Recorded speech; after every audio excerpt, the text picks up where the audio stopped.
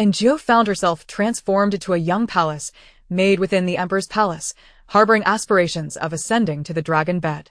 Upon opening her eyes, she witnessed the tyrant mercilessly stabbing the alluring maid, leaving her heart chilled to the core.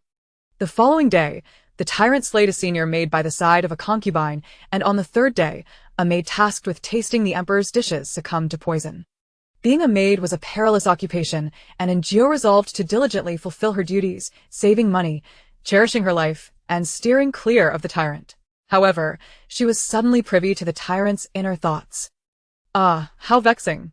Are these memorials all nonsense? I have explicitly stated, no peaches, no peaches. Yet they incessantly inquire, day after day. Njio, is the new maid a fool? Standing there like a mere lampstand? Can't she see that my neck is sore? Why doesn't she come over to massage it? Njio cautiously approached and tentatively kneaded the emperor's shoulder. The delicacies from the imperial kitchen are choking me. Is Lu Gonggong blind? Can't he pour me a cup of water? Njio moved over to pour him a cup of tea. Gradually, the maids and eunuchs of the Guanghua Palace noted a significant improvement in the tyrant's temper. The concubines of the harem were overjoyed, shedding tears of happiness. Was the emperor's madness finally cured? Would they be allowed to serve him in bed? Am I some kind of stallion? Must I always be summoned for favors? This is human kidney, not pig kidney. Speaking of kidneys, I suddenly crave stir-fried kidneys. Thus, the green head plaque was removed, and a plate of delectable kidneys was served. Njio was promoted from a mere maid to the head matron. One day, the tyrant proclaimed, "You have won my favor. Become my woman." Njio soon realized she could no longer hear the tyrant's thoughts. Chapter 1. Transformed into a young maid Under the scorching sun, with cicadas incessantly buzzing, Njio dozed in a small patch of shade outside Guanghua Palace. Wake up. She opened her eyes to find another maid frowning at her. Look at you, slacking off instead of doing your duty. Be careful, or I will inform Lu Gonggong. The maid was visibly angry. Enough, Chui Lu, she didn't mean to, a resplendent woman reproached Chui Lu. Chui Lu retorted, Your Highness, your kindness is misplaced. Such lazy individuals should be reported to Lu Gonggong for punishment. Njio observed their back and forth with a facade of fear, yet her heart remained untroubled. Finally, after their theatrical exchange, Chui Lu arrogantly instructed Njio, Go in and announce that concubine Maid has personally prepared soup for His Majesty. Njio was taken aback. Were these two out of their minds? It was the height of summer, the heat was unbearable, and the emperor was napping. They wanted her to wake him for their soup? Who did they think they were? And what was her worth? Could they not use their brains? The emperor had a notoriously terrible temper, a fact she had learned 3 days prior. Njio had traversed through time. The original owner had entered the palace at the tender age of 13, enduring 3 years of hardship, finally saving some money and securing an opportunity to serve the emperor. Relying on her modest beauty, the original owner aspired to ascend the dragon bed. On the day designated for her to attend to the emperor's ablutions, another newly arrived maid, having bribed more handsomely, secured the coveted position. Before long, that maid unknowingly provoked the emperor, who, in a fit of rage, unsheathed his sword and pierced her through, blood splattering everywhere. The emperor wiped the bloodied sword clean, tossed the cloth to the ground, and left in irritation. Lu Gonggong, witnessing the scene, appeared unfazed and merely instructed, Hurry up and clean this mess. We must not offend His Majesty's eyes. The maid's corpse was removed while the original owner and several other maids tidied up the room. Upon returning, the original owner was so traumatized that she fell ill with a fever, ultimately leading to her demise, while Njio awoke in her place. Having previously secured some favor, Aunt Chu allowed her a 3-day respite, and today, as she resumed her duties, she dared not approach the emperor, but instead stood obediently outside the palace as a mere gatekeeper, unexpectedly encountering concubine May and her maid. Concubine May frowned slightly upon hearing her words. Chui Lu, however, was unyielding. Are you deaf? I said concubine May wishes to see His Majesty. Before she could finish, Lu Gonggong hurried out, glancing at the kneeling Njio, and then at Chui Lu, his tone laden with unspoken questions. What is going on? Seeing Lu Gonggong, Chui Lu immediately donned a fawning smile. Gonggong, our mistress has personally brewed soup for His Majesty, but this maid refuses to relay the message, showing no regard for her responsibilities. She shot Njio a furtive glare. Lu Gonggong maintained a facade of cheer, though the corners of his mouth twitched downwards. His Majesty is still napping. It would be best for you to return for now. Concubine Maid dared to reprimand Njio, but would not risk offending Lu Gonggong. She exchanged glances with Cui Lu, who discreetly slipped a pouch of silver into Lu Gonggong's hand, only for him to return it. Best for you to return, as His Majesty is still resting, and we cannot disturb him. Concubine May sighed, preparing to leave when a young eunuch rushed out from the palace. Gonggong, His Majesty is awake. Lu Gonggong's expression shifted, and without regard for Concubine May, he hurried back into Guanghua Palace. The outside heat remained oppressive. The cicadas continued their cacophony, and Concubine May anxiously awaited. Cui Lu, do you think we disturbed His Majesty? Cui Lu reassured her, do not fret, Your Highness. His Majesty adores you, and will surely see you. Comforted, Concubine May adjusted her attire and waited quietly. Before long, the young eunuch returned. Concubine May, His Majesty requests your presence.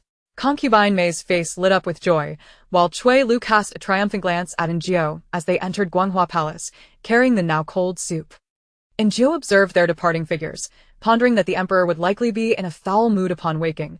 Concubine May might soon find herself stripped of her status. Indeed, within a short while, a blood-curdling scream echoed, and Concubine May emerged, limp and supported by several eunuchs. As for Cui Lu, she was carried out, blood trailing behind her, while Njio and 2 other young maids silently cleaned the crimson stains from the floor. Chapter 2. Steaming an egg. The evening shift was not Njio's responsibility. Upon returning to her quarters and washing up, she was about to enjoy a restful slumber when the door swung open. It was Aunt Chu, the head matron of Guanghua Palace, overseeing all the palace maids while the eunuchs reported to the chief eunuch, Lu Gonggong. Aunt Chu, in her 30s, had meticulously arranged hair, clothing devoid of wrinkles, and a stern, austere countenance. Come with me.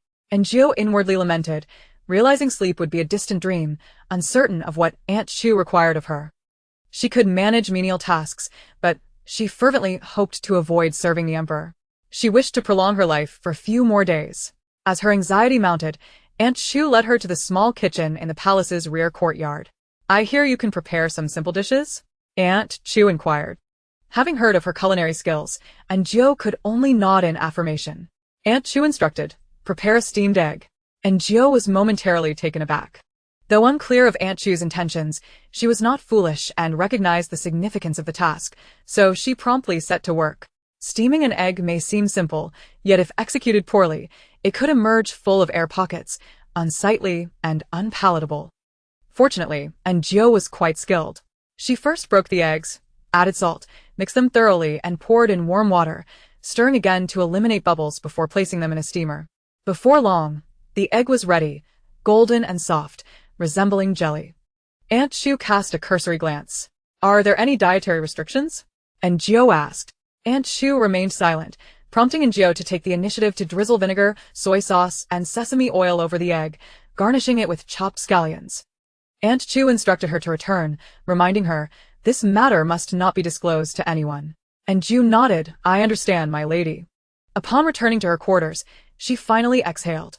As darkness enveloped the sky and her fellow maids returned, gathering to chat softly, Njio was not well acquainted with them and had chosen not to join their circle. Just as she was preparing to succumb to slumber, she overheard one of the palace maids softly weeping. It was then that Njio learned of the tragic fate of a maid named Xiaoxia, who had perished after tasting the imperial dishes sent from the royal kitchen. The tears of these maids might have been shed for Xiaoxia, or perhaps for their own fates. Njio found herself unable to rest, and in a restless dream, she became the original owner of this body, serving the emperor, only to be fatally struck by his sword. Awakening from this nightmare, drenched in cold sweat, her face pale and trembling, Njio noticed a maid named Xiaohua glance at her before turning away, indifferent, and returning to her slumber.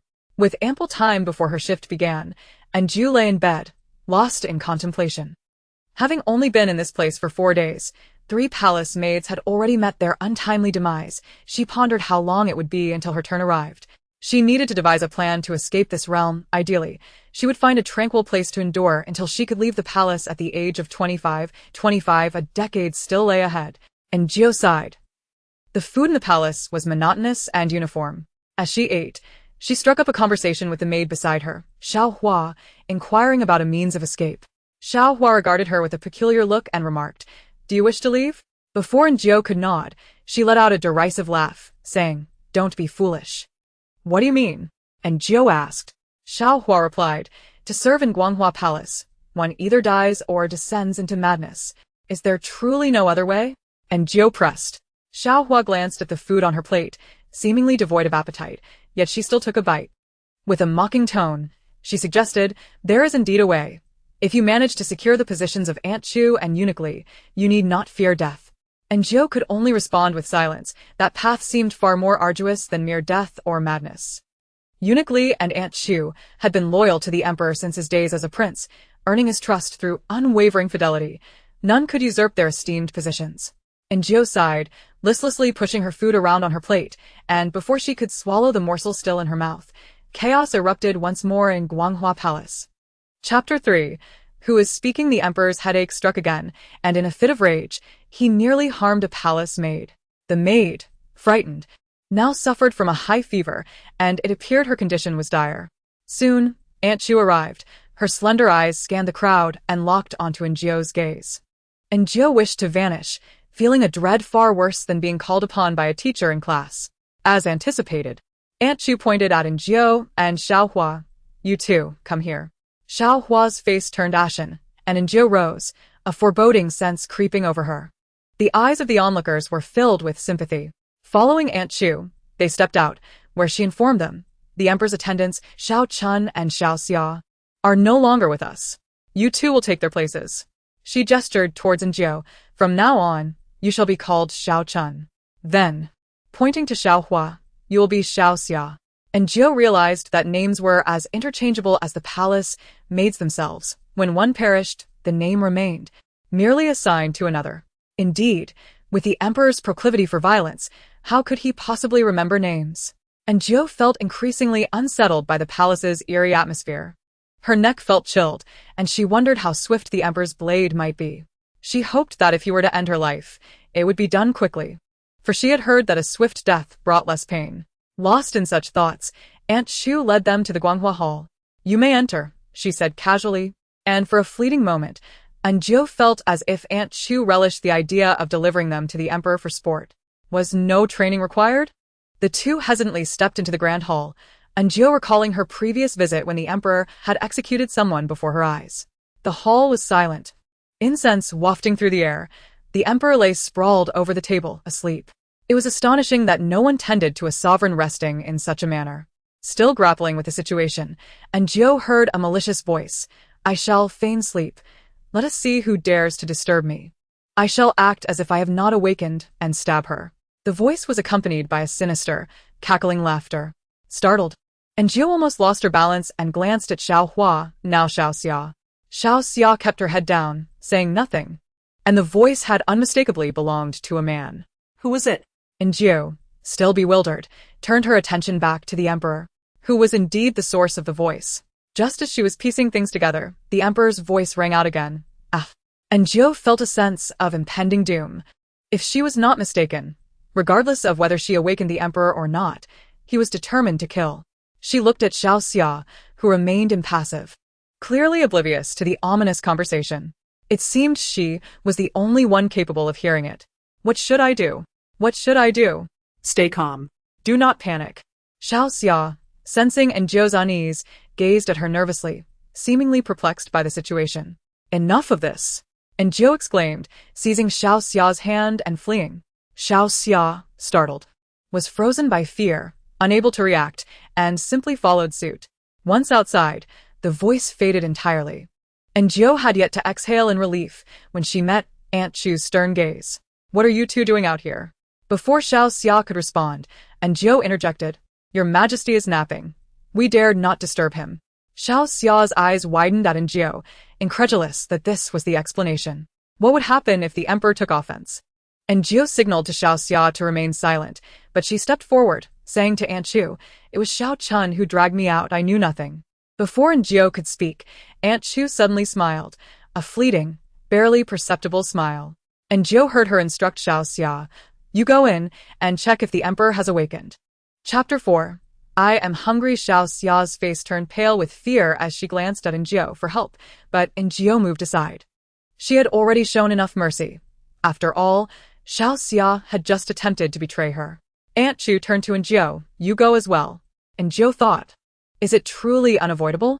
The two entered the hall, trembling, with Xiao Xia coldly warning, next time you do something foolish, don't involve me. Fine, fine, Enjio replied. The hall was quiet once more, the emperor seated at the table, once again reviewing documents. Enjio and Xiao Xia breathed a sigh of relief, standing silently, careful not to disturb the emperor, fearing for their lives. What nonsense is this? Written like dog excrement. Enjio heard the voice again, unmistakably from the emperor. From her vantage point, she could see his profile, tall, handsome, with a noble bearing. Stealing glances, she heard him grumble, peaches are in season. Have they been sent to me? The governor of Jiangzhou is a fool. I told him last year that I do not eat peaches. I do not eat peaches. He continued to rant, disparaging each document he perused.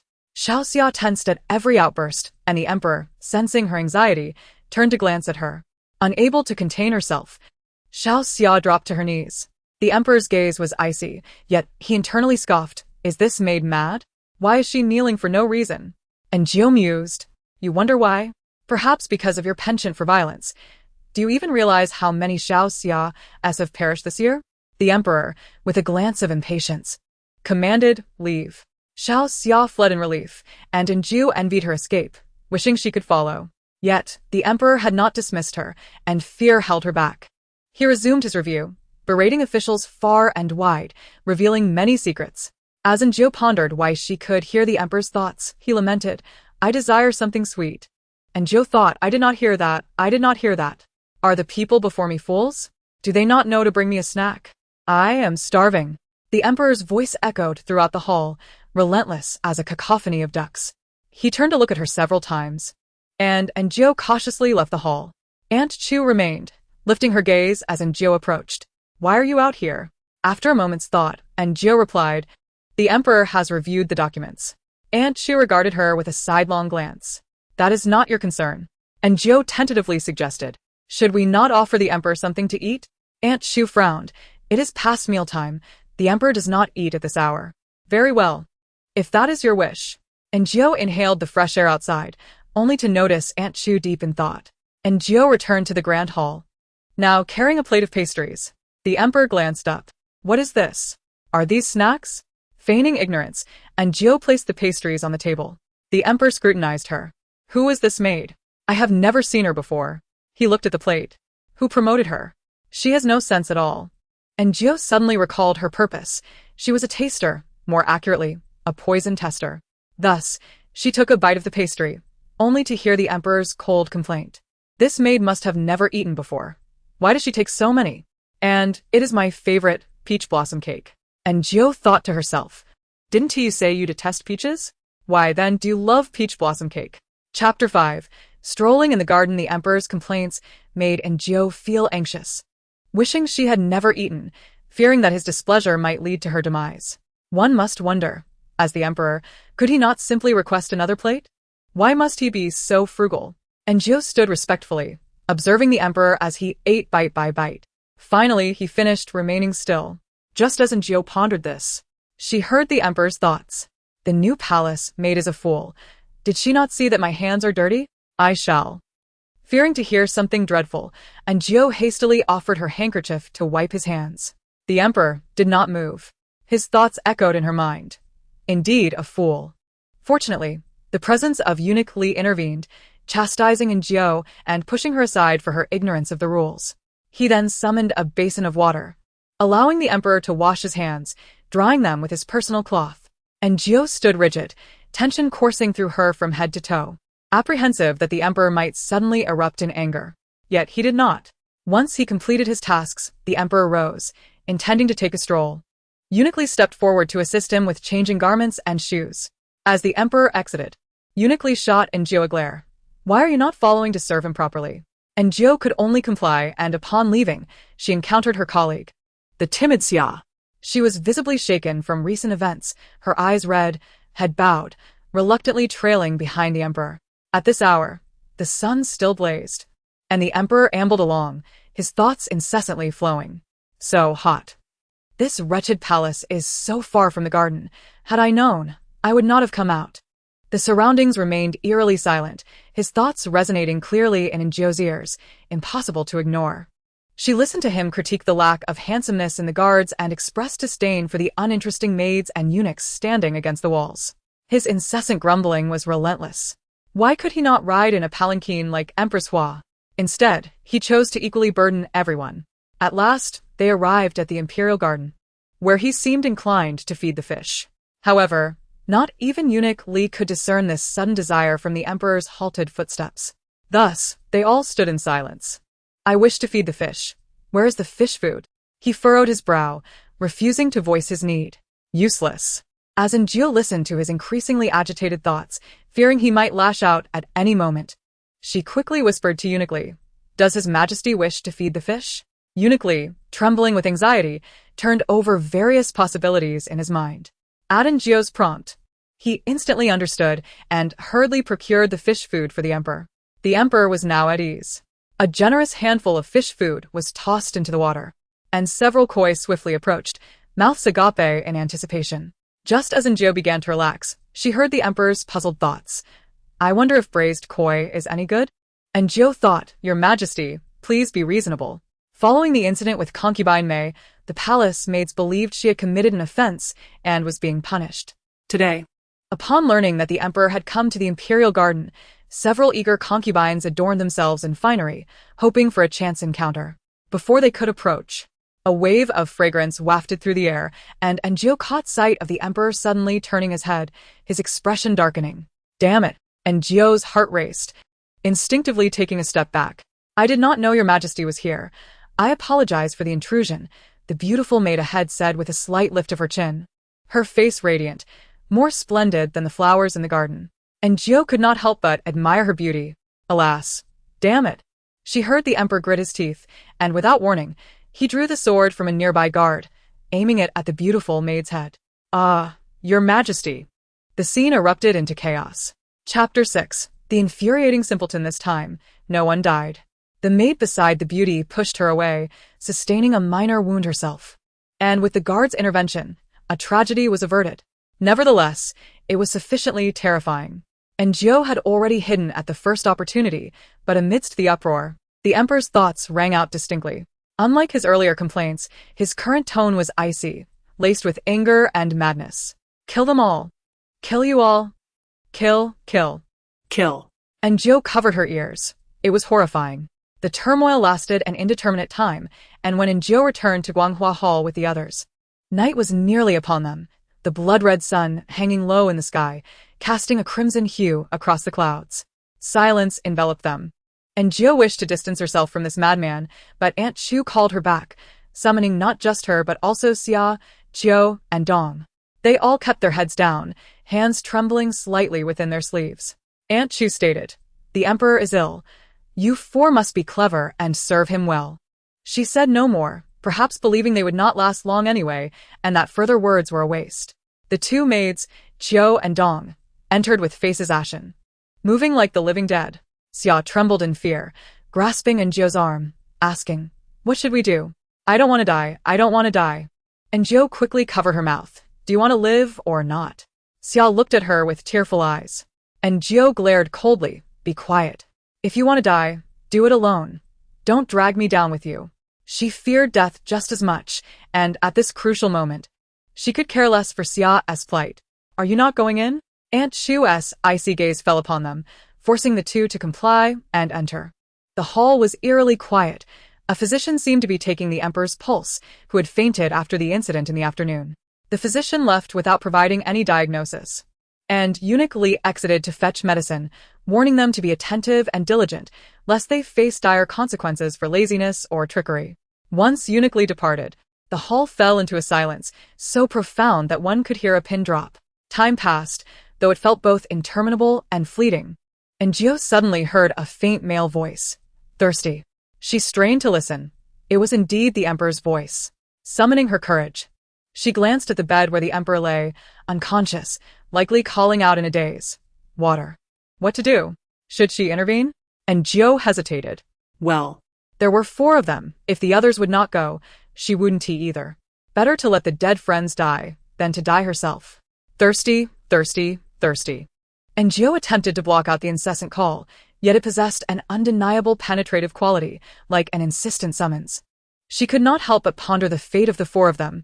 If the Emperor grew angry, a massacre could easily ensue. And Ju swallowed hard and quietly asked, "Did you hear anything?" Xia and Dong shot her a glare, while Xia trembled uncontrollably, asking instinctively, "What sound?" And Jiu replied, "I heard His Majesty saying he is thirsty." Xia exclaimed, "Are you mad? You want to give His Majesty water?" The Emperor's voice echoed repeatedly, dying of thirst, dying of thirst. And Jiu felt an instinctive urgency. Denying him water would surely lead to dire consequences. Steeling herself, she poured water into a cup, and under the watchful eyes of the other 3 palace maids, she approached the Emperor's bed. So be it. If death awaited, then let it come. After all, who in life can escape death? But how to administer the water? Just as Enjio hesitated, the Emperor suddenly opened his eyes. She recoiled instinctively, yet she held her ground, cup in hand, her voice trembling. "Your Majesty, do you desire water?" He nodded slightly, then fell still. The air thickened with tension. And Gio heard the Emperor's thoughts. What kind of person did Li Difu choose? This palace maid is as dull as a goose. And Gio rushed forward, pressing the cup to his lips. The Emperor lowered his head to drink, sighing in relief as he asked, "How long have I slept?" And Gio stood still, silent and unresponsive. The Emperor could not help but turn his head to observe her. The murmurings began. "Isn't this foolish goose a relative of Li Difu? What is she doing here serving before the throne?" And Gio snapped back to reality, realizing that the previous utterance was a blend of genuine thoughts and spoken words. She dared not gaze directly at him, uncertain whether his lips had moved. In haste, she replied, "Your Majesty has been asleep for an hour." The Emperor's internal voice echoed, "Has it really been that long?" And Gio, fearing further blunders, discreetly observed his lips for movement. They remained still. Yet, the thoughts racing in his mind terrified her. Did I not remember to feed the fish? How could I have fallen asleep? Had he forgotten about the incident involving the beheading? And Gio's mind raced, recalling the details with more fervor than during her final exams. Each time the Emperor committed an act of violence, the circumstances felt distinct. Currently, he was calm, at least appearing normal, not on the verge of sudden violence. Several of Ngio's recent actions had indeed danced perilously close to the line of death. but why? What had provoked him? What is that foolish goose pondering? The Emperor's internal voice resonated again, and Gio lifted her gaze to meet his profound, inquisitive stare. She swallowed hard, recalling the first time she witnessed him execute someone, a palace maid attempting to seduce him. The second time involved Cui Lu, who was slain because she too had tried to entice him. Perhaps Cui Lu had been a shield against the blade. Today, The beauty in the imperial garden similarly flaunted herself before him. Could it be that the allure of women incited his wrath? If so, would it be sufficient to simply avoid arousing his desires, treating him as an inanimate object to ensure her safety? As these thoughts swirled, the Emperor's voice intruded once more. Like a simpleton, "I am truly exasperated." Was he referring to her? Chapter 7. Craving pork hawks. The 3 palace maids, Xia, Jiao, and Dong, lowered their heads, scarcely daring to breathe. They believed Jiao had lost her mind, recklessly courting death. They huddled, bracing for the Emperor's fury, hoping desperately that Jiao would not drag them into her misfortune. And Jiao felt a measure of relief as she discerned the Emperor's thoughts. "I am hungry." "Excellent." And Jiao stepped forward to inquire, "Your Majesty, do you wish to dine?" This was typically the duty of Li Gonggong. Others would never dare to ask. Not even Li Gonggong himself. Yet Jiao did. The 2 palace maids, Xia and Dong, gasped as they lowered their heads even further. The Emperor had not specified a meal, but his mind was set on roasted chicken and pork hocks. For a fleeting moment, Jiao thought she had misheard. Why would the Emperor favor such greasy fare? However, she dared not voice her thoughts and exited to find Li Gonggong. Upon hearing that the Emperor had awakened, Li Gonggong, without needing Jiao's prompting, prepared the meal. When Jiao beheld the offerings, she could not help but frown. Plain congee and simple dishes. Yet she dared not protest. For Li Gonggong was a favorite attendant of the Emperor. What right did she, a mere maid, have to interpret the Emperor's desires? Li Gonggong glanced at the 4 standing before him, initially intending to point at Njio, but perhaps seeing her potential, he instead gestured to the timid Xia beside her. You come here. Today, Xia would serve as the food taster. Trembling, she approached, unsteadily wielding her chopsticks to select a dish. After what felt like an eternity, the emperor finally began to eat, but after just a couple of bites, he set his chopsticks down. There was no pork hock or roasted chicken.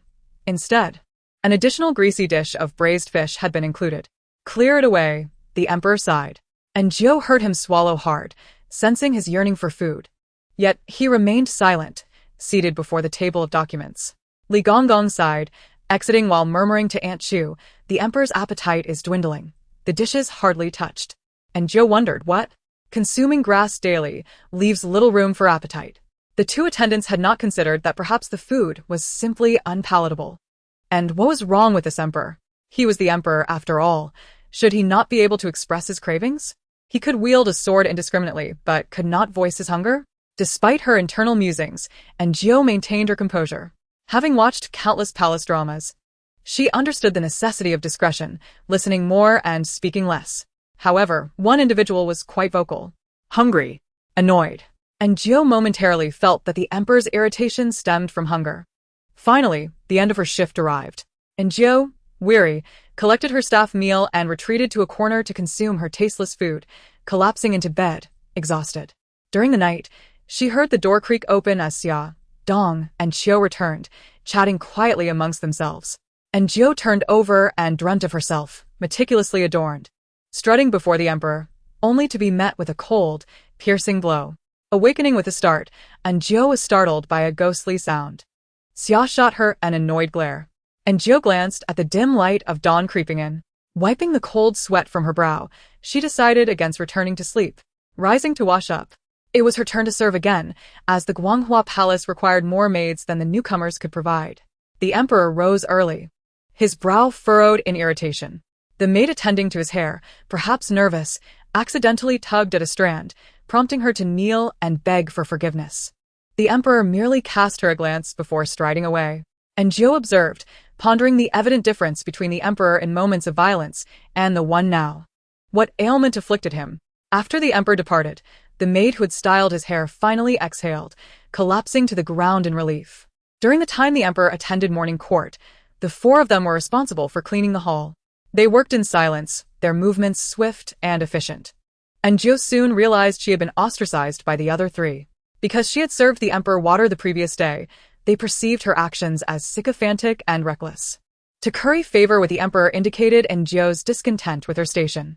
They hoped to distance themselves from her, so that if she were to meet her end, it would be far from them, sparing their freshly laundered garments from her blood.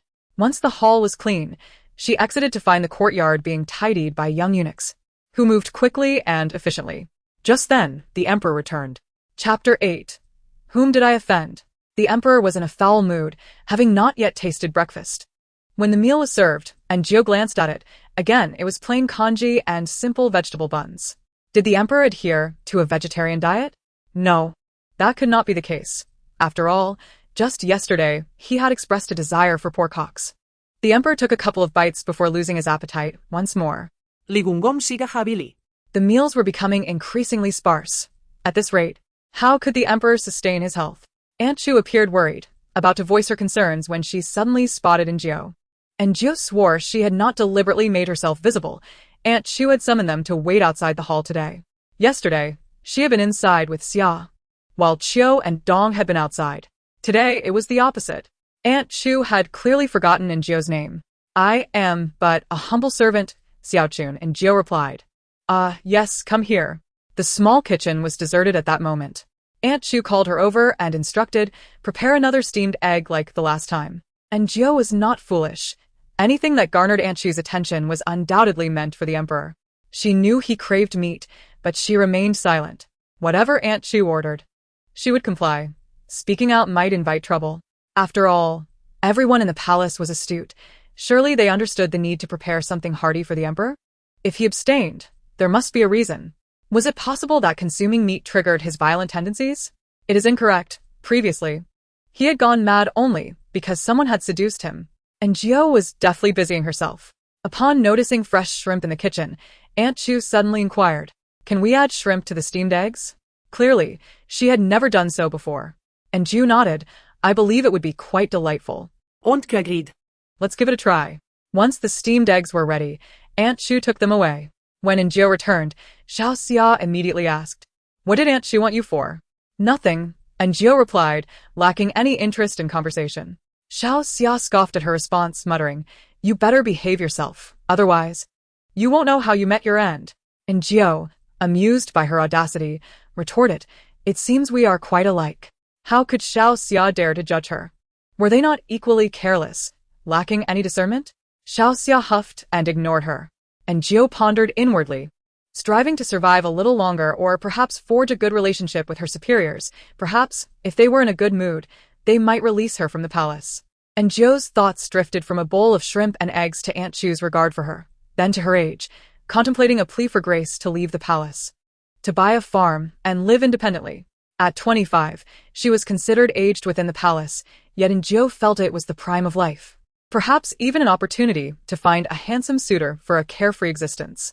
Speaking of handsome suitors, a strikingly handsome figure appeared before her, tall, long-legged, broad-shouldered, narrow-waisted, with a complexion as fair as snow and features strikingly handsome, particularly his alluring peach blossom eyes. And Jiu felt her spirit leave her. Your Majesty! She buckled at the knees, kneeling before him. The emperor turned to the eunuch Li Gonggong beside him, asking, Is this your relative? Li Gonggong showed no sign of finding this remark inappropriate. Your Majesty, there is no one left in my family, he replied, his voice quaking. The emperor seemed to chuckle softly, though it was ambiguous. And Jiu sensed his thoughts. The silly goose. It was evident he was in a good mood, and she breathed a quiet sigh of relief. At that moment, a eunuch arrived, and upon seeing him, Li Gonggong's demeanor shifted dramatically, his face paling. The emperor emitted a cold snort. The newcomer, Wang Dicai, a senior eunuch close to the Empress Dowager, announced that she missed the emperor and wished for him to visit her. Li Gonggong, with a forced smile, escorted him out, cautiously observing the emperor's expression, which indeed appeared grim. And Jiu caught his thoughts. What trouble is brewing now? This is truly vexatious. Your Majesty, perhaps it is due to yesterday's incident. Li Gonggong began, but the emperor interrupted with a cold snort. What incident from yesterday? Li Gonggong faltered, recalling, in the imperial garden yesterday, Qin Marin was startled. The emperor's thoughts filled with confusion. Who is Qin Marin? What does her fright have to do with me? Ah, how tiresome. I truly do not wish to see the Empress Dowager. He stood on the steps, gazing up at the glaring sun, seemingly troubled. Turning to leave, he stumbled over Jiu, who was still kneeling, nearly losing his balance. Your Majesty, Li Gonggong exclaimed, his voice pitchy as he swiftly supported the emperor. The emperor steadied himself, glaring fiercely at Jiu. And Jiu lamented her fate, wondering whom she had offended. Chapter 9. You wish to harm me. Everyone believed that Jiu was surely doomed. Even Jiu herself thought so. Yet, after glaring at her for several seconds, the emperor turned and departed. Once he left, everyone regarded her as though she were a monster. Why had the emperor not harmed Jiu? Only Aunt Chu approached her, saying, Get up. And Jiu stood up weakly, her legs trembling, feeling as though she had been pulled from the depths of water. Fortunately, the emperor was not in a rage, otherwise, her demise would have been certain. Before long, the emperor emerged again, taking a few steps before suddenly recalling something, turning back to Jiu and commanding, You come as well. And Jiu had no time to ponder and simply followed. She then heard the emperor's thoughts emanating from the palanquin. The Empress Dowager's summons cannot bode well. He sighed and glanced at Jiu, leading her to hear his voice. The silly goose's walking posture is truly ungraceful. And Jiu thought, if everyone were as foolish as the silly goose, I could not be outwitted as easily. That would be splendid. So her life was spared because the emperor perceived her as foolish? Quite well, indeed. And Jiu found her perceived folly to be a virtue. Furthermore, she realized that this was the gentle emperor, had the tyrant from a few days prior been summoned. Her head would surely have rolled. As Jiu contemplated the reasons behind the emperor's sudden madness, she failed to watch her step and tripped over a raised brick, falling to the ground. In that moment, the world fell silent. Even the emperor's procession paused, awaiting her. And Jiu scrambled to her feet, meeting the emperor's gaze, who was staring back at her, unable to suppress his laughter. Ha ha ha. The sound of his laughter rang forth, both in reality and within his heart, echoing like silver bells. And Jiao felt numbed by it. They finally arrived at the Empress Dowager's Sinang Palace. The plump Wang Dicai, his face painted white with red lipstick, approached with an exaggerated flourish, welcoming the emperor. The emperor inwardly scoffed. Wang Gonggong is becoming increasingly frightening. TSK, does the Empress Dowager not intervene? He glanced at Li Gonggong, who was similarly attired. Is it the absence of men that leads to such transformations? And Jiao was reluctantly forced to listen for a while before Li Gonggong instructed her to stand beside the guards and wait. The atmosphere within Sinang Palace was hardly more pleasant than that of Guanghua Hall. Everyone kept their heads down, behaving like puppets engrossed in their tasks. Are you all right? A voice inquired, and Jiao looked up to meet the gaze of a rugged-faced guard. This was the emperor's bodyguard. I'm fine, and Jiao waved her hand dismissively, wiping her injured hands with a handkerchief. My name is Li Ji. I've not seen you before. Are you new here? Li Ji asked. And Jiao thought to herself that with the rapid turnover of palace maids in Guanghua Hall, he would likely see a new face every few days. Li Ji seemed to realize this as well, offering an awkward smile and falling silent. And Jiao did not feel any relief. Several guards stood rigidly, while a few exchanged whispers with Li Ji. He remarked, I certainly did not mean anything by it. I just thought it was rather unfortunate for the little maid to fall. The others clearly did not believe him, and Jiao pretended not to hear. Her mind was consumed with thoughts of the emperor. His reactions resembled those of someone with intermittent madness, bipolar disorder, or perhaps even split personalities. In any case, there seemed to be a forbidden point. As long as it was not triggered, the emperor remained gentle. However, once provoked, he would lash out indiscriminately. Afterward, the gentle emperor would forget everything entirely. Li Gonggong and Aunt Chu seemed to understand this well. And Jiao sighed. It appeared she would need to be more cautious in the future to avoid awakening the wrathful emperor. Inside Sinang Palace, a resplendent woman exuded an air of nobility and authority, casting a discontented glance at the emperor. What is the meaning of this? Why the violence? The Empress Dowager's tone was sharp. The emperor shook his head in denial. What you say, Empress Dowager, I do not comprehend. I never slay the innocent. Just moments ago, the silly goose had nearly tripped him, yet he had not punished her. He considered himself a wise and benevolent ruler. The Empress Dowager turned to Li Difu, who stated, Your Highness, the emperor never slays the innocent. Those who perished were not innocent. The Empress Dowager's anger flared. The maidservants of concubine May. Which of your maidservants is not innocent? What wrong have they committed? Before Li Difu could respond, the emperor gestured for him to remain silent, addressing the Empress Dowager. Is your visit today to hold me accountable? The Empress Dowager gazed at the emperor, her eyes filled with fury and disappointment, as if she had recalled something. A shadow of sadness flickering across her face. The emperor let out a cold snicker. After a moment of restraint, the Empress Dowager spoke, as the ruler of a nation. How can you remain childless? Among the numerous concubines, is there truly not one who captures your affection? The emperor remained silent, merely inhaling softly. After a prolonged silence, he suddenly lifted his head, his sinister gaze sending chills through the Empress Dowager's heart. Li Difu, sensing the tension, cast a glance at the emperor and instinctively took a step back, as if to evade impending danger. Do you not understand why I have become this way? The calm demeanor previously gracing the Empress Dowager's face dissipated, her mouth agape, like a chicken caught by the throat, unable to utter a single word. What do you intend to do? The Empress Dowager's voice trembled, but the emperor, undeterred, advanced step by step, his predatory gaze fixed intently upon her. You still wish to harm me, he said, a chilling smile curling at the corners of his lips. Chapter 10. Truly hungry, and Jiao sought refuge in a shaded spot. The sweltering heat rendering the atmosphere unbearable, stirring a sense of irritability and discomfort. Suddenly, a eunuch dashed out from the Sinang Palace, followed by guards rushing inside. And Jiao heard a cacophony of voices. The eunuchs and palace maids, unable to contain their curiosity, peered inside. What is happening? Someone finally asked aloud. I don't know. Perhaps the ensuing silence left no one daring to continue. Moments later, Li Difu emerged, hurriedly followed by guards carrying the unconscious emperor, and Jiao quickly trailed behind. The official narrative regarding the incident in Sinang Palace claimed that the emperor had suffered a sudden illness, alarming the Empress Dowager. Within the inner palace, No one doubted that the situation was far from ordinary, known only to those present that day. The emperor remained in a state of unconsciousness, and Aunt Chu summoned the palace maids from the Guanghua Hall, instructing them to refrain from causing trouble or speaking out of turn. If a single word about the emperor leaked, they would face dire consequences. Tension filled the air, and Jiao and her companions stood watch in the outer chamber, when shortly, the imperial physician arrived. After a night of frantic activity, the palace staff departed, leaving in Jiao and Xiao Xia on night duty, with Eunuch Li and Aunt Chu present as well.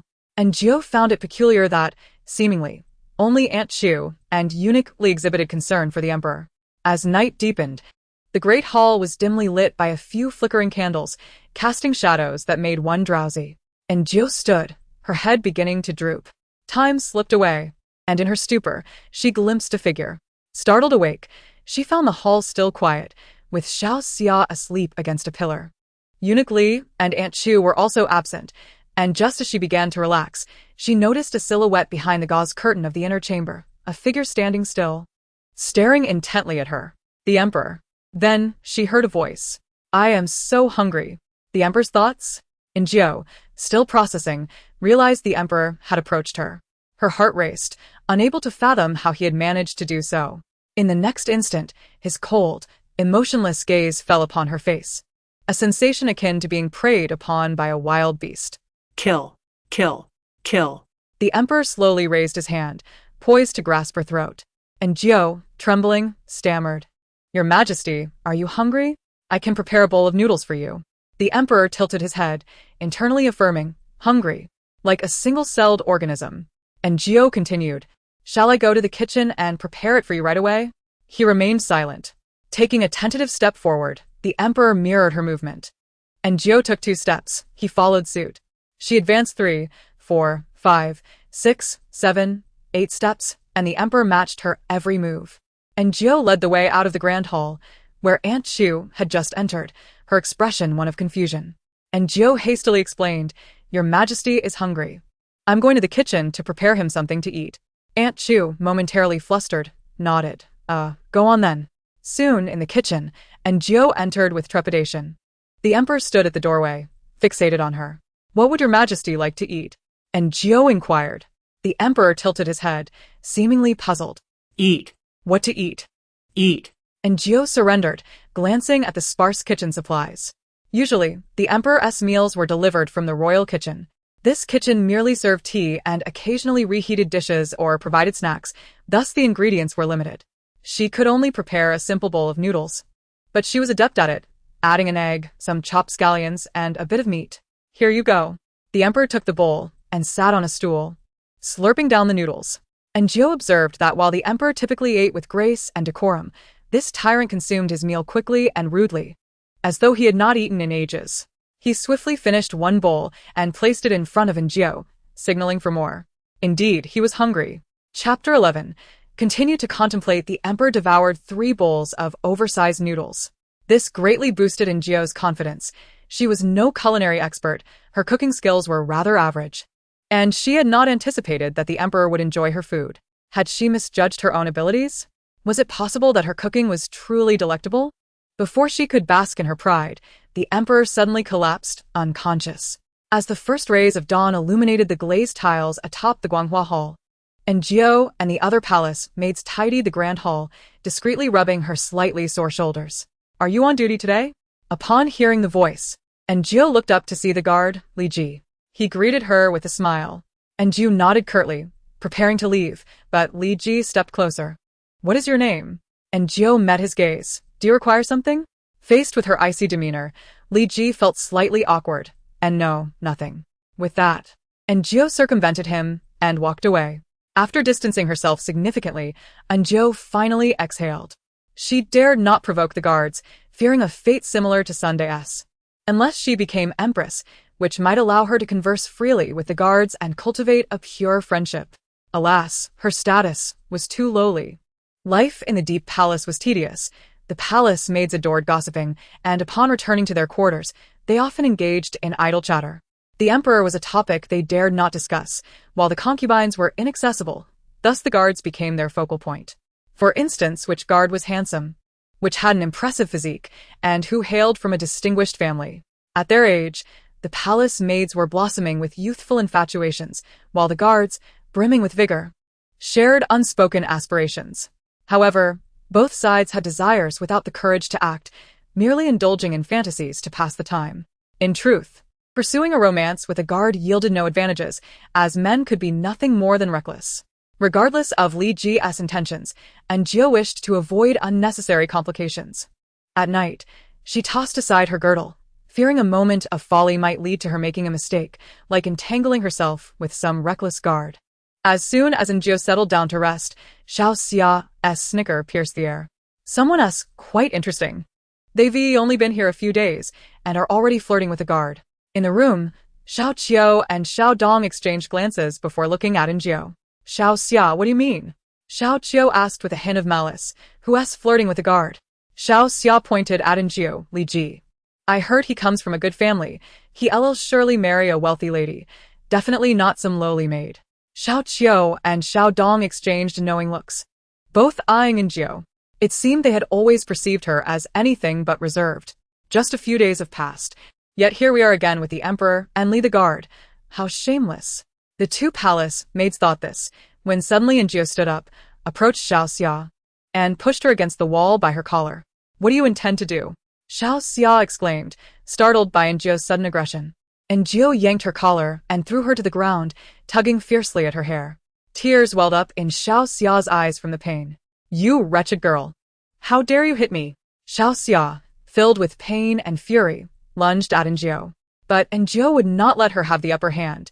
Seizing the opportunity, she delivered a swift kick to Xiao Xia's abdomen. With that, Xiao Xia was utterly defeated, clutching her stomach and glaring at Anjou. I will tell Aunt Chu. Anjou laughed, pointing at the door. Go ahead and tell her. Fighting among palace maids is a grave offense. If Xiao Xia dared to speak up, Aunt Chu would not hesitate to punish both of them. Yes, both of them. Aunt Chu had no time to discern right from wrong. If she discovered them fighting, regardless of the circumstances, both would face consequences. Anjou wagered that Xiao Xia would not dare to go, for she had observed that Xiao Xia was the type to bully the weak and fear the strong, particularly timid and cowardly. As expected, after her fierce declaration, Xiao Xia remained still. Instead, Xiao Qiu and Xiao Dong helped Xiao Xia up, offering some comfort before chastising Anjou for her cruelty. Anjou looked at them and asked, Do you wish to be hit as well? The two fell silent. See, they were all the same, intimidated by strength. Anjou was not overreacting. Rumors could be lethal. If she remained passive, who knows how her and Li the guard's affair would be twisted among these palace maids. The Guanghua Hall was a microcosm of society, and once such rumors took shape, they could very well cost her life. Moreover, Anjou had long wished to teach Xiao Xia a lesson. In the past, relying on Anjou's indifference, she had grown bolder, doing less work, secretly using Anjou's belongings, and even taking over her sleeping space. Anjou rolled her eyes, glancing at Xiao Qiu, Xiao Dong and Xiao Xia. Do not even think about seeking revenge on me. Otherwise, before I perish, I will drag you down with me. Having said that, Anjou exited. Xiao Xia, seething, muttered, that wretched girl. She dares to strike me. I will not let her off easily. Xiao Qiu remarked, she's a lunatic. Aren't you afraid of her retaliation? Xiao Dong, the most timid, advised, why not let it go? What if she truly seeks to ruin us both? Indeed, what then? Xiao Qiu quickly released Xiao Xia. This was not her conflict. It was of no concern to her, and she hoped those two would perish without dragging her into it. Xiao Xia, however, wore a grim expression, staring at the ground, lost in thought. After delivering her reprimand, Anjou emerged feeling invigorated and swiftly made her way to the Guanghua Hall, passing by several stationed guards without a sideways glance. Soon, Xiao Xia arrived as well, standing side by side with Anjou, both ignoring each other. The emperor returned late today, his mood decidedly foul. However, the tone was no longer that of a tyrant, but rather a gentle monarch. Upon entering, he began to vent his frustrations. Are these court officials out of their minds? Why do they concern themselves with my harem affairs? What does it matter to them whether I consort with the concubines? Am I a stallion?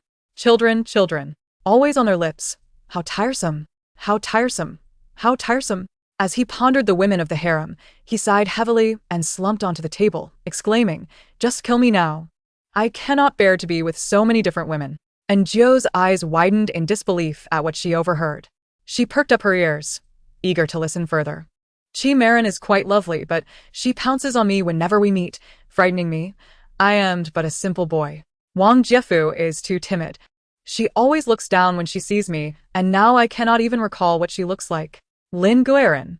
I still cannot engage with women. Or else.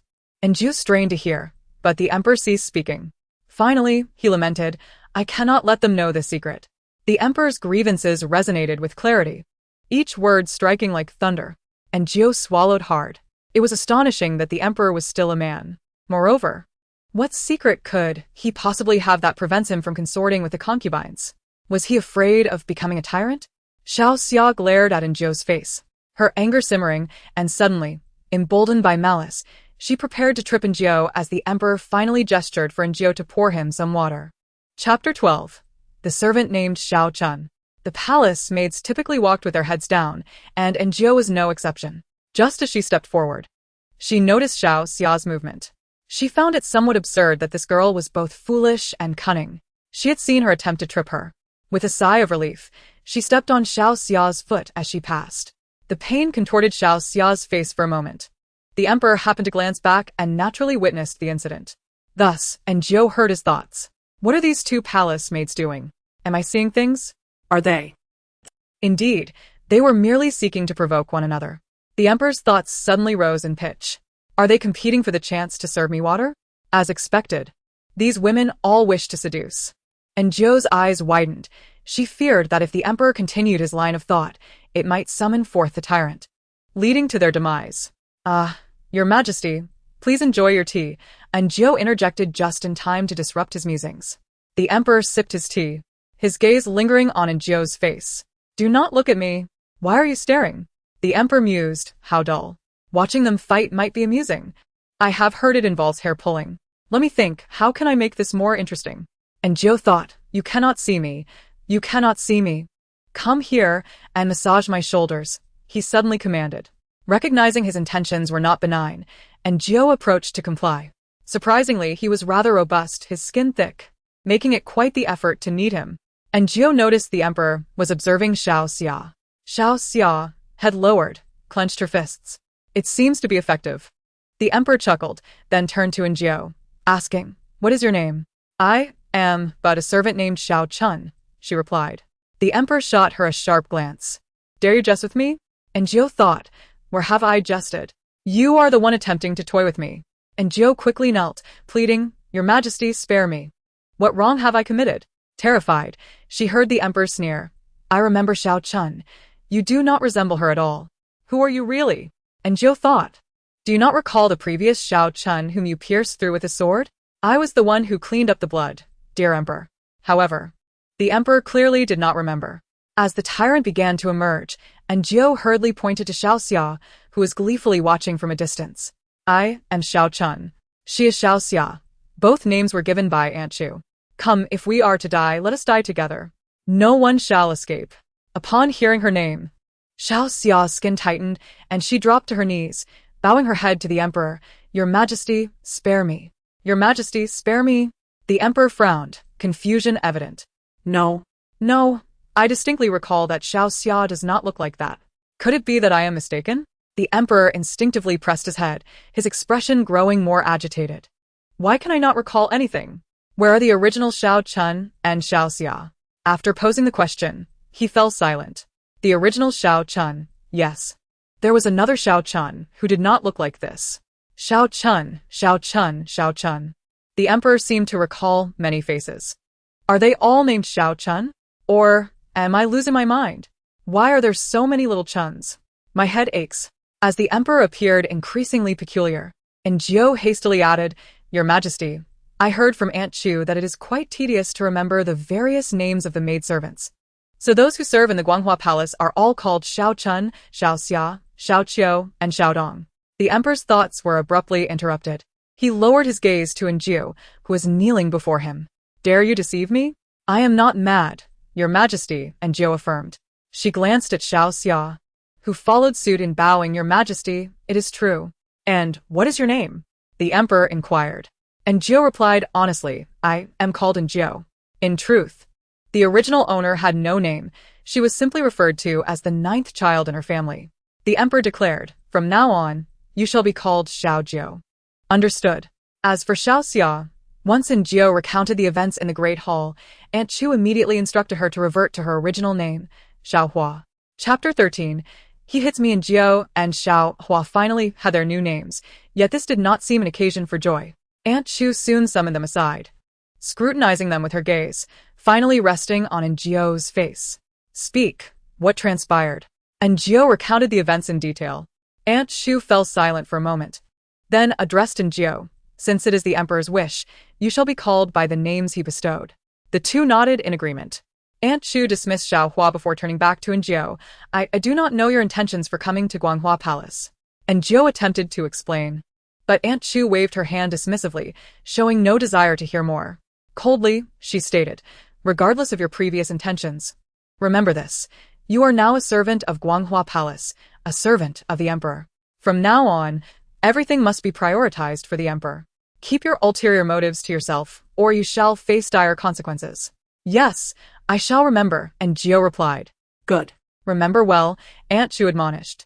She then resumed her duties, imparting wisdom. In this palace, serving as a maid is the same everywhere. As long as you perform your duties well, the emperor will not neglect us. And Jiao could only agree. After leaving, she finally breathed a sigh of relief.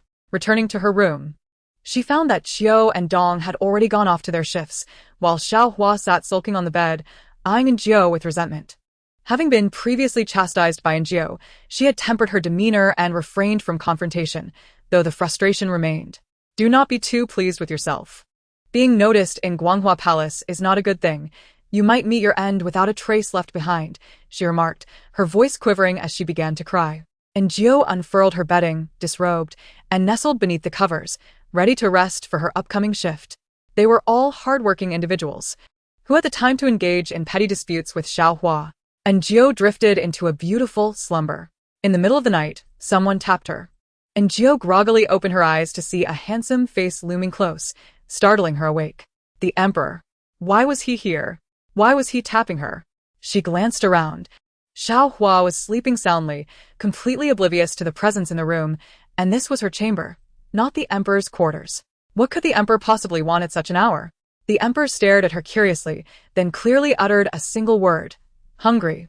And Jiao thought, is it possible to have the entire imperial kitchen executed? They take money, but do not do their jobs. Look at how starved your emperor has become. She exhaled, realizing she preferred to sleep lightly attired, and her undergarments had been buried at the bottom of her trunk. Facing a strange man at such close proximity was quite awkward. However, the emperor seemed oblivious to her embarrassment, as if he thought she did not comprehend his intent. He repeated, hungry. And Jiao had no choice but to don her clothing under the emperor's watchful gaze. And Jiao, dress. The emperor stared. And Jiao continued dressing. The emperor continued to stare. After considerable effort, she finally finished dressing, shifting closer to the edge of the bed and pointing to the shoes the emperor had squashed. Put them on. Thus, the tyrant shifted aside, and Jiao donned her shoes, opened the door, and stepped outside. The summer night was cooler, with a gentle breeze, and the sky was devoid of stars, and Jiao sensed rain was imminent. At the kitchen entrance, she spotted Aunt Chu, who nodded at her. And Jiao returned the gesture. The tyrant remained fixed on her, following her closely, as if fearing she might escape, leaving him without sustenance. The kitchen had prepared a bountiful feast, and Jiao turned to ask, what would you like to eat? The tyrant stared, and Jiao thought better of it. Deciding to consider her options, the kitchen had noodles and prepped meat, clearly ready. Thus, she made dozens of wontons, cooking them all at once and serving them in a bowl. The tyrant did not hesitate, devouring them one by one. And Jiao also prepared some delicious pickled vegetables, and the tyrant inhaled them in no time, resembling a pig raised in a village.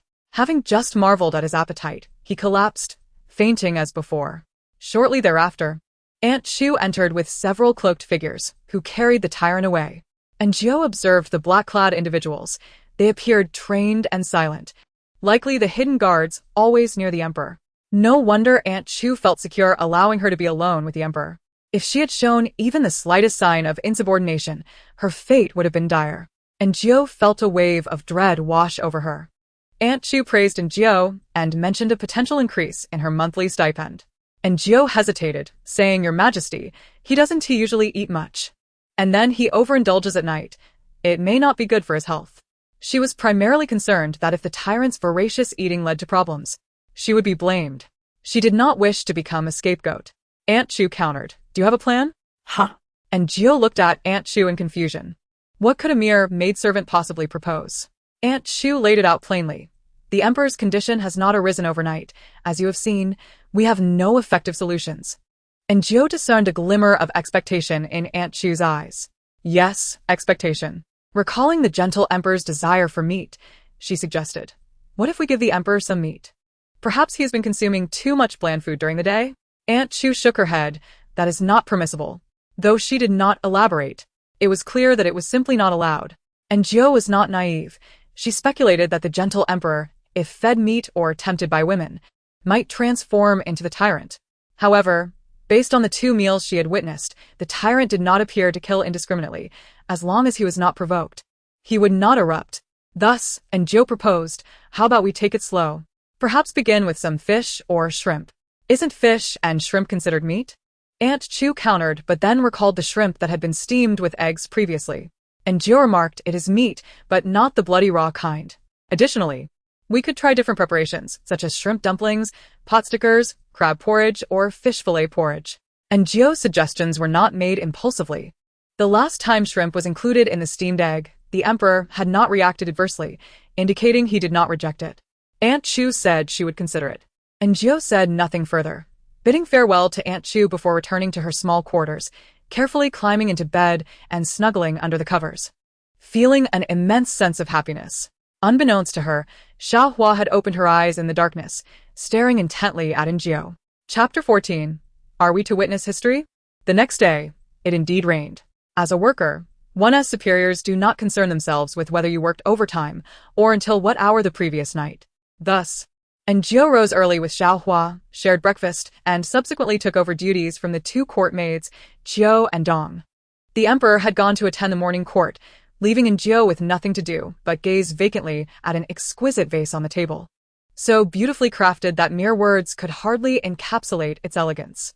Within the vase, a few sprigs of freshly picked flowers from the imperial garden stood, their petals still glistening with dew, and even from a distance, and Gio could perceive their fragrant aroma. Xiaohua stood beside her, her expression dark and contemplative. Outside. The gentle sound of rain persisted, and as Gio began to feel drowsy, the Emperor returned, accompanied by the solemn and cautious eunuch Li. And Gio and Xiaohua hurried to assist him, one drying the rainwater inadvertently splashed on him with a towel, while the other poured him a cup of hot tea. The Emperor sat down with a grim expression, and no one could fathom his thoughts, except for Gio. "These ministers have truly overstepped. How dare they force me?" he muttered. Mentioning several names, Li Ruai, Zhang Mingli, Chen Siwei. "You shall all wait for me." He vented his grievances. Yet Gio remained puzzled about how these officials had offended him. Following breakfast, however, the pieces began to fall into place. The Emperor's morning meal had been rather bland, yet thanks to Gio's suggestion, steamed eggs with shrimp had made an appearance on the table. Perhaps having dined too heartily the previous night, he consumed little today. Though compared to his usual appetite, it was a notable improvement. On her way back after breakfast, Gio overheard discussions among the court, revealing that the Emperor's absence from the inner palace had not only displeased the concubines, but also stirred discontent among the officials from the previous dynasty. After all, many women in the harem were daughters or sisters of the ministers. Under normal circumstances, a favored concubine would bring honor to the officials, and the Emperor would, out of respect for the older generation, take care of their kin. Yet this Emperor was different. It was said that shortly after ascending the throne, he had visited the inner palace, but for reasons unknown, he had ceased to do so. And Gio recalled him complaining about the overly enthusiastic concubines, comparing their fervor to a predatory desire, expressing his discomfort with the idea of intimate contact with unfamiliar women, revealing a rather traditional mindset. Regrettably, he was born into a position that demanded a different kind of conduct. The royal lineage was of paramount importance, and the absence of an heir posed the greatest dilemma. The older officials grew anxious, urging the emperor to appoint an empress, while others suggested another selection of maidens, hoping to introduce their own daughters or sisters into the court. The emperor, appearing vigorous and youthful, was expected to father several children within 3 years, ensuring a relative in the royal lineage, thus securing political standing. The ministers were thoroughly entertained by this notion, the only one left dissatisfied being the emperor himself. He laid down his chopsticks and lamented for an entire hour, cursing the ancestors of those officials. "One day, I shall have them all executed." At this proclamation, Gio snapped to attention. Stealing a glance at the emperor, she was taken aback when he suddenly turned his gaze upon her, as if sensing her stare. What are you looking at? Is this Maid foolish? Does she not know I am thirsty? Gio hurriedly poured him a glass of water. After drinking deeply, the emperor let out a sigh and slumped back onto his dragon throne, utterly defeated. Lunch, prepared by the imperial kitchen, featured the usual simple greens for the rabbits. But today included boiled shrimp as well. Gio was taken aback. She believed the emperor had a strong palate and found the shrimp delicious. Yet the flavor was rather bland. Could they not add some seasoning? She mused. Indeed, after consuming a few, the emperor set down his chopsticks, appearing lethargic, rubbing his belly as he began to daydream. Pork knuckles, braised pork, roasted chicken, he sighed, collapsing onto the bed once more. Gio noted that at times the emperor behaved like a child, though in truth, he was not particularly old. How old was he anyway? Gio realized she did not know. He appeared to be barely in his 20s. The emperor slept until the afternoon, awakening to review official documents. As he read, his focus drifted, akin to a schoolboy lost in thought. Interspersed among serious edicts concerning state affairs, Gio noted some rather absurd, yet amusing reports. Jing'an County has had an abundant wheat harvest? Where is Jing'an? The emperor flipped through the documents. Isn't that the county notorious for its fierce customs? The former magistrate married his sister-in-law and cruelly murdered his original wife, only to be discovered. The governor of Annan was killed by a tiger? He turned the pages, incredulous. How could a tiger possibly kill a governor? This is unbelievable. Ah, so that's the case. I truly have no words.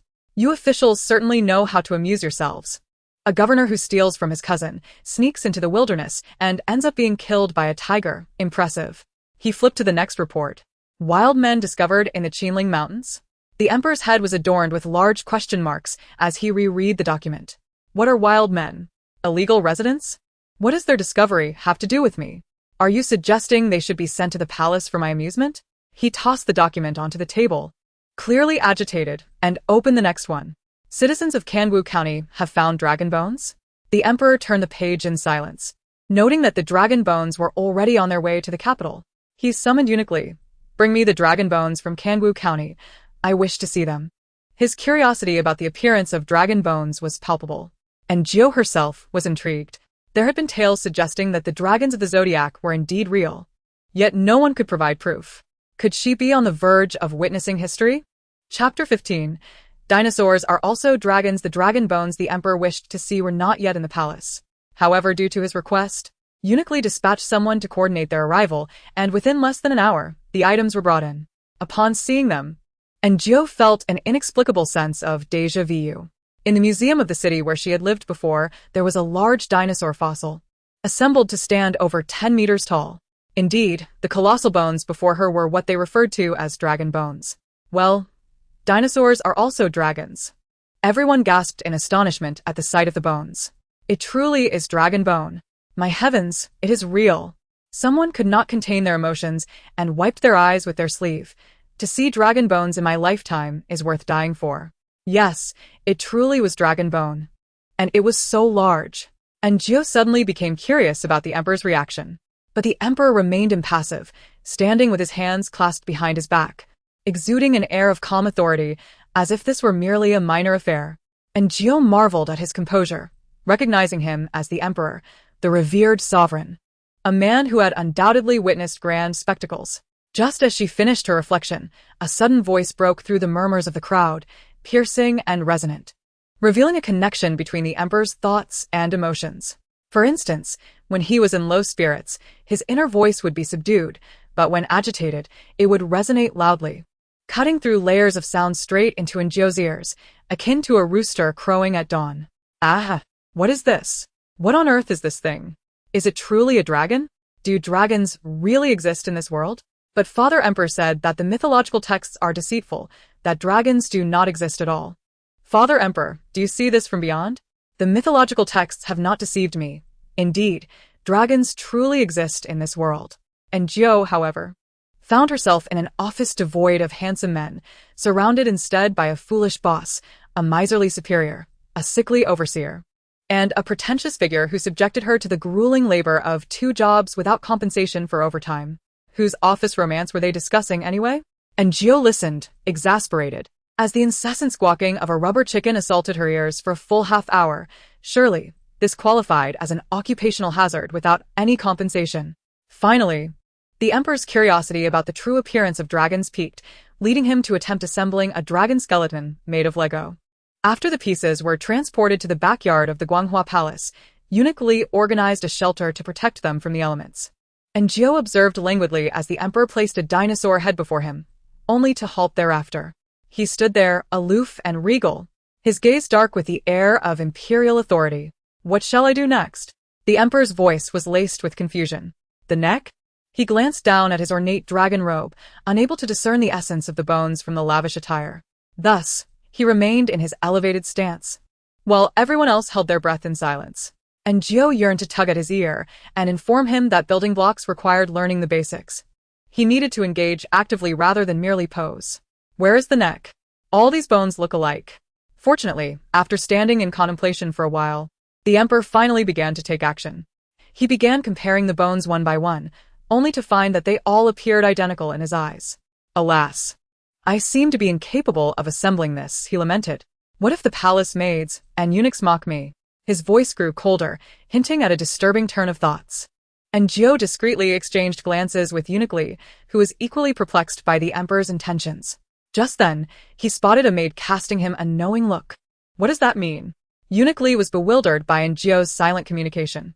Meanwhile, the Emperor's expression darkened as his vivid imagination spiraled. He envisioned the palace staff ridiculing him, leading him to contemplate drastic measures against them, and subsequently, how to defend his actions against accusations of indiscriminate slaughter.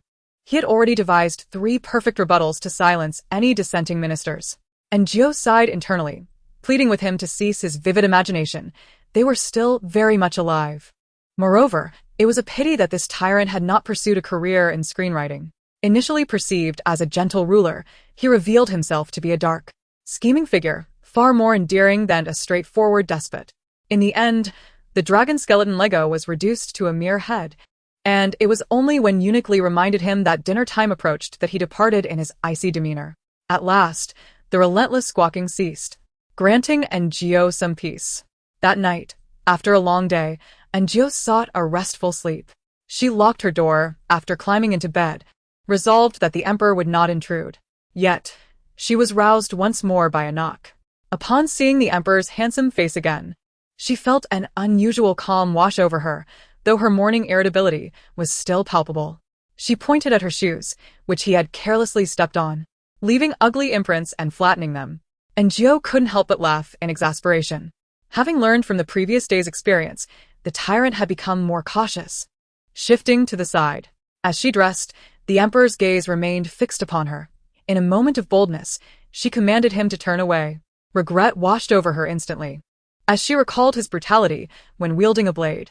Yet, the Emperor paid no heed, his eyes still locked on her, sending shivers down her spine.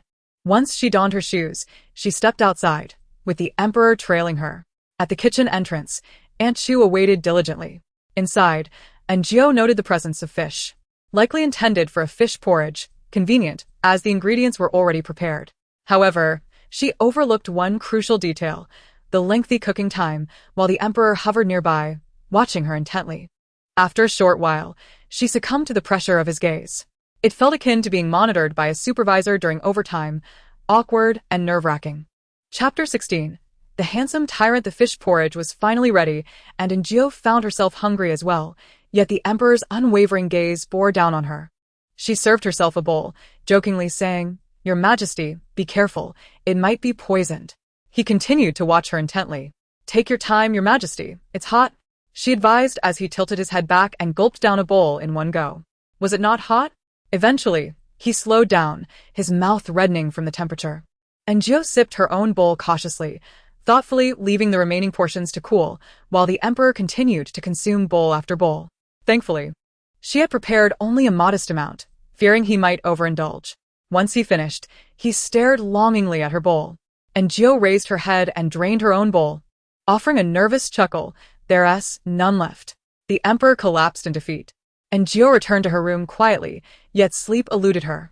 She reflected on her experiences since crossing into this realm, feeling as though she were trapped in a dream. She pondered why she could hear the emperor's innermost thoughts. Though this peculiar ability had its advantages, she knew she must guard it closely. Such knowledge could lead to dire consequences if discovered. Sighing softly, she considered the uncertainty of her stay in this unfamiliar world, feeling a pang of sadness over the potential loss of her home. The more she contemplated, the heavier her heart grew. Just as she finally drifted into slumber, she found herself ensnared in a nightmare. She dreamt of becoming a diligent bee, laboriously gathering nectar, only to have a giant bear with the emperor's face extend its paw and snatch away her hard-earned honey. Awakening with a start, she opened her eyes to find Xiao Hua staring at her, an expression of complex emotion etched on her face. "What are you looking at?" And Jiu furrowed her brow. Xiao Hua let out a cold laugh before turning to leave. Hastily, and Jiu rose to freshen up. Today, the emperor would not attend court, akin to a day off from work. After a satisfying meal the night before, his mood seemed quite agreeable. He expressed a desire to stroll through the imperial garden. Oh my, and Jiu thought, bewildered. Was there truly only the imperial garden to explore within the vast palace? Memories of past events flooded back. Eunuch Li, perhaps sharing her sentiments, mentioned that the outskirts of the capital had completed repairs on the horse racing grounds, and Prince Duan had inquired whether the emperor wished to ride. The emperor became intrigued. "It has truly been a while since I last rode. A little outing would be delightful." He paused, lost in thought. Eunuch Li selected Jiu to accompany him, as palace maids seldom had the opportunity to venture out. It was akin to accompanying a superior on a business trip, affording a rare chance for a paid excursion. And Jiu felt a surge of joy. Her memories of the outside world were faint, and she could hardly recall what lay beyond the palace walls. Xiao Hua shared her enthusiasm, as they were in the same group, while Qiu Dong expressed discontent, grumbling several times to no avail. Aunt Chu prepared the necessary items for the emperor, with Jiu and the others merely assisting her. By the time they exited the palace, the sun had already risen high in the sky, and Jiu estimated it was around 8 or 9 in the morning. The emperor's grand carriage was not to be impeded by anyone, allowing them to leave the palace without hindrance.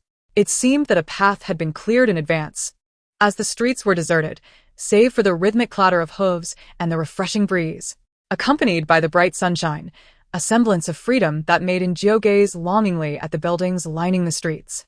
She pondered when she might be able to leave the palace and fantasized about purchasing a home of her own outside.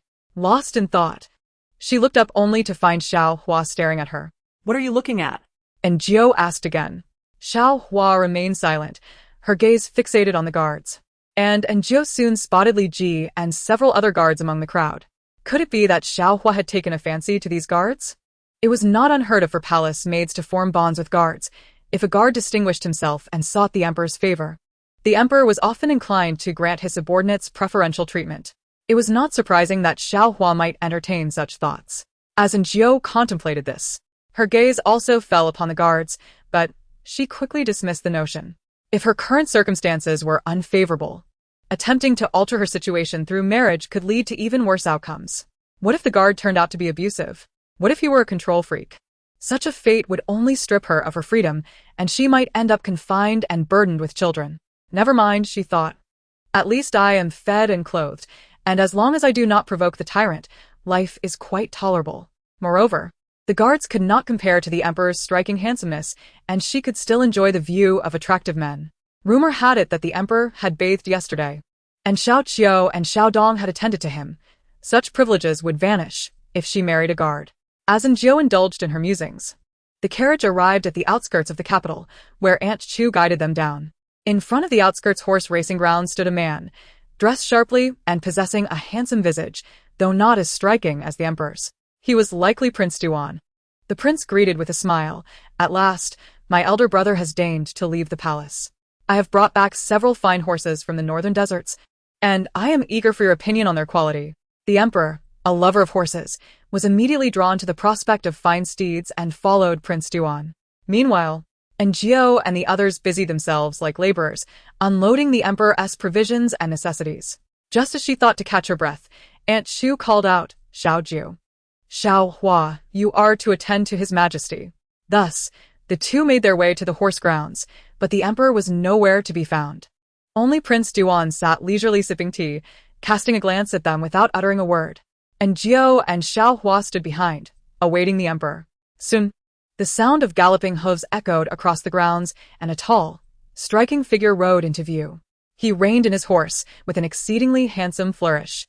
Enjio was momentarily captivated, thinking, "My goodness, the emperor is so handsome."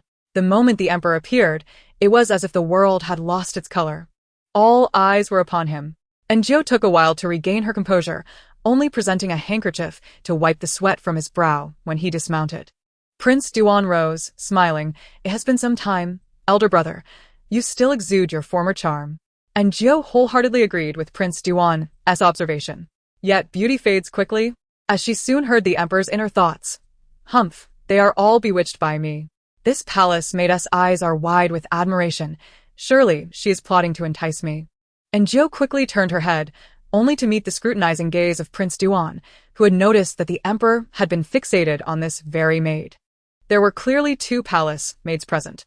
Enjio felt a pang of guilt and instinctively lowered her head. Why is she looking at Prince Duan? The emperor cast a glance at Prince Duan before huffing disdainfully, another fool hoping to ascend the ranks. "Go to hell, you dog of an emperor," Enjio thought. "Elder brother must be weary. I have prepared some food." At the mention of food, the emperor's mood instantly lifted. This Prince Duan finally shows some discernment. "I wonder what he has prepared for me to eat?" Enjio found herself puzzled. After all, the emperor was a sovereign, surely he could simply voice his desires. Why did he remain silent? How could anyone guess his wishes? As anticipated, the emperor walked with a spring in his step. Speculating that Prince Duan might treat him to pig knuckles, braised fish, or stewed lamb, but upon arrival, he was met with a table laden with vegetarian dishes. His smile froze in place. "Very well, Prince Duan, you may as well perish." Enjio heard the emperor's teeth grind in frustration. "Knowing that my elder brother prefers light fare, I had these vegetables specially prepared from my own garden," Prince Duan explained, but his words only darkened the emperor's countenance further. Enjio was equally exasperated. If the garden could yield vegetables, could it not also provide a few chickens or ducks? Couldn't one be slaughtered for the emperor's sake? In the countryside, guests were treated to lavish feasts. How could one serve a vegetarian banquet to the emperor? While most relatives would have stormed out in anger, the emperor said nothing. He sat at the table and picked up his chopsticks, taking only a couple of bites before losing his appetite entirely.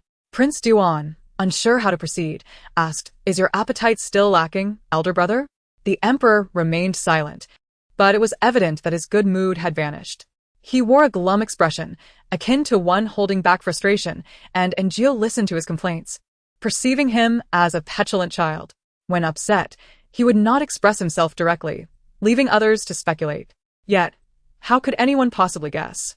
Eventually, Prince Duan fell silent as well. Though they were brothers, he was still a subject. He had inadvertently offended the emperor, who, with an empty stomach, had little inclination to ride. He decided to return, while a maidservant approached to assist with the cleanup, attempting to befriend Enjio and the others.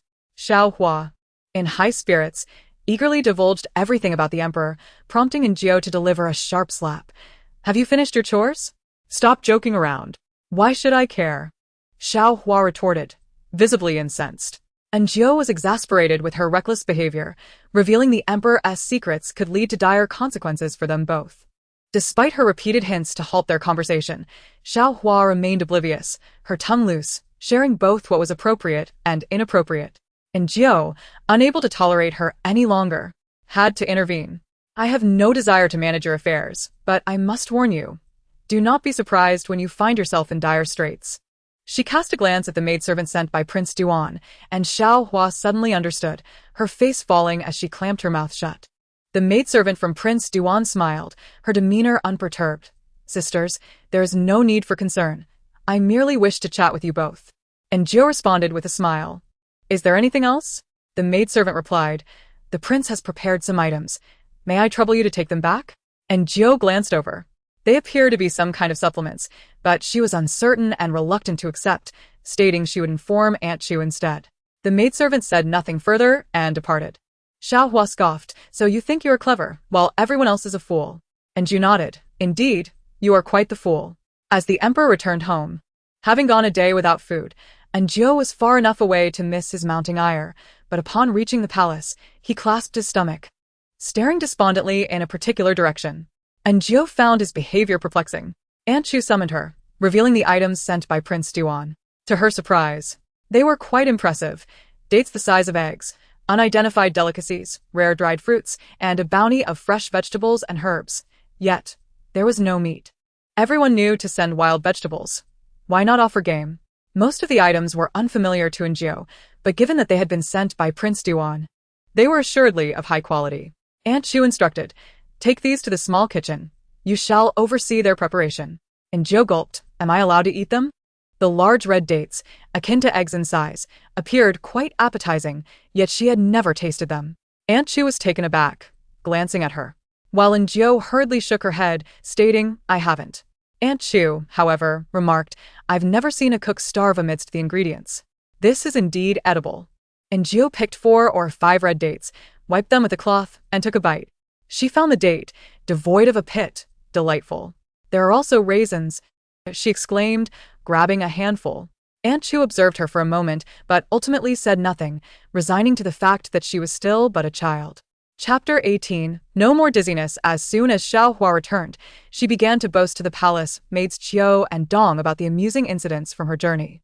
In truth, there was little to recount, just the same few tales. Nevertheless, they were enough to ignite the longing in the hearts of Qiu and Dong. "I wonder when His Majesty will go out again. We would love to see," sighed Xiao Qiu.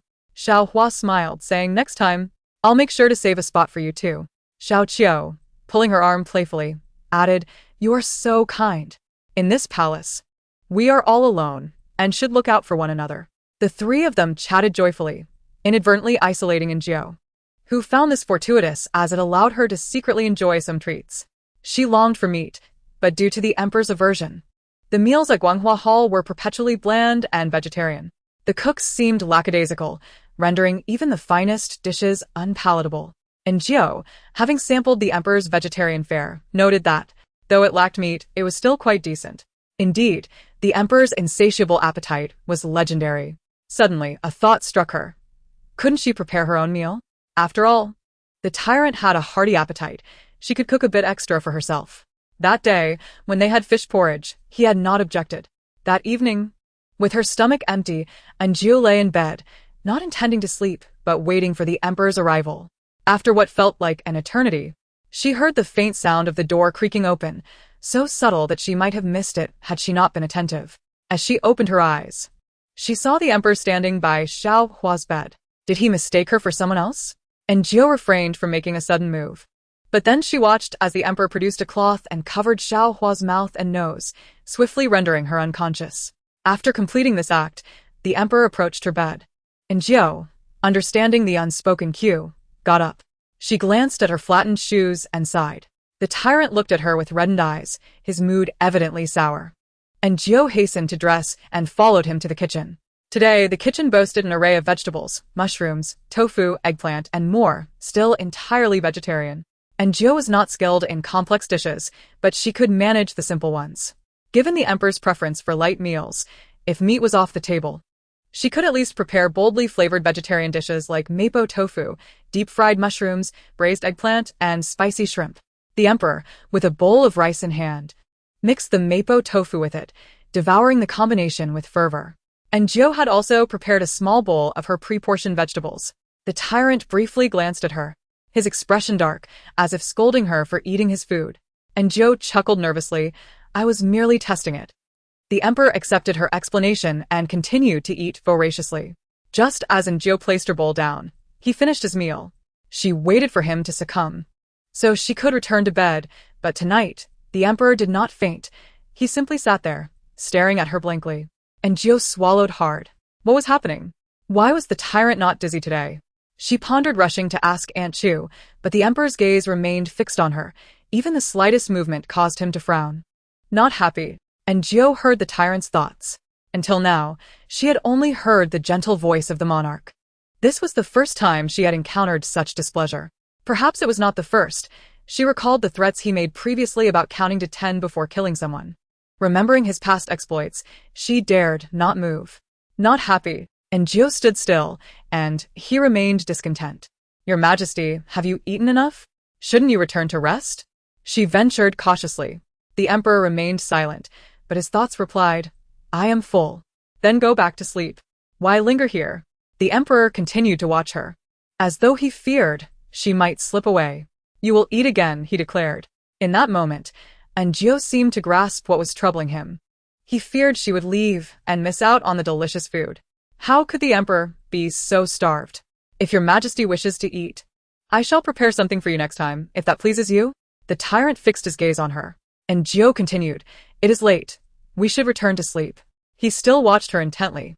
Aunt Chu, sensing the unusually prolonged moment, approached to assess the situation. However, as she drew near, the emperor swiftly turned his head, locking eyes with her fiercely. Aunt Chu, feeling a chill, quickly turned and fled.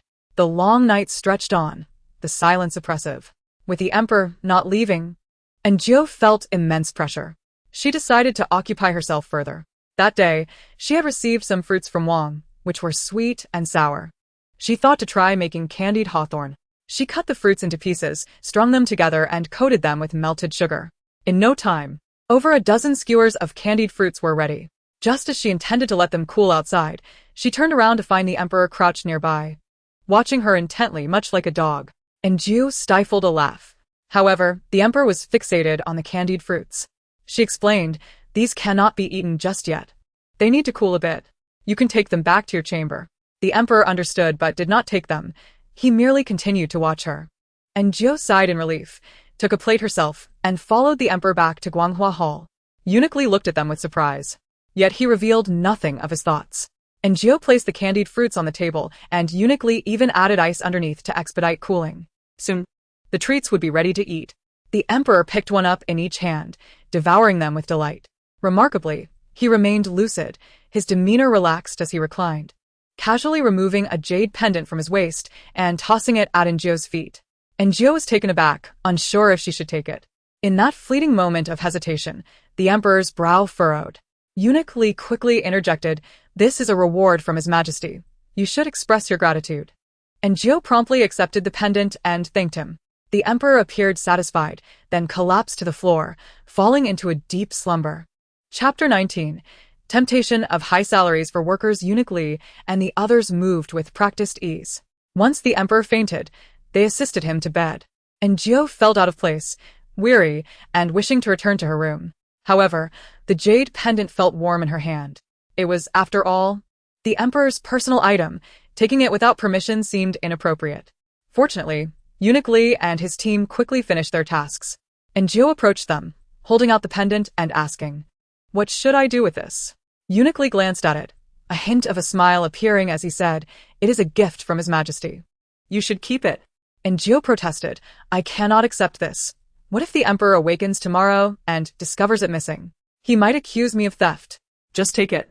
Otherwise, His Majesty might become displeased if he cannot find it. Eunuch Li knew better than to defy the tyrant, understanding the grave consequences of such actions. Thus, and Gio reluctantly accepted the pendant. At that moment, Aunt Chu, who had fled earlier, returned. And Gio, feeling more familiar with her, briefly explained the situation regarding the pendant. Aunt Chu, surprised, broke into a smile, saying, If it is given by His Majesty, you should certainly keep it. Upon finishing her words, she summoned Gio to the side to inquire about the dishes planned for the following evening and the ingredients that needed to be prepared. She also asked Gio if she required anything, and Gio pointed to her shoes, and upon lowering her gaze, the matron noticed 2 dark footprints on Gio's light-colored shoes. I shall have new shoes delivered tomorrow, she declared. The Internal Affairs Office would provide shoes, and some maids crafted their own. However, Gio lacked the skill to create her own pair, and with only one set available, washing them would render them unwearable. Besides, the shoes had been trampled by the emperor, thus he must compensate her. Yawning, Gio returned to her slumber, feeling the plight of a working individual. Xiao Hua remained unconscious, prompting Gio to discreetly take out a jade pendant. It was white, translucent, with a smooth texture, intricately carved with a dragon, difficult to describe. But evidently a valuable piece, likely worth a substantial sum. Yet, she pondered whether the emperor's possessions could be sold. After securing the pendant, she drifted into a peaceful sleep. In the morning, she was awakened by the chatter of her roommates, the two maids, Chiao and Dong, who appeared fatigued. Interestingly, Chiao did not see them at Guanghua Palace the previous night, implying that only Eunuch Li and his apprentice were on night watch, while the other maids were assigned elsewhere. In a few days, it would be her turn for night duty, which she anticipated. At least she would avoid toiling day and night. She swiftly washed up and left her quarters. The weather had turned slightly cooler, prompting Matron Chu to prepare thicker garments for the emperor. Perhaps due to a hearty meal the day before, the emperor was in high spirits upon returning from morning court.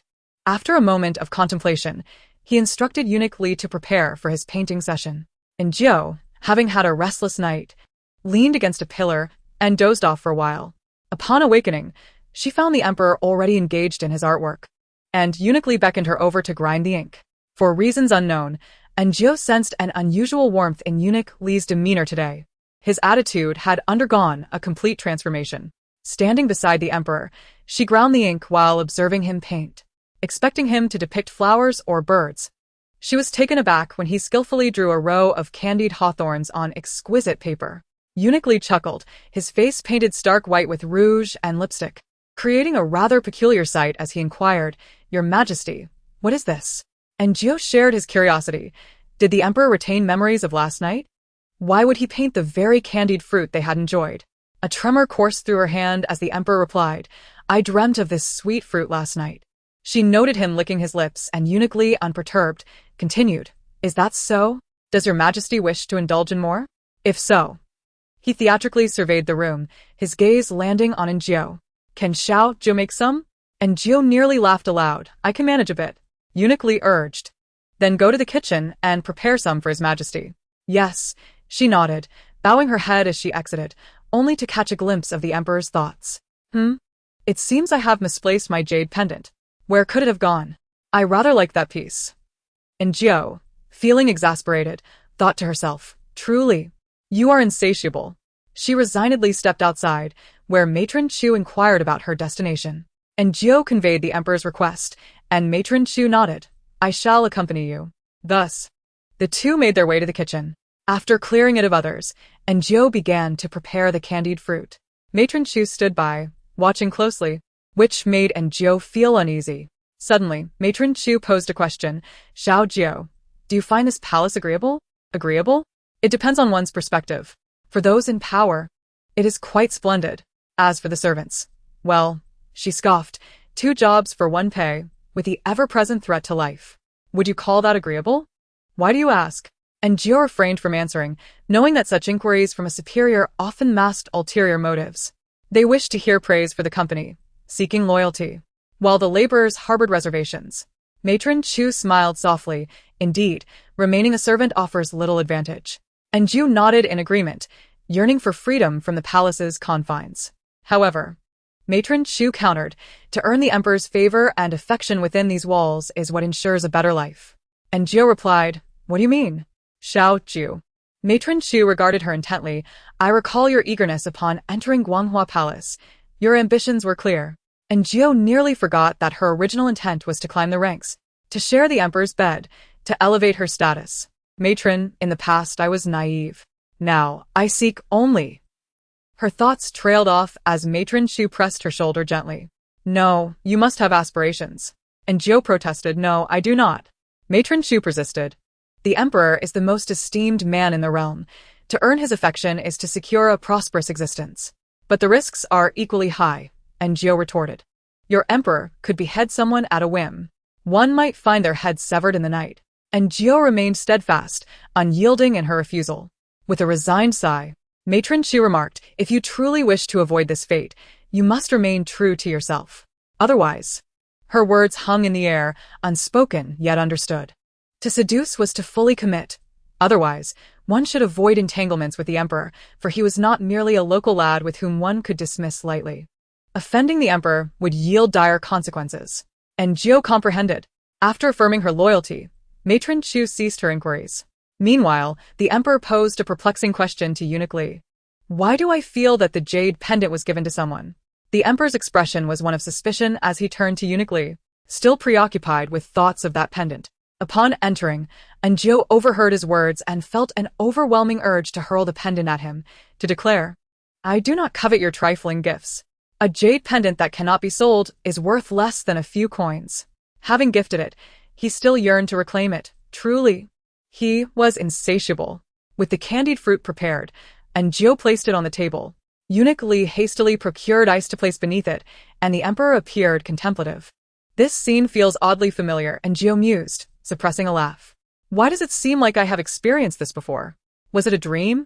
He pondered for a moment before tasting the candied fruit. Delicious, he exclaimed, yet despite his fondness, he only consumed one piece before signaling for it to be taken away. I wish to have another, he thought, but still allowed the dish to be removed. Anjou frowned, sensing an increasing peculiarity about the emperor. It seemed he was deliberately restraining himself, becoming twisted in the process. No, that couldn't be right. Such reasoning was too far-fetched. There must be another explanation. What could it be? Want more. Desire more. Cannot indulge. I am the emperor. I must restrain my desires. With a wistful sigh, he turned to Anjou. This individual does possess some value. At least she can prepare candied treats. As the emperor lowered his gaze, he noticed her shoes, those two dark footprints marking their surface. Ha ha ha ha ha. You have me in stitches. What is that? Who stepped on her? Hilarious. A sound akin to a shrill chicken echoed throughout the grand hall, yet only Anjou bore the wounds of the moment. Her expression remained impassive, but within her heart, she offered a fervent greeting to the dog emperor's ancestors, repeating dog, dog, dog in her mind countless times. The pent-up frustration within her began to dissipate. After a brief bout of laughter, the shrill chicken instructed Aunt Chu, Aunt, please inform the Internal Affairs Office to send some shoes and clothing for the palace maids. Aunt Chu was taken aback and glanced at Anjou, who subtly indicated that it was not her request, but that of the emperor. Although Xiao Hua did not fully comprehend the situation, she felt elated, perhaps believing that the emperor had recognized her hard work and was rewarding her. Despite the emperor's notorious temperament and proclivity for violence, he had been notably subdued of late, sparking Xiao Hua's budding hopes once more. Anjou found herself at a loss for words, unable to disclose the little secret she shared with the emperor. Akin to being oblivious to the budding romance between two classmates who secretly held hands when unseen. Once the emperor spoke, the requested items were promptly delivered, including 2 new autumn outfits, 2 pairs of shoes, and some fabric, all designated for the palace maids, far superior to the conditions Anjou had previously endured. It was no wonder that everyone aspired to ascend the social ladder. The emperor recalled the pile of dragon bones in the courtyard, and that day, Anjou donned her new attire and new shoes, accompanying him as they assembled the dragon bone Lego set. The emperor, possessing a spark of intelligence, soon located the dinosaur's head and neck. Gazing at the peculiar creation, his thoughts echoed once more. What is this? It does not resemble a dragon at all. More like a monster. Could it truly be a monster? It is rather large. I am somewhat frightened. Initially, Anjou had laughed at the emperor, but upon reflection, she realized that ancient people had no knowledge of dinosaurs. For them, such colossal and unknown creatures could indeed be terrifying. Yet, observing the handsome and suave emperor, who appeared timid as a mouse, was utterly amusing. However, joy turned to sorrow. Sensing something, the emperor turned to meet Anjou's gaze. It was too late for her to comprehend the gravity of the situation. She heard the emperor declare, I am tired. You shall complete the assembly of the dragon bones. Not only was Anjou taken aback, but so too were those around her. Dog Emperor, do you truly wish to hear what you just uttered? The very thing you cannot assemble, how could a mere palace maid possibly do it? This brought to mind her past experiences in graphic design, where, earning a modest salary, she was once assigned a daunting task by her boss. Anjou, despite her reluctance, failed to deliver, leaving her boss disappointed and ultimately outsourcing the project for a hefty sum. At that time, her boss, with a grin, had remarked, "Little young people must strive to improve and learn. One cannot simply wish to leave work early every day." The current predicament mirrored that experience all too well. Regardless of the era, the essence of a boss's expectations remained unchanged. When you come to work, They perceive you as a free learner accumulating experience, paying you a salary while expecting gratitude and diligence in return. To not comply is to be deemed an ungrateful ingrate. And Jiu longed to refuse, yet fear gripped her, much like the fear that had prevented her from rejecting her former boss's demands. Now, she found herself unable to defy the emperor, who granted her a meager stipend. The emperor, satisfied, departed with a smile. Xiao Hua approached, glancing at the heap of bones with a gleeful smirk. "Oh, little Jiu, this is quite the task. You must do it well." Her smug demeanor resembled that of a colleague who had once mocked Jiu behind her back.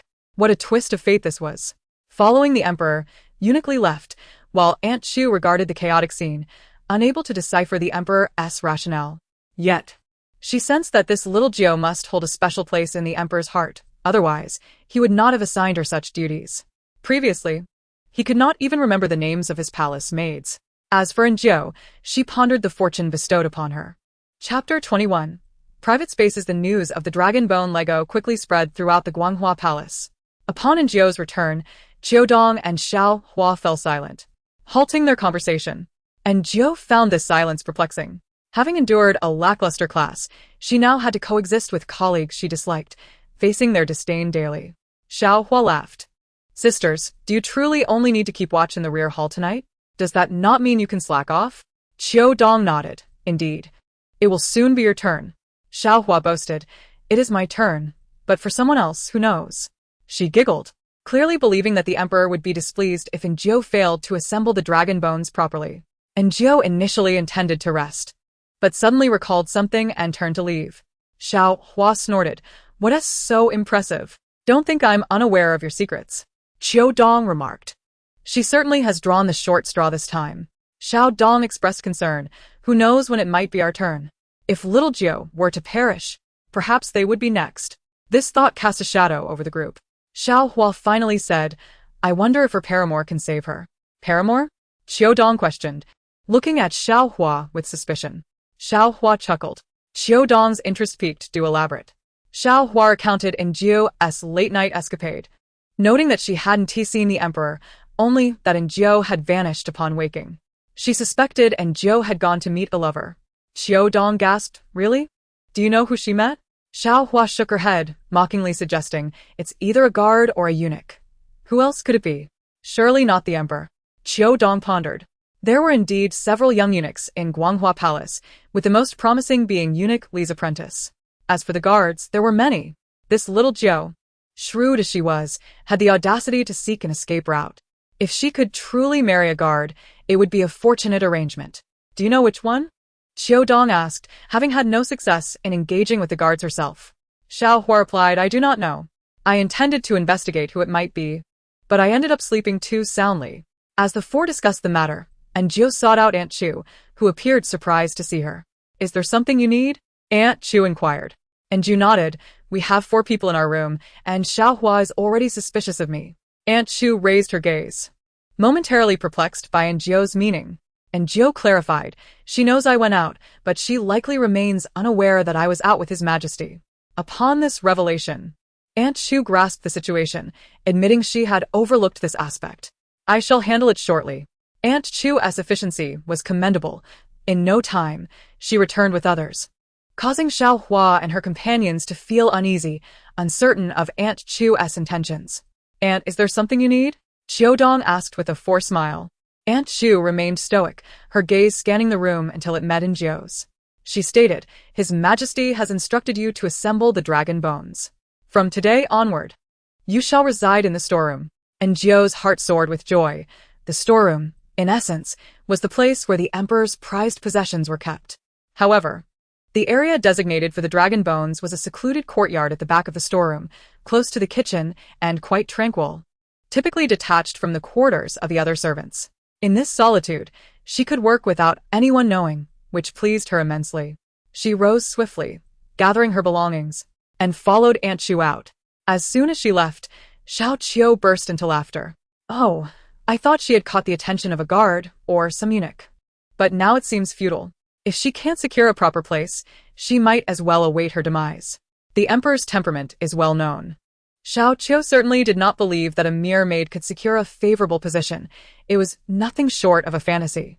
Xiaohua, initially feeling a bit odd, found herself agreeing with Xiao Qiu's assessment that Zhou's end was not far off.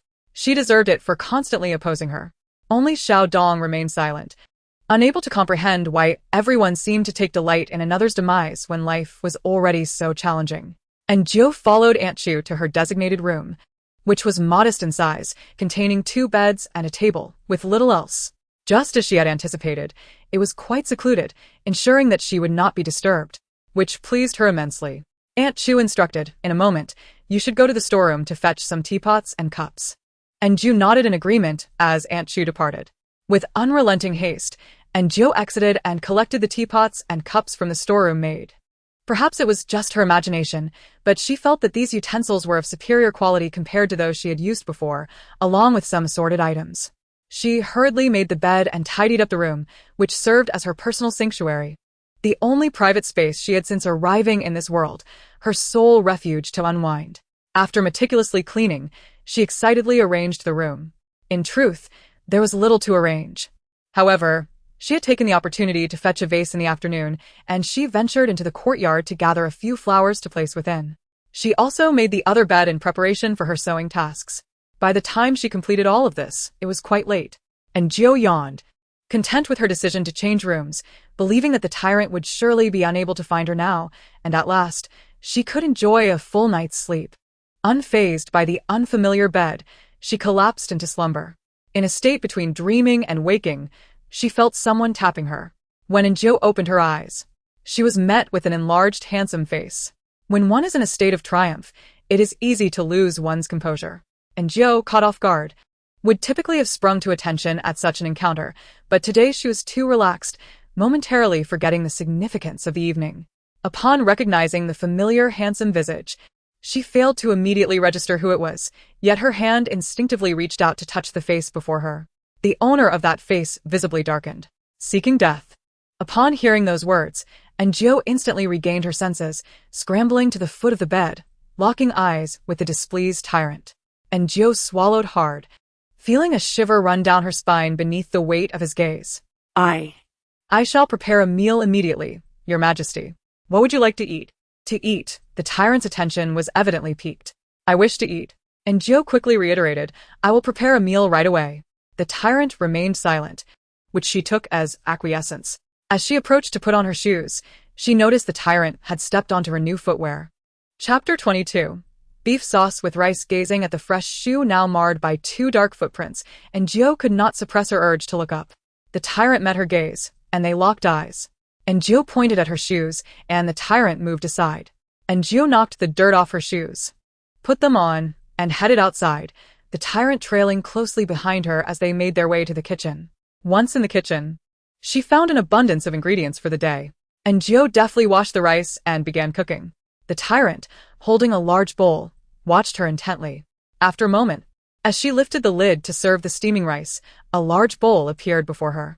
And Zhou looked up at the tyrant, who arrogantly presented the bowl forward. Very well, she thought. Today had been tiring, her shoes soiled, dampening her spirits. She decided to prepare a simple bibimbap, though lacking a stone pot. Using rice, eggs, vegetables, and shrimp, the most challenging component was the sauce. However, she could substitute with a fragrant mushroom and beef sauce.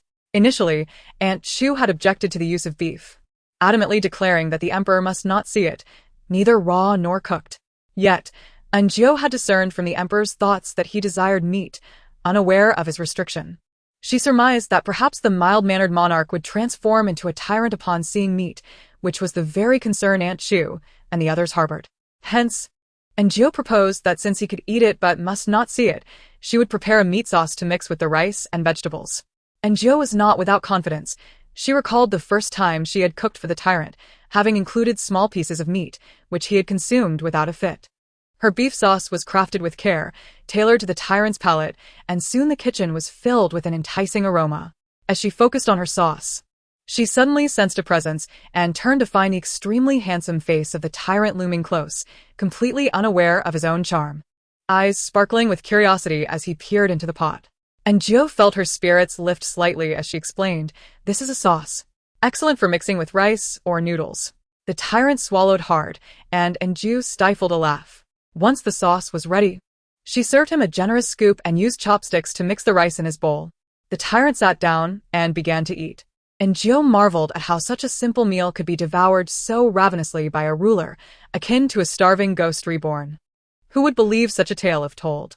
Not particularly hungry for rice herself, and Gio opted for a bowl of dumpling soup instead. As soon as the soup was ready, the emperor looked up at her. "Is yours finished?" she asked, glancing at his large bowl uncertainly. Eat. "I want more." Thus, she had no choice but to serve him another bowl. The two of them sat on the kitchen bench, enjoying the dumpling soup together. And Gio mused that if she could return to her own time, she would surely pen the experience into a book, though given its absurdity, readers would likely dismiss it and criticize her work as terrible. While lost in her thoughts, the tyrant finished his meal, showing no signs of fainting or returning to the Guanghua Palace. Instead, he headed straight for the small room and Gio had just moved into. "That is my room." Mine. And Gio exclaimed internally, but the tyrant could not hear her thoughts. In a flurry, she stored the remaining beef sauce in a jar. The staff meals were far too unpalatable, and now that she lived alone, she could secretly enjoy mixing rice. Even wrapped in steamed buns, it would be delicious. As she stepped outside with her items, she encountered Aunt Chu, who pointed subtly, indicating that the emperor had gone to her room. And Gio felt compelled to ask Aunt Chu if she would intervene, but then she realized that with the tyrant's unpredictable nature, even Aunt Chu would hesitate to act. What could she do? It was inappropriate for a man and woman to be alone together. Aunt Chu offered her a reassuring glance before stepping back into the shadows. And Gio steeled herself and returned to her room. The tyrant lay on her neatly made bed. Should I sleep on the dragon bed instead? Oh, dear. What is the matter with this dog emperor? What does he intend to do? This is my designated staff dormitory. And Gio glared at the tyrant, wishing she could bore a hole into him with her stare. Yet the tyrant merely lifted his chin, nonchalantly tossing a jade ring he had removed onto the floor before her. And Gio picked up the ring, examining it. The jade was vibrant and clearly of considerable value, which delighted her. Unlike the jade pendant adorned with a dragon, which was too recognizable and difficult to sell without raising suspicion, the ring could be sold discreetly. Previously, she had complained about the hardships of labor and the stinginess of her employer, but now, she reflected, the emperor was hardly stingy. The work was not burdensome at all. Was it not simply cooking? Even if the emperor demanded dragon meat, she would endeavor to prepare it for him. What was wrong with a boss having a few eccentric tastes? Everyone has their quirks. And Gio's smile radiated with extraordinary brilliance as she made a promise. In a few days, when the hawthorns ripen, shall we make fruit leather and hawthorn preserves? The tyrant gazed at her intently, and Gio moved to another bed, examining the green ring under the light, while the tyrant continued to observe her with keen interest. Suddenly, and Gio heard a voice exclaim, "So that's it." Confused by the meaning, she turned to look, only to find the tyrant had already collapsed into a deep slumber. Indeed, with the payment secured, the boss appeared considerably more amiable. And Gio dashed out to find Aunt Chu, who quickly summoned Eunuch Li, along with the familiar dark-clad guards to escort the emperor away. Eunuch Li's smile was particularly radiant, and coupled with his pale face, it could almost be described as eerie. "Little Gio, is it?" And Gio nodded. Eunuch Li remarked, "You've done well. Serve His Majesty diligently, and you shall reap the rewards." And Gio pondered whether there was a hidden implication in his words. Was serving simply that, or did it suggest something more? A more intricate arrangement would come at a different price. She produced the ring, feigning innocence, and asked, "Is this something I can keep, as it was given by His Majesty?" Eunuch Li chuckled at the sight of the ring. "If His Majesty rewards you, simply accept it with grace." Though initially concerned that the emperor might think she had stolen it, the allure of the ring was too great to resist. And Gio had always harbored a fondness for jade, and this imperial green jade ring was an exquisite treasure she could not ignore. She decided to keep it. After all, having one or two pieces made little difference in her fate, and it was better to secure more than less. Soon, the bustling activity dissipated, and tranquility returned to the storeroom. Beneath the red lanterns, and Gio found herself appreciating the palace's beauty for the first time. A promotion and a raise had suddenly brightened her life. She reassured herself that this era was not so bad, as her employer was quite generous. The next day, sunlight once again bathed the glazed tiles as the workers rose early to begin their tasks. The emperor was in good spirits, stretching languidly as Eunuch Li's apprentice, Xiao Fuzi, assisted him in dressing. And Gio held a basin, waiting for the emperor to wash his face, and in that moment, she overheard his thoughts. "Where is my ring?" His puzzled voice rang out distinctly, nearly causing her to drop the basin. "Where could my significant ring have gone?" And Jill thought to herself, "It's under my pillow." Fortunately, the emperor did not dwell on the matter and proceeded to wash up before attending the morning court. After his departure, Aunt Chu assigned Gio to assemble the dragon skeleton Lego, with Eunuch Li providing 2 young eunuchs to assist. As the 3 made their way to the back courtyard, Xiao Hua scoffed, intending to mock Gio, but she remained unfazed. Clutching her green ring, the imperial green ring that Xiao Hua could never hope to acquire even after a lifetime of toil. Xiao Hua's resentment bubbled within her as she watched Gio walk away, feeling stifled by her own bitterness. She remained oblivious to the emperor's return. Upon entering the hall, the emperor noticed the absence of one person, observing a certain maid lost in thought, which irritated him. Seeing the emperor's displeasure, Eunuch Li quickly said, "Little Gio is assembling the dragon skeleton in the storeroom." The emperor replied, "I did not inquire about her." After a brief pause, he added, "Is she your relative?" Eunuch Li chuckled, "Your Majesty, you jest. I have no relation to little Gio." The emperor merely spoke casually but paused for a moment before deciding to check on her. "Let me see," he said. Eunuch Li smiled brightly behind him, knowing that the emperor held a special interest in little Gio. The emperor had always kept his distance from women. Those who had previously sought his favor had long since vanished. However, since little Gio's arrival, the crime rate in the palace had notably declined. As Gio reached the back courtyard, she gazed upon the colossal dragon skeleton, and the 2 young eunuchs appeared somewhat perplexed. "Little Gio, do you know how to assemble this?" One young eunuch inquired. "I'm not certain. I suppose I'll give it a try," and Gio responded. She recognized the dinosaur before her as the Tyrannosaurus rex, a creature from the late Cretaceous period, identifiable by its skull. The only dinosaur she could recognize was the Tyrannosaurus rex, having seen Jurassic Park and familiarized herself with its overall form. She began sorting the large bones, distinguishing between the tail, neck, claws, and the bones of the body. Organizing them quickly allowed her to recognize the pieces easily. It felt akin to playing with Lego. With a mental image in mind, she could assemble the skeleton without much difficulty. And Gio was quite pleased, contemplating the need to enlist professionals to erect the bones into a grand skeleton display. Just as she was lost in thought, she suddenly heard the emperor's voice. "Wow. This little maid has some skill." Turning around, she saw the emperor standing in the shaded corridor, hands behind his back, accompanied by Eunuch Li. Chapter 24. I am merely a cleaner. When your boss unexpectedly stands behind you at work, can you continue with your tasks? Or do you find yourself helplessly moving the mouse, pretending to be busy? Indeed, Gio's good mood dissipated in the presence of the emperor. "Your Majesty," she greeted, bowing alongside the others. The emperor waved his hand and approached Gio, asking, "When will it be completed?" And Gio did not reply. Bowing her head made it difficult to discern whether the emperor was speaking his thoughts or addressing her directly. The emperor frowned, and Eunuch Li grew anxious, wondering why this usually clever little Gio seemed so dim-witted today. "Little Gio, His Majesty is speaking to you," he gently reminded. And Gio snapped back to reality and hurriedly answered, "Your Majesty, perhaps in a month." In truth, it would not take that long. However, she wished to take her time and prolong her work period.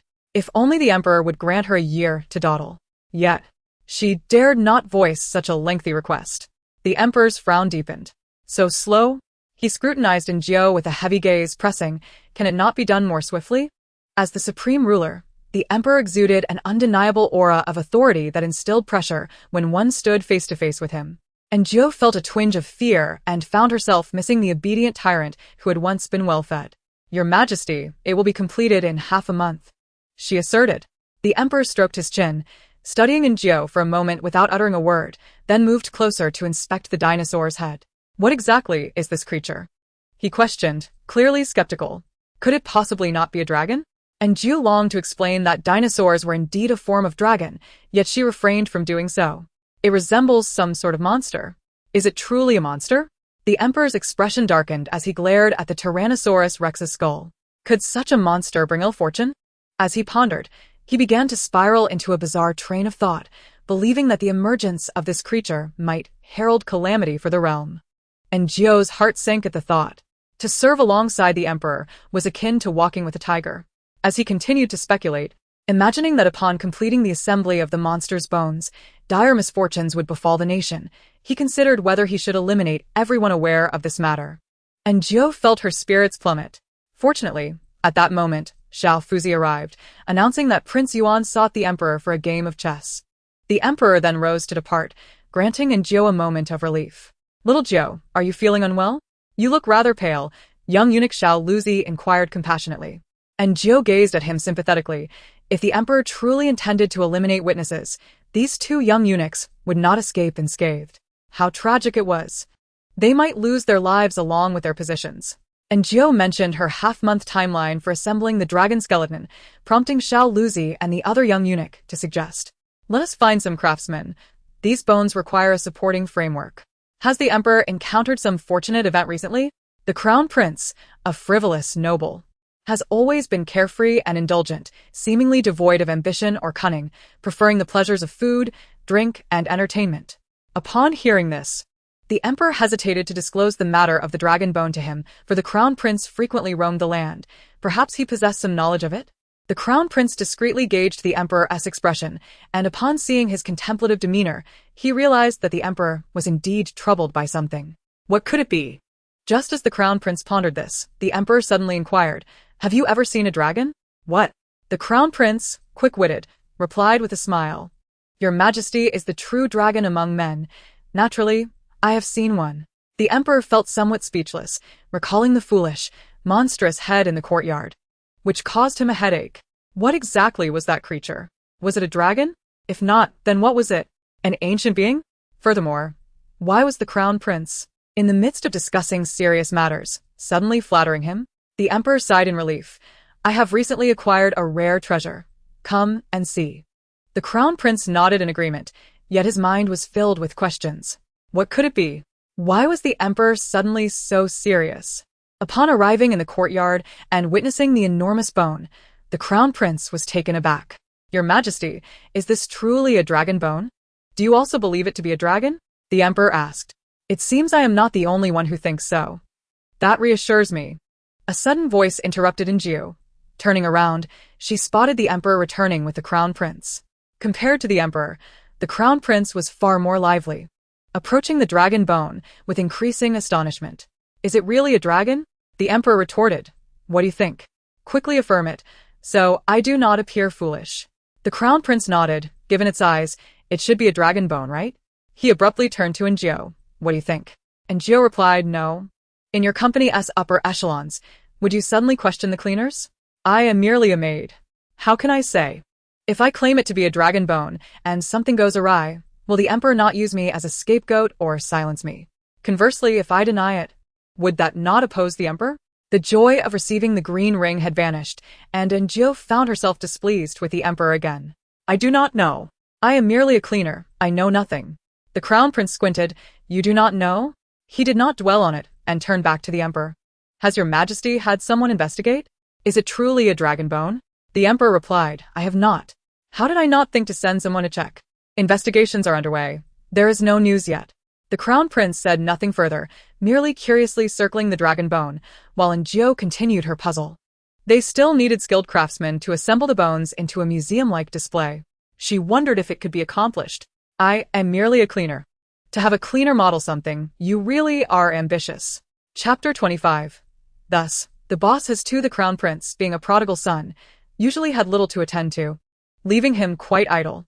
Therefore, when the emperor went to handle state affairs, he remained behind, overseeing Jiu and the others as if he were a supervisor. This left Jiu with no opportunity to slack off. The two young eunuchs appeared somewhat anxious. Fortunately, the craftsmen arrived promptly. These men were palace artisans, typically responsible for repairing roofs and furniture. This was their first undertaking of this nature, and they gathered around the massive bone, their eyes brimming with curiosity. And Jiu thought, the more people who know, the less likely the emperor could eradicate all evidence. The leader of the craftsmen, Chendei, was said to come from a long line of carpenters renowned for their exquisite skills. And Jiu sketched a rough outline of a Tyrannosaurus Rex for him, illustrating how to make the dinosaur stand upright. "Did you draw this?" he asked. "I did. I believe it should look like this," and Jiu replied, only to realize her mistake when she turned and found the crown prince curiously observing her sketch. And Jiu frowned slightly. When the crown prince noticed her frown, and Jiu quickly apologized. Being a woman of modern times, She lacked the inherent reverence and wariness of ancient customs, a habit that could prove perilous. And Gio concluded she needed to be more cautious in the future. Have you studied? The crown prince now held a measure of interest in this young maid. He knew well the emperor's stature. Why would he place such importance on a maid? What was a maid to the crown prince but a mere tool for service? Akin to the teapot on the table? The emperor had never even glanced at them before, yet now he frequently focused on this maid, even assigning her to piece together the dragon bone. How ludicrous. Nevertheless, the crown prince sensed something was amiss. He felt there was something about Gio that attracted the emperor. What could it be? His curiosity piqued. In that fleeting moment, Gio felt as if she were being scrutinized when she looked at the crown prince. He was smiling gently at her, seemingly asking a casual question. As a child, I read a little, Gio replied. Just a little? He observed her closely. She did not appear to be a prodigy. Then it must not be her talent. Beauty? The crown prince did not disdain Gio. In this palace, there were many beauties. The maid before him was reasonably attractive, yet among the numerous beauties, she did not stand out enough to captivate the emperor's heart. What could be the reason? The crown prince glanced at Gio's sketch and asked, Why did your majesty have you assemble this dragon bone? Indeed, why? Gio was also curious. The emperor seemed to have pointed at it casually. However, Gio understood. The emperor was merely toying with her, wanting to see her make a fool of herself, much like a child playing a prank. This was something Gio later realized. Now, the crown prince's questioning only confirmed that those of royal blood were indeed rather foolish. I do not know, Gio replied. The crown prince did not pursue the matter further, instead finding a chair to sit on in the corridor. Initially, Gio paid attention to him, but soon she was too occupied, as the craftsman sought her assistance. Gio navigated the tasks diligently, and after a day's effort, they managed to erect part of the framework, securing the bones in place. It may not have been as visually appealing as modern museums, but it was finally standing. Gio felt a long-lost sense of satisfaction. Even while preparing dinner for the tyrant that evening, her spirits remained high, prompting the tyrant to glance at her several times. Tonight, they were having boiled fish. After days of gradual progress, Gio felt it was time to offer the tyrant something more substantial. The boiled fish was accompanied by an array of ingredients such as tofu, bean sprouts, and vegetables. Spicy and numbing, it was quite bold, and the tyrant initially enjoyed it immensely, only to later guzzle water. Gio had intended to partake as well, but the tyrant was nearly in tears from the spiciness.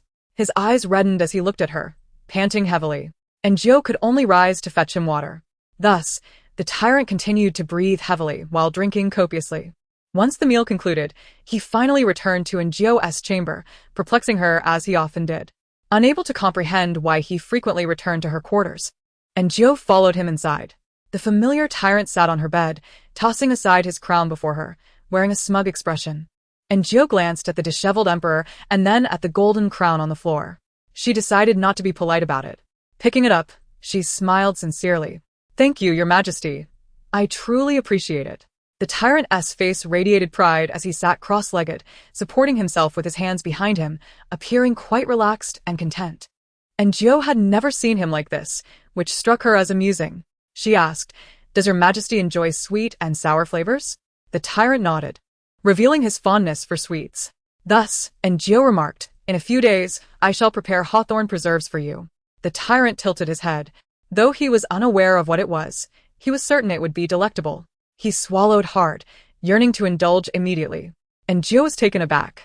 She looked up at the emperor, who was gazing intently at her. As she remained unresponsive, he impatiently reiterated, I want it now. Gio pondered the concept of joy turning to sorrow. The present moment was devoid of hawthorn, and she resolved to have Aunt Chu arrange it for tomorrow. She attempted to reason with him, albeit uncertain if this creature resembling a human could comprehend her words. The tyrant, upon hearing her, appeared quite displeased, his brows furrowed, his lips drawn down in a mix of anger and grievance. It was evident that he was genuinely enticed by the thought of the hawthorn preserves, desperately wishing to taste them. After a moment's reflection, Gio reasoned, Good things come to those who wait. Shall we savor it tomorrow? Ultimately, the tyrant relented, casting a fierce glare in her direction, as if to imply that should there be no preserves tomorrow, she would face dire consequences. Gio found herself both speechless and amused.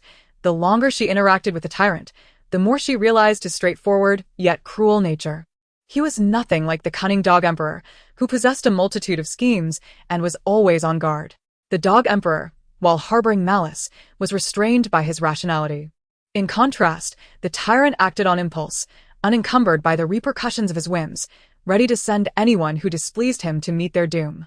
He was the dark counterpart of the Dog Emperor. And Gio sighed. Navigating such a difficult employer was certainly a challenge, and to her astonishment, she had two of them. This was something others could only envy. Chapter 26. A complete wreck the following day, and Gio sought out Aunt Chu to prepare hawthorn and, alongside it, some yellow peaches. She intended to make yellow peach preserves, knowing that the Dog Emperor had no fondness for peaches. Thus, she could relish them all herself. They were her favorite. Aunt Chu inquired, "Is there anything else you require?" She mentioned that the Emperor had enjoyed fish the previous day, which delighted her.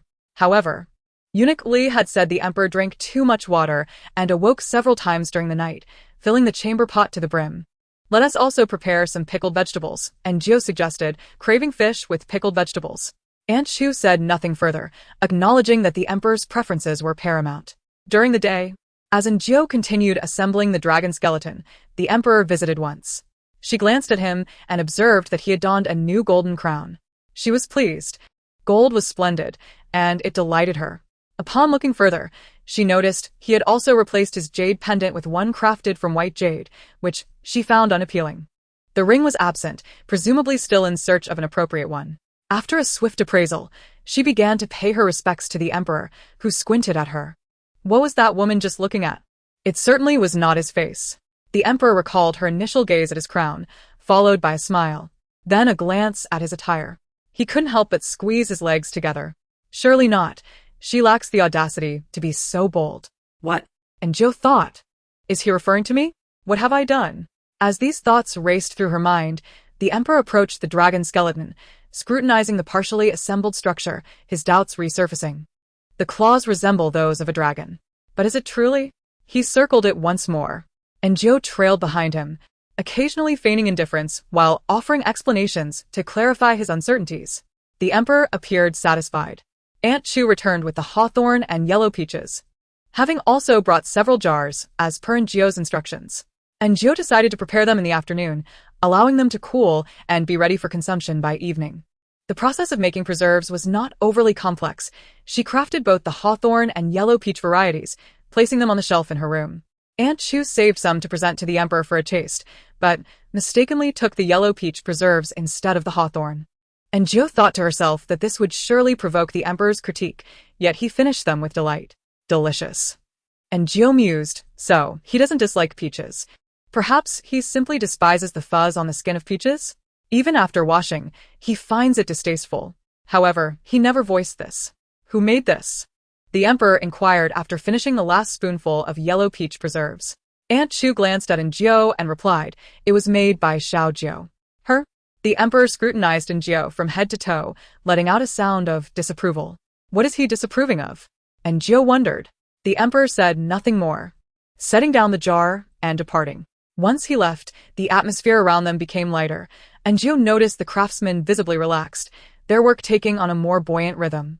As night fell, a breeze stirred, hinting that the weather was indeed shifting toward cooler temperatures. And Gio felt fatigued from the past few days and wished to retire early. Thus, she prepared the ingredients without waiting for the Emperor's arrival.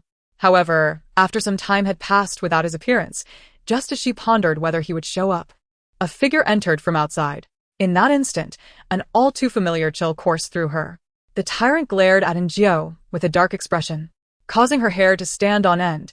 She sensed he might unleash his wrath at any moment. Uncertain of the cause of his ire, she gestured toward the pot of pickled fish. Your Majesty, would you care for a meal? The Tyrant stared at her unmoving. Anxiety began to creep into Gio. Unlike the Dog Emperor, who was crafty and shrewd, this one was far more difficult to navigate. Time dragged on, and Gio felt her body tense with anticipation until he finally walked over and took a seat. And Gio hastily served him rice. Watching the Tyrant devour his meal, she finally exhaled a sigh of relief. She had been terrified. After dining, the Tyrant proceeded to Gio's quarters. She found herself puzzled. Had he forgotten about the preserves? Never mind, she would offer them to him later. However, upon entering the room, she was struck dumb. Her meticulously arranged space was now in disarray. the bedding shredded and cotton scattered everywhere. Her clothing, shoes, vases, teapots, and other items lay in ruins. And Gio felt her blood boil with indignation as she turned to confront the culprit. The tyrant stood tall, nearly 6 feet, regarding her with a haughty demeanor, as if looking down his nose at her. "Why did you ransack my room?" And Gio demanded, immediately regretting her tone. Who was she to question him? Even if he demolished her room, it was of little consequence. Yet, the tyrant remained unperturbed, his gaze fixed coldly upon her. And Gio glanced at the empty preserve jar on the table. It was evident he had not only wreaked havoc in her room, but had also consumed her preserves. "Your Majesty, what has caused your discontent?" And Gio endeavored to soften her tone. The tyrant finally emitted a derisive snort. "Discontent." And Gio thought, "I see that. Thus, I inquire why you are displeased?" Nevertheless, the tyrant offered no response, seemingly uninterested in explaining himself, and leaving Gio to speculate. Resigned, and Gio began to guess. She contemplated that normally the tyrant sought her out. Perhaps his displeasure stemmed from her preemptively entering the kitchen today. Goodness, was he behaving like a child, needing to hold hands to visit the restroom? "Is it because I did not wait for you that you are displeased?" And Gio tentatively asked. The tyrant gave another cold snort, confirming her suspicion. "I only wished to prepare the meal promptly, so your Majesty could eat upon your arrival." The tyrant gazed at her for a while, and suddenly attempted to remove the crown from his head. However, today was not as fortuitous. With the tyrant's considerable strength, it seemed to be stuck. He inadvertently pulled out a handful of hair, yet the crown remained in place. Observing his growing agitation, and Gio hurriedly stepped forward. "Let me assist you, your Majesty." Only then did the tyrant cease his struggles, though his countenance remained dark and displeased. And Gio approached and suggested, "Your Majesty, could you perhaps sit? I cannot reach while you are standing." Thus, the tyrant complied and took a seat. Upon inspection, and Gio noted that the poor fellow had evidently injured himself. There was blood from an unknown laceration on his scalp, and his crown and hair were entangled. She couldn't help but internally critique the situation, wondering why the eunuch, Li Gonggong, would bother with a crown at such a late hour when the emperor was likely asleep. Li Gonggong felt quite wronged. Although the emperor had indeed been asleep, he had awakened and chosen a rather extravagant crown for himself, instructing Li Gonggong to assist him in donning it, which might have caused some discomfort. With utmost care, Anju slowly removed the crown, using a cloth to clean the blood from his head. Observing his disheveled hair, she resigned herself to the task of combing it. Finally, once his hair was neatly arranged, Anju realized that the tyrant had fallen asleep at some point during the process. She found it rather exasperating, akin to dealing with a violent child. Chapter 27. Why is he in my bed? The tyrant was taken away by Li Gonggong's subordinates, allowing Anju to begin tidying her room. The more she cleaned, the more frustrated she became. There was not a single item of value left intact. Thankfully, she had hidden her jade pendant, preventing it from being smashed by the tyrant. After a brief tidying, she climbed into bed, bringing the lamp closer to scrutinize the crown in her hands. The material felt substantial, and the craftsmanship was exquisite, adorned with unknown gemstones, distinctly different from the machine-made gold one might encounter in modern marketplaces. And Gio found herself at a loss for words. Yet it was evident that the crown was a precious item. No wonder everyone aspired to be an emperor. This crown could fetch a considerable price. Content. She glanced around at the wreckage strewn about the room. It was merely a bit of debris. After all, the emperor had a penchant for destruction. Clutching the crown, and Gio drifted off to sleep peacefully. Meanwhile, the tyrant awoke midway, startling Li Gonggong to the point of nearly losing his footing. "Your Majesty!" Li Gonggong exclaimed. Bewildered by the sudden awakening, the tyrant scanned the surroundings, not spotting Anju, his brows knitting together in displeasure. Li Gonggong hastily signaled for everyone to cease their activities. The tyrant, suppressing his irritation, turned and retraced his steps without acknowledging them. Anju had endured a night plagued by nightmares, envisioning dinosaurs chasing her, and had been running throughout the night. Due to her biological clock, she awoke early, but upon opening her eyes, she sensed something was amiss. This room seemed to harbor more than just her presence. Slowly turning around, she was met with the strikingly handsome face of the emperor. However, rather than feeling joy, a sense of dread overcame her. She remained frozen in bed for a moment, assessing her situation. Fortunately, she had not been taken advantage of. Looking at the tyrant, impeccably dressed, he appeared the very image of a gentleman. and Jiu exhaled in relief, cautiously disembarking from the bed and tiptoeing toward the door, then bolted away. Ontke. Li Gonggong, help. Why is the emperor in my bed? I am doomed. Clearly, Li Gonggong and the others had not been asleep. As Jiu emerged, Li Gonggong approached her, yawning. Little Jiu, is his majesty well? And Jiu was on the verge of tears. How did he end up in my bed? Li Gonggong explained. Last night, when we were escorting his majesty back, he woke up midway and went to your room on his own. And Jiu looked at Li Gonggong, wishing he could comprehend that as an innocent young woman, having a volatile man enter her room uninvited and share her bed was a grave matter. Aren't you concerned about this? Fortunately, Aunt Chu came to comfort her. His majesty does not take an interest in women, so there is no need to worry. He may have acted on a whim.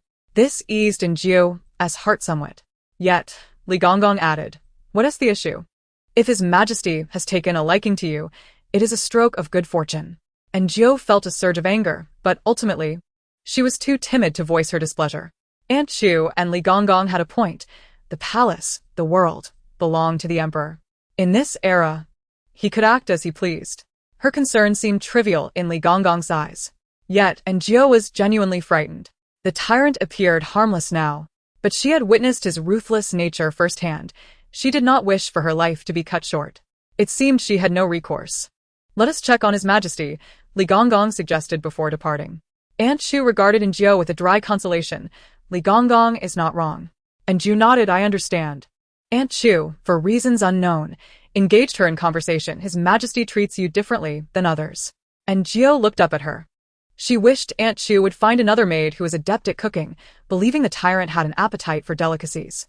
However, Aunt Chu continued, what I said about his majesty not being interested in women is true. He previously held a strong aversion to them. Whenever they approached, he would irrationally transform into a tyrant. Aunt Chu sighed, but since you arrived, he has not lost his temper for quite some time. And Jiu found this sentiment strangely familiar, reminiscent of the oft-repeated phrases in romance novels where the housekeeper would remark, it has been ages since the young master smiled like that. You are the first girl he has brought home. He treats you differently. Heavens! If he were truly like a domineering CEO, Jiu would have easily captured his heart without hesitation. But it was evident that the emperor was not a CEO. He was a killer. A chill ran down her spine. He merely had a penchant for meat. Perhaps if she requested the kitchen to prepare some, he would refrain from seeking her out. Seizing the opportunity, Jiu mentioned this to Aunt Chu. However, Aunt Chu shook her head. We are well aware of his majesty's fondness for meat. We have tried before, but the moment he sees it, he becomes enraged. And Jiu had suspected this before. She understood that Aunt Chu's notion of losing temper was far from mere annoyance. It could lead to bloodshed. And Jiu recalled the meat she had prepared for the tyrant.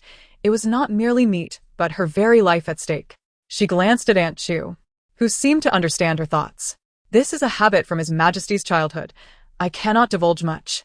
In any case, his majesty is quite special towards you. Aunt Chu looked at Jiu, her voice carrying a note of severity. Little Jiu, in this imperial palace, we, like you, have no choices.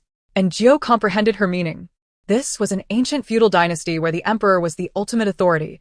He could order life or death without hesitation, and no one would dare oppose him. There was no concept of fairness, no human rights to speak of, whether for a lowly maid like Jiu or for Aunt Chu and Li Gonggong. They remained mere servants, tools for the privileged ruling class. Thus, Jiu found herself without options. I understand, she said softly, lowering her head. Her only skill was her acute awareness of circumstances. Since resistance was futile, she decided to go with the flow. Living another day was a victory in itself. Aunt Chu was pleased with her understanding. Do well, and life outside may not be better than here. Aunt Chu reiterated her point, believing that women faced hardships outside. Whereas in the palace, at least there was food and warmth, which was not so bad. And Jiu nodded obediently, presenting a compliant demeanor. Aunt Chu was quite pleased with Jiu's sense of propriety, her voice softening a few degrees. In a moment, you shall go to the storeroom to collect the items. Understood. Chapter 28. Perhaps it is indeed a possession. After Aunt Chu departed, and Jiu lingered in place for a while. Before heading to the storeroom, she encountered Xiao Hua and her companions. Xiao Hua sneered, unable to resist a sarcastic remark. Has someone completed their dragon bone? What punishment awaits if it remains unfinished? Her smug laughter reminded Injio of the vicious female antagonist from a domineering CEO novel, yet Xiao Hua was merely a cruel cannon fodder. What benefit did her words bring apart from momentary satisfaction? Casting a glance at Xiao Hua, Injio chose to ignore her and attempted to leave. However, Xiao Hua, eager to display herself before the other two palace maids, felt embarrassed by Injio's disregard and seized her arm. Where do you think you're going? Come. Tell us how your dragon bone is coming along. Injio swiftly swatted her hand away. What are you doing? That hurts. Xiao Hua's hand reddened from the slap. Her anger directed at Injio. With a cold chuckle, Injio turned on her heel and departed. She navigated the familiar path to the storeroom, where an older maid, known as Lu Mama, oversaw the area. Upon seeing Injio, Lu Mama did not inquire further, but welcomed her inside, gathering several items that clearly exceeded the necessities of a palace maid. Yet Injio said nothing. After all, they were the emperor's belongings. And why not take advantage of them?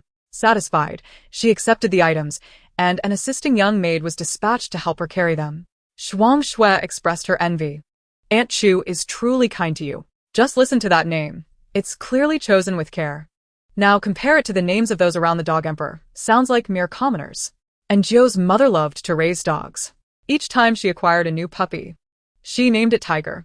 The first tiger was taken by a dog trader, and the second, despite being a different dog, was also called Tiger. Not long after, that tiger ran away, and a few years later, she named the next one the same. The cyclical nature of such names reminded Injio of the enduring tiger and the transient dogs. Fortunately, she had shed the name Tiger herself now. She was a dog with her own name. Reflecting on this brought her a sense of joy.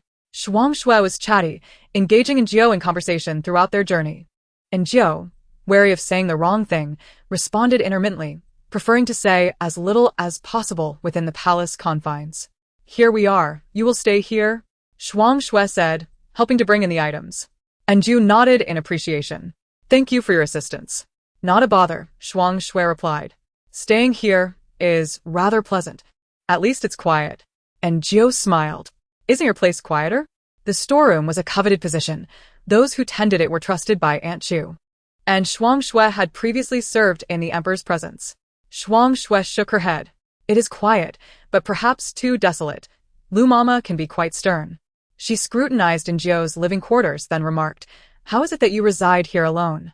Injio replied, I need to assemble the dragon bone. And staying here is convenient. I see. Shuang Shui inquired further, Why would His Majesty assign you to construct the dragon bone? Injio cast her gaze aside, expressing her perturbation. I am uncertain. Perhaps the emperor was in a foul mood that day. I happened to be standing before him, and he pointed at me without thought. With a sigh, Injio continued, I wonder if I can manage it. If I cannot. Shuang Shui displayed sympathy. Do not worry too much. Injio glanced outside, alarmed. Oh dear. Time is running short. I must hurry. Shuang Shui stood, smiling. Then I shall take my leave as well. If you find yourself bored, do come to find me. Once Shuang Shui departed, Injio finally felt a sense of relief. In this palace, it seemed that everyone had their complexities. She hurriedly arranged her belongings. The bedding was made of fine materials, clearly of superior quality, as were the teacups, teapot, and vase. Injio felt akin to a kept mistress, hidden away by a man. With a sigh, she stepped out to begin her second task of the day. The craftsmen had already begun their work. The two eunuchs, Xiao Luzi and Xiao Huazi, were indeed capable, despite their youth, demonstrating remarkable reliability in their duties. They understood how to handle the dragon bone without requiring Injio's input, allowing her to finally have some free time. Consequently, she sought out Aunt Chu. Aunt Chu inquired, Have you retrieved the items? Injio nodded. Thank you, Aunt. Aunt Chu seldom smiled, but today she did. Suddenly, Injio said, Aunt, I suspect Xiao Hua may have discovered something. Aunt Chu was well aware of who Xiao Hua was, the maid who had previously shared quarters with Injio. Living in the same room, it was indeed possible for her to uncover something. I understand, Aunt Chu replied succinctly. With that, Injio departed, her mind unconcerned with the fate of Xiao Hua. After all, Xiao Hua had spoken at length to her, while Injio had only uttered a single sentence in response. The emperor seemed particularly intrigued by the dragon bone, returning again in the afternoon. His headpiece had changed. It was no longer the extravagant adornment, but rather a simple jade hairpin. Upon his arrival, Anjou immediately rose, feigning busyness. Before long, the emperor's inner thoughts echoed through the air. Ouch. Anjou froze. What hurts? She longed to glance back at the emperor, yet the fear of meeting his gaze compelled her to bow her head and continue her work. She noticed that even the once lively Xiao Luzi was now staring intently at the ants crawling at his feet. See? The moment the boss arrives, none of the employees feel at ease. The emperor exhaled deeply, his mind wandering. When did I bump my head? Why can I not remember it all? And Zhou finally discerned the source of his pain. It was indeed his head. She wished to inform him, Your Majesty, you did not bump it. Rather, you pulled out your own hair and nicked your scalp. Have I been sleepwalking again recently? Everything feels awry. And Zhou was once more taken aback. Sleepwalking? Did he truly believe he had been wandering in his dreams at night? No, absolutely not. That state was not sleepwalking. Perhaps it was more akin to a split personality. As Anjou pondered this, her thoughts began to drift. Furthermore, modern medicine's definition of split personality, could it not be perceived as possession? If she could inhabit the original host's body, why could not another entity possess the emperor? In ancient times, people were unaware of personality disorders. Would they not conclude that the emperor was possessed by a spirit? Conversely, modern individuals who had never encountered ghosts might label possession as a split personality. And Zhou mused aimlessly, unable to resist glancing at the emperor's shadow. Just one. She shook her head, resolving to trust science. Yet how to explain her own inhabiting of the original hostess body? Perhaps it was wiser to believe in the supernatural. One might consider that the tyrant within the emperor was indeed a ghost. Chapter 29. Flower-picking silence reigned. What should have been a bustling construction site was eerily quiet. After a brief stay, the emperor departed, and a collective sigh of relief escaped from everyone present. And Zhou noticed that he was not heading towards the Guanghua Palace, but rather towards the storeroom. What could he possibly seek there? Lost in thought. And Zhou observed that the emperor had indeed entered the storeroom, seemingly out of sheer boredom, wishing to take a look around. Shuang Shui, who had been dozing, suddenly awoke upon seeing a pair of black boots embroidered with golden dragon patterns.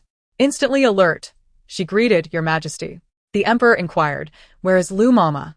I shall summon her at once, replied Shuang Shui. While waiting, the emperor scanned his surroundings, feeling an uncanny sense of familiarity.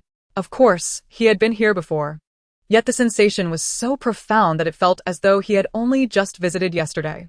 The emperor moved in a specific direction, growing increasingly familiar with each step. Li Gonggong trailed behind, anxious beyond measure, watching as the emperor approached Anjiu's small quarters. Just then, Lu Mama returned. The emperor paused, glancing back before finally stepping into the storeroom. What would Your Majesty like to see? Lu Mama inquired. The emperor strolled through the storeroom, feeling indifferent towards most items. Yet he was particularly drawn to a lovely pink crown, distinctly feminine in nature, whose material remained a mystery. He pointed it out with enthusiasm, prompting the eunuch Li to promptly retrieve it. Lu Mama cast a fleeting glance before averting her eyes. The emperor then selected a jade pendant, which was notably intriguing. Its front depicted a small fish, while the back was supported by gold. Such trinkets had previously failed to captivate him, but today they appeared surprisingly appealing. And he decided to keep it. Additionally, he picked up a vase tinged with pink and red, leaving Lu Mama increasingly perplexed. In contrast, Li squinted slightly, observing the emperor's choices. As they departed, Lu Mama quietly inquired of Li, What does this mean? His Majesty has never favored such effeminate hues. Li, with a solemn expression, replied, Perhaps His Majesty has had a change of heart.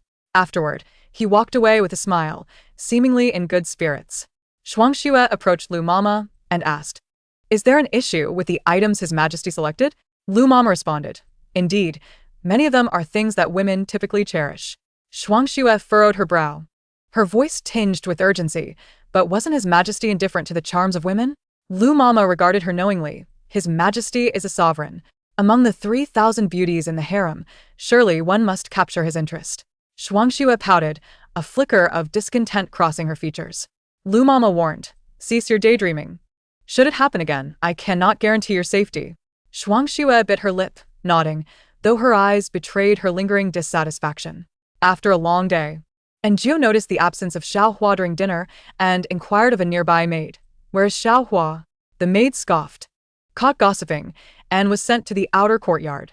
The outer courtyard was home to the less refined maids, relegated to menial tasks such as cleaning and laundry. A far cry from the dignified duties within the palace, yet infinitely safer, as they were managed by a different matron, keeping them away from Njio's circle. Relieved by Xiao Hua's departure, Njio indulged in an extra bowl of rice. Due to the previous day's incident, Njio hesitated to venture into the kitchen alone, opting to remain wrapped in her blanket, eventually succumbing to slumber. In the dead of night, she was awakened as expected.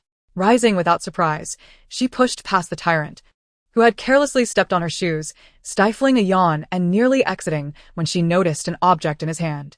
"What is this?" she boldly queried. The tyrant extended it towards her. Upon inspection, she found it to be the pink and red vase, a splendid piece from an official kiln, worth a fortune. "Such beauty!" Njio exclaimed, feigning ignorance. "Is this for me?" The tyrant regarded her with a look that seemed to say, "Of course, it's a gift. Today." He appeared particularly agreeable to her. Njio placed the vase on the table but soon reconsidered, fearing the tyrant might shatter it in a fit of rage. The tyrant furrowed his brow, visibly confused by her actions, and finally asked, "Why did you take it down? Do you not like it?" Njio looked up, surprised. "You can speak?" She recalled that he had spoken before, though rarely in coherent sentences, and she had unconsciously overlooked it. "I fear you might lose your temper and break it," she replied. The tyrant frowned, displeased. He was not prone to fits of rage. It was clearly Njio, who had not waited for him. "Do not take it down," he commanded. Njio was taken aback. "What?" "Do not remove it," he insisted.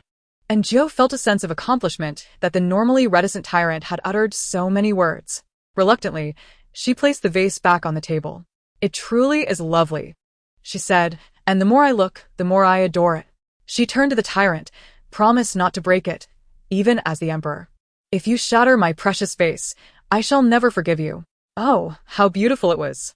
She was utterly defenseless against such a charming pink object. The tyrant frowned once more.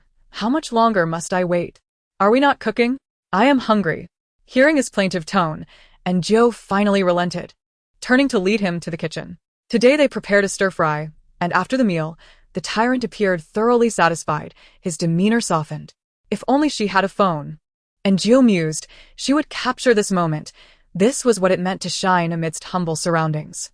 The tyrant lingered longer than usual, gazing at Njio, who returned to stare. "I wish to pick flowers," she declared, akin to the excitement of donning a new outfit. Njio could no longer contain herself. She longed to gather flowers and arrange them in her vase. The tyrant tilted his head. "Flowers?" At that moment, only the chrysanthemums in the flower house bloomed beautifully. Without warning, the tyrant seized her arm, leaping onto the rooftop in an unusual manner. Njio nearly cried out in exhilaration, "Mother, I can fly." The tyrant whisked her across the palace rooftops, and when they finally halted at the flower house, Njio panted, her legs trembling. "Is this lightness a form of martial arts?" The tyrant remained silent, stepping towards the flower house, where an elderly eunuch, initially startled by the emperor's arrival, quickly regained his composure. "What flowers does your majesty wish to select?" the old eunuch inquired. The tyrant glanced back at Njio, who hurriedly approached. Chrysanthemums, often misunderstood, were in fact stunning in their variety, some as large as a pot, others the size of a bowl, and even fist-sized, exhibiting a dazzling array of colors that left Njio breathless. The emperor arriving at such an hour with a woman implied a special relationship, prompting the old eunuch to ask Njio what she desired. She shook her head. "I am overwhelmed by their beauty. They are all exquisite." The old eunuch offered. "Shall I help you choose?" Njio nodded. With a discerning eye, the old eunuch quickly gathered a bouquet, artfully arranged it, and placed it into her vase perfectly. "It's so lovely. Thank you." Njio expressed her heartfelt gratitude, while the tyrant let out a cold huff behind her. "The palace belongs to me. He is merely a gardener." Njio turned and smiled. "Thank you as well, your majesty." The tyrant turned away, adopting a sulky demeanor, unwilling to acknowledge her. The old eunuch observed the pair with intrigue, finding their dynamic peculiar yet entertaining. "Should you wish for more, simply ask, and I shall deliver them to you," the old eunuch offered. Njio contemplated declining but was interrupted by the tyrant's command, "Deliver them."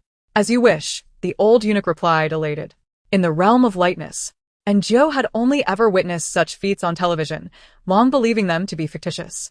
Yet, as the tyrant whisked her across the palace rooftops once more, She felt a thrill akin to a roller coaster ride. Upon their return to Guanghua Hall, her legs felt weak and her vision blurred. Yet the tyrant continued to observe her intently, prompting Enjio to fetch water and place the flowers in the vase. The more she admired them, the more enamored she became. Turning to the tyrant, she asked, "Your Majesty, your storeroom must be filled with treasures, am I right?" The tyrant scoffed dismissively, a look of assurance on his face. Enjio could not conceal her envy. "I truly envy your collection. Unlike me, I possess nothing." The tyrant glanced at the vase on the table. Enjio remarked, "This item is far too fragile." The tyrant's brow knitted in concern. Enjio quickly added, "But it matters not. I am not overly concerned with material possessions." She did not genuinely desire the treasures of the tyrant. Her longing stemmed from the sight of the jade pendant he wore. She wished to ascertain whether the tyrant's intellect was compromised, whether he was foolish. The tyrant lowered his gaze to his jade pendant, yet remained still, subsequently glancing at the vase. This indicated that he had already provided compensation for the day. Any further demands would be considered avaricious. And Enjio refrained from uttering more words. It seemed that the tyrant merely appeared dim-witted, while in reality, he was quite astute. This reminded Enjio of the emperor from earlier that day, a man with a multitude of schemes. Although she had intended to speak further, the emperor suddenly collapsed to the ground. Enjio exhaled sharply and summoned Eunuch Lee, following the familiar protocol. However, this time, the tyrant regained consciousness midway, casting a cold glance at Eunuch Lee before turning to leave. Eunuch Lee, trembling with fear, patted his chest and asked Aunt Chu beside him, "What is going on with His Majesty lately?" Aunt Chu furrowed her brow in response. Compared to the emperor they had seen earlier, they certainly preferred the current one to vanish entirely. Previously, he would awaken at night, wandering throughout the palace. On one occasion, he discovered a pair of palace maids and eunuchs in a compromising situation, executing them on the spot. Although they had managed to suppress the incident, the news still spread, leading to rumors of a haunting in the palace. On another occasion, a concubine, unable to withstand her loneliness, engaged in an affair with a guard, resulting in a similar fate. The next day, the ghostly rumors were corroborated, instilling widespread fear throughout the palace. At night, people reported sightings of a restless specter drifting through the halls. "I actually think this is a positive development," Aunt Chu remarked, observing the tyrant's retreating figure. "Have you not noticed that His Majesty has not lost his temper recently?" Eunuch Lee expressed his concern. "But His Majesty has never awakened in the middle of the night before." Aunt Chu suggested, "Perhaps we should invite Physician Jiang to take a look?" Eunuch Lee nodded in agreement. Although they both believed that the emperor was possessed by a spirit, they publicly claimed that he was suffering from somnambulism. The emperor himself was unaware, occasionally recalling fragments of the tyrant's memories, yet perceiving them as if veiled by mist, akin to the indistinct recollections of dreams that one might remember only fleetingly. Nonetheless, it must be said that Enjio possessed genuine talent. If the tyrant could maintain his demeanor within a certain range, it would indeed be beneficial. Unbeknownst to her, after the tyrant departed, Enjio did not hasten to sleep. Instead, she cocooned herself in her blanket, gazing at the vase. The more she looked, the more enchanting it became, the more she cherished it. Before long, the door swung open, and her eyes met those of the returning tyrant. Enjio was taken aback. "Why have you returned?" The tyrant furrowed his brow, regarding her with a gaze that bore a hint of possessiveness. Enjio hesitated, her thoughts racing. She had not been naive enough to believe that the emperor could develop feelings for her, yet why did he exhibit possessiveness? She lifted her gaze to meet his once more. Disobedient. No more gifts for her. The tyrant pondered this for a moment, and suddenly, Enjio was struck by an epiphany. Could it be that he perceives me as his pet? One that wags its tail in response to a bone? She looked up at him. The tyrant stood proudly, regarding her through his nostrils, silent and motionless, awaiting her to decipher his thoughts. Enjio was left speechless. She gestured towards the adjacent bed. "Your Majesty, do you wish to sleep? If you do not mind, you may rest there." The emperor examined the bed, and Aunt Chu had made her intentions clear that day, having taken 2 sets of bedding, which were now perfectly suited for the tyrant's use. The tyrant finally appeared satisfied, approaching her and extending his arms. Enjio was taken aback for a full 10 seconds, failing to comprehend his intent. Was he seeking a bedtime embrace? "Your clothes," the tyrant impatiently stated. Enjio finally grasped the situation. He desired her assistance in undressing him. What an audacious character he was. Moreover, what was his issue? If he regarded her as a pet, why would he sleep alongside her? Was this not akin to slumbering beside a doghouse? And Gio found herself amused by this self-deprecating analogy as she struggled to remove the Emperor's clothing and shoes. Once the Emperor was comfortably asleep, and Gio exhaled in relief and set out to find Eunuch Lee. However, Eunuch Lee advised her to let the Emperor sleep undisturbed. Waking him might provoke an unpredictable outburst.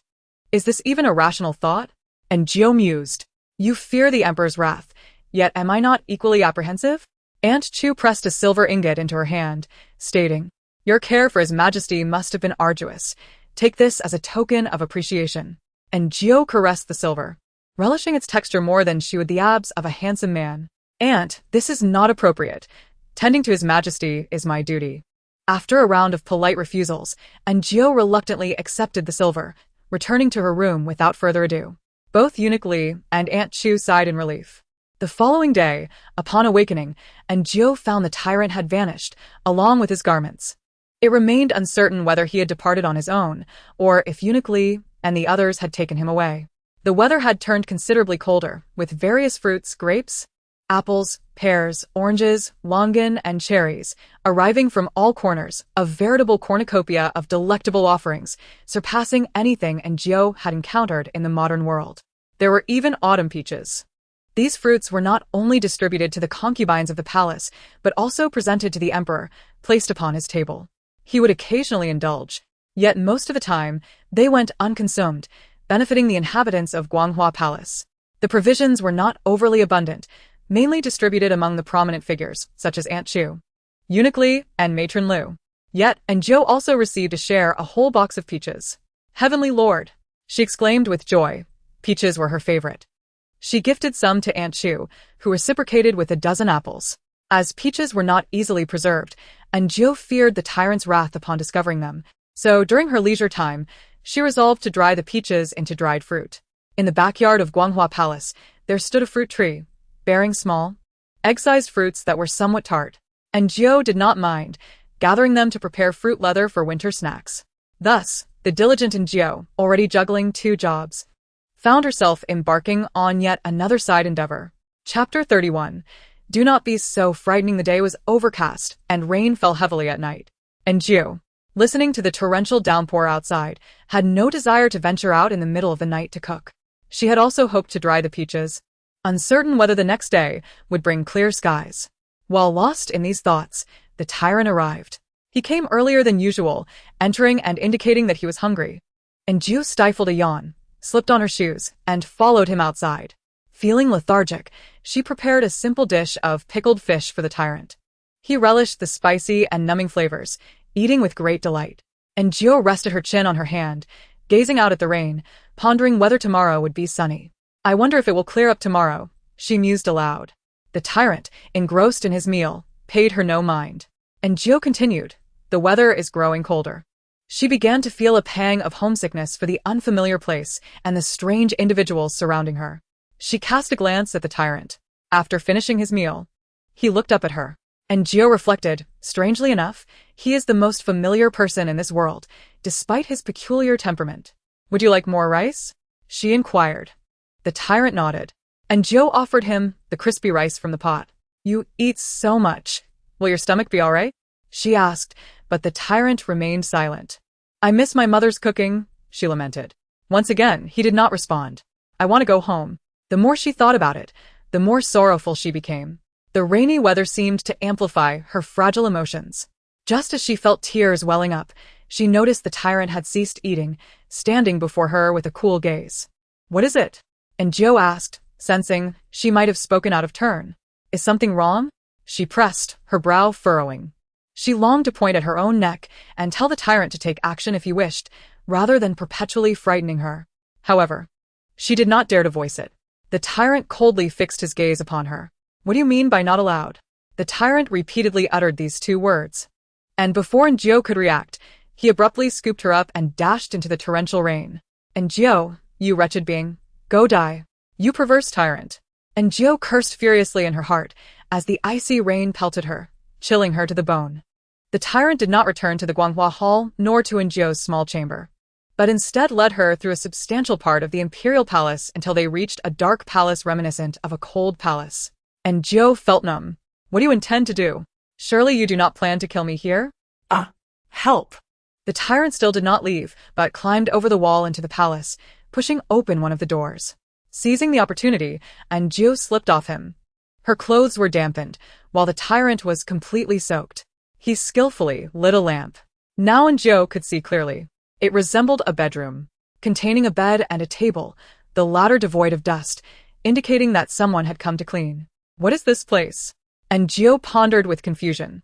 The tyrant gazed at her and answered, home. Jiu was taken aback, looking up at him incredulously. This is your home?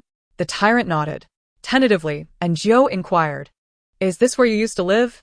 The tyrant, growing impatient, simply replied, home. Why are we here?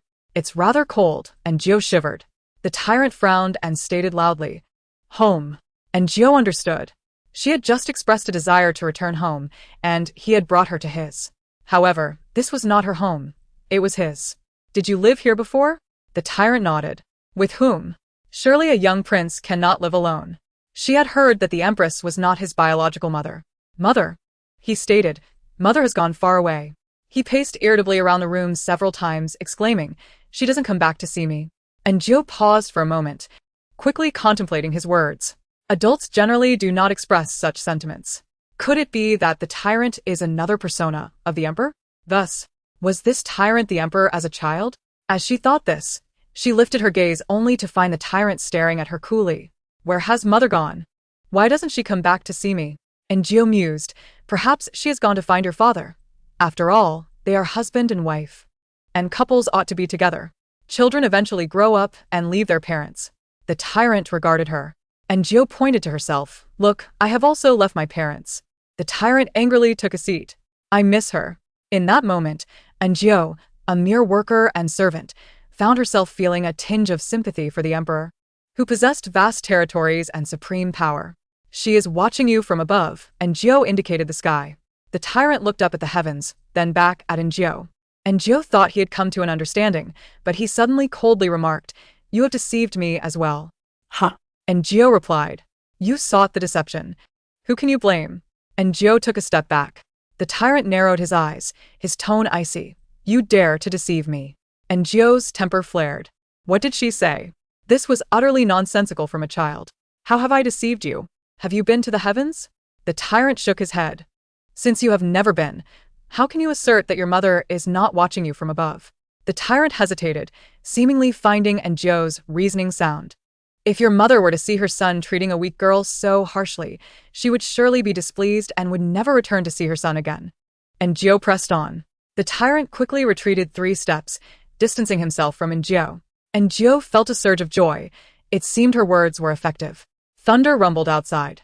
Jiu trembled in the cold room. I am so cold. Jiu looked at the tyrant. If I fall ill, you will have no food to eat. A flicker of fear appeared in the tyrant's eyes. No need for such extremes. Quickly take me back, Jiu urged. No. The tyrant replied. Another thunderclap echoed. The tyrant grew restless, glancing toward the door. What is wrong with you? Jiu sensed something was amiss. He seemed frightened, perhaps fearing something lurked at the door during the thunder. Jiu swallowed hard and asked again, what is troubling you? The tyrant looked toward the door. And when thunder boomed once more, he swiftly dashed beneath the bed to hide. Jiu was still processing this when the tyrant emerged again, dragging her under the bed with him.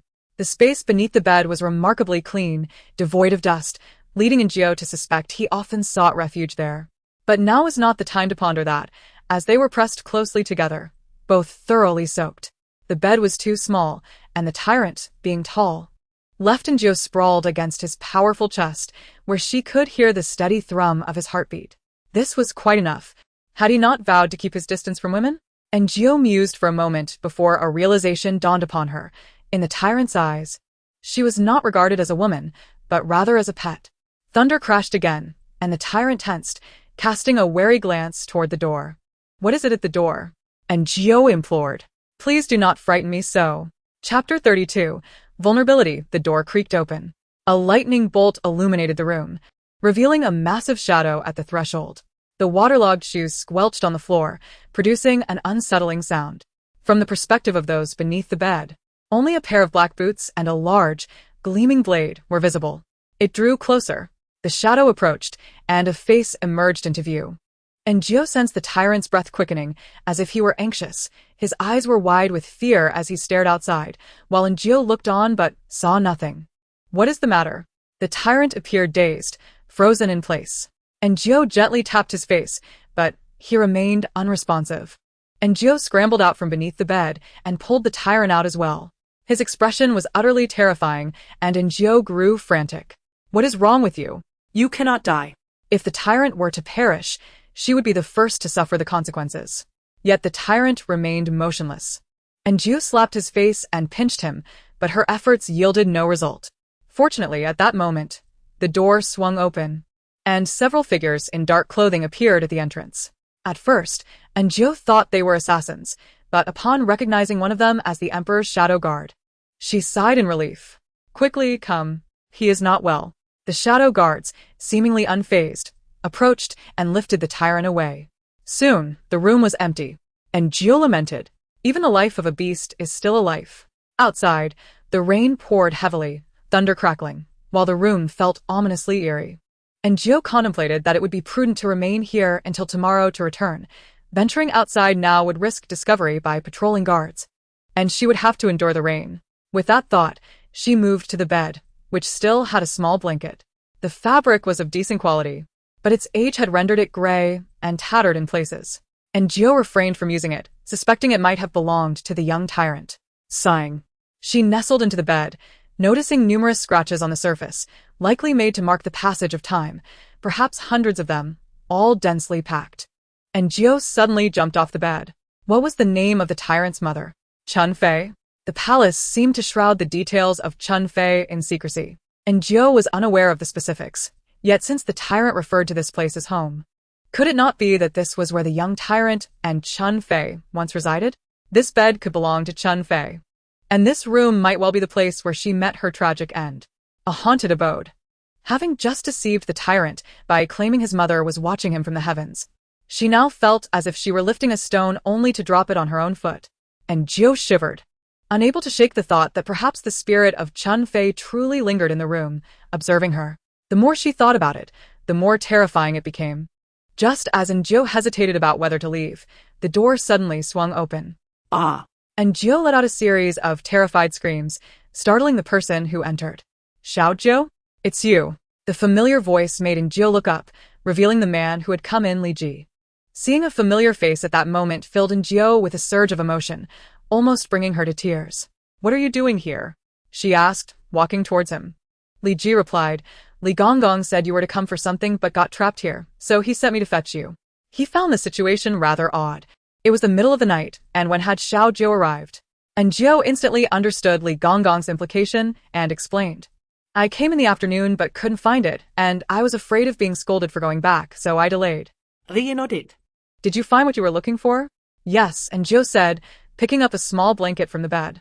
"It's what His Majesty wanted." Li Ji glanced at it and nodded. "Let's hurry. There's a lot of water on the way." And Gio agreed. Li Ji carried only an umbrella, which, although large, made them stand very close together, an uncomfortable proximity. The rain seemed to lighten, but the water remained plentiful, and Gio's shoes quickly soaked through, making it difficult to walk as they kept slipping off. Li Ji paused to wait for her. "I'm sorry for the trouble," and Gio said, feeling guilty.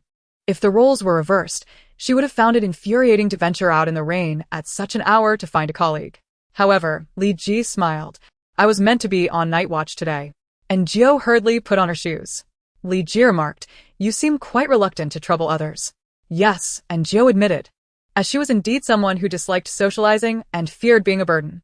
Li Ji sighed, "You're still just a young girl. It's okay to be a little vulnerable." And Gio looked up at him, tears mingling with the rain on her cheeks. Li Ji took out a handkerchief and offered it to her. She wiped her face and continued walking in silence. Ever since she inexplicably arrived in this world, she had lived in constant fear, trying to manage one situation after another. Though she could pretend to be strong, the sudden concern from a stranger made her want to cry. Li Ji sighed again. "You're about the same age as my younger sister." He smiled. "If you ever need anything, feel free to come to me." And Ju nodded quietly. The long, damp, and cold palace corridor seemed endless, yet Enjio suddenly felt a great sense of reassurance, as if the air around her had become fragrant. Many years later, Enjio would always remember that night and the warmth and kindness bestowed upon her by a guard named Li Ji. No matter how long the journey, it would eventually come to an end. Upon returning to Guanghua Palace, Xiao Fuzi rushed over. Xiao Jiu, Li Gonggong wants to see you. It was likely to inquire about the events of the day. Just as Enjio was about to leave, Li Ji spoke up. It won't hurt to take a moment. Let Xiao Jiu change into something warmer, so she doesn't catch a cold. Xiao Fuzi slapped his forehead. Look at my lack of insight. He smiled at Enjio. Hurry along now. Enjio nodded at both him and Li Ji before heading to her small room. She truly felt cold, her teeth chattering, and she hadn't expected Li Ji to notice. Turning back, she saw Li Ji smiling at her. She quickened her pace. After changing her clothes and bringing the emperor's blanket to Guanghua Palace, she found Li Gonggong and Aunt Chu there. They hadn't anticipated that the tyrant would bring Enjio to such a place. Upon seeing the small blanket in Enjio's hands, Aunt Chu approached her. Why did you bring that here? Enjio replied with little expression. Li Sherwei asked me what took me so long. Aunt Chu said nothing more and took the blanket. The emperor was still lying in the inner chamber, with a man sitting by the bedside, most likely Jiang Tai. Chapter 33. Jiang Tai, what is your name? Enjio heard a gentle male voice and then spotted a pair of white boots. This must be Jiang Tai. Xiao Jiu. Jiang Tai chuckled lightly. I meant your birth name. The one you had before entering the palace. Enjio. Enjio, Jiang Tai repeated, and for some reason, Enjio felt that her name, uttered by him, carried a unique charm, reminiscent of someone in a bar saying, You look familiar. Have we met somewhere? With a distinct intent, Jiang Tai continued, Where's your hometown? One Yao County. I passed through there during my travels. The melons there are quite delicious, Jiang Tai remarked. Enjio remained silent. Jiang Tai asked again, Is there anyone else in your family? Why did you enter the palace? Enjio had long since organized the memories of the original owner. The memories contained little about her family, only that they were very poor. One year during a famine, she got separated from her family and was sold by a trafficker, ultimately ending up in the palace, but she had no recollection of what happened after that. Faced with Jiang Tai, she gave the same response. After a brief silence, Jiang Tai said, So, it seems there is no way to trace it back. Enjio felt his words carried an ill intent. However, Jiang Tai said nothing further and instead inquired about her details with the tyrant. I'm genuinely curious as to why he treats you so specially. Enjio wanted to know that as well. Was it simply because she cooked a few meals? That seemed improbable. He had likely tried that before. Besides, her culinary skills were merely homely. It was an exaggeration to say she cooked exceptionally well. So why? Was it because she could hear the tyrant's thoughts, making her seem familiar to him? Enjio could not fathom the reason, nor could Jiang Tai, so he asked Enjio to cook for him. Now? Enjio questioned. Is it too late? What do you think? Are you a devil? I've been working all day and night for the tyrant. Is it not enough that I have to cook for you as well? Besides, the tyrant still hasn't paid her for today. Enjio remained silent, her refusal unspoken. Jiang Tai chuckled. Then let's do it tomorrow. Finally, Enjio could return to sleep. She took one last glance at the tyrant lying on the bed, only able to make out a hazy silhouette. Enjio thought she would have trouble sleeping, but to her surprise, she fell asleep as soon as her head hit the pillow. When she opened her eyes again, the sun was already high in the sky. Enjio had overslept. She quickly got up, washed, and headed out. Not finding Aunt Chu, she decided to check the backyard where the craftsmen were assembling the dragon frame. It must be said that the craftsmen of the ancient times were quite skilled, as they had already constructed nearly half of it. The craftsmen looked puzzled at the strange dragon before them. One asked as she approached, Is this really a dragon? Enjio was aware of the emperor's concerns and had long prepared her explanation for the sake of her future safety. It could be. There are many deities in ancient times, and their mounts varied greatly. The craftsman, originally pondering what kind of bizarre creature this was, suddenly found clarity in Enjio's words. Indeed, it could very well be a mount of some deity, as the mounts of deities in mythological texts were often peculiar. Is this not a discovery of an ancient divine beast? One craftsman exclaimed. The others nodded in agreement. A dragon is undoubtedly an ancient divine beast. Who knows which deity would ride such a thing? The craftsman buzzed with excitement. Just then, Xiao Fuzi arrived, spotting Enjio and calling out happily, Xiao Jiu. Enjio looked at him.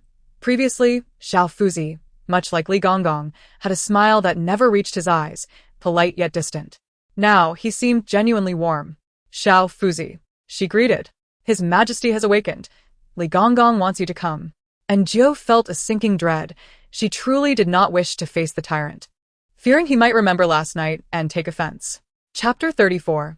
You are truly dogs. The emperor, afflicted by a chill, sat weakly upon his bed. As Enjio entered, the emperor fixed his gaze upon her, causing beads of cold sweat to cascade down her brow. What was he looking at? Was he recalling something? Ultimately, Enjio heard his inner thoughts. Dr. Jiang said this maid is quite special. I must keep her close. The emperor scrutinized Enjio from head to toe. What exactly is special about her? Enjio, your majesty, Xiao Jiu has arrived. Eunuch Li chuckled. The emperor grunted in response. Not even good-looking. Enjio not very tall either. Enjio not particularly clever.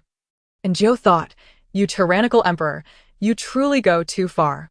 In her heart, she cursed his ancestors repeatedly. Noticing the emperor's silence, Eunuch Li inquired, Your Majesty, will Xiao Jiu still be responsible for the dragon bones? No need, the emperor replied, his attention still fixated on Enjio, as if he were trying to discern a flower blooming from her. She will return to serve in the inner hall. After stating this, he seemed to remember something, reluctantly adding, to serve closely. Enjio exclaimed, What? Serve closely? How closely? Surely, he did not expect her to attend to his chamber pot? She glanced at Eunuch Li, who signaled her to kneel and express her gratitude. The emperor, taken aback by her foolishness, felt a surge of frustration and lay down. Dr. Jiang truly leaves much to be desired, speaking so ambiguously. He cast another glance at Enjio. What is so special about her? He disdainfully turned away and fell asleep. Enjio longed to roll her eyes.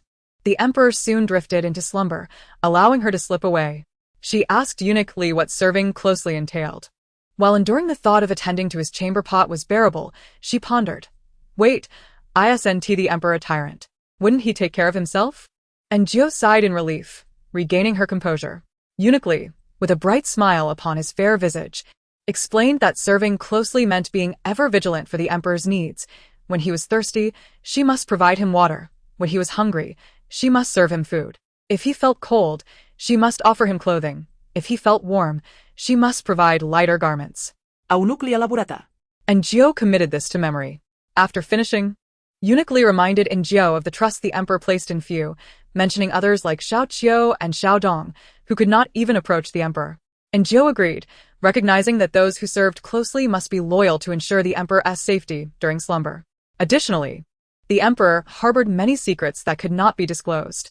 Previously, these duties were managed by Eunuch Li, Xiao Fuzi, and Aunt Chu. Now Enjio was included. She doubted their willingness to trust her fully, primarily due to Dr. Jiang's words. With a sigh, Enjio felt as though she had been selected to perform on stage like an unwitting monkey. After Eunuch Li's instructions, he sent Enjio to serve. She hurried inside, finding the emperor sleeping soundly. Leaning against a pillar, her mind wandered until she realized something was amiss. When she lifted her gaze, she found the emperor standing before her. Startled, she nearly spoke but sensed something was off. This was not the emperor. This was the tyrant. How had he suddenly appeared? The tyrant fixed his penetrating gaze upon her, his voice tinged with a hint of grievance. Hungry. Enjio replied, I shall have someone prepare a meal. The tyrant remained silent. The food was brought by Eunuch Li and Xiao Fuzi, both of whom, upon entering, sensed the oddity of the situation. Their faces paled as they set down the food and quickly exited. Enjio thought, you are truly dogs. Chapter 35.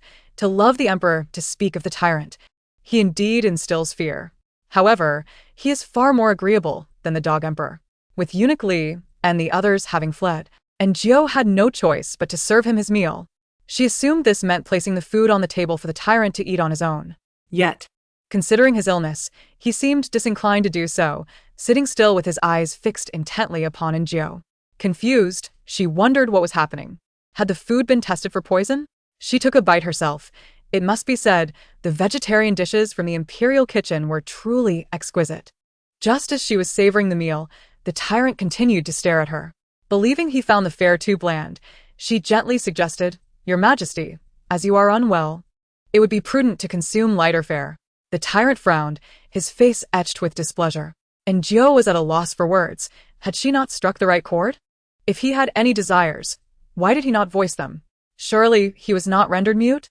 She pondered, suddenly struck with inspiration, and looked up at the tyrant in disbelief. He, clearly irked, continued to fixate on her. And Gio thought, no, I do not wish to feed him. Not even in the slightest. Yet, the tyrant remained unyielding in his gaze, displaying signs of impatience. With a resigned sigh, Gio picked up a spoon. Spoonful after spoonful. She soon emptied the bowl of porridge. The tyrant was undoubtedly still hungry, possessing a hearty appetite, yet Gio felt uncomfortable continuing to feed him. Thus she stated, Your Majesty, you ought not to eat too much while ill. The tyrant regarded her with suspicion, and Gio, unflinching, continued, If you do not rest, Dr. Jiang will arrive shortly, and you must take medicine, which is quite bitter. The tyrant, evidently averse to medication, obediently retreated to bed. And Gio tidied up and, upon exiting, encountered a strikingly handsome man clad in white. Who could this be? As he spoke, Gio recognized him as Dr. Jiang. He had evidently been lingering outside for some time, observing her interactions with the tyrant. And Gio stepped aside for Dr. Jiang, who, instead of inquiring about the emperor, remarked, His Majesty is in good health. This is merely a slight chill, and he will be fine. And Gio remained silent, unsure of how to respond. At that moment, Xiao Xia arrived, announcing that flowers had been delivered from the flower house. Dr. Jiang raised an eyebrow. For the emperor? Xiao Xia nodded. Dr. Jiang stroked his chin. His Majesty enjoys flowers? This is the first I have heard of it. And Gio felt numb to it all. She had no desire to elaborate, for it was daytime, and the tyrant was asleep. Upon awakening, he would revert to the dog emperor, who would not remember previous events. And Gio dared not claim credit. Do you know the reason? Dr. Jiang turned to Gio, prompting her to share the details of the flower house incident. He laughed heartily. How thoughtful. It seems he indeed holds you in special regard. Fortunately, Dr. Jiang did not request Gio to prepare a meal for him. Instead, he stated he would check on the dragon bones. Once he departed, Gio breathed a sigh of relief. It was then that Aunt Chu finally returned, finding Gio standing on the steps and questioning why she had not gone inside. And Gio explained that the emperor was sleeping. Aunt Chu pulled her aside to discuss the events of the previous night. It concerned the Jinxiu Palace, the former residence of Pure Concubine. And Gio nodded as Aunt Chu continued. The Pure Concubine was harmed when the emperor was merely 8 years old. After that, he lost his memory and could not recall the identity of the assailant. Subsequently, he ascended as the crown prince and later became emperor. Aunt Chu and the others had been close to the Pure Concubine, but after her fall from grace, they were reassigned to various palaces, leaving them unaware of what transpired during her demise. They believed it was for the best that the emperor had forgotten. However, who could have anticipated that after ascending the throne, he would suddenly erupt in violence? Aunt Chu sighed deeply. Initially, the emperor was diligent in his rule. Everyone praised him as a good emperor, yet no one foresaw his sudden descent into tyranny. At that time, a minister suggested that the emperor appoint a queen, which irritated him somewhat. The minister continued to speak, and soon a group of ministers joined in, believing that the newly crowned emperor, with his unstable foundation, would not refuse. However, the emperor suddenly descended from his dragon throne and, before the entire court of civil and military officials, plunged a dagger into the minister who had spoken. Everyone was taken aback and frightened, but the emperor, consumed by rage, turned to the other speakers. Those few seemed as if they had been struck by a paralysis spell. Forgetting to flee, the emperor killed one and injured another, while the guards dared not intervene, uncertain of the emperor's intentions.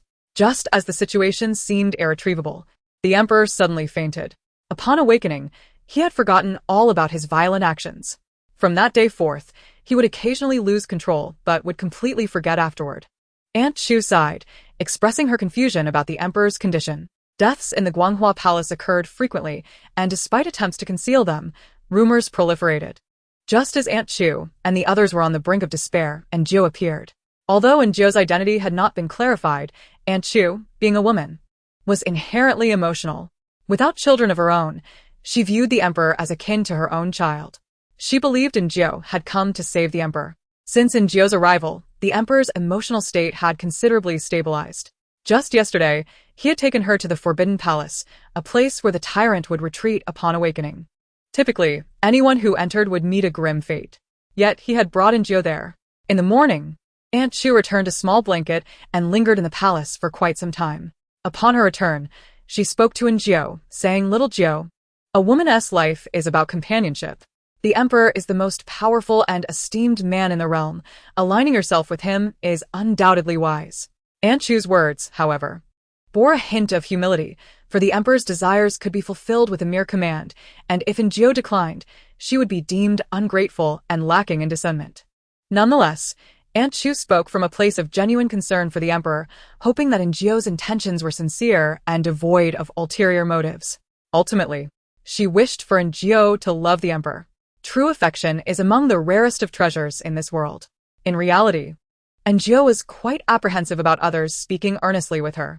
She had no desire to uncover the numerous secrets surrounding the emperor, nor did she wish to or dare to love him. What was she? What was her standing? Did the emperor even require love?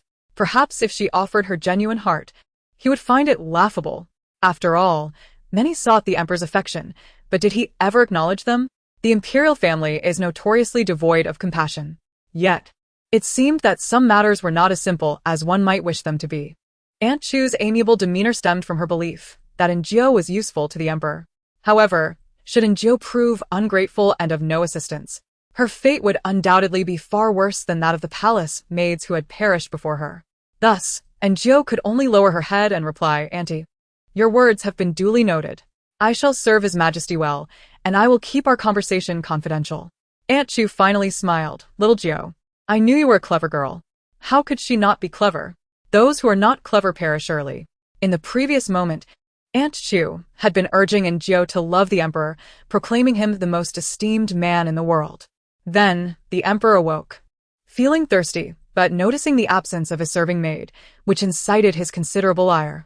He deemed Injio neither intelligent nor quick-witted, unable to comprehend what was so special about her. Injio couldn't help but smirk inwardly. Look at that, he has forgotten me. Just a short while ago, at this very table, he had asked her to feed him, yet now he had completely forgotten her. His speed in forgetting was akin to that of a scoundrel who disregards a person after having his way. Aunt Chu still expected her to love him? How absurd. Injio found herself chuckling at the thought. After falling for him, would they share a bed only for him to wake and think she had crawled into his bed to stab him? Amused by her own notion, she looked up, only to find the emperor staring at her with an expression that suggested he viewed her as a fool. What was going on? Could he not behave normally for once? "Your Majesty, is there something you require?" The emperor was too weary to retort. "I am thirsty." Injio hurried to pour him some water, and after drinking, he had no inclination to sleep despite having rested for half a day. He contemplated taking a stroll to get some fresh air. Injio was flustered as she helped him dress, all the while listening to his grievances. How bothersome. Fool. Idiot. You can't even manage this trivial matter. Utterly foolish. The more he complained, the more anxious Injio became. Ultimately, she decided to summon Eunuch Li and the others, but the emperor scoffed, "If you cannot manage this, will you always call for Eunuch Li?" Injio felt Aunt Chu was viewing the emperor through a maternal lens. He was, in fact, the most particular and challenging person to serve in the world. And what of that foolish physician Jiang? What was his game? What was so special about him? To her, he appeared utterly foolish. The emperor snorted in disdain. "Dare you show me your displeasure?" "I demand," and Jiao tensed. "Perhaps we should consult Jiang Sheng first." Just as she thought of him, Eunuch Li entered the room. Upon stepping inside, he immediately sensed something was amiss, first noticing the emperor's disheveled attire. Yes, it was indeed very disheveled. Then he saw the sweat on Injio's brow, her flushed cheeks, and her somewhat tousled hair. Something seemed off, yet something also seemed right. "Your Majesty, Physician Jiang has come to check your pulse." The emperor, with his chest exposed, appeared displeased. "Let him in." Physician Jiang entered, and, upon witnessing the scene before him, was more straightforward than Eunuch Li. Smiling as he asked, "Your Majesty, what is this?" The emperor sneered. The truly special person cannot even dress properly. And Jiao felt infuriated. Did she not wish to dress him properly? Who on earth knew that a nearly 20-year-old man still required someone to assist him in dressing? And Jiao wondered who cleaned up after him. Could the emperor's noble hands perform such menial tasks? Moreover, What sort of absurd clothing was this? It was utterly complex. Who could possibly know how to wear it? Upon hearing the emperor's words, Physician Jiang chuckled, glancing at Jiao as he said, "Little Jiao is just inexperienced. It is perfectly normal." And Jiao fumed inwardly, "You bastard. Don't think I can't hear your innuendos." Suppressing her anger, she clenched her teeth. The emperor snorted, "What are you still doing here? Don't you know to pour water?" And Jiao heard him but pretended she hadn't tea, allowing Eunuch Li to pour the water instead. It seemed the emperor had matters to discuss with Physician Jiang, giving Jiao the opportunity to step outside. She thought to herself that she could never fall in love with the emperor. Never. Little Jiao. And Jiao heard someone calling her and looked up to see Li Ji standing nearby. He had just finished his shift in the afternoon. "Have you been serving in the Guanghua Palace?" he asked softly. Since that rainy night when he had come to fetch her, and Jiao had remembered his kindness. Nodding in affirmation. "I returned today." Li Ji smiled and nodded back, not daring to say much more to her. Thus, and Jiao found a spot to stand, waiting for Physician Jiang to leave before attending to the emperor again. Inside the grand hall, the emperor appeared entirely different from moments before. His expression darkened as he glared at Physician Jiang. "What on earth are you playing at?" Physician Jiang replied, "I told you, she is very special to you." The emperor scoffed, "Do you take me for a fool?" "I'm being serious." Physician Jiang leaned in closer, speaking softly. "You, on the other hand, are very special to her."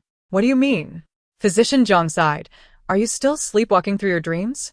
The emperor nodded. "It's all hazy. I always feel as if I am there. Yet upon waking, I can only recall vague shadows." Dr. Jiang's gaze was heavy as he remarked, "Perhaps it is not merely a case of sleepwalking."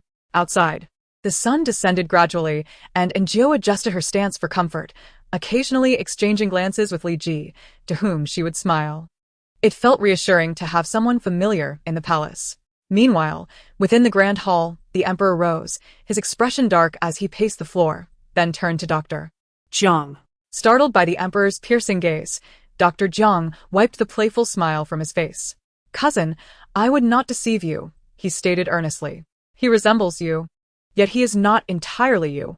After extensive observation, and even consulting similar cases in the villages, along with discussions with his master, Dr. Jiang concluded, "In essence, he is you specifically, your 7-year-old self." The specifics eluded him, for he had never interacted with a tyrant, whose temperament was notoriously poor. However, Dr. Jiang sensed that when the emperor interacted with Jiao, he did not behave like a mere child of 7, but rather someone older, albeit not entirely mature. He too was in a state of growth. Dr. Jiang had never encountered such a condition before. His master had once told him that the world was vast and filled with wonders. There had been a patient who housed multiple personalities within, different ages, different dispositions, alternating in their appearances, which had terrified the villagers, who claimed he was possessed. Dr. Jiang reasoned that the entity within the emperor was not a possession but rather a manifestation of the emperor himself, split into another being, essentially, the emperor before his amnesia. It was, in a word, peculiar. Being the emperor, he was astute and soon grasped the crux of the matter. He sat in silence, listening intently to Dr. Jiang recount the extraordinary deeds of this other self over the years. Finally, he comprehended the reason behind his hunger on one day and the feeling of fullness the next. The inexplicable nighttime awakenings despite not having consumed water, and the mysterious injuries that appeared on his body. Prior to this revelation, the emperor had attributed his forgetfulness to a poor memory. But now, he needed to contemplate his next steps carefully. Chapter 37. I am aware of everything, and Jiao was summoned once more. She stood quietly, striving to diminish her presence. Yet, the emperor's thoughts resonated clearly in her ears. Is that individual truly special to this little palace maid? And Jiao was taken aback. The emperor was aware. This Dr. Jiang was indeed formidable. What makes her so special? What does she possess? The emperor scrutinized Jiao. Although she felt a pang of anxiety, she maintained her pretense of ignorance. I must investigate this woman thoroughly. And Jiao thought perhaps she is a spy sent by others. I partake of her meals daily. Could she be poisoning me? Such musings were indeed excessive. Concurrently, and Jiao sensed a looming danger. The emperor understood the existence of another personality. How might he react? Would he seek to eradicate that uncontrollable persona? And what of her? If the tyrant were to be obliterated, her fate would surely be grim, for only the dead could guard secrets eternally. The emperor summoned a shadow guard, revealing he no longer feared exposing too much in Jiao's presence. Investigate this palace, Maid, he commanded, pointing directly at Enjio. The Shadow Guard. A handsome young man whom Enjio recognized as the one who had previously carried the emperor away, departed without hesitation upon hearing the emperor's order. Enjio swallowed hard, locking eyes with the emperor. He regarded her with a smile that was not quite a smile, saying, "I am aware of everything."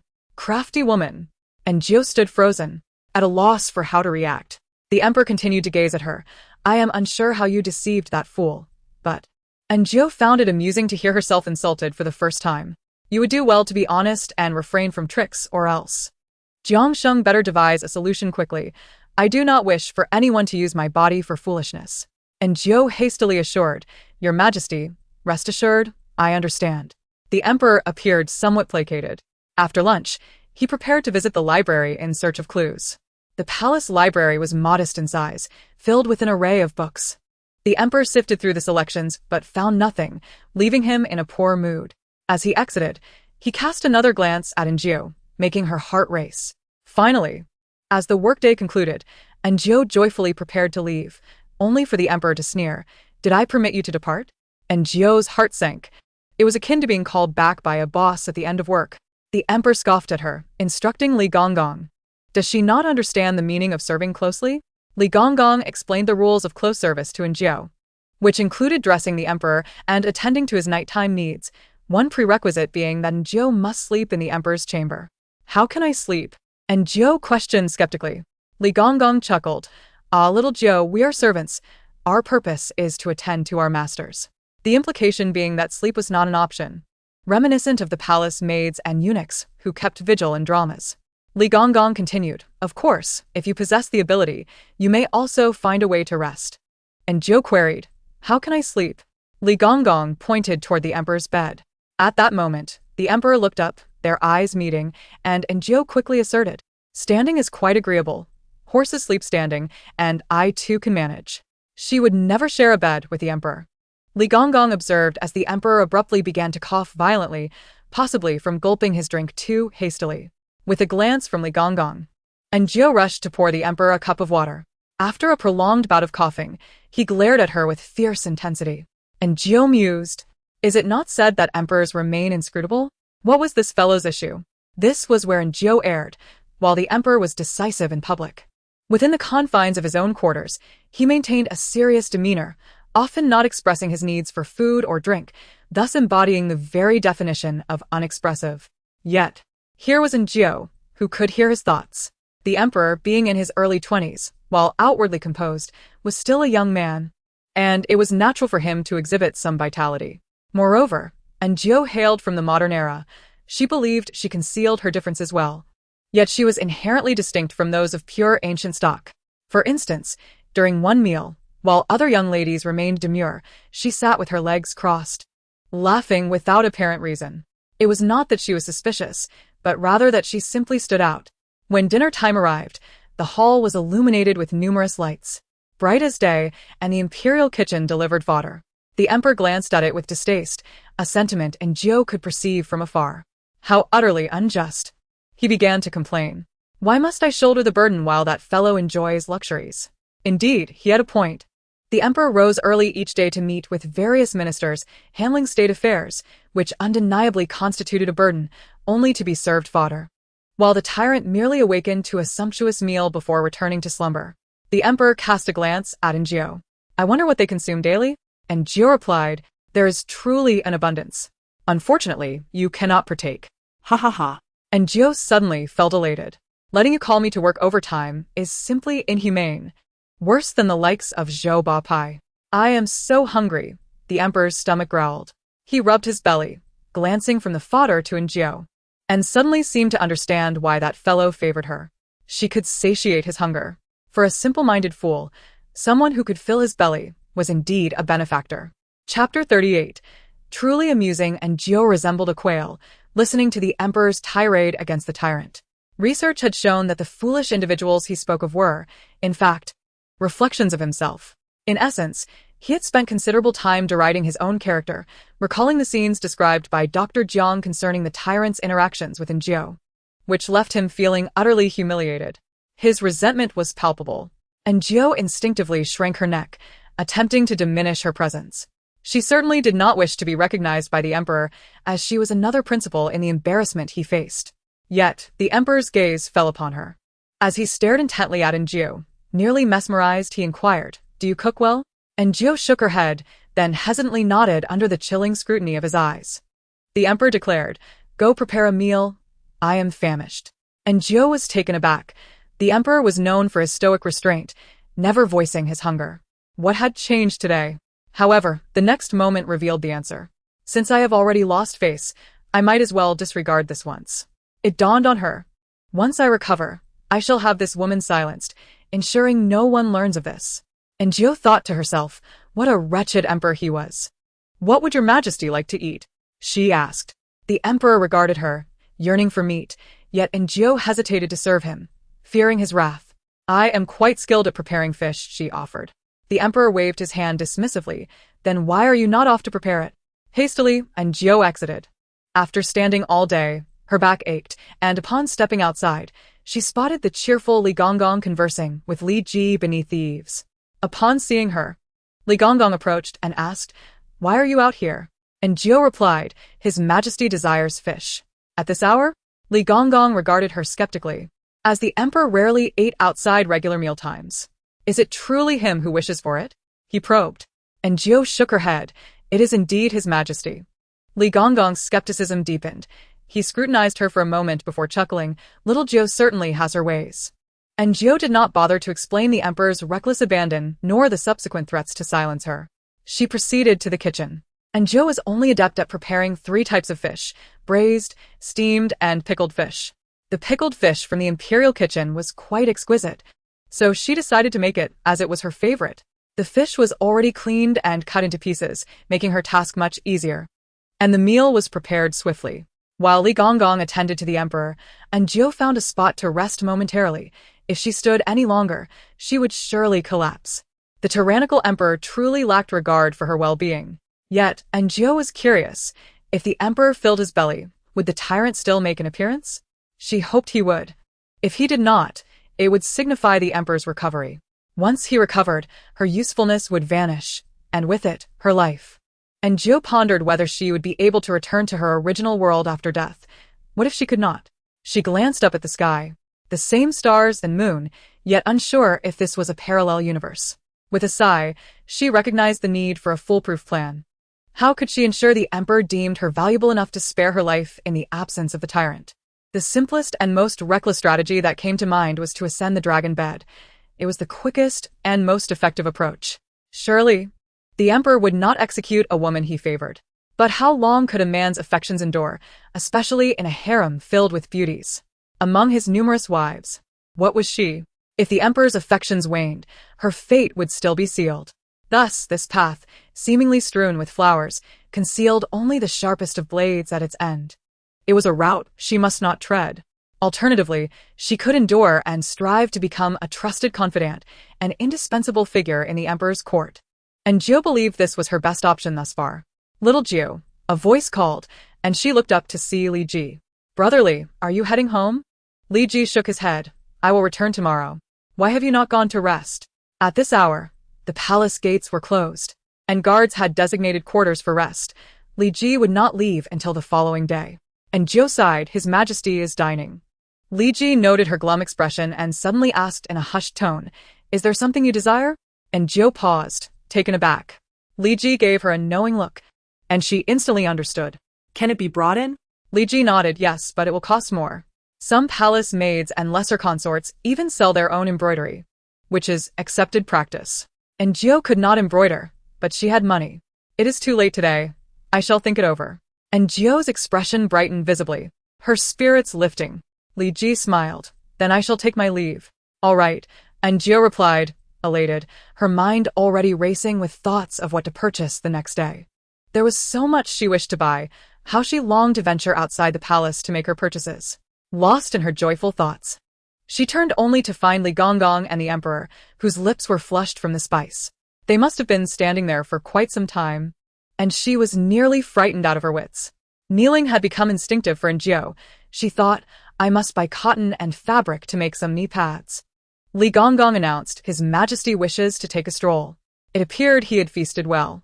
The emperor led the way, with Li Gonggong following closely behind, while Jiao and Xiao Fuzi held lanterns, slowly making their way through the palace corridors. The night was not particularly cold, and the air carried a refreshing scent. Quite pleasant. And Jiao had not enjoyed such an outing in ages. She kept her head down, feeling rather cheerful until she collided with a wall. Ah! She instinctively exclaimed, covering her nose.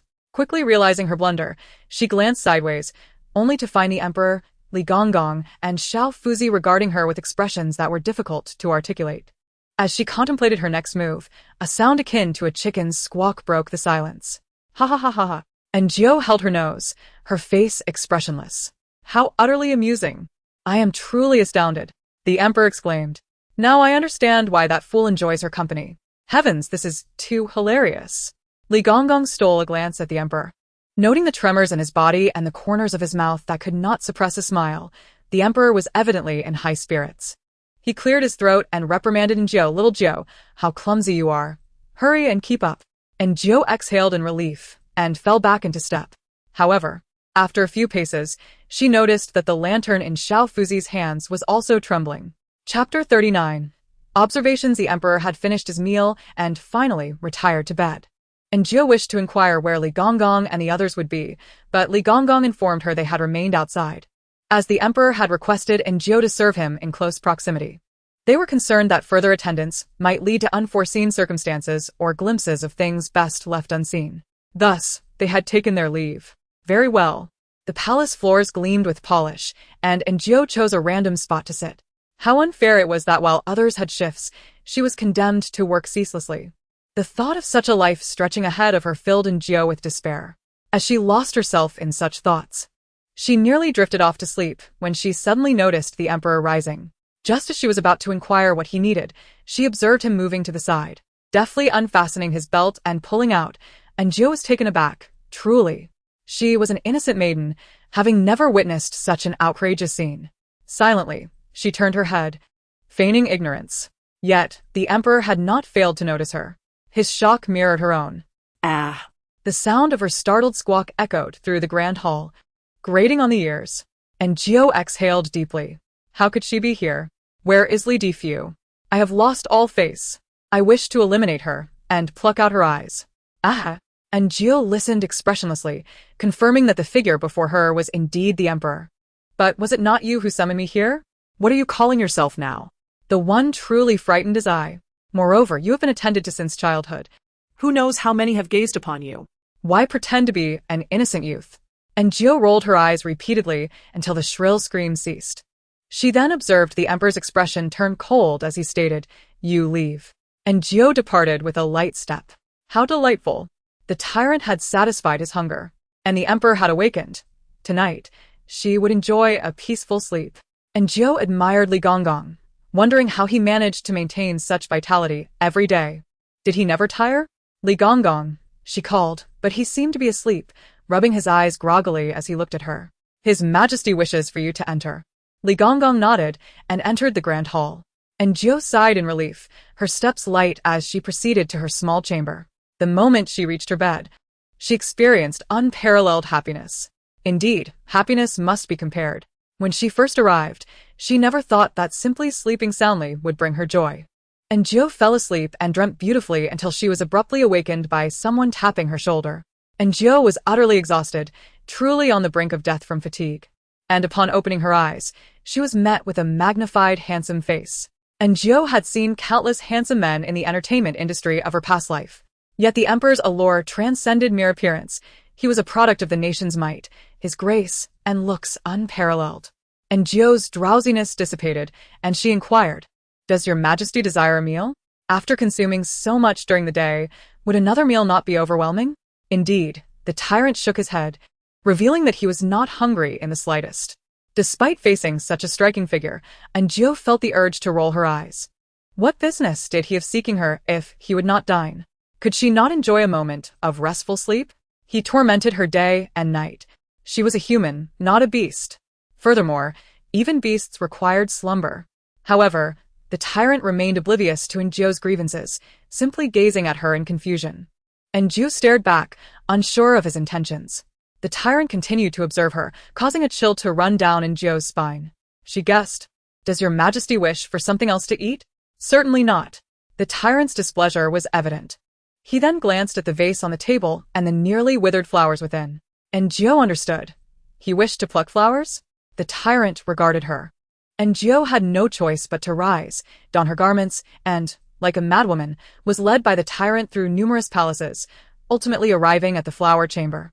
The elderly steward, initially displeased by the disturbance, instantly beamed upon seeing the emperor. Your majesty has arrived just in time. The flowers bloomed yesterday. He guided the tyrant and Enjio into the flower chamber. Truthfully, Enjio was reluctant to pluck any of the beautiful blossoms. Having been occupied all day and unable to enjoy their presence, better to let them flourish. Just as she was about to speak, she witnessed the tyrant violently tearing several exquisite flowers, their value evident.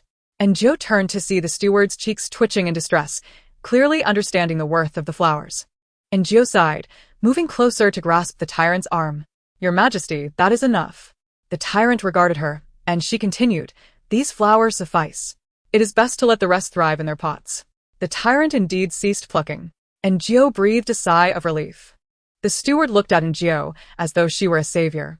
Upon leaving, he presented her with a pot of flowers, said to be daisies, which Enjio adored. Though the tyrant huffed in discontent. He did not fancy the flowers he had gathered, yet the ones given by the steward were to her liking. Enjio, sensing his thoughts, glanced back at him and smiled. I also quite like the ones your majesty plucked. Upon exiting the flower chamber, Enjio presumed they would return immediately. However, they did not. The tyrant led her to an unfamiliar palace, dimly lit, with lanterns flickering at the entrance, one still aglow. What purpose did this serve? As Enjio pondered, she suddenly heard a woman's startled cry, followed by a man's voice. Darling, I've missed you terribly. Enjio's eyes widened as she turned toward the sound, witnessing a couple entwined, their passion igniting quickly amidst the thicket. Enjio swallowed hard. Was this Sundang and the madman? The weather was not even warm. Did they not feel cold in such a state? And what of the tyrant? How could he be so idle? Yet in the next moment, the emperor abruptly stood and drew his dagger. What are you doing? Enjio instinctively pulled him back. The tyrant turned, his eyes blazing with fury.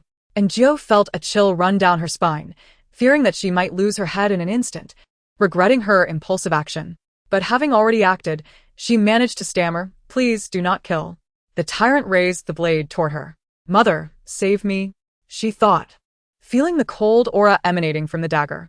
Do not slay me, she pleaded, gripping his hand. The tyrant halted, fixated on their intertwined hands. Enjio sensed his thoughts. What had he uttered? She could not discern, for his voice was low, overshadowed by the sounds of the couple nearby. What? Enjio was momentarily perplexed as the tyrant wrenched his hand away and, like a wraith, approached the couple, swiftly bringing down the blade. For reasons unknown, even from a distance, Enjio could clearly hear the sickening sound of the blade piercing flesh. Witnessing a murder firsthand reminded Enjio of her first day in this world, when a palace maid was killed for enticing the emperor. Chapter 40. Unpleasant Flowers. Unwelcome people, Enjio fell ill. After returning from that place, she was plagued by recurring nightmares, dreaming of the tyrant committing murder. Enjio was not a saint. Her own survival was a struggle, leaving her little concern for others' fates. However, witnessing a crime scene was an entirely different matter. Those who had not experienced it could not comprehend. She developed a high fever, sensing the presence of others, as if someone were speaking, yet she could not hear. She feared she might die, for the original owner had perished in fright. Perhaps if she died, she could return to her world, free from the anxiety of pleasing the emperor and the tyrant, no longer enslaved to others. What has happened? Aunt Chu inquired with concern. Dr. Jiang remarked. She is merely frightened. He furrowed his brow. Have those two been dealt with? Aunt Chu sighed. His Majesty directly stabbed them to death. She had learned that the couple was not heinous. The maid had been taken by an elderly steward who beat and abused her, while the guard, unable to bear the sight, occasionally showed concern, leading to their entanglement. Who could have known the emperor would witness it? Such occurrences were not uncommon in the palace. Despite being strictly forbidden, the confines of the inner court often led to loneliness and despair, resulting in mutual solace. Yet rules were rules. Transgressors faced death. Aunt Chu felt a mix of emotions, as this incident implicated the emperor. Given his temperament, it was a rare moment of tranquility within Jiao, now shattered by such horror. Dr. Jiang, however, seemed unconcerned. That little maid was far too timid. Aunt Chu retorted, she is merely a 16-year-old girl. Dr. Jiang scrutinized Jiao's face for a long while before nodding in agreement. Indeed, she was a young girl. It seemed that henceforth, little Jiao would need to keep her distance from the emperor. Dr. Jiang felt a pang of regret, having hoped that she might restrain her cousin's fury. However, the fact that my cousin killed those two individuals yet spared Xiao Jiao indicates that he still holds her in regard.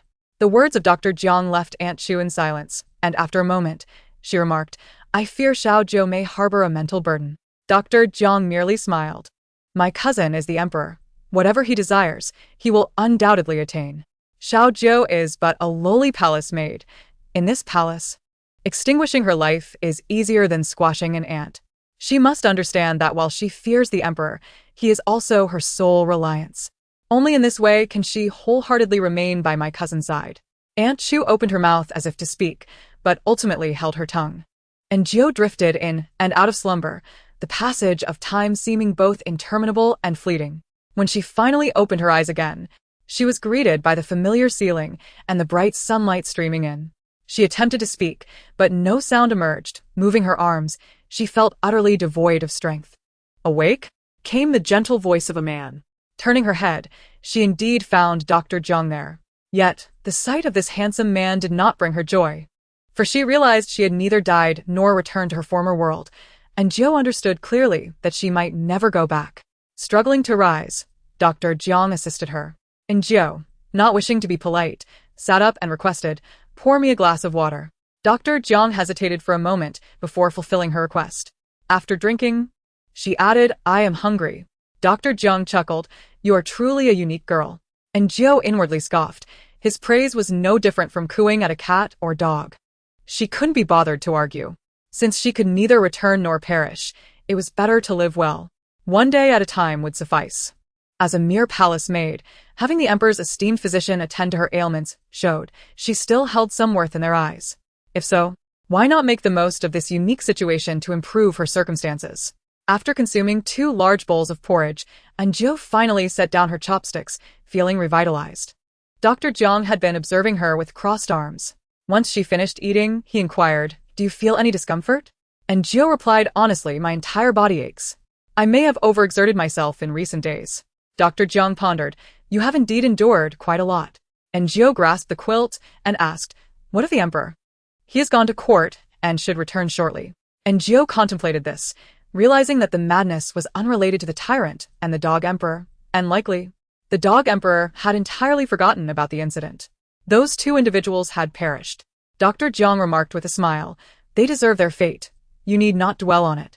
I have not, and Jiao replied, meeting his gaze.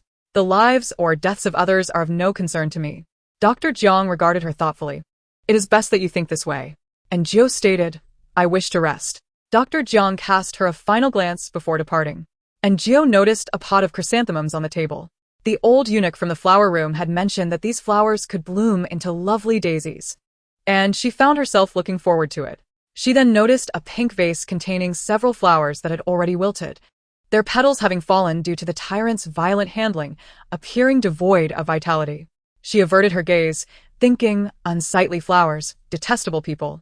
In the Guanghua Hall, upon entering, the emperor first glanced at Xiao Qiu and Xiao Dong, slightly furrowing his brow. After reviewing some memorials, he glanced at the 2 maids again. The tension in the air made the 2 little palace maids feel as if their hair might explode, prompting the emperor to retract his gaze. Li Gonggong, observing with keen perception, suddenly understood the emperor's intentions. Xiao Jiao had not arrived, reportedly due to illness.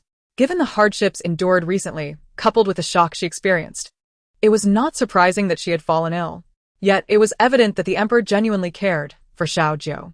Your Majesty, Li Gonggong interjected, the dragon frame has been completed. Would you like to inspect it?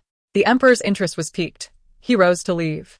Xiao Qiu and Xiao Dong exchanged glances, about to follow, when Li Gonggong instructed, you 2 stay here. The palace maids exhaled in relief. Indeed, the dragon frame had been constructed, yet it bore little resemblance to a dragon. The more the emperor scrutinized it, the stranger it appeared. Is it not constructed incorrectly? He inquired. What on earth is this? The craftsman trembled in fear.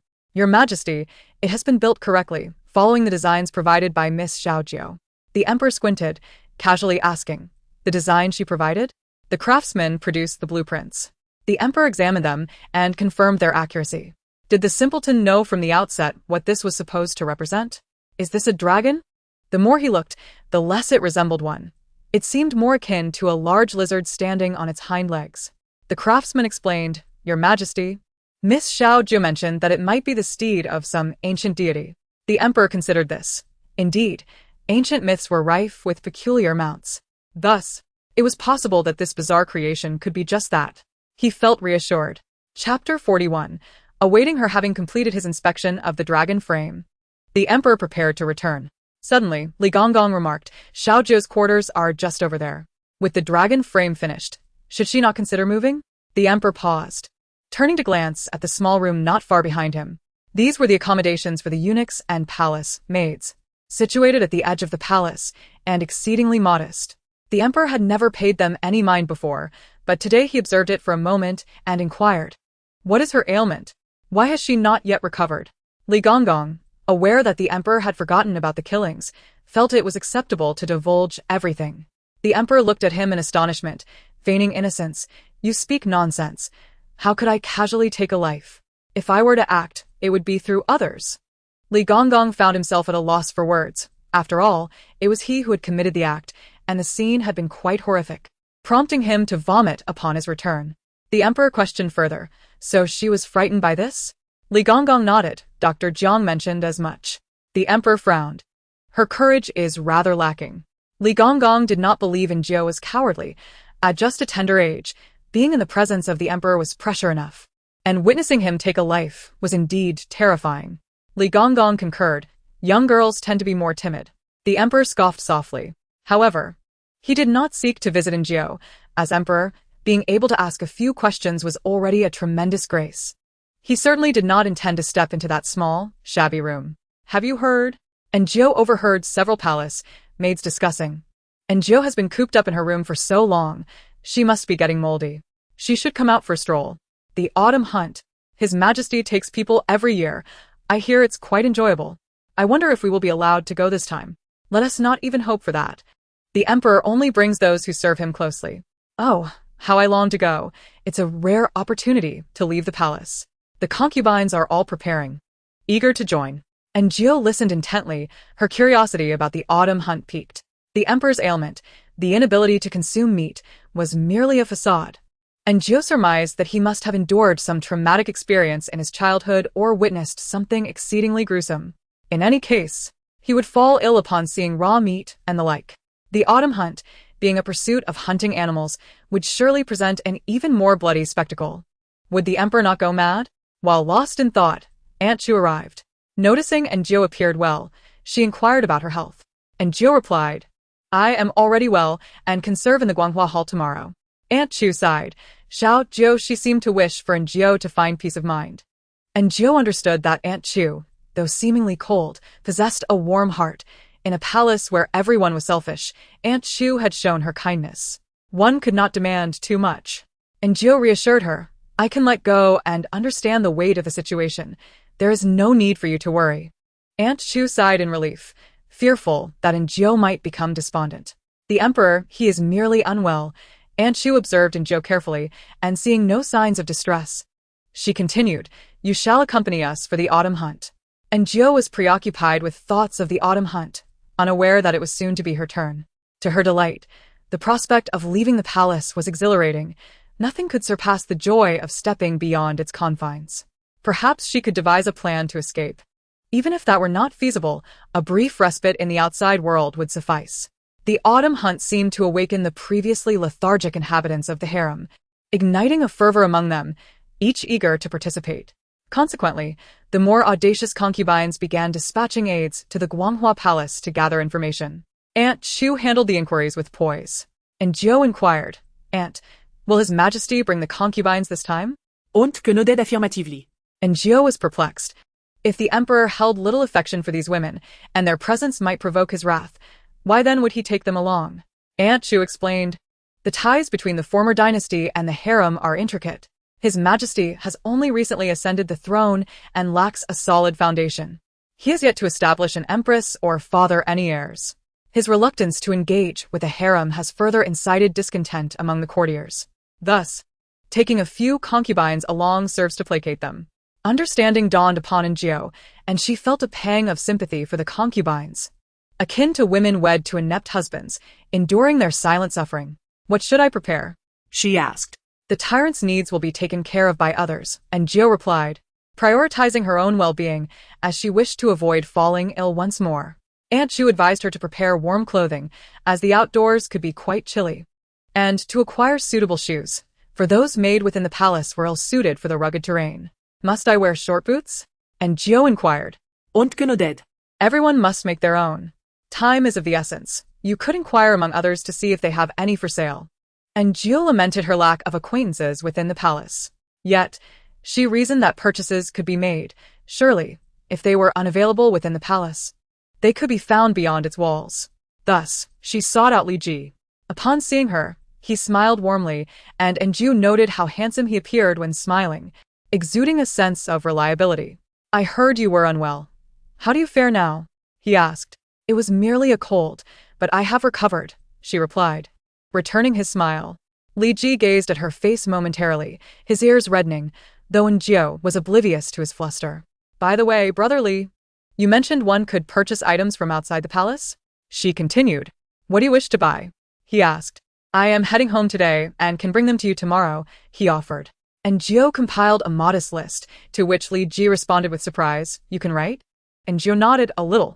He chuckled, though there are few mistakes. The characters of this era differed entirely from those of the future, and Njio had been learning by comparison, unaware of her errors. Feeling slightly embarrassed, she admitted, "I have been practicing my writing lately."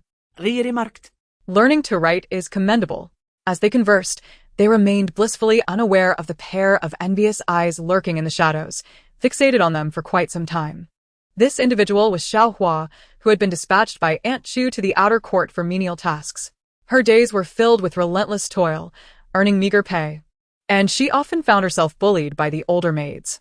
Life had become unbearable, and in the stillness of night, she would ponder why she had been abruptly sent away from her duties in the Guanghua Palace. After much reflection, she concluded that Njio was her sole adversary. The insufferable girl had always looked down upon her, surely having whispered something to Aunt Chu. Consumed by hatred for Njio, Xiao Hua felt powerless to confront her, even unable to meet her gaze. Today, by chance, she had been sent by the head maid to fetch something and happened upon Njio conversing clandestinely with the guard. Memories flooded back of a night when she had awoken to find Njio missing from their shared chamber. At the time, she had paid it little mind, but after a prolonged absence, Njio had stealthily returned. Xiao Hua had suspected then that Njio was involved with the guard, yet she had never uncovered the truth. Now it appeared that it was indeed this Li Ji. Her eyes grew colder with resentment. Those who dared to obstruct her and conspire against her would soon face retribution. Due to her tardiness, Xiao Hua was met with a tirade from the head maid. "Do you fancy yourself one of the esteemed palace maids?" The head maid scoffed. "You are to wash these garments clean today. Otherwise, you shall be denied your meal." After the head maid departed, Xiao Hua took the clothes to wash, only to be further harassed by her fellow maids. Frustrated, she scoffed. Once she had exposed Njio's misdeeds, Aunt Chu would surely reinstate her to the inner court. Although outsiders labeled the emperor as tyrannical, she had never witnessed his fury during her service. Even when Njio had attempted to attract his attention through deliberate mischief, he had remained unfazed. The more she reminisced about her previous life of comfort, the more she resented Njio for disrupting it. As her fellow maids began to discuss the autumn hunt, envy stirred within her. How fortunate are the palace maids of Guanghua Palace. They will surely accompany the emperor. I hear the mountains are quite amusing. Indeed, we have no such opportunity. It is best we focus on our tasks. As Xiao Hua listened, her imagination began to wander, envisioning herself still in Guanghua Palace, this time surely accompanying the emperor. In a previous outing to the prince's horse grounds, she had also been present. The more she indulged in these fantasies, the more despondent she became. Resolutely, she abandoned her laundry, concocting an excuse to slip away to the front hall, a place typically off-limits to her kind. With determination, she offered a small bribe to the gatekeeper, who reluctantly allowed her entry, albeit with a warning to hasten her pace to avoid detection. "I do not require your protection," she retorted. The gatekeeper scoffed, dismissing her prideful demeanor. Upon entering the front hall, Xiaohua felt an overwhelming sense of belonging. Fortune favored her, as she encountered the dining Xiao Qiu. Xiao Qiu regarded her with disdain. As someone with no prospects like Xiaohua was hardly worthy of her energy. Nevertheless, she approached with feigned enthusiasm. "Is that not Xiaohua? I heard you were sent to the outer court. What brings you here?" A moment of mockery was too tempting to resist. Xiaohua smiled. "Sister Xiao Qiu, I came to visit and have something to discuss." "What is it?" Xiao Qiu inquired. Xiaohua glanced around, lowering her voice. "Shall we not speak in private?" Xiao Qiu rolled her eyes, displeased. Did Xiaohua not recognize her station? "I must return shortly. If you have something to say, do so here." Xiaohua clenched her jaw, a flicker of displeasure crossing her features, yet she maintained her smile. "Will you attend the autumn hunt this time?" "Of course," Xiao Qiu replied. After Xiaohua departed, one less palace maid remained, and Aunt Shu had yet to find a replacement.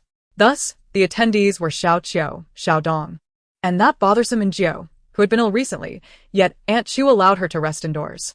Why was it that she could rest simply because she was unwell?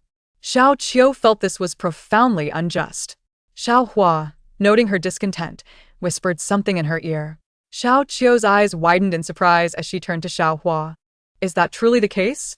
"Indeed," Xiaohua affirmed. "I witnessed it with my own eyes." Xiao Qiu, filled with envy, reflected on her desire to become Aunt Shu's favored confidant, a role that had been usurped by Injiu. Her feelings of resentment burgeoned. Meanwhile, Xiao Dong, another maid, harbored feelings for Li Ji. Xiaohua narrowed her eyes, contemplating how Injiu would manage to escape this predicament. Unbeknownst to Injiu, the night was falling, heralding the arrival of the murderer. She wondered if, when faced with him, she could maintain her composure as she had in the past. What if she could not? As time passed in a flurry of chaotic thoughts, Injiu finally heard footsteps approaching. The door swung open, revealing the Tyrant, who seemed taken aback to find her still awake. In that moment of locked gazes, a chill ran through Injiu, while the Tyrant displayed no reaction, as if he had completely forgotten his murderous intentions. Perhaps for him, taking a life was merely an ordinary affair, unworthy of remembrance. Indeed, he embodied the essence of a tyrant. Silently, Injiu made her way to the kitchen, with the Tyrant trailing behind her. In the stillness of the night, they entered the kitchen, one after the other. Injiu expertly prepared the meal, while the Tyrant devoured it with equal proficiency. He appeared genuinely hungry, consuming a great deal. And when he finally set down his bowl, a hint of dissatisfaction lingered on his face. Injiu waited for him to retire to bed, so she could do the same. But the Tyrant had other plans. He casually tossed her a jade hairpin. "What is this for?" Injiu wondered to herself. Was he toying with her like a cat with a mouse? Nevertheless, she accepted the gift. The Tyrant, seemingly pleased, headed outside, gesturing for her to follow. Reluctantly, she trailed behind, curious about his intentions for the evening. When Injiu stood once more at the entrance of the flower house, she was met with a biting cold that rendered her speechless. She glanced at the Tyrant, who wore a smug expression, as if he had accomplished something extraordinary. "What flowers do you wish to choose today, Your Majesty?" the elderly eunuch inquired with utmost reverence. His smile genuine, for no matter how rare or delicate the flowers might be, being favored by the emperor was an honor. The Tyrant turned to Injiu, and she recalled the flowers he had carelessly destroyed. Under the watchful gaze of the elderly eunuch, she entered the flower house. Today, a variety of flowers adorned the space, all splendidly beautiful. Injiu selected a few based on their appearance. The Tyrant then led her outside, and she could do nothing but follow, a growing trepidation within her, fearing he would drag her to witness yet another act of violence. However, the emperor did not take her to witness infidelity nor to his residence. Instead, he led her to another of his clandestine locations, the imperial kitchen. Here, an abundance of food awaited, guarded by a doorman who seemed half asleep. The two slipped past him with ease, and Injiu marveled at the vast array of ingredients: bird's nest, hairy crabs, various luxurious seafood, and fresh fruits and vegetables, all readily available. She recalled the meager rations served to the emperor daily and felt a twinge of sympathy for him. How unfortunate that while his concubines and subordinates feasted on delicacies, he was relegated to a diet of mere grass. The emperor's plight was indeed pitiful. The tyrant rummaged through the pantry with practiced skill, gathering an impressive collection of provisions, including jujubes the size of a child's fist, dried mushrooms, and other delicacies. He filled a cloth bag with everything he deemed worthy until it was nearly bursting. And Gio suddenly experienced the thrill of shopping without constraint, picking up a few of her favorite candy treats as well. Will we not be discovered? And Gio whispered, entering so lightly and now laden with goods. They were at risk of being caught. But the tyrant had a plan. He pulled out a walnut and hurled it at the doorman, who promptly collapsed to the ground. Is this truly acceptable? And Gio exclaimed, horrified. Are the lives of men not worth anything? Is it right to render someone unconscious in such a manner? The tyrant, however, looked quite proud of himself, leaving Gio utterly speechless. What was she to say? Should she commend him for his actions? He was indeed a colossal child at heart. Striding confidently ahead, the tyrant led the way, while Gio followed, struggling under the weight of her burdens. The tyrant grew impatient with her pace, waiting for her with an air of annoyance. Are the lives of beasts not valuable? Do they not deserve to live? He seemed to taunt her. Perhaps noticing her slow progress, the tyrant summoned his shadow guards and pointed to their hall, adopting an authoritative demeanor as if to instruct them to take charge. Where shall we deliver these, Your Majesty? One of the guards inquired. The tyrant directed them to Gio, and soon the guards vanished into the night with their bounty. Gio let out a sigh of relief and quickly followed the tyrant, who, like a child, stopped and started, even attempting to scale walls. After a night filled with antics, they finally returned to their quarters. It was only when the tyrant collapsed, utterly exhausted, that she felt a sense of ease wash over her. The familiar shadow guard gave her a nod of acknowledgement before taking the tyrant away. Gio began to sort through the treasures they had brought back. The dried goods were for her, the candied treats would be hers too, and the fruits were hers to keep. Anything that could spoil would be preserved or discarded rather than shared with others. Her frugality was not without reason. Within the palace, the delicacies were reserved for the masters, while the staff endured monotonous meals merely to satisfy their hunger. It was essential to stockpile provisions, especially since the tyrant had procured such fine items today. Casting a glance at the hairy crabs, Gio swallowed hard, quickly preparing a jar of crab roe sauce, as well as beef and chicken sauces. After completing her tasks, she retired to bed, satisfied. The next day, as she prepared for work, Gio woke early, her spirits high. While dining, she encountered her colleagues, Xiao Qiu and Xiao Dong. Xiao Qiu regarded her with a bemused smile, while Xiao Dong's expression was one of indignation and resentment. Gio paid them no mind, walking past with her head held high, collecting her meal, a bowl of thin porridge and a steamed bun. It mattered little. She had her crab roe sauce, beef sauce, and chicken sauce, setting her apart from those who could only nibble on buns. In stark contrast, the emperor was far from pleased, as he faced a breakfast of plain vegetarian buns. After 2 bites, he lost interest, only to catch sight of Gio, his gaze darkening with envy. What did they dine on yesterday? I wish to partake as well. Why must I, the one suffering, endure while that fool enjoys feasts? It is profoundly unfair. Gio was astounded. She had never seen someone so jealous of their own situation, even berating themselves. The previous day's fish sour soup was still on his mind. After a moment of contemplation, the emperor resolved not to torment himself any longer, reassuring himself that the fool had surely embarrassed himself again, losing face in front of that dense goose. At worst, once I recover, I shall eliminate that fool to silence him. Gio couldn't help but laugh inwardly. Is it truly necessary to resort to murder over a bowl of fish soup?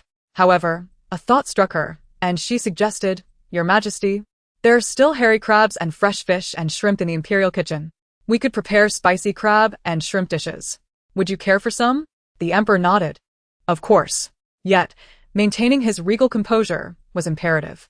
Gio observed as he swallowed back the saliva threatening to spill, raising his chin with an air of aloofness. Handle it as you see fit. After leaving the room, Gio sought out Aunt Chu. Regardless of the intended recipients of the food, the emperor deserved to eat first. Soon, spicy crab, spicy shrimp, and braised fish were presented at the table. The emperor stared at the seafood, lost in thought. What is the proper way to consume this? He pondered. Must I peel myself? His brow furrowed in frustration. How could one who struggled to don their own attire be expected to peel shrimp and crabs?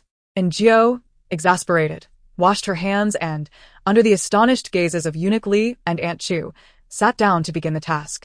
As long as the emperor develops a fondness for these dishes, she would have an endless supply of crabs and fish to enjoy in the future. And Jiao moved with grace, while the emperor watched her intently, maintaining a composed expression. However, the hall soon echoed with his enthusiastic exclamations. Wow. This is how you peel it. Delicious, simply delicious. How can something this fragrant and spicy taste so good? In my past life, I must have been from Shu. Hurry up. I can't get enough of this. And Jiao looked up to find the emperor fixated on the shrimp in her hands, and she couldn't help but smile. How peculiar. Indeed, the world is full of surprises. If someone had told her before her journey to this era that the emperor would behave in such a manner, she would have scoffed, urging them to read more books to avoid making such absurd claims. Could the emperor truly be like this? Yet, regardless of how improbable it seemed, the emperor before her was indeed such a character. And Jiao swiftly finished peeling the shrimp and crabs. The emperor, having eaten, appeared somewhat unsatisfied. And Jiao believed this was for the best. If he were completely full, he might not think about the next meal. However, based on what she knew of the emperor, he would never voice his lack of satisfaction. As anticipated, he began eating fish, which was equally delectable. He devoured half of it and even finished a bowl of rice. Witnessing his hearty appetite nearly brought tears of joy to Li Gonggong. Your Majesty has quite the appetite today. The emperor lifted his chin, casting a proud glance at Li Gonggong. And Jiao was puzzled by his meaning, but Li Gonggong understood immediately and exclaimed, Xiao Jiao has made a contribution today. Reward her. And Jiao was taken aback. A reward? Surely she must have misheard. Li Gonggong chuckled. You heard correctly, Xiao Jiao. Quickly, tell us what reward you desire. What did she want? Freedom, of course. She dreamed of liberation, even if it meant living a hard life akin to the heroines of farming novels. She simply longed to escape the palace, to leave the capital, and to live her own joyful life, soaring freely through the skies. I wish to. She hesitated, unable to finish her thought. The emperor's health was still uncertain, and who could say if he would recover? Just recently, the selfish emperor had threatened to silence her should he regain his health. As such, it was improbable he would allow her to leave. It was better to ask for something tangible. Thus, and Jiao suggested, I enjoy tranquility. May I reside in the small room next to the storeroom? She certainly did not wish to return to living with her colleagues, especially now that the dragon bone structure had been completed. That room deserved a proper purpose. Is that all? She heard the emperor's clear retort. Fool. The emperor waved his hand dismissively. Granted. And Jiao sighed in relief. How could the emperor comprehend how vital and blissful it was to have a space of her own in this unfamiliar world, within this strange palace? The smile on Jiao's face astonished the emperor. So, easily satisfied? Is this what brings you joy? And Jiao replied, Yes, indeed. I am simply a pure-hearted girl who is not fond of wealth. The emperor said nothing more, deciding to take a stroll to aid digestion. And Jiao thought, if you are worried about indigestion, why not eat a bit less? The emperor wandered aimlessly, but not far into his walk. He spotted the Empress Dowager and several concubines gathered in a gazebo, engaged in conversation. Without a moment's hesitation, he pivoted and made a hasty retreat. Chapter 44. Invisible to the emperor, I cannot be seen. I cannot be seen. I cannot be seen. This echoed the emperor's current thoughts. And Jiao watched his robust figure as he turned away, while the Empress Dowager and the others fixated on him like flies drawn to honey. The Empress Dowager's voice resonated through the quiet garden, lamenting his presence. The emperor wished to feign ignorance, yet it was impossible. How vexing. How vexing. Why can't they pretend not to see me? The emperor turned around, approaching with a poise befitting royalty. The Empress Dowager. And Jiao mused, should she not refer to her as Mother Empress? She was not entirely sure. The Empress Dowager gestured to the seat beside her with a warm smile, resembling a genuine matron. The weather is pleasant today. I have come out for some fresh air. Come and sit with us. I do not wish to sit. I do not wish to be among this crowd of women. How vexing. The emperor's body language exuded resistance. But Li Gonggong had already signaled for a chair to be placed at a comfortable distance from the Empress Dowager and her companions. The Empress Dowager remarked with a smile. Li Difu is becoming increasingly capable. Li Gonggong lowered his head, smiling in agreement. The emperor took a seat, relieved that the wind direction prevented him from smelling the overpowering scents of the women nearby. He exhaled deeply. When can I leave? Isn't it awkward to sit here like this? Anju stood behind him, suppressing laughter as she listened to his inner musings. At that moment, the Empress Dowager began introducing the three women seated before them, all of whom were the Emperor's concubines. What concubines? I know them all. Anju discreetly glanced up to see that all three were beauties. One a cool, aloof lady, another a cute young girl, and the last a sultry vixen. They all gazed shyly at the Emperor. I have goosebumps. Why are they looking at me like that? Anju thought to herself. Naturally. They desired to share intimate moments with him. After all, he was their husband. The Emperor, however, seemed entirely oblivious to this notion. After the Empress Dowager's introductions, he merely acknowledged them with indifference, his thoughts wandering to what he would have for dinner that evening. Anju felt incredulous. The Empress Dowager remarked, although there are many matters to attend to in the court, the Emperor should also visit the inner palace. While court affairs are significant, so too is the matter of heirs. The Empress Dowager began to press for offspring. However, the Emperor's mind wandered elsewhere. Can the silly goose make desserts? I would love to have some. Anju thought, what did the Empress Dowager just say? Offspring? What about offspring? Indeed, it's a concern. Surely, I cannot simply pick any woman to bear children, can I? By the way, how does one go about having children? The Emperor's face paled at the thought, clearly reluctant to engage in such intimate acts with women, viewing it as a form of torture. Anju listened to his entire train of thought, perplexed. The Emperor seemed not to disdain women, so where did this aversion stem from? Perhaps a fixation on cleanliness? It appeared he was psychologically unable to accept the notion of procreation, coupled with a visceral aversion. What a peculiar individual he was. When the tyrant had carried her away, there had been physical contact, yet he showed no signs of discomfort. She was still an innocent maiden after all. As Anju pondered this, the Emperor had already drifted into a daydream. I've thought of a brilliant idea. Anju sensed he may have glanced her way. What could that mean? Why was he looking at her? When a leader suddenly focuses on you during work, it rarely bodes well. Sure enough, he continued, I cannot, but that fool surely can. Isn't that fool fond of the silly goose? Let them have children, I wouldn't have to lift a finger, and I could simply hold the child later. It would be far less troublesome. Anju thought to herself, you truly are a dog. To call you a dog would be an insult to dogs. The Emperor? The Empress Dowager called out to him, drawing his attention back to her. Have you been listening to what I said? In truth, the Emperor had not absorbed a single word, yet he replied, I have. The Empress Dowager sighed, do not regard my words as nagging. A stable inner palace is crucial for the stability of the realm. I am still young. Must you speak as though I am on the brink of death? The Emperor replied, yes, son remembers. The Empress Dowager gestured toward the three beauties beside her. This autumn hunt, take Wang Marin and the others along. They must be quite bored in the palace. The Emperor replied, yes. At last, the Empress Dowager permitted him to leave. The Emperor rose to take his leave, striding away without looking back. Li Gonggong and Anju struggled to keep pace with his swift steps. After their departure, the Empress Dowager's countenance darkened as she regarded the three beauties before her, each distinct in style. The opportunity has been granted to you. Whether you seize it rests solely in your hands. The Emperor has little interest in feminine charms. If you can conceive a dragon heir.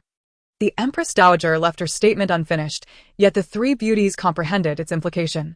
The Emperor's disinterest in women suggested that producing an heir would be a formidable challenge. However, should they manage to conceive, whether a prince or a princess, that child would undoubtedly be lavished with affection. If fortune favored them with a son, he would likely inherit the throne. The three women felt a surge of excitement. Thank you, Your Highness. We shall remember your words. The Empress Dowager rose, and Wang Dicai promptly extended his hand to assist her.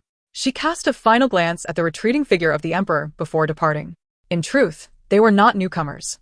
They had awaited the Emperor's arrival. In the palace, encounters were never mere coincidences. The Emperor, swift of foot, soon vanished from sight. When Anju arrived, he was by the pond, feeding fish. It was here that he had nearly harmed a concubine the last time. He cast handfuls of fish food into the water, and the koi surged forward in a frenzy to consume it. Anju marveled at the fish, each one round as a ball. Perhaps the women of the palace, seeking distraction, came to feed the fish, tossing in handfuls without a thought for the creatures. Are these koi tasty? the emperor suddenly inquired. And Gio was taken aback, momentarily at a loss. After all, who would be so deranged as to eat koi? Your Majesty, I have never tasted them. The emperor then remarked. I desire sweet treats this evening. Before Gio could respond, he added, not the kind from the imperial kitchen. His meaning was clear. He preferred not to have delicacies that were overly refined to the point of being unpalatable. In truth, the imperial kitchen was quite skilled. And Gio gazed at the rounded back of his head, unable to suppress her thoughts. How can a sovereign be so trivial? A little concern for state matters would not go amiss. If that is too much to ask, he could at least attend to his concubines. Why burden a mere palace maid? She sighed. What am I to prepare for him? Perhaps I shall make sweet pancakes.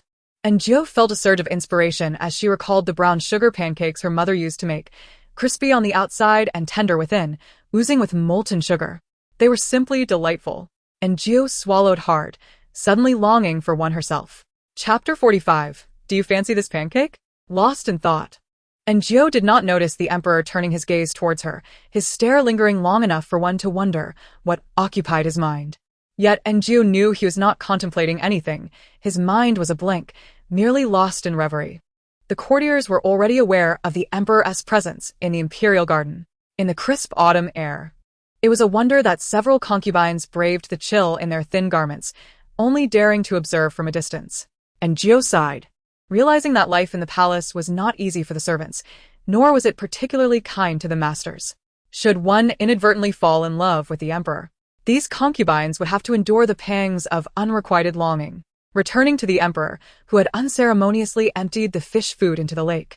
And Gio cast a sympathetic glance at the plump fish, still vying for sustenance. In that moment, she saw a reflection of herself.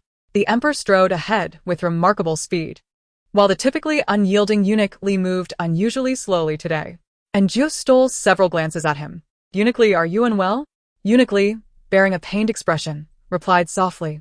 I twisted my ankle while descending, but it is nothing serious. And Gio glanced at the emperor, who was obliviously striding ahead, and then at Eunuch Li, who was clearly in discomfort, yet forced himself to keep pace. History books do not lie. Feudal rulers often lack humanity. Xiao, Gio, catch up. Eunuch Li urgea. Wholly focused on the emperor. And Gio hurried after him, only to find the emperor waiting for her around the corner. Your Majesty, Eunuch Li has injured his foot, she explained. The emperor acknowledged her with indifference and continued walking. After a struggle, Gio finally reached Guanghua Hall, where she encountered Xiao Qiu and Xiao Dong. As they passed by, Xiao Qiu deliberately stepped on Gio's foot. Looking at the dark mark left behind, Gio frowned slightly, while Xiao Qiu provocatively walked away. Xiao Dong approached her and said, Xiao Qiu, you've worked all afternoon. You may leave now. We will manage here. And Gio checked the sky. Indeed, it was time to clock out. Besides, she had to prepare sweet pancakes for the emperor, so she turned to exit. As she stepped outside, she spotted Li Ji, who was on duty that evening. He winked at her, and Gio understood immediately. She approached him, and he said, I'll bring you the items later. And Gio recalled the unfortunate pair who had been caught and executed. She had no desire to act recklessly and risk a similar fate. Let us wait until tomorrow. I will come find you then. Li Ji nodded in agreement. He would be on duty all night, so it would be perfect for her to retrieve the items in the morning. As Gio departed, Li Ji sensed something amiss, but upon looking up, found nothing. What are you staring at? A colleague inquired. Li Ji shook his head. Nothing. The colleague chuckled. I saw you speaking with that palace maid. What were you discussing? Li's expression darkened. Just a few casual words. The colleague cautioned. Let me remind you, there are many fine ladies outside. But the women in the palace are not for us to pursue. He glanced around to ensure no one was listening before continuing. Do you remember Zhang Ming? He was said to have gone home to visit family, but that was not the case at all. Li Ji furrowed his brow. Where did he actually go? I heard he was caught having an affair with a palace maid and was executed on the spot. Li looked incredulous. How could that be? Even if he were guilty, execution on the spot is too extreme. Before he could finish, the colleague shook his head. It was the emperor who ordered it. He discreetly pointed towards Guanghua Hall. The guards were well aware of the emperor's temperament, which was why rumors of his tyranny circulated. Yet, no one expected it to be true. Really? Li Ji had previously met Zhang Ming, a generally quiet and honest-looking man. He had never anticipated such a fate. It can't be true. The colleague sighed. I heard the body was unrecognizable. I only warned you because of our close relationship. Remember, no matter how appealing the palace women may seem, they are not for us to covet. Lee nodded. I understand. I have no such intentions. The colleague patted his shoulder. That's good. Just keep your wits about you and think of your family. Lee fell silent. Meanwhile, Anjio returned to the kitchen. Perhaps it was due to Aunt Chu's earlier instructions, but this kitchen now belonged to her. Anjio's mother was a diligent and capable woman from the countryside, possessing a unique ability to make simple home-cooked meals exquisite. Anjio inherited this talent. Being from the north, she was particularly skilled with dough, making the preparation of sweet pancakes an effortless task. Considering the emperor's appetite, Anjio made over 10 pancakes, keeping 2 for herself while slicing the rest into pieces for the emperor. The freshly cooked pancakes were crispy on the outside and soft within, utterly delicious. After sampling one, Anjio felt satiated. She wondered if they would suit the emperor's taste. If not, that would be a relief, as she would not need to make them again. After all, she was merely an unremarkable palace maid, and her kitchen skills paled in comparison to those of the imperial kitchen's head chef. At that moment in Guanghua Hall, without Anjio present and with Eunuch Li injured and seeking the physician for medicine, only Xiao Qiu, Xiao Dong, and Eunuch Li's apprentice, Xiao Fuzi, remained to attend to the emperor. Xiao Qiu assisted the emperor in testing the poison and took a piece of cake, finding it rather ordinary in appearance, lacking the allure of the exquisite pastries from the imperial kitchen. However, observing the emperor savoring it with delight, she feared he might grow weary of it and prepared 2 small side dishes and soup, which were quite mundane in flavor, merely typical fare. Yet, the emperor seemed quite pleased. In a moment of impulsiveness, Xiao Qiu boldly declared, Your Majesty, I can make this kind of cake too. Xiao Fuzi's expression shifted dramatically as she shot a glare at Xiao Qiu before turning her gaze back to the emperor. The emperor paused. And just as Xiao Qiu regretted her impulsive words, he responded, Is that so? Then go make it now. Xiao Qiu was momentarily taken aback, clearly unprepared for this. Noticing her hesitation, the emperor frowned slightly, his demeanor suggesting he was becoming displeased. Xiao Fuzi quickly urged, What are you standing there for? Hurry up. Upon exiting, Xiao Qiu sought out Aunt Chu and explained the situation. Aunt Chu regarded her with a cold smile and said, Follow me. She led Xiao Qiu to the small kitchen where Anjio prepared meals. Observing the uncleaned remnants, Xiao Qiu was astonished. Indeed, these cakes were not sent from the imperial kitchen but made in this very space for the emperor. Who could it be? Xiao Qiu thought of Anjio. Could it possibly be her? Be swift, don't keep His Majesty waiting. Having entered the palace at an early age and having watched her mother cook as a child, Xiao Qiu began to prepare the cake, guided by her memories. However, her hands were inexperienced, and after several failed attempts, she finally ended up burning the exterior due to poor control of the heat. She wished to redo it, but Aunt Chu had already arrived. She glanced at the cakes on the plate, slightly charred yet still appealing enough in appearance, leaving one to wonder what the emperor was thinking. Let us go. Aunt Chu carried the cakes and walked with Xiao Qiu to the Guanghua Hall, where they encountered Anjio at the entrance. Anjio looked at the cakes in Aunt Chu's hands and then at Xiao Qiu, her eyes filled with confusion. What could this mean? Were they searching for a new candidate? Why? Could it be that the emperor found her displeasing and intended to replace her? Anjio's expression darkened. Xiao Qiu, catching sight of her, shot her a provocative glance before entering the Guanghua Hall with Aunt Chu. Anjio hurriedly followed them. Moments ago, she had hoped that her cakes would not suit the emperor's taste, yet now she regretted her earlier self, wishing fervently that the emperor would enjoy the cakes she made. Chapter 46. Displeasure. In truth, the emperor only consumed a few pieces of cake before losing interest. He felt satiated, as sweets could become overwhelming when consumed in excess. Unlike a tyrant who acted on whims, this emperor was remarkably restrained, to the point of being somewhat harsh. Xiao Qiu worried that the emperor might be too full to eat her offering. However, upon witnessing his lack of appetite, she felt a surge of joy and placed the cakes before him. Yet, the mere appearance of the cakes diminished his interest. He reluctantly tore off a piece, but after just 2 bites he spat it out. The emperor's countenance darkened, and Aunt Chu immediately recognized the issue. You served His Majesty raw cake? Xiao Qiu was struck dumb. She had not tasted her creation after the fire had been too high. Who could have anticipated that the exterior was cooked while the interior remained raw? Your Majesty, please spare me. Xiao Qiu pleaded, kneeling and repeatedly bowing her head. The emperor, irritated, was disinclined to engage with a palace maid. Leave at once. At Aunt Chu's urging, Xiao Qiu fled, and as she passed Jiu, the latter stepped heavily on her foot. Xiao Qiu dared not glare at her, hastily escaping, and Jiu felt a sense of relief. In the tranquility that followed Xiao Qiu's departure, the hall fell silent once more, and the emperor finally picked up a memorial, indulging in routine complaints. Nonsense. I truly wish to have this fellow executed. Offering me beauties? Absurd. After perusing a couple of documents, he began to drift into thought.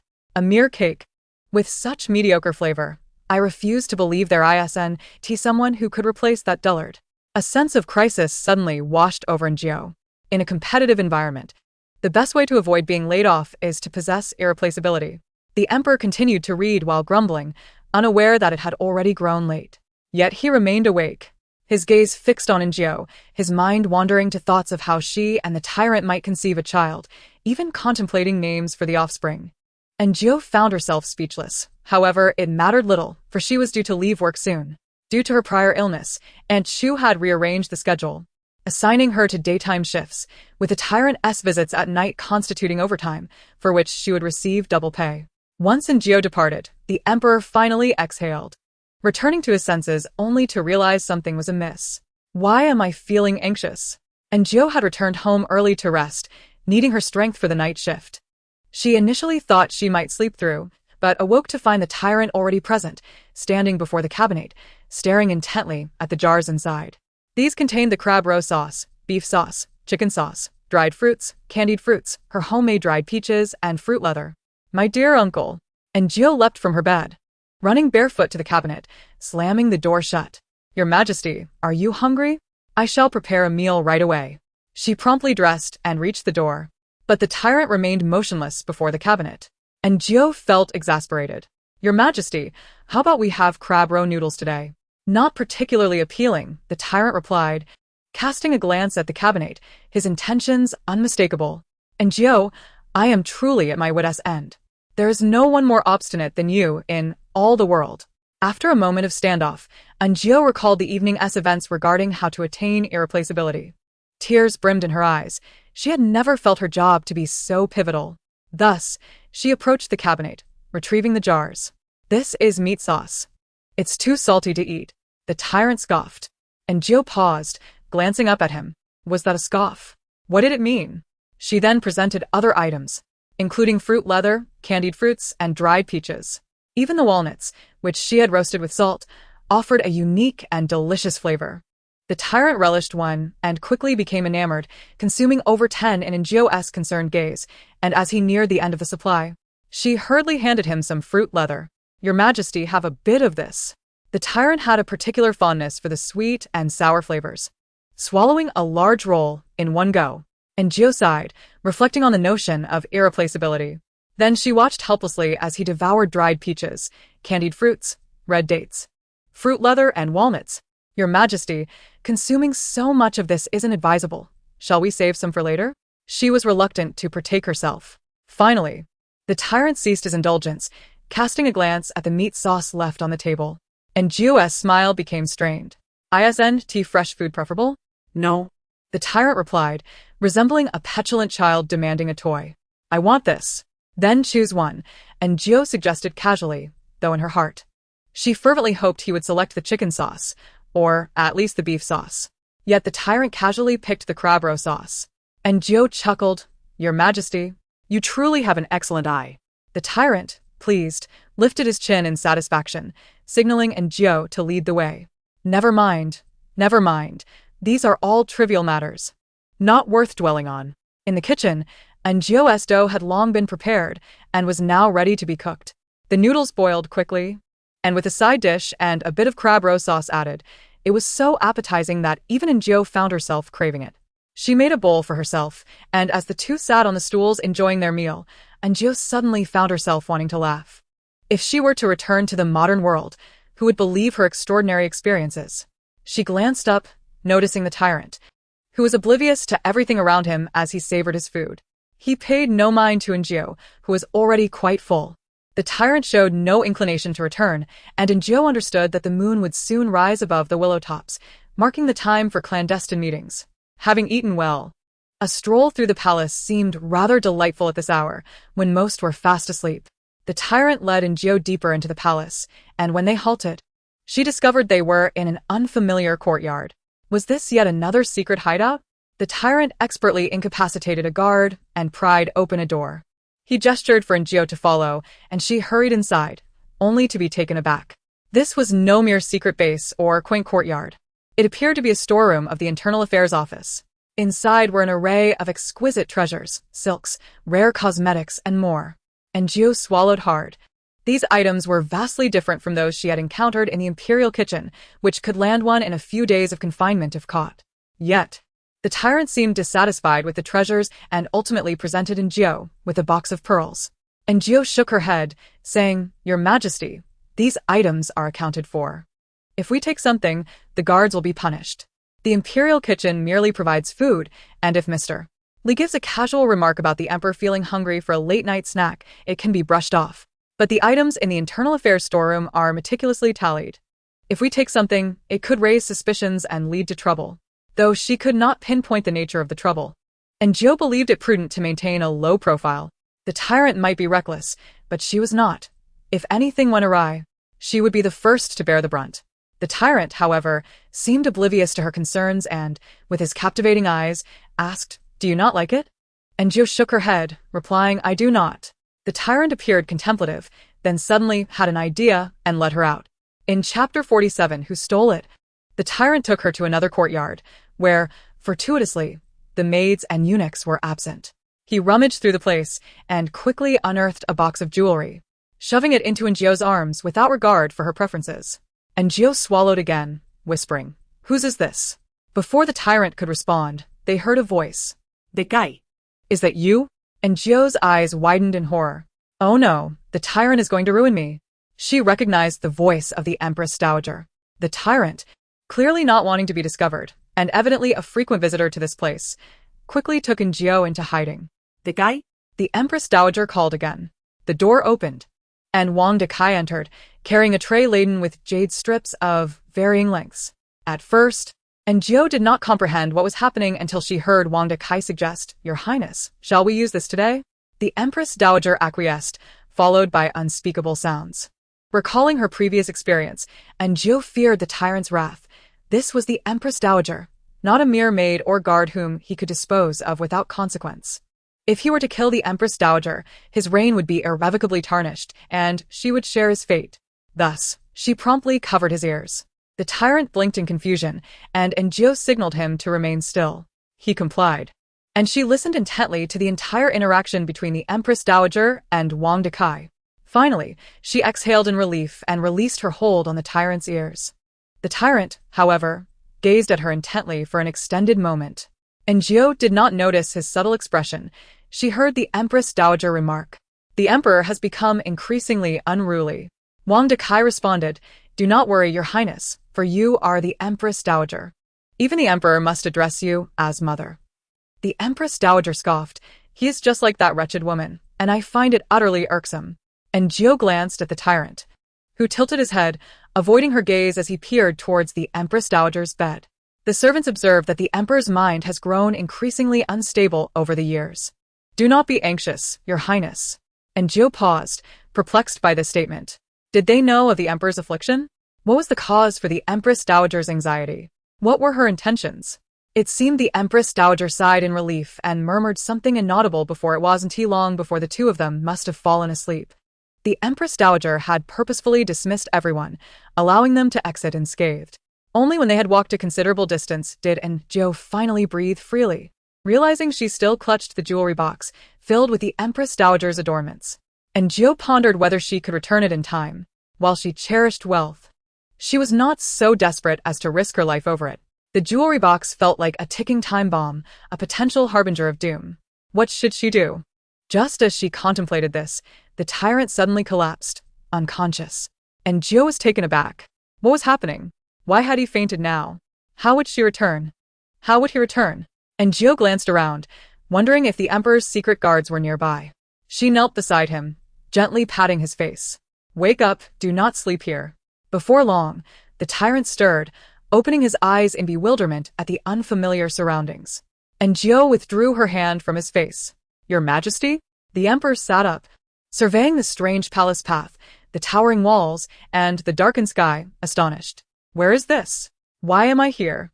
And Jiao echoed his sentiments, wishing to know why she was out in the cold night air instead of resting. However, the emperor did not wait for her response and noticed the box in her hands. He frowned and approached her, opening the box to reveal its contents of jewelry. With a mischievous lift of his brow, he remarked, You have stolen from the Empress Dowager. And Jiao was at a loss for words. Had she stolen anything? She looked at the emperor, whose uncertainty prompted him to question, Am I the one who stole? Your Majesty, I am but a mere maid. I would not dare to steal from the Empress Dowager's palace. Finally, the emperor grasped the crux of the matter, inquiring hesitantly, Are you suggesting that we just visited the Empress Dowager's chamber and emerged with a box of jewels? Is this truly happening? Surely, it cannot be me. Is this foolish head fooling me? And Jiao thought, It cannot be. Such a crime against the emperor is unthinkable. But what was I doing in the Empress Dowager's chamber? The emperor himself appeared bewildered, and Jiao silently observed his internal struggle until he finally quieted down. Please, elaborate for me. And Jiao surveyed their surroundings and asked, Do you wish to discuss this here, Your Majesty? She was indifferent to the location. But such royal secrets could not fall into the wrong ears, and as a young maiden, she felt a twinge of embarrassment discussing such matters in public. The emperor, of course, would not escort Jiao away. He was adept at leaping away swiftly. Jiao, however, found herself in a predicament with the secret guards. One of them, to avoid suspicion, grasped her clothing tightly, lifting her as if she were a mere weight. This gentleman, I assure you I can walk back on my own. The guard shook his head, replying, We cannot keep His Majesty waiting too long. Indeed, you are right, she conceded. The life of a commoner is of little consequence. As Jiao stumbled back, she began to yearn for the tyrant. Compared to these individuals, he seemed so endearing, gentle, and genuine. Sure, he had his moments of violence, bouts of madness, and late-night escapades, but what of it? Everyone has their peculiarities. Why be so harsh on the tyrant? And Jiao never imagined she would find herself reminiscing so fondly about him. The emperor was indeed growing impatient, fidgeting with the tassels of his jade pendant. Your Majesty. And Jiao bowed respectfully, but the emperor did not bid her to rise. Instead, he gazed above her head and commanded, Relate to me the events of this evening in their entirety. And Jiao recounted every detail, including the interactions between the Empress Dowager and Wang Dekai, even their dialogue. The emperor's eyes widened in astonishment as he listened intently. Finally, Jiao reached the crux of the matter, revealing the final exchange between the Empress Dowager and Wang Dekai. The emperor narrowed his eyes, contemplating. That old witch, the Empress Dowager, undoubtedly harbors ill intentions. She must be concocting schemes against me. And Jiao nodded in agreement. A chilling smile spread across the emperor's face. You may leave now. Do not speak of this evening to anyone. He waved his hand dismissively, his attention clearly drifting away from Jiao. She placed the jewelry box on the table and withdrew. The emperor's gaze lingered on the small box, and he finally let out a heavy sigh, lamenting, I have lost face entirely. And Jiao, who had not yet exited, stifled a yawn. After a long night, she yearned to return to her slumber when she happened upon Li Ji. He, too, noticed her and recalled the words of his colleagues. It was true that he harbored feelings for her, but he also felt pity. When the emperor had suddenly committed murder, and Jiao had fled the palace in a panic, her face as pale as a sheet, akin to a fragile feather ready to drift away. Li Ji watched her slender figure retreating, feeling a twinge of compassion. The young eunuchs and palace maids were still merely children. Gradually, he found himself drawn to Jiao, always wishing to assist her when possible, though his intentions had not yet turned to selfish desires. Brotherly, are you available now? And Jiao's voice snapped him from his reverie. He nodded, yes, just a moment. He hurried back to retrieve a package, which he then handed to Jiao in exchange for some silver. Thank you, she expressed her gratitude. Li Ji accepted the silver with a smile. You're welcome. Should you wish to purchase anything in the future, do not hesitate to let me know. And Jiao took the package and departed. Li Ji contemplated her silhouette as his colleague approached. To be honest, she is quite lovely, the colleague remarked. They remained silent. But isn't she off duty today? Why is she emerging from Guanghua Palace? This was indeed peculiar. Li Ji replied, those in service must obey their master's commands. His colleague sighed. You are such a stickler. Who knows, she might be seeking to ascend to greater heights. Li Ji shot him a glare. Such talk should not be uttered. It is unbecoming towards a young lady. His colleague shrugged dismissively. And Jiu cheerfully made her way back, but the gate she had used during the day was locked. So she had to take a longer route, inadvertently being spotted by Xiao Qiu, who was restless from the previous evening's events. Fearing the emperor might hold her responsible and send her to perform menial tasks like Xiao Hua, she regretted her earlier words. She pondered the kitchen. Did Xiao Qiu bake the pancakes today? Having drunk water before bed, Xiao Qiu stepped out to relieve herself when she caught sight of a familiar figure. Xiao Qiu? Instinctively, she concealed herself. What is she doing out at this hour? Is she meeting someone? Xiao Qiu recalled the old maid's warnings about the palace's single male occupant, the emperor. While the concubines received some attention, the maiden suffered. Some palace maids secretly associated with eunuchs, yet eunuchs were hardly considered men. Thus, the handsome guards became the object of many desires. Of course, some only fantasized, for not everyone could encounter a guard, as they were only present in the emperor's vicinity. Some guards, unable to resist temptation, met their demise at the hands of fleeting passions. The old maid had warned them against such thoughts, cautioning that a momentary thrill could lead to their ruin. Seeing and Jiu reminded Xiao Qiu of those tales and Xiao Hua's previous words. Could it be that Xiao Jiu was indeed engaging in secret rendezvous with a guard? She narrowed her eyes, realizing that Xiao Hua's words held truth. That wretched girl. Just wait, she sneered, oblivious to the malice directed at her.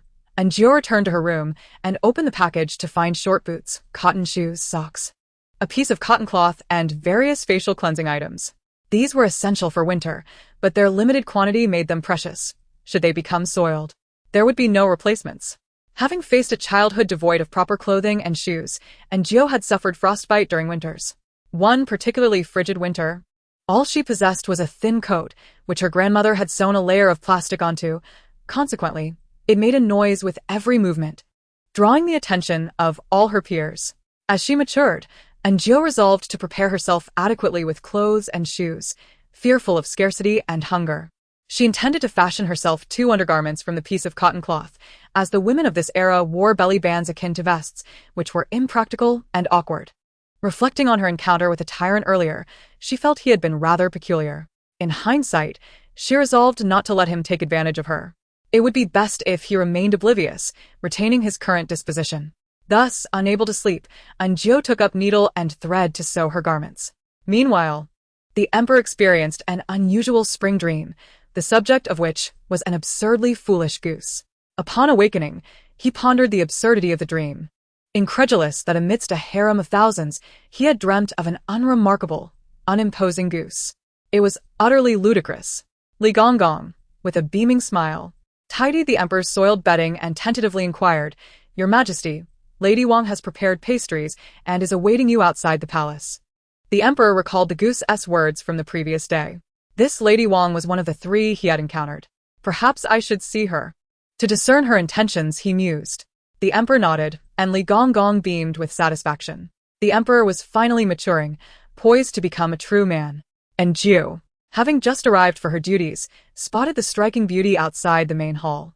Curvaceous and alluring, even under the thick layers of palace garments, her figure was evident.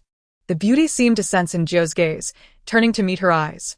And Jiu hurriedly bowed and greeted her. "You must be one of the emperor's maidens." The beauty remarked with a smile. "I am Xiao Jiu." The beauty signaled to her attendant, who promptly handed Jiu something cool to the touch. And Jiu instantly realized, "Your Highness, I cannot accept this. This is merely a token of Our Lady's goodwill, a gift for all," the attendant insisted, implying that refusal would be seen as disrespect. Reluctantly, Jiu accepted. After bowing to the beauty, she was about to depart when the beauty suddenly inquired, "What is His Majesty doing at this hour?" "He is having breakfast after the morning court session," Jiu replied, a fact known throughout the palace, but she could not divulge more. As a dutiful subordinate, she must keep her master's secrets. The beauty regarded her thoughtfully, but chose not to press further. As Jiu entered the room, she found the emperor at breakfast. Upon seeing her, he let out a cold snort. and Jiao was perplexed. What was that disdainful sound directed at her? It felt absurd. Is Lady Wang still outside? Li Gonggong minkirat. Yes, and Jiao replied. Thus, Li Gonggong asked the emperor, Your Majesty, shall we allow Lady Wang to enter? They have been waiting all morning. The emperor truly lacks compassion for the delicate. He nodded indifferently, and Jiao thought to herself, what a pretender. He must already have plans for what he intends to do with her, all while maintaining a facade of righteousness. How hypocritical. Yet if she were a man, she too would be unable to resist the allure of Wang Marin. Her figure is simply exquisite. And Jiao gazed enviously at the entering Wang Marin. What are you staring at? She is far superior to you. And Jiao paused, looking up at the emperor, who returned her gaze with disdain. And Jiao thought, is he unwell? Why mention her? Why should she compare herself to Wang Marin? If she possessed Wang Marin's beauty, she wouldn't be a mere maid but a favored consort long ago. And Jiao scoffed inwardly. This is a pastry I made myself, Your Majesty. Please have a taste. Wang Marin presented the delicacy, perhaps under the Empress Dowager's orders, as she did not lean toward the emperor. The lid was lifted to reveal several exquisitely crafted pastries. Yet, the emperor, having seen countless fine treats, recognized that while they were visually appealing, their taste was lacking. These are no better than a pancake from a clumsy cook, and Jiao thought. This was utterly absurd. The pastries were clearly made with great care, boasting both visual appeal and flavor, certainly not inferior to her own creations. So, why did the emperor not appreciate them? Dry and cold, it feels like it could choke me, the emperor continued to grumble. Suddenly, and Jiao had an epiphany. She finally understood what the emperor favored: warmth and familiarity. Each meal prepared for the emperor was excessively refined, with pastries made solely for aesthetics, meaning that regardless of the dish, it was never served hot. There exists a sensation akin to that of a sugar pancake. Consuming it after a while yields a vastly different experience than when it is fresh from the pan. Similarly, consider the contrast between freshly cooked noodles and those served after cooling. It seems no one had ever pondered this matter. Upon examining the emperor's breakfast, and Jiao noticed that it was indeed served at an optimal temperature, ensuring it would never scald him. Thus, the emperor consumed his meals and drinks lukewarm. Even the fruits served were not chilled. Imagine a bowl of cold noodles or lukewarm spicy hot pot. And Jiao's cooking was not exceptionally delicious. But the essence lay in its warmth and familiarity.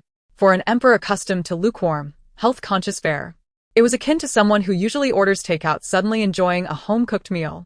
How enlightening! And Jiao glanced over, observing the emperor now eating the pastries. This early in the morning, he took a bite of the cold, choking pastry, then drank a large sip of water, losing interest entirely. Was it not to his taste? I shall return and make another batch, she thought. Wang Marin, being quite perceptive, understood the situation. The emperor initially intended to refuse, but he could not allow the simpleton to believe she was of great importance. Besides, I have women. It's merely a meal. Anyone can prepare that. He conceded with a nod. Wang Marin felt a surge of joy. The emperor was not only handsome but appeared to possess a temperament far less severe than the rumors suggested. Surely, someone before her must have provoked his ire to warrant such treatment. If she remained cautious, perhaps she could soon bear the emperor's child. Noticing the emperor's growing impatience, Wang Marin wisely declared, Your Majesty, you are burdened with affairs of state.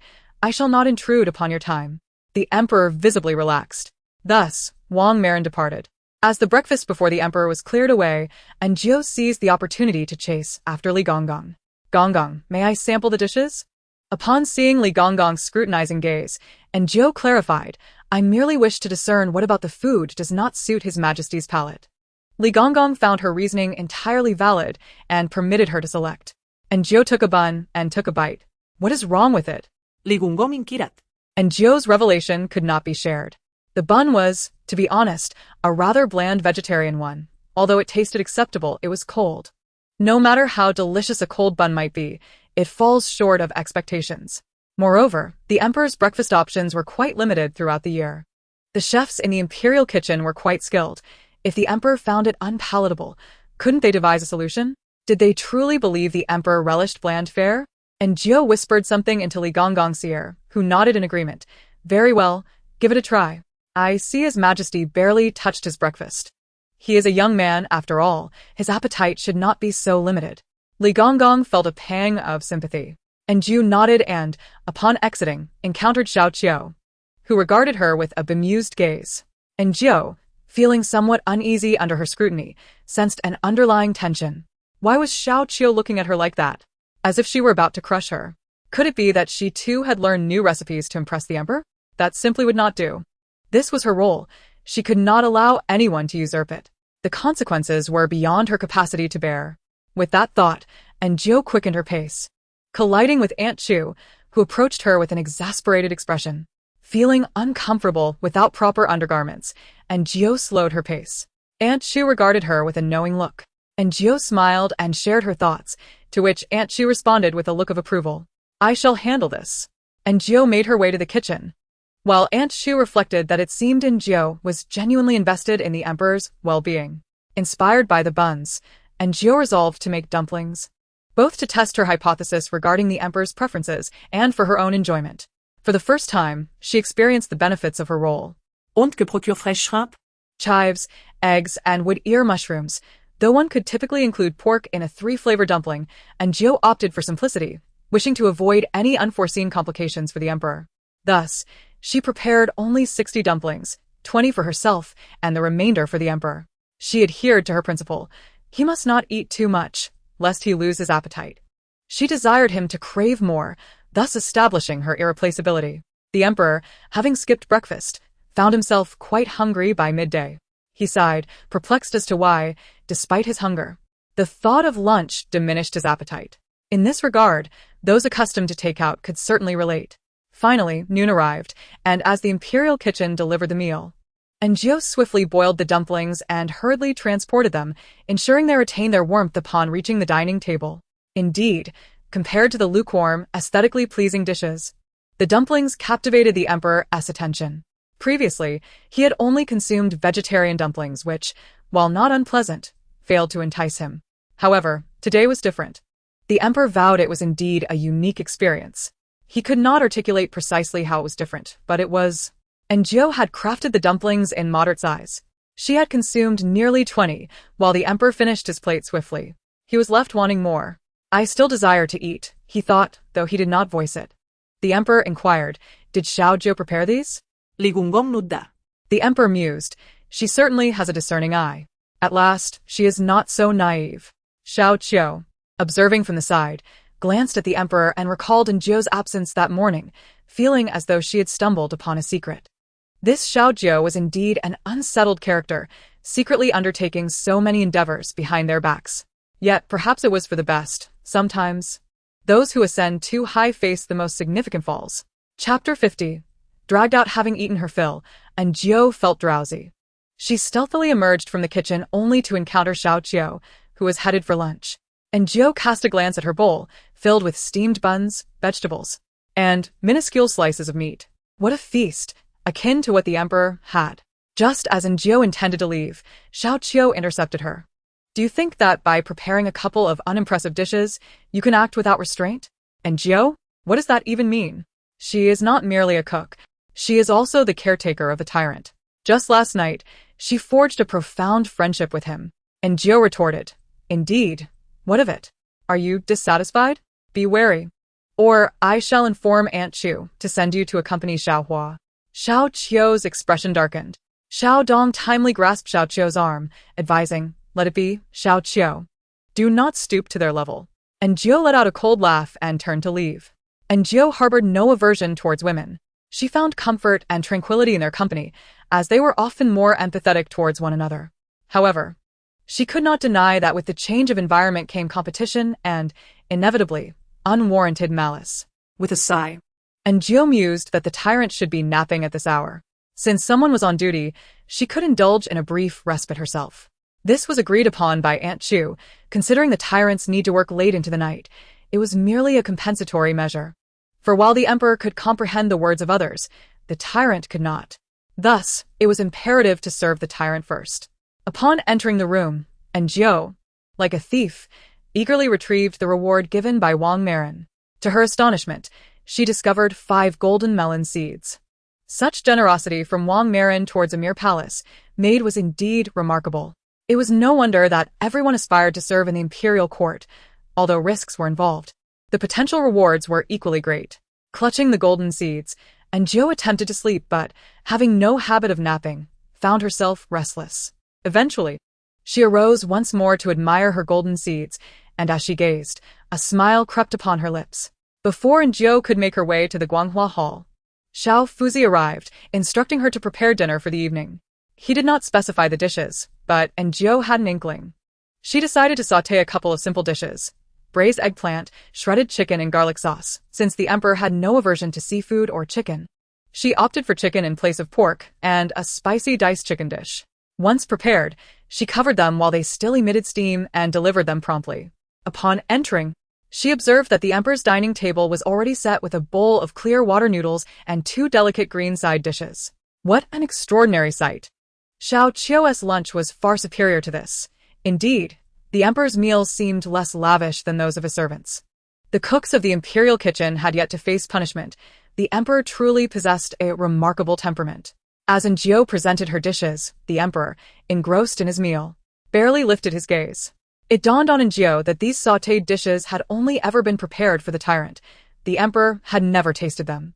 In an era dominated by stewed and boiled dishes, stir-frying was a rarity.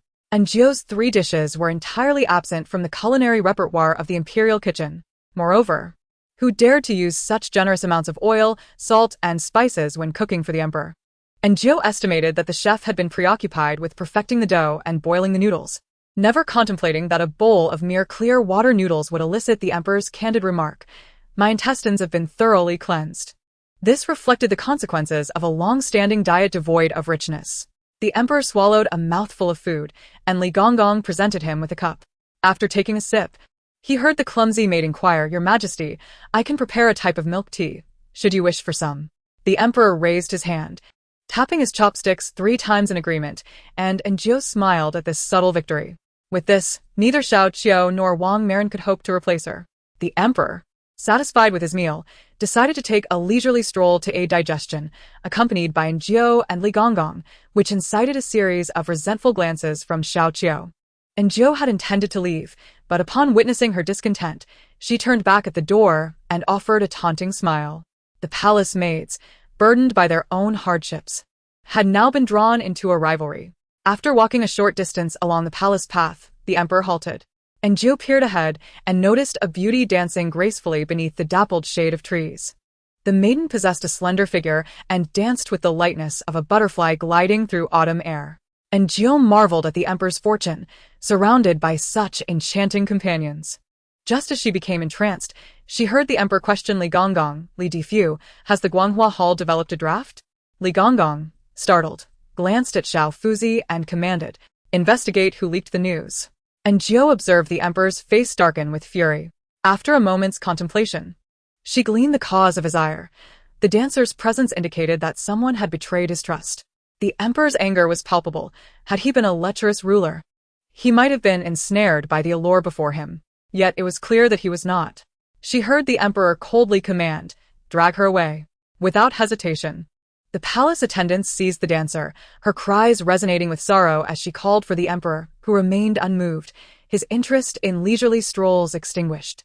He turned and strode back, and Anjou could not suppress a sigh. How terrifying! She had truly underestimated the situation, mistakenly believing the emperor's disposition had softened. Watching him depart, Anjou resolved to exercise greater caution in the future, determined never to provoke his wrath. Xiao Qiu, evidently unprepared for the emperor's swift return, was still consumed by thoughts of retaliation after Anjou's earlier provocation. Just as she formulated her plan, the emperor arrived, and eager to impress, she rushed to pour him tea. Perhaps due to her nervousness, her hand trembled, spilling the tea. In her haste to clean up, she accidentally dropped the teacup, which shattered with a crisp sound. The great hall fell eerily silent, a stillness unlike any before, as if all sound had vanished. The onlookers were momentarily stunned until the emperor rose, glaring at Xiao Qiu's drenched garments. He kicked her aside with force, declaring, "Drag her away. I no longer wish to see her." The emperor's icy tone pronounced Xiao Qiu's fate. "Your Majesty, spare me. Please spare me." Xiao Qiu pleaded desperately. Yet the emperor did not even cast her a glance. Xiao Fuzi and the attendants promptly escorted her away. Li Gonggong and Aunt Chu hurried to find garments for the emperor to change into. Xiao Dong, pale and trembling, was utterly terrified. And Jiao, still reeling from the shock, only came to her senses when Aunt Chu reprimanded her. What are you dawdling for? Hurry and clean up. It was only then that Jiao rushed to gather the shards of the broken teacup. Chapter 51. The morning scare. The emperor finally succumbed to sleep, a welcome relief. And Jiao, having been thoroughly alarmed by him throughout the day, began to grasp the meaning of the phrase, serving the monarch is akin to treading upon a tiger. As she lay in bed, she contemplated the events of the day, determined to uncover the source of the emperor's anger to ensure she would not repeat her mistakes, lest she meet an untimely fate.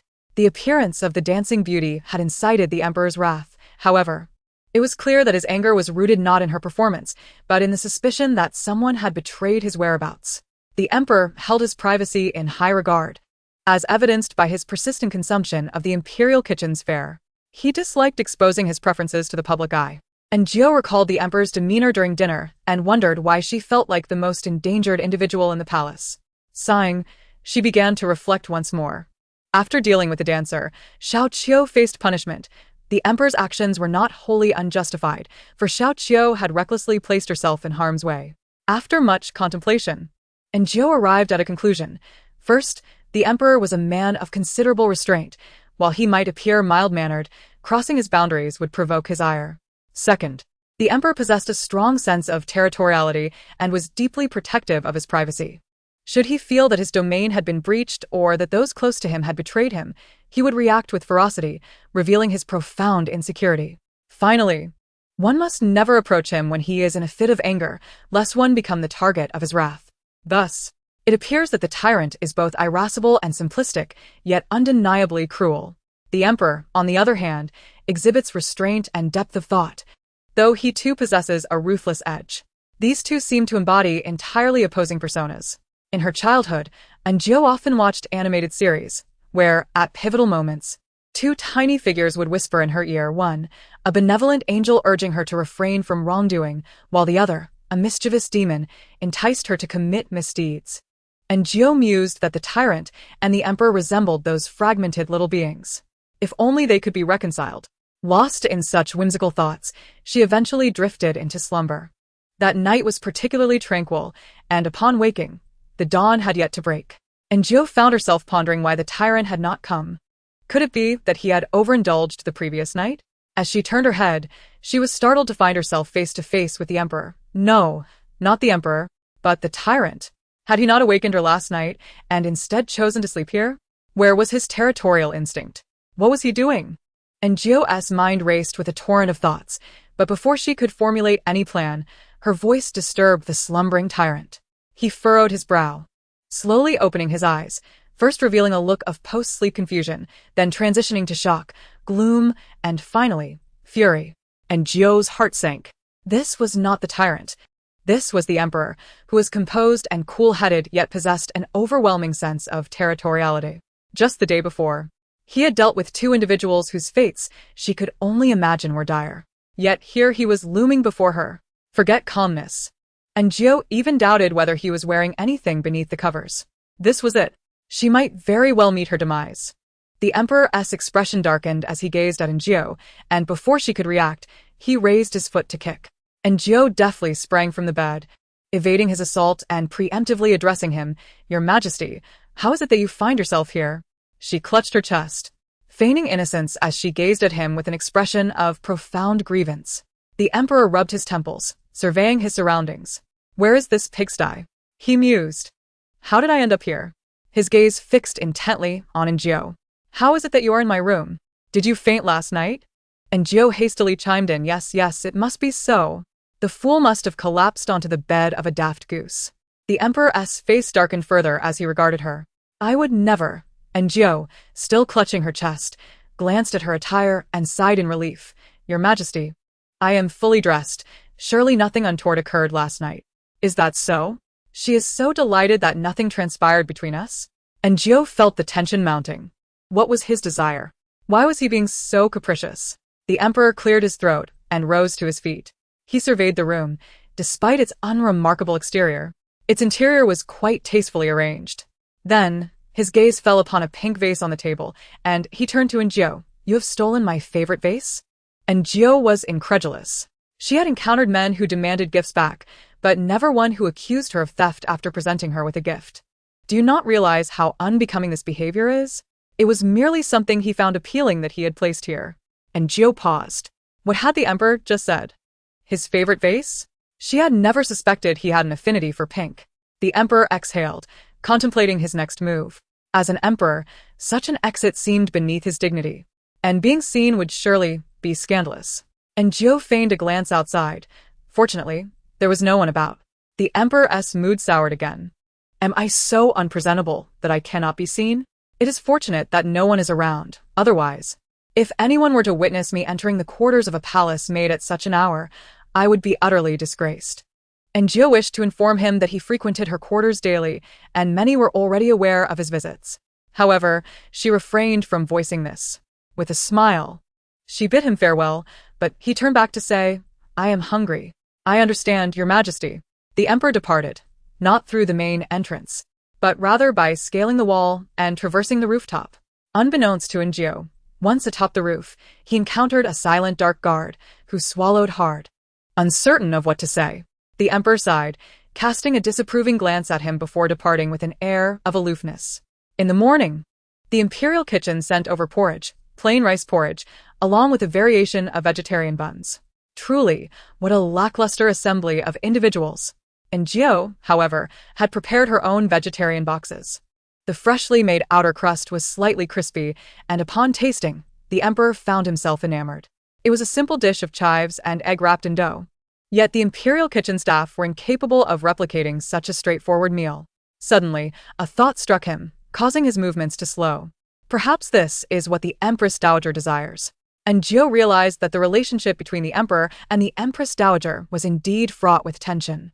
The Emperor consumed all 5 of Enjio's vegetarian boxes and even partook of the porridge sent by the kitchen, yet he left the buns untouched. Chapter 52. The Autumn Hunt. At long last, the long-anticipated autumn hunt had arrived. The Guanghua Palace expedition was accompanied by a considerable entourage, as they were to stay in the wilderness for several days. Thus, every aspect of the Emperor's sustenance and accommodations required meticulous attention. Aunt Chu had been busy for some time, but now had an additional task at hand: the Emperor's meals. The Emperor was unable to consume meat. Last year, he had been served only porridge while everyone else feasted on roasted meats and hearty soups. If word of this were to spread, the common folk would surely extol the Emperor for his diligence and frugality. Was it impossible to prepare something other than broth? Enjio gazed incredulously at Aunt Chu, who shook her head. Conditions in the wild are inherently poor, and His Majesty dislikes causing trouble. Besides, Aunt Chu lowered her voice. The head of the imperial kitchen is a nephew of the Empress Dowager. Enjio understood the implication. The imperial kitchen was, in essence, intertwined with the Empress Dowager, and while the Emperor wished to rectify its inefficiencies, any attempt would be thwarted by her interference. The Emperor and the Empress Dowager were not blood relatives. He could not act too harshly, lest it reflect poorly on her side. Enjio found this utterly absurd. How could it be that the sovereign of a nation, an emperor, would hesitate to confront the imperial kitchen? Yet, after Aunt Chu's subtle hints, Enjio grasped the underlying dynamics. The Emperor's biological mother was Consort Chun, a renowned beauty who initially enjoyed the favor of the late Emperor. However, she later fell from grace and was relegated to the cold palace, along with her son, who was subsequently disregarded by the late Emperor.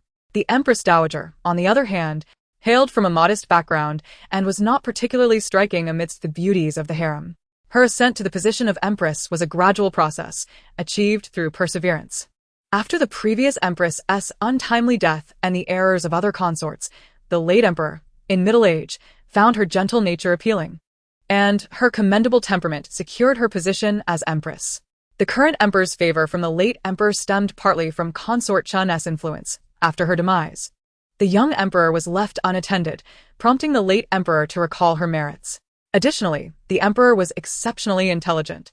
According to Aunt Chu, while other young princes took several days to memorize a book, he could effortlessly recite it after a single reading. When surrounded by ordinary individuals, this talent was unremarkable. But in the presence of a genius, the stark difference became painfully evident. The late emperor, upon encountering what he perceived as a rare treasure, lavished affection upon the young emperor, disregarding the counsel of his ministers and the fact that the empress was already with child, resolutely insisting on naming the emperor as the crown prince. The late emperor was an autocratic figure, his decisions were beyond reproach, and dissent was futile. Subsequently, when the empress gave birth, it was, unexpectedly, another young prince. Out of guilt, the late emperor bestowed upon him the title of Prince of Ryong upon his birth. The current emperor treated this brother quite generously, granting him the most substantial fief and allowing him to remain in the capital. Nevertheless, whispers persisted in the court, questioning the legitimacy of the emperor's ascension. Before the Empress Dowager, the emperor consistently maintained a submissive demeanor, yielding at every turn to avoid giving others fodder for gossip. And Jiao understood now. She had not anticipated that the imperial kitchen could be entangled in such affairs. Previously, she believed the kitchen staff lacked insight, but upon reflection, it seemed perhaps they acted with intention. The Empress Dowager, perceiving the emperor as having usurped her son's position, was powerless to reverse her fate and sought to create discomfort for him elsewhere, a response that was entirely understandable. Should the emperor voice any grievances, the Empress Dowager would publicly accuse him of ingratitude and estrangement. It was no wonder the emperor adopted such a demeanor when discussing the Empress Dowager. He likely knew of her schemes against him but found himself temporarily at her mercy, unwilling to provoke further discord. And Jiao, a mere servant, found herself somewhat sympathetic towards the tyrannical emperor suffering under the malice of a wicked stepmother. With Xiao Qiu's departure, only Jiao and Xiao Dong remained among the Grand Palace maids.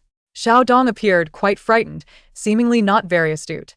Aunt Chu, with no other options, selected a few clever girls to join them, leaving 4 outside to attend to menial tasks and promoting 2 to Grand Palace maids, continuing the naming convention of Guanghua Palace with one called Xiao Qiu and the other Xiao Xia. And Jiao jested, "Aunt, will I be unable to distinguish the previous Xiao Qiu from this one?" She had thought Xiao Qiu had been dispatched to labor elsewhere, much like Xiao Hua. But Aunt Chu smiled and assured her, "Rest easy, that possibility no longer exists." And Jiao's smile faltered. Did this mean Xiao Qiu is dead? All for the shattering of a teacup? A mere teacup? Aunt Chu shook her head. It was not just that. She spoke to Jiao with an enigmatic expression. "Be more observant." And Jiao pondered deeply. Aunt Chu chose not to elaborate further. Hadn't Jiao been astute, she might have pieced it together. Xiao Qiu need not have met her demise. Breaking a teacup would typically result in a reprimand or a reassignment. Yet Xiao Qiu had erred by accepting silver to divulge the emperor's whereabouts. This crossed the emperor's threshold of tolerance. Even after being apprehended, she had implicated Jiao, claiming she had been consorting with guards in her chambers. However, Jiao was not involved with any guards. Yet, since Xiao Qiu had spoken, it indicated she possessed knowledge that could not be allowed to persist. If the operation proceeded swiftly, Xiao Qiu's body would likely have been disposed of by now. The autumn sun shone brightly, and the emperor's carriage was extraordinarily grand. And Jiao found herself ensconced within it, enjoying the privileges of royalty alongside the emperor, feeling a surge of excitement at the prospect of such a splendid role. Meanwhile, the emperor, drowsy from an early rise, sought to catch up on sleep. Their autumn hunt was set on the outskirts of the capital, typically a half-day's journey, yet the procession was lengthy, comprising not only the emperor but also consorts, ministers, their families, and various royal relatives. The crowd was considerable, complicating security matters, as the Imperial Guard needed to account for everyone to prevent the infiltration of assassins. These individuals rose even earlier than the emperor, now dozing off, save for the particularly youthful young lords who rode alongside, galloping back and forth, their laughter ringing out. And Jiao refrained from lifting the curtain to peer outside, as Aunt Chu had instructed her not to allow outsiders to glimpse into the carriage. The journey continued without rest. But the emperor, having consumed too much water, urgently dismounted to relieve himself. Shortly after, he returned, and Jiao provided him with water to wash his hands.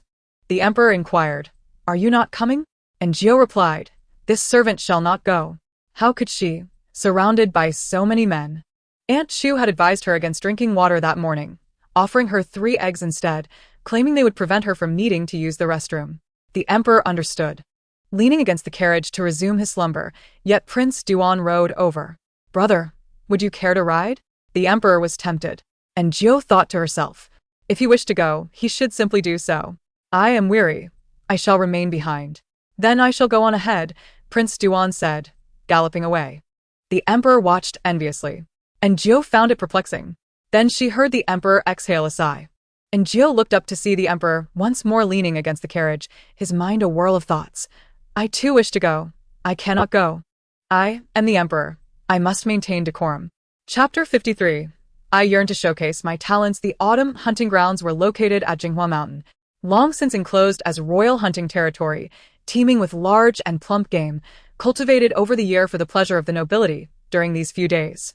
The trees towered high and thick, and though autumn had arrived, the temperatures remained mild, keeping the pastures lush and green. And Jiao had heard other palace maids mention that mushrooms had been foraged on the mountain, and wild fruits had also been gathered. She too wished to gather some, and Aunt Chu promised her a half-day of leisure to do so. The newly arrived Xiao Xia and Xiao Qiu had contrasting temperaments, one more vivacious and the other more composed, but both appeared amiable and actively engaged in Jiao in conversation. They agreed that if they had time to rest together, they would explore. The procession settled on a particularly large clearing halfway up the mountain. Naturally, the emperor's tent was positioned at the highest point, backed by the mountain, surrounded by the imperial guard and palace attendants, creating an impenetrable fortress of safety. The tent had been erected in advance, and the interior was well-stocked, cleaned and organized by designated personnel overseeing the royal hunting grounds. And Jiao and her companions merely needed to prepare the emperor's frequently used items. The emperor's situation was far more privileged than that of others. Standing upon the hillside, and Jiao observed the entire slope adorned with tents of various sizes, with people bustling about at their peripheries. Breathing in the fresh air of the outdoors lifted her spirits. It was already afternoon, and everyone was settling in, awaiting the true hunt to commence the following day. And Jiao spotted Aunt Chu conversing with a middle-aged man not far off.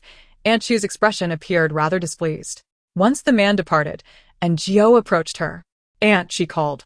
Aunt Chu drew her closer, saying, You arrived just in time.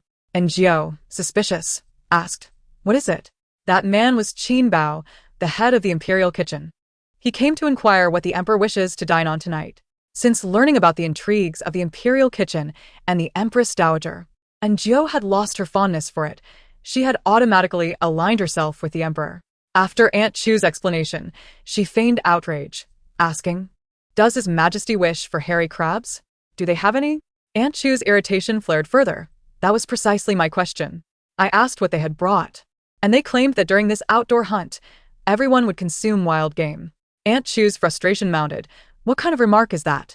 Is it not a subtle mockery of the emperor? They also mentioned vegetables and mushrooms, suggesting that should His Majesty desire to eat, he could make a soup. Before I could even respond, they claimed it was the Empress Dowager who noted His Majesty's lack of appetite and specifically instructed them. And Jiao found their audacity appalling.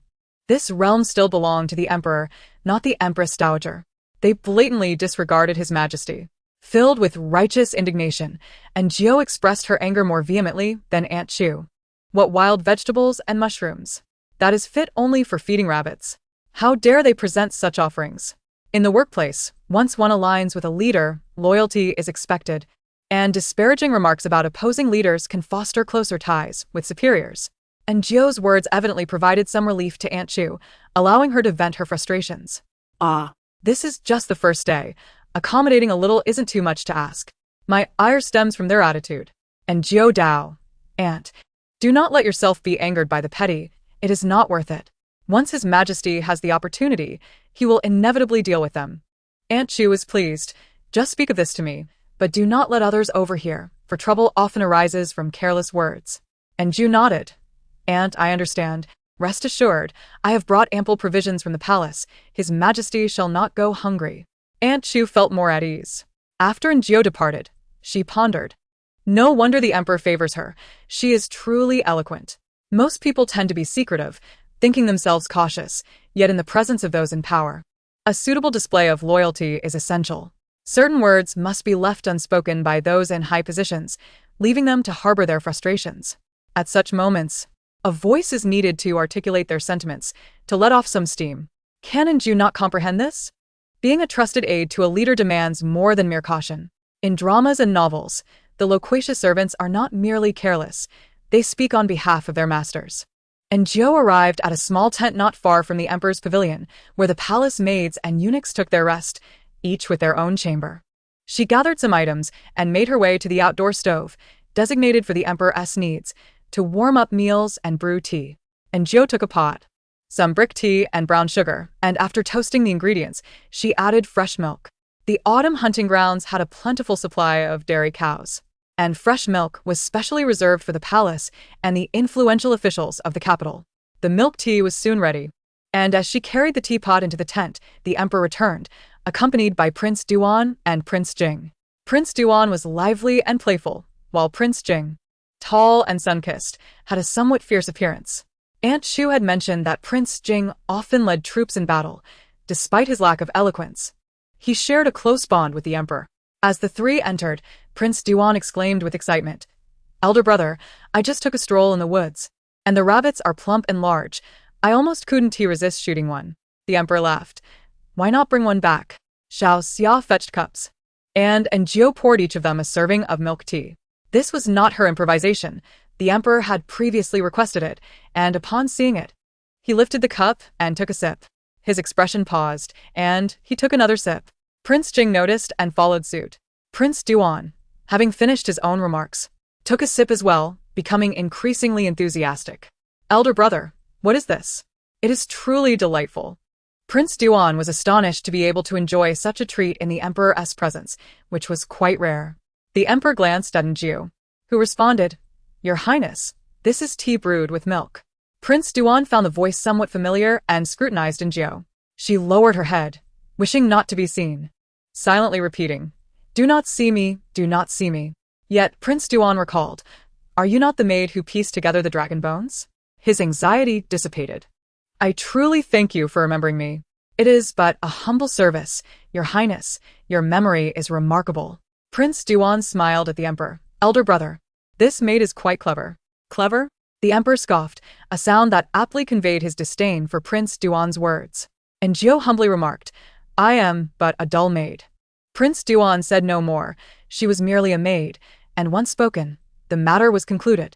He continued discussing the autumn hunt for the following day. "Elder brother, will you be attending?" And Jiu perked up her ears, hoping the emperor would refrain from going, preferring he stay safe and avoid becoming a tyrant who stirs up trouble, thereby causing distress for them. She had watched dramas where a master's misdeeds led to the execution of all the serving staff. However, the emperor resolutely declared, "I shall go. Tomorrow, I shall showcase my prowess and surpass all of you." Ha ha ha. The emperor, delighting in his milk tea, gestured for Jiu to refill his cup. Chapter 54. Eating wontons. The teapot was nearly empty. The emperor appeared exceedingly pleased, his thoughts and feelings in harmonious alignment. And Jiu stepped outside, refilling the pot. She brewed another batch and spotted the patrolling Li Ji. Stealthily, she filled his water flask and cautioned him to keep it secret. Li Ji nodded, feeling parched, and discreetly drank in a corner. It was his first time tasting sweet tea brewed with milk, although not fond of sweets. He found it remarkably rich and delightful.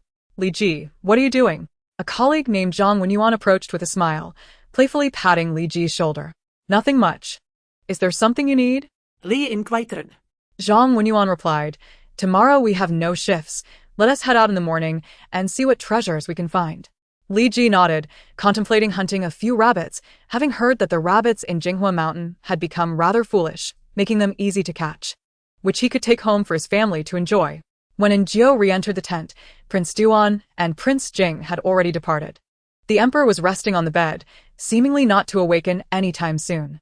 Eunuch Li stood guard, instructing Jiu to step outside, as the emperor had previously stated that she was not to be present while he slept, to avoid the embarrassment of the last incident when he had inadvertently exposed himself before her. And Jiu stifled a laugh. This emperor, having been seen by so many since birth, still pretended to be modest. Aunt Shu was tidying up the items the emperor would need for the following day. And Jiu poured a cup of milk tea for both herself and Aunt Shu. Upon taking a sip, Aunt Shu was greatly surprised. "Is this brewed with milk?" And Jiu nodded. "Yes, it is milk with tea leaves and brown sugar." Aunt Shu took another sip, releasing a satisfied sigh. "Truly delightful. His Majesty has a penchant for sweet foods, so we should prepare more for him." And Jiu had already noticed this. "Is this the emperor's attire?" And Jiu inquired, noticing the exquisite riding outfit Aunt Shu held. And Jiu marveled at the splendor of being an emperor. "Just look at the embroidery. the fabric. Each piece is worth a fortune. This was sent by the Ministry of Internal Affairs. His Majesty shall wear it tomorrow, Aunt Chu said proudly. His Majesty has been intelligent since childhood, excelling both academically and in martial arts, learning swiftly. The Emperor's talents were a stark contrast to others, rendering his lineage inconsequential to the late emperor, as it was unnecessary. Such a genius should be emperor. Anything less would be irresponsible to the realm. Aunt Chu unabashedly expressed her admiration for the emperor, and Jiu listened while sipping her tea, occasionally assisting Aunt Chu. Time flew by, and as dusk approached, Jiu informed Aunt Chu that she would go prepare dinner. In this wilderness, food safety was not guaranteed, so Aunt Chu insisted on accompanying her. What shall we eat? Aunt Chu inquired curiously. Wontons. Aunt Chu nodded. Still skeptical about how one could prepare wontons in such an environment. It should be quite challenging, she thought, but then saw Jiu pull out the wonton skins she had brought. The emperor did not eat meat, yet Jiu still prepared a 3-flavor filling for him, using ingredients she had brought in advance, thus it was ready in no time.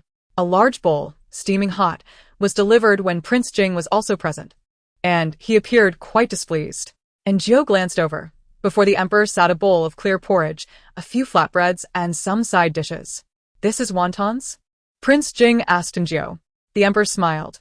You too, sit down and have some to ease your temper. I'm just being polite, do not actually eat. And Jiu felt a chuckle rising within her. Prince Jing nodded. Let me see what this is. He was puzzled. How could one enjoy wontons in such a desolate place? And Jiu took a bowl and served, glancing at the emperor occasionally. That's enough. Can't you see? I'm not getting enough to eat. After serving Prince Jing, she also filled the emperor's bowl, adding, there are still ingredients, if it is not enough. I shall prepare more.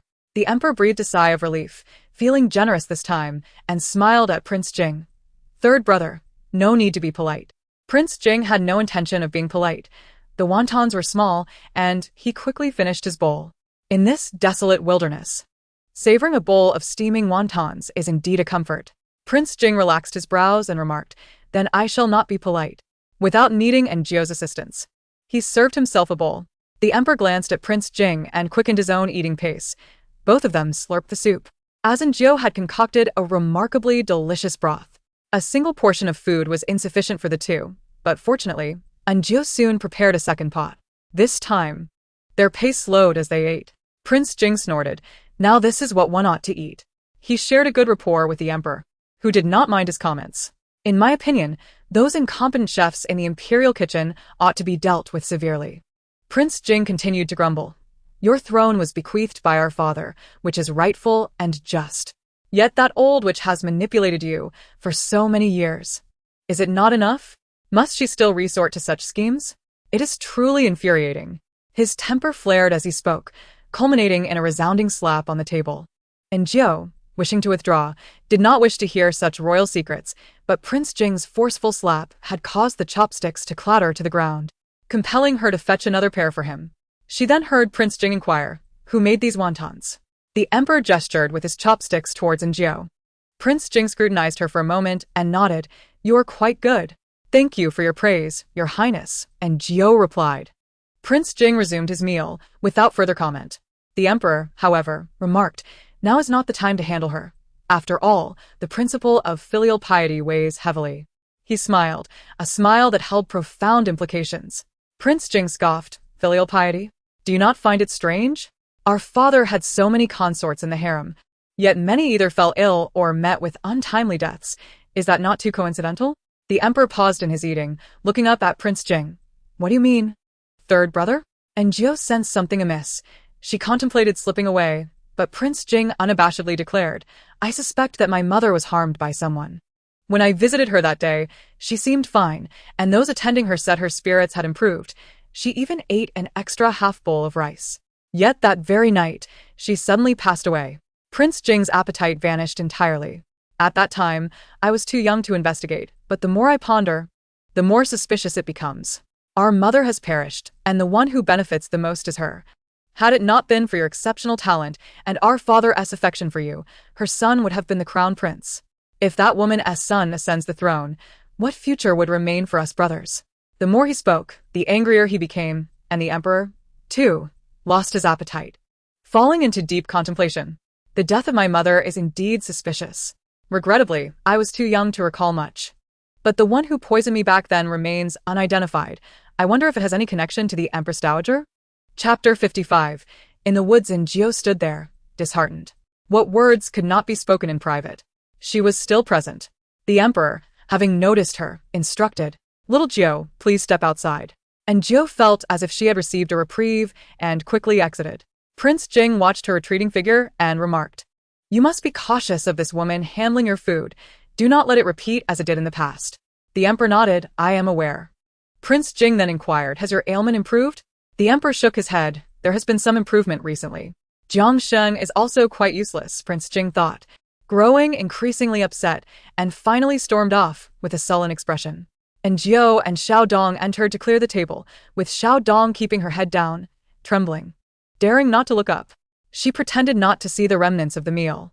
The sky was still bright, and the Emperor announced his intention to take a stroll to aid digestion, with Li Gonggong and Xiao Fuzi following him. And Jiao returned to her room, feeling fatigued. She had intended to sleep, but Xiao Fuzi soon approached her, saying, "Little Jiao, Aunt Chu requests that you keep watch tonight."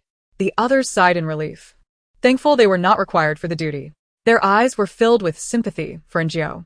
Exhausted from the day, she did not wish to move, feeling utterly drained. Yet suddenly recalled something and sprang up. How could she forget? She could not sleep in the same quarters as these people. What if the tyrant came at night? Just as before, after having eaten, he might simply lie down beside her without waking her. The mere thought was unbearable.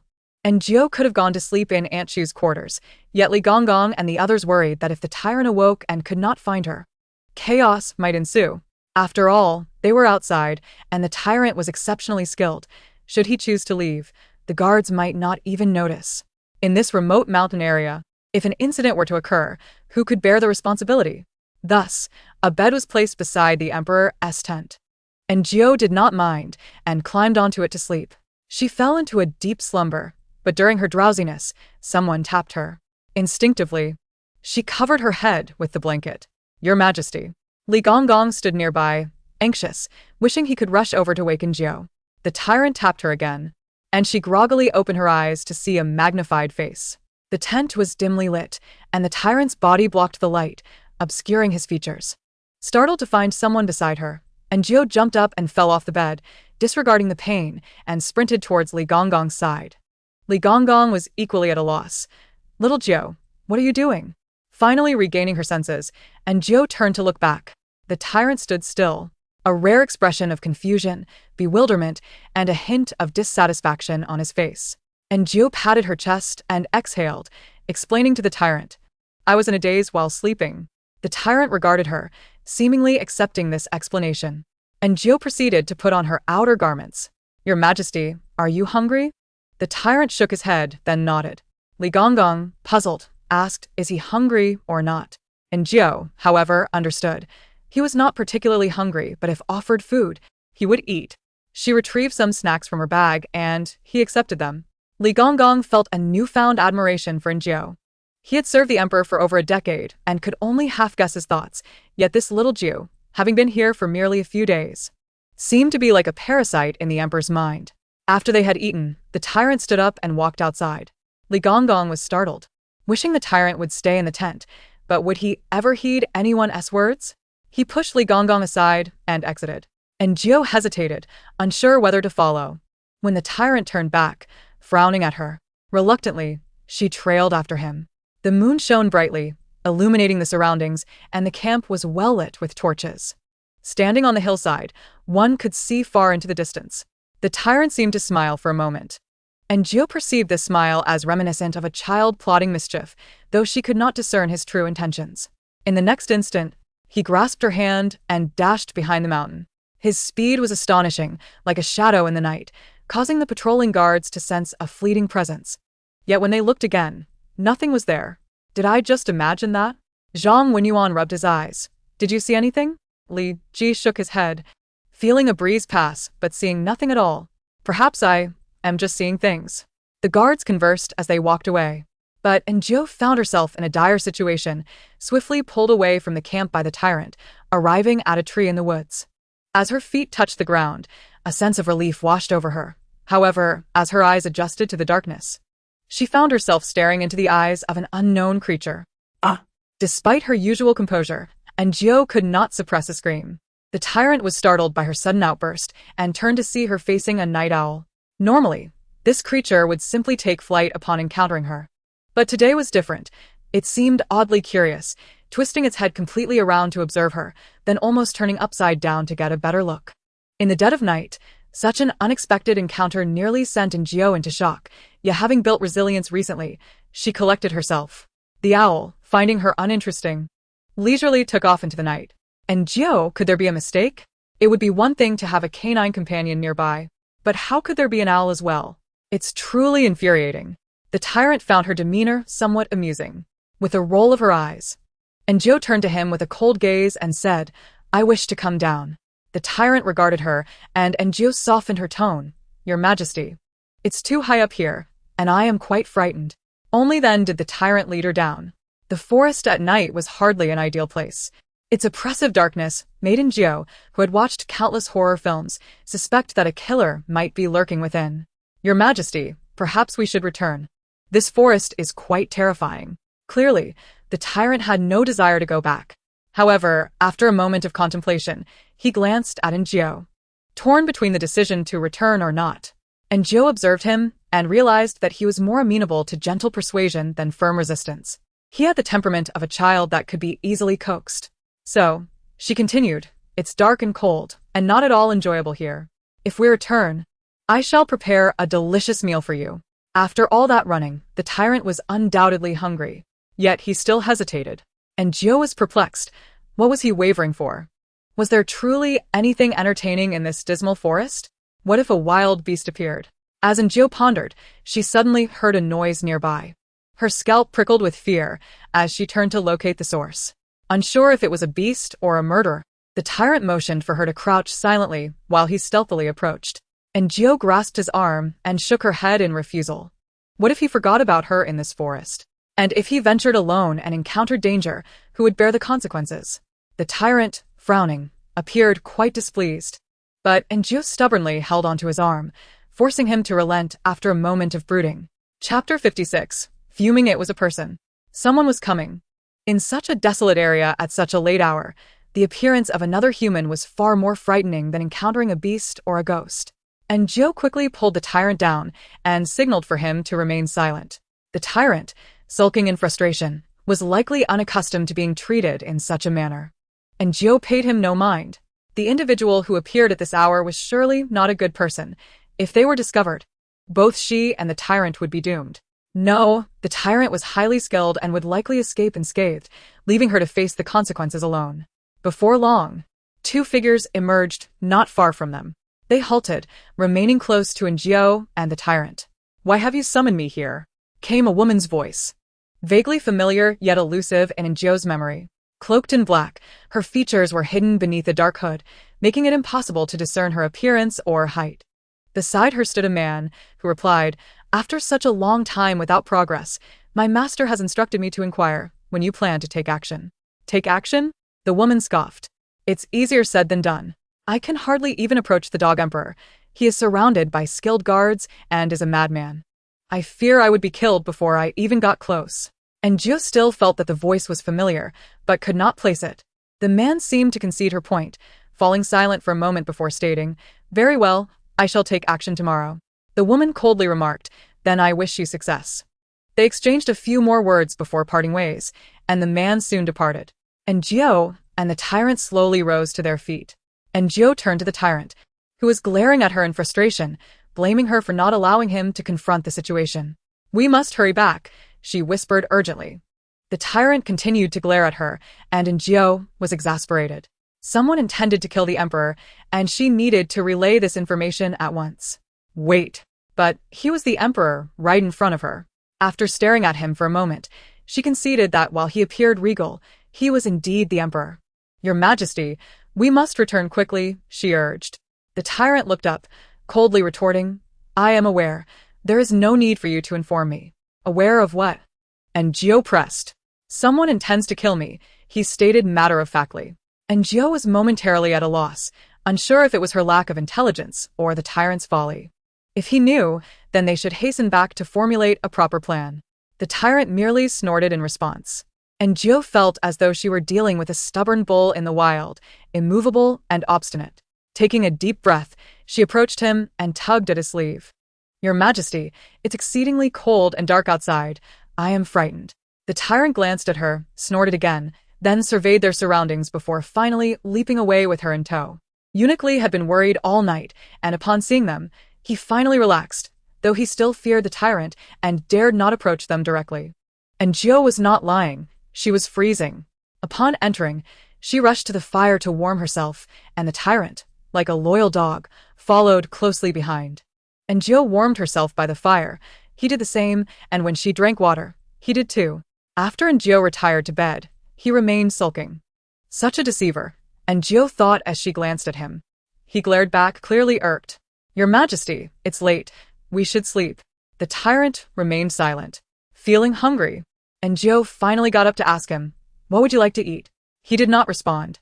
In the dead of night, and Gio rummaged through the pantry. Sliced some steamed buns, dipped them in egg and flour, and fried the pieces in oil. Once finished, she sprinkled some seasoning on top. The tyrant devoured the fried bread, finishing 5 pieces before letting out a satisfied burp. And Gio found it amusing and softly said, "It's time for bed. If you wish to eat more, I will prepare it for you tomorrow." The tyrant nodded and climbed into bed, with only his head peeking out from under the covers as he continued to watch Gio. After a while, she thought he was finally going to sleep. But he suddenly tossed a gold ingot onto the floor. And Gio looked at the ingot on the ground, then at the tyrant, who had already closed his eyes, his breathing becoming steady, indicating that he had indeed fallen asleep.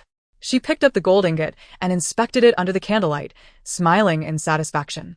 The next morning, and Gio awoke early to wash up and then prepared some dumplings. Considering that the emperor had eaten a considerable amount the previous day, she assumed he would not be very hungry in the morning, so she made only a small batch and pan-fried them. The emperor was awakened by the enticing aroma. Upon opening his eyes, he noticed the dumplings on the table. Though he initially had little appetite, he soon felt tempted. After little Fuzi assisted him with his morning routine, he sat down to eat. Although the filling was the same as before, the pan-fried dumplings tasted exceptionally good. "Delicious!" he exclaimed. At that moment, the imperial kitchen sent in breakfast, consisting of rice porridge, several buns, and a plate of side dishes. "Soon, I shall have all the kitchen staff executed," the emperor mumbled, biting into a dumpling with vigor. Nevertheless, he consumed all of the porridge today, as Eunuch Lee had Little Dong taste it for poison first. Little Dong trembled in fear, and only after confirming it was safe did she let out a huge sigh of relief, nearly losing her balance. Eunuch Lee cast her a cold glance, and Little Dong's dazed expression pleaded for mercy. Eunuch Lee waved her off. "All right, you may leave." Trembling, Little Dong exited and ran into Gio at the door, but said nothing as she hurried past her. And Gio thought the girl might be close to losing her sanity from fright. Having someone like her remain at court could prove problematic. But she kept her thoughts to herself, as it was not her concern. Little Chio and Little Xia were tidying up, and Gio joined to assist. Meanwhile, the emperor sat back, leisurely awaiting Eunuch Lee and the others to change his clothes. Wearing the riding attire that Aunt Shu had selected yesterday, one could see why he was the emperor. The outfit looked splendid on him, making him appear like a supermodel. That face, that physique, and Gio found herself staring for an extended period. Humph. She heard the emperor snort. "Another woman captivated by me. How utterly superficial." And Gio quickly averted her gaze. "Perhaps you are feeling guilty, fearing that I might uncover your secrets." With this thought in mind, and Gio exited with her bowl and utensils. Not long after, Xiao Fuzi returned. "Xiao Jiao, His Majesty requests your presence." Me? And Gio glanced at the sky, realizing that soon the emperor would deliver a speech. And the crowd outside eagerly awaited his command to venture into the forest for hunting. What could he possibly want with her at this moment? And Gio felt a surge of suspicion, but upon arrival, she found Aunt Shu with a beaming smile, waving a garment in her hand. "Xiao Jiu, come and try on this outfit to see if it fits." Looking at the distinctly masculine attire, and Gio suddenly recalled something. She seemed to have forgotten to inform the emperor about what she witnessed last night, and it appeared he had also neglected to inquire. Chapter 57. A Game of Pursuit. What does this mean?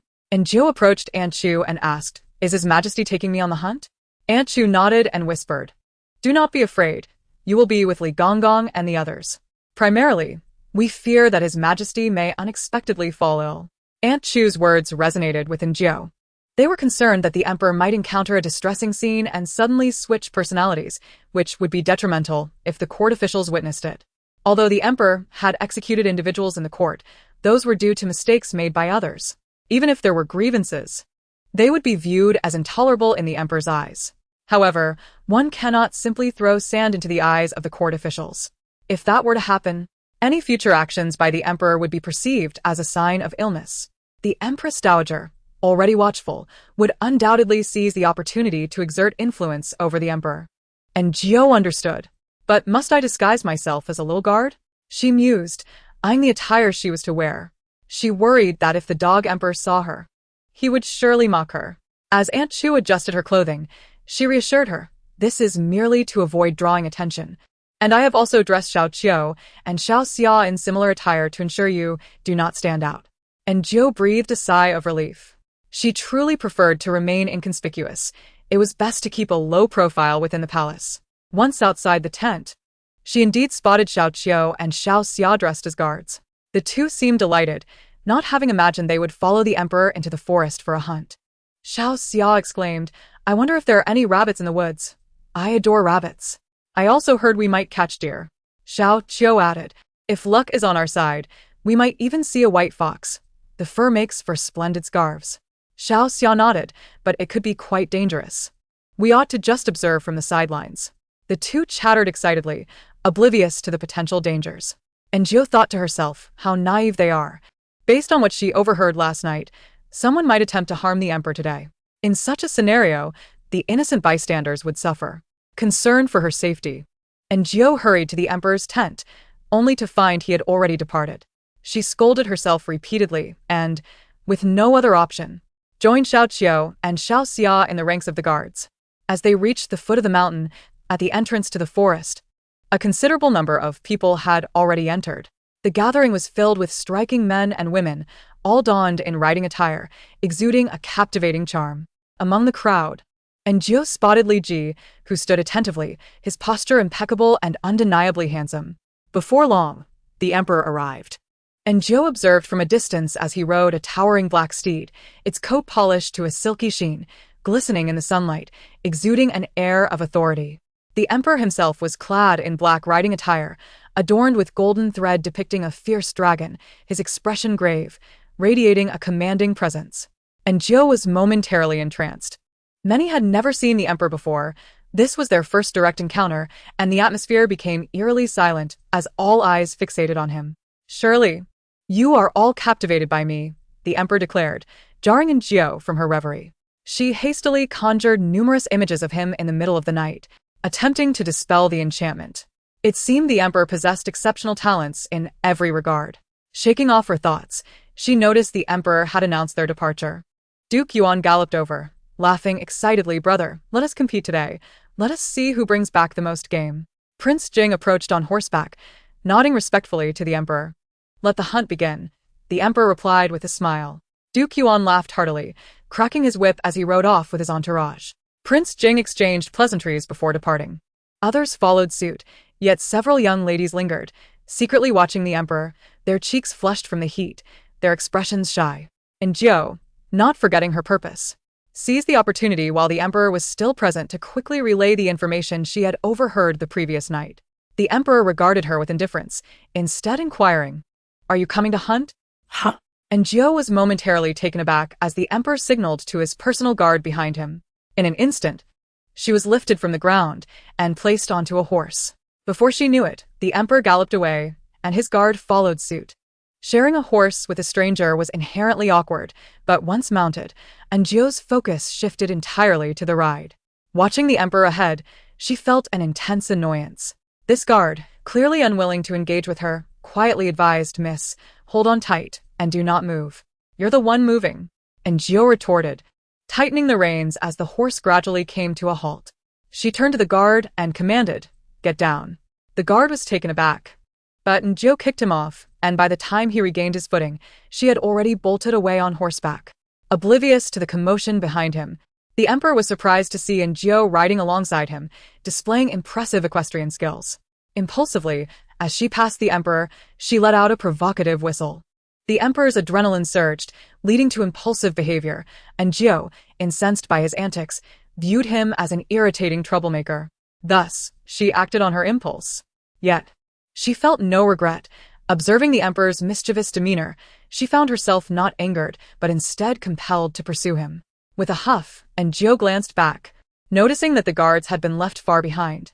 She slowed her pace, realizing it was safer to remain with the larger group. However, an arrow suddenly whizzed past her head, embedding itself in a nearby tree. Assuming an assassination attempt, Jiu gasped and turned to see the emperor drawing his bow, aiming directly at her. "You dog, emperor. You truly are a dog. Just wait until I return. I shall poison you with a packet of arsenic." Jiu tightened her grip on the reins, lifted one foot, and elegantly maneuvered to one side of the horse, narrowly avoiding the emperor's arrow as it flew past and struck the ground. "I curse you!" Jiu exclaimed as she swiftly regained her balance atop the horse, glancing at the emperor, who wore a cheeky expression as he sprinted beside her. Her anger slowly dissipated, and she raised her middle finger at him, cracking the whip to accelerate her speed. "Xiaohe, pursue her," the emperor commanded with a laugh, snapping his whip as the black steed surged forward. Chapter 58. Mapping the territory, Jiu did not venture far before the emperor caught up, discovering her inspecting something intently while mounted. He approached, intending to startle her. Yet, Jiu had already sensed his intention. Like playing chess with a superior, she pondered whether to win or lose. Winning would displease him, while deliberately losing would also invite his displeasure. Truly, he was a difficult man to satisfy. She remains unaware. Indeed, she is a simpleton, the emperor thought, pleased with himself. Jiu, feeling exasperated by the emperor's antics, resolved to no longer indulge him. As he reached for her, she suddenly turned and smiled. "Your Majesty, you have caught up quickly. Your equestrian skills are admirable. I am in awe." Emperor Jiu was startled by a series of shrill, chicken-like screams. "Ah, this infuriates me. This damned palace, Maid did it on purpose. It must be." Hearing his exasperated voice, a sense of relief washed over Jiu. "How delightful." With innocent, wide eyes, she inquired, "Your Majesty, I was compelled to act as I did. You wouldn't be angry, would you?" The emperor remained silent. It was evident to all that he was indeed furious, convinced that Jiu had acted with intent. He scrutinized her, thinking, how despicable. How dare she toy with me? If it weren't for that foolish protector, I would have had her killed. Chow Chow, serving rice, caught Jiu's attention as she pointed ahead. "Your Majesty, what is that?" "What?" the emperor coldly inquired. Jiu gestured again, and he turned to look. "What is that? Weeds? Is that foolish goose mocking me?" Jiu was at a loss for words. If she continued this line of thought, he might genuinely lose his temper and harm her. She dismounted and quickly gathered a handful of berries. "Your Majesty, these are blueberries. They can be made into jam or layer desserts. They are exquisite." "Layer dessert? What is that?" The emperor swallowed hard. "I don't feel like eating such things." Jiu nodded. "I understand, but I particularly wish to prepare it for you." The emperor felt a sense of comfort. He gazed at her, saying nothing, yet Jiu seemed to grasp his unspoken desire. "Why aren't you off to gather more?" Thus, Jiu hurriedly returned to picking blueberries. Her indispensable backpack, already provided by Aunt Chu, contained various medicinal items, including those for treating wounds and repelling insects. She pulled out a small cloth bag, munching on the berries as she picked. "How filthy! You don't wash them?" The emperor expressed his disdain. Jiu heard him. And were it not for the fear of execution, she would have loudly proclaimed, "Not only do I eat unwashed blueberries, but I also cook for you with the same hands I use to wipe myself." "What am I doing?" the emperor pondered. "Wasn't I out hunting? Why am I watching a palace maid gather fruit? And a rather unattractive one at that?" Bored, the emperor began to scrutinize Jiu from head to toe, criticizing her appearance. After enduring his entire tirade, she finally finished picking the berries. "Can you ride?" the emperor suddenly asked. Jiu nodded. "I used to help wrangle horses when I was young. I learned a bit." This was no falsehood. She indeed grew up in a pastoral area, attending school on horseback. Though she wasn't from a minority ethnic group, she was quite skilled at riding, but after moving, she had not ridden again until compelled by the emperor. Who could she turn to for justice? The emperor shamelessly bullied her, and she had to cook delicious meals and flatter him. Truly, the evils of feudal society. You ride quite well, the emperor complimented, before asking, can you shoot? A little, she replied, and the emperor tossed her a bow and arrow, gesturing for her to mount. And Gio deftly mounted the horse. Finally, something worth watching, the emperor remarked. He rode ahead, signaling her to follow, but Gio drew back the bow, aiming at the back of his head. If she dares, I shall snap her neck, the emperor's voice carried on the wind. And Gio understood he was testing her. The arrow flew astray, striking a nearby gray rabbit, which fell lifelessly to the ground. The emperor halted his horse, glancing between the fallen rabbit and Gio, who offered a shy smile. Your Majesty, I misfired. I didn't expect to hit anything, she said. The emperor regarded her exaggerated expression with rare speechlessness, then coldly commanded, go fetch it. And Gio dismounted and retrieved the rabbit. For the remainder of the morning, the two of them roamed the forest, hunting. They did not encounter any other animals, as it seemed a team had cleared the area of large beasts. Mindful of the noble visitors who merely wished to enjoy a pastime, without risking injury. And Gio had not felt such freedom in a long time. Engrossed in the thrill of the hunt, she lost track of time and even forgot that she was in the presence of the emperor. Occasionally, he would dismount and skillfully dispatch rabbits with his knife, eagerly awaiting her praise. And Gio clapped her hands, exclaiming, Your Majesty is magnificent. Truly impressive. Amidst her exuberant accolades, the emperor found himself momentarily entranced. Unbeknownst to them, a group of assassins lay in wait within the forest, poised to strike the emperor. However, as soon as they caught sight of him, he swiftly eluded them. The vast woods and numerous people made them cautious. And so they stealthily followed Gio and the emperor throughout the morning. Ultimately, they revised their plan, opting to wait in a specific spot, hoping to ambush the emperor. If he did not appear, they would consider it a stroke of luck. If he did, they would ruthlessly eliminate the dog emperor. Yet, as the saying goes, plans often falter with unexpected changes. The emperor arrived, much to the assassins' delight. However, their joy was short-lived. The emperor's guards soon located him, and they were joined by the renowned King Jing, the god of war of the Great Zhou, known for his valor on the battlefield, reputed to stand against 100 foes. With only a handful of assassins, they were vastly outnumbered by the emperor's guards, bolstered by the experienced soldiers surrounding King Jing. This is not a favorable time. We must retreat, the leader of the assassins declared bitterly. Have you captured so many? King Jing marveled at the rabbits hanging from the horses of the emperor and Gio. And Gio complimented, it is the emperor's prowess. Nearly all of these were taken by him. The word nearly was well chosen. The emperor did not refute her, and King Jing paid no heed, dismissing Gio, a mere palace maid, as inconsequential. My men have inquired about the hunting grounds, and they say there is a silver fox in this vicinity, King Jing expressed, clearly intrigued by the rare creature. Upon hearing silver fox, the emperor's interest piqued as well. The common game no longer sufficed. He sought something more exhilarating. And Gio, however, suddenly realized something peculiar. Wasn't it said that the emperor could not consume raw meat? He had dispatched so many rabbits without consequence. How strange. It appeared Aunt Chu's information was erroneous. Chapter 59. Eating rabbit, is there truly a silver fox? The emperor turned to ask King Jing. King Jing was uncertain but confirmed that the guards had indeed mentioned it. And Gio, too, found herself captivated by the notion of a silver fox. Having never encountered a fox in real life, only having seen red ones online, King Jing dispatched his subordinates to investigate while he and the emperor conversed in the shade of the trees, with Gio silently observing nearby. Your Majesty. King Jing glanced at Gio, puzzled by the emperor's choice to bring along a palace maid despite his reputed disinterest in women. She was not particularly striking, especially among the beauties of the harem. Was it merely her skill in making dumplings that warranted this attention? That would not suffice. He thought of the saying that if one does not properly care for their offspring, they may be easily deceived by a delicious meal in the future. With a decisive gesture, King Jing commanded his men to start a fire for roasting meat. And Gio was taken aback. She had previously served the emperor meat, but it had always been minced and hidden within dumplings or cut into tiny pieces, diminishing its presence, and at that time, it had been consumed by the tyrant himself, never by the emperor. Would it be appropriate for King Jing to serve roasted meat now? And Gio hoped the emperor would possess a modicum of restraint and self-awareness to decline. Yet, the emperor swallowed hard. It should be fine. I will only have a bite. Nothing more, truly. And Jiu wished to offer counsel, yet as a mere palace maid, she lacked the authority to influence the emperor or the Prince of Jing. The prince's subordinates, already eager for a meal, reacted immediately to their master's words, swiftly eviscerating a rabbit, which soon filled the air with a strong, metallic scent of blood. While the prince continued conversing with the emperor, Anjou noticed that the emperor was fixated on the skinned rabbit. Due to the angle, she could not discern his expression.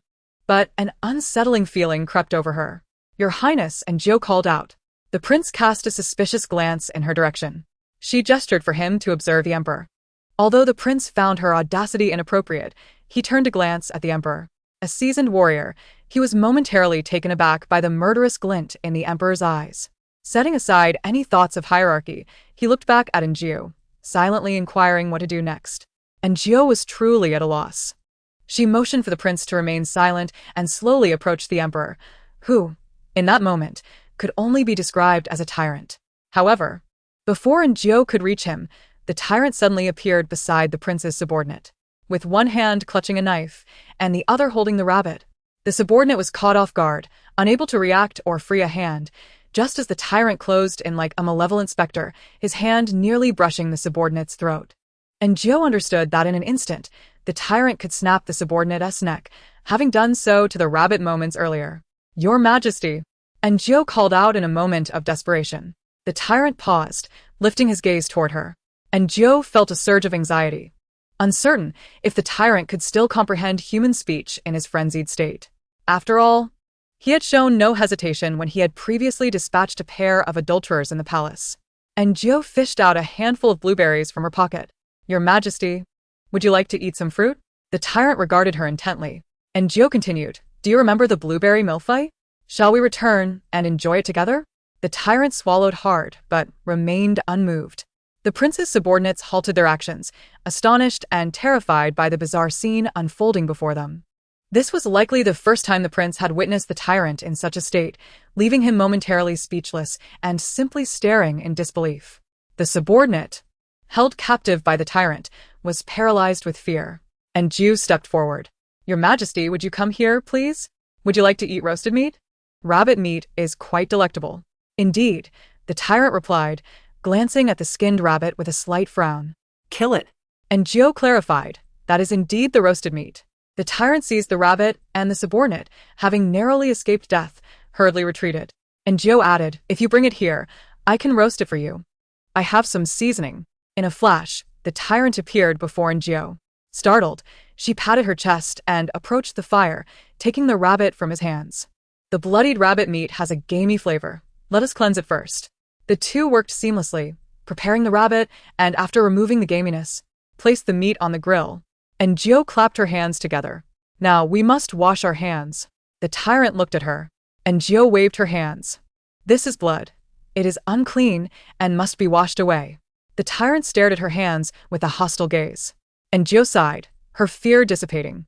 "Your Majesty, think carefully. If you kill me, you will go hungry, as no one will prepare delicious meals for you." Struggling within himself, the tyrant eventually approached Anjou. Extending his hand, she poured water for him to wash, noting the calluses on his palms. "Good. Wipe them clean." After he washed, Anjou handed him a cloth. Reluctantly, he wiped his hands, then squatted by the roasting rack, ignoring her presence. At that moment, the prince approached, towering at over 6 feet tall, exuding an imposing stature that made Anjou feel the pressure. "Is he always like this?" she inquired with a smile. Without provocation, he would not have emerged at this time. The prince remarked, "Is this a cue for him?" Anjou was at a loss for words. The prince, feeling awkward, warned his subordinates to keep silent about the day's events. He glanced at the emperor's attendants, who seemed accustomed to such peculiar behavior from him. Frowning, the prince observed the emperor squatting near the fire. It became evident that the emperor was gravely ill and suffered unpredictable episodes. What could be done? Suddenly, he noticed Anjou, who was instructing the emperor on how to roast meat. Thank goodness this maid was present. "Skewer them like this," Anjou demonstrated, threading several pieces of rabbit meat, which quickly cooked over the flames, fragrant with cumin and chili powder. The tyrant took a hearty bite, wincing at the heat. Anjou handed him a water jug. He took a sip and, having learned from his previous mistake, blew on the morsel before eating, avoiding further burns. And Gio smiled warmly, embodying a nurturing presence. The remaining rabbit is also quite delectable. Your Majesty, would you care to try some?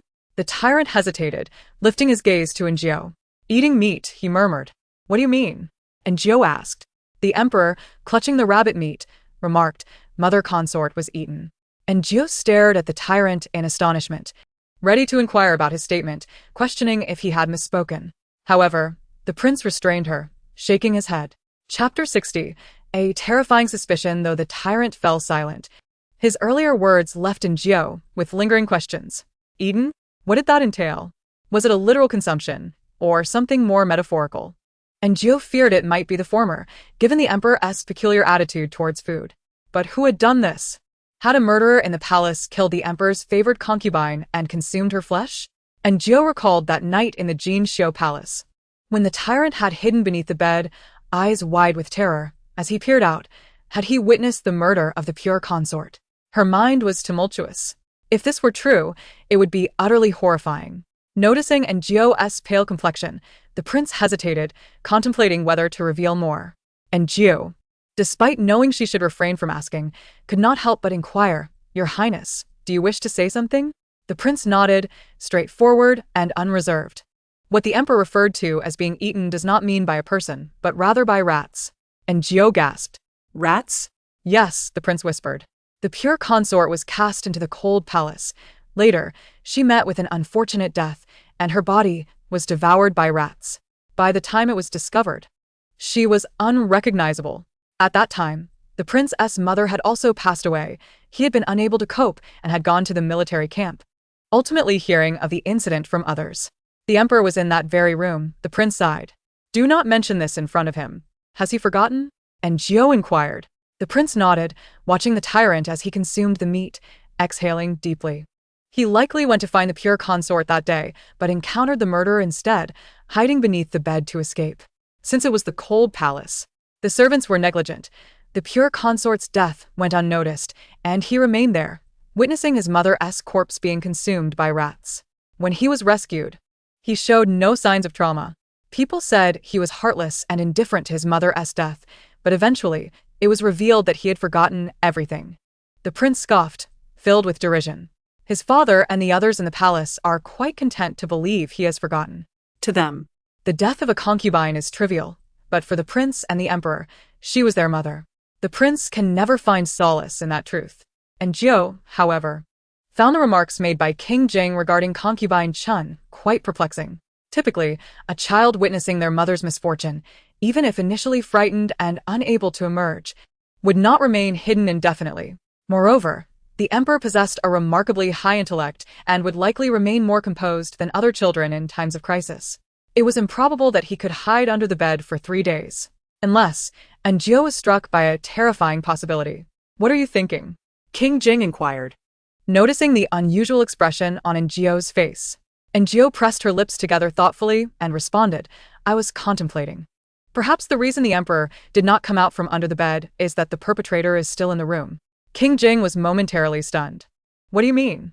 I merely suggest that perhaps the murderer has remained in the room all along. The notion sent chills down Ngio's spine. Was it even conceivable?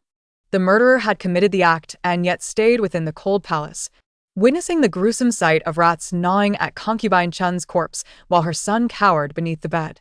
Did the murderer know this? If he was unaware, it might be manageable, but if he was cognizant, forcing a 7-year-old to witness his mother's death and the subsequent desecration of her body by vermin was unfathomable. Ngio frowned, merely contemplating it sent shivers down her spine. King Jing's expression grew grave. He scrutinized Ngio, his lips trembling. He wanted to dismiss the idea, to claim it was impossible. How could such a thing be? Yet, how could it not be possible? Perhaps this was indeed the case. Thus, the horrifying experience of seeing concubine Chun's body being devoured by rats, combined with the murderer's lingering presence, had so traumatized the emperor that he had become the way he was now. Indeed, he mused, realizing he had overlooked this before. I believe you are correct. He wished to discuss this further with Ngio, having discovered that, despite her unassuming appearance, she was remarkably astute. Perhaps she had also uncovered something regarding his mother's demise. However, Anjou's attention was entirely focused on the tyrant. Upon seeing him finish his meal, she hurried over and cheerfully asked, "Are you full?" The tyrant shook his head. A single rabbit bore little meat, yet Anjou felt that lingering outdoors served no purpose. She desired to coax the tyrant back, but he remained fixated on the dead rabbit. Anjou called for another to be roasted, having gathered a fair amount of wild vegetables and even a few mushrooms earlier in the day. She washed and roasted them, presenting them to the emperor, creating a delightful pairing with mushroom skewers. The tyrant grimaced at the sight of the vegetables, his face etched with disdain. Anjou, adopting a tone reminiscent of soothing a child, encouraged, "They taste wonderful, do give them a try." As she indulged in instant noodles in her rented accommodation, she began to feel sympathy for the tyrant residing in a luxurious mansion, driving grand cars, and yet suffering from stomach pain. Anjou secretly derided herself for such thoughts. Reluctantly, the tyrant took a bite, and his eyes widened in surprise. "Delicious. I want more." Anjou readily obliged. King Jing observed that all was well on their side and organized others to roast meat, filling the forest with a tantalizing aroma. However, with their numbers, even if there were prey nearby, it dared not approach, remaining at a distance to watch. After their meal, the tyrant yawned, and Anjou, aware that he required his afternoon nap, suggested it was time to return. King Jing informed her that they were already on the fringe of the forest, and the path was treacherous, meaning it would take an hour to return. Anjou was not overly concerned, knowing the tyrant would likely awaken soon. She had plenty of personal guards, yet she worried about the emperor waking and venturing out. She was quite disinclined to endure any more exertion. King Jing, evidently experienced, tied ropes between two trees to create a simple hammock. The tyrant lay down and soon fell asleep. Anjou finally breathed a sigh of relief, yet worried the emperor might catch a chill from the forest breeze. She remained by his side. After an undetermined amount of time, Anjou was roused by a chorus of cheers. Upon opening her eyes, she saw a group of people gathered, engaged in some activity. Being the only woman present, she felt hesitant to approach, and an urge to visit the restroom overwhelmed her. Glancing at the hammock, she noted that the tyrant was no longer there, indicating he had risen. Anjou adjusted her attire and hair before heading to the restroom, subsequently inquiring with King Jing's men about the nearest water source. The guards, warm and generous, informed her of a nearby stream and offered to escort her. Anjou nodded, aware that the forest was perilous. Venturing alone could lead to grave danger. The water source was not far, and from the bank, she could hear the laughter and merriment from the camp. Anjou asked, "What are they laughing about?" King Jing's subordinate replied, "They have captured a silver fox." Anjou gasped in astonishment. "Really? His Highness is truly impressive." The guard clarified, it was not the prince. It was the emperor who caught it. The clever choice of words made Anjou envision the rabbit with its neck snapped earlier that day. Her spirits lifted unexpectedly. Then the emperor is indeed remarkable. What good was King Jing's robust physique? A muscle-bound man could not compare to the emperor's agility. It was akin to parents in kindergarten believing their child to be superior to others. The guard chuckled. "Indeed. I had no idea the emperor was so skilled in martial arts." Anjou nodded, pondering that if not for this flaw in character, the emperor would be utterly flawless, talented in both literature and martial arts, and strikingly handsome. Who would be fortunate enough to benefit from him in the future? Chapter 61. The super-invincible meteor staff, the gentle babbling of water, and the presence of lush green moss created a slippery environment. Anjou crouched by the path trampled by others to wash her hands and face, drying off with a cloth. Upon raising her head, she noticed King Jing's subordinate gazing at her, seemingly entranced, his face flushed. "Young man, how innocent you are," blushing at the sight of a girl washing her face. Anjou thought, and heaven bore witness that her attire was quite modest. There was no intention to entice anyone. On the return journey, a silence settled over them. As they neared the camp, Anjou spotted a chestnut tree. However, feeling shy to ask King Jing's subordinate to pick it, she sought the assistance of a shadow guard upon returning to the camp. The shadow guard stated he needed to seek the emperor's permission. Anjou anticipated this and patiently waited. When the shadow guard returned, he shook his head, saying he could not assist her. Anjou huffed softly, hearing a familiar scoff. And then she saw the emperor approaching, flanked by his personal guard, who was holding a white fox. Its snowy fur appeared to glow in the sunlight, and there was not a single injury on it. It must have been killed instantly by a swift snap of the neck. "Your Majesty." I discovered a chestnut tree and wish to gather some to prepare a chestnut chicken dish for you. The emperor cast her a sidelong glance. And Gio was puzzled by his expression. Humph, he seemed to imply, as if my martial prowess is inferior to that of a shadow guard. Since you are so skilled, why not demonstrate it yourself? And Gio sighed with relief and cheerfully said, Your Majesty, with your exceptional skills, could you lend me a hand? A hush fell over the group. How novel! In this world, perhaps only Xiao Jiao dared to request such a thing from the emperor. Who else would? They had heard that the emperor required eunuchs even for the most personal of tasks. Everyone discreetly scrutinized the emperor's expression, noting that although he appeared aloof, there was no clear sign of displeasure. And Jiao, however, heard him say, I do enjoy climbing trees. Watch how I showcase my abilities shortly. And Jiao thought, men remain youthful at heart until death. Soon, they arrived beneath the chestnut tree, which was not particularly tall. The emperor's height rendered climbing unnecessary. He stared intently at the green spiky balls atop the tree, his expression a mixture of rigidity and confusion. What is this? Isn't it chestnuts you wish to gather? Are these chestnuts? He looked at Jiao, who explained, Your Majesty, the chestnuts are inside these green spiky balls. Surely, the emperor did not believe chestnuts were simply ready to eat in their raw form. In truth, he indeed held such a belief. Moreover, given the tree's height, and Jiao herself could easily knock them down, he regarded her with skepticism before glancing over at the nearby shadow guard. The emperor has indeed misunderstood. The task of collecting the chestnuts was one that Jiao could have accomplished independently. However, as his maid, it was quite unbecoming for her to take it upon herself to gather chestnuts while the emperor indulged in a midday nap. Moreover, she had enlisted the help of a shadow guard, which not only ensured swiftness and safety, but, more importantly, spare her the discomfort of being struck by those prickly green balls. And Jiao wished to avoid such a misfortune, knowing that the capable shadow guard would surely evade them. Little did she anticipate the emperor's desire to join in the fray. And Jiao expressed her concern, suggesting that perhaps it would be wiser for the emperor to refrain from participating, as she feared he might be injured by the falling fruit. The emperor frowned, recalling her earlier enthusiasm to assist. Were you not the one who offered to help? He scoffed, incredulous. Is it that you think I am less capable than a mere shadow guard? His voice dripped with disdain as he proclaimed, Am I to be incapable of such a trivial task? Not at all, Your Majesty. And Jiao replied hurriedly, I merely worry for your safety. The emperor's lips curled into a contemptuous smile, which eased Jiao's apprehension. However, she reminded him that should any mishap occur, he could not hold her responsible. With a stick in hand, the emperor swung it at the chestnut tree, and the green balls cascaded down in a flurry. And Jiao quickly moved aside, fearing for her own safety, yet to her surprise, the emperor managed to avoid the falling fruits as well. Impressive indeed.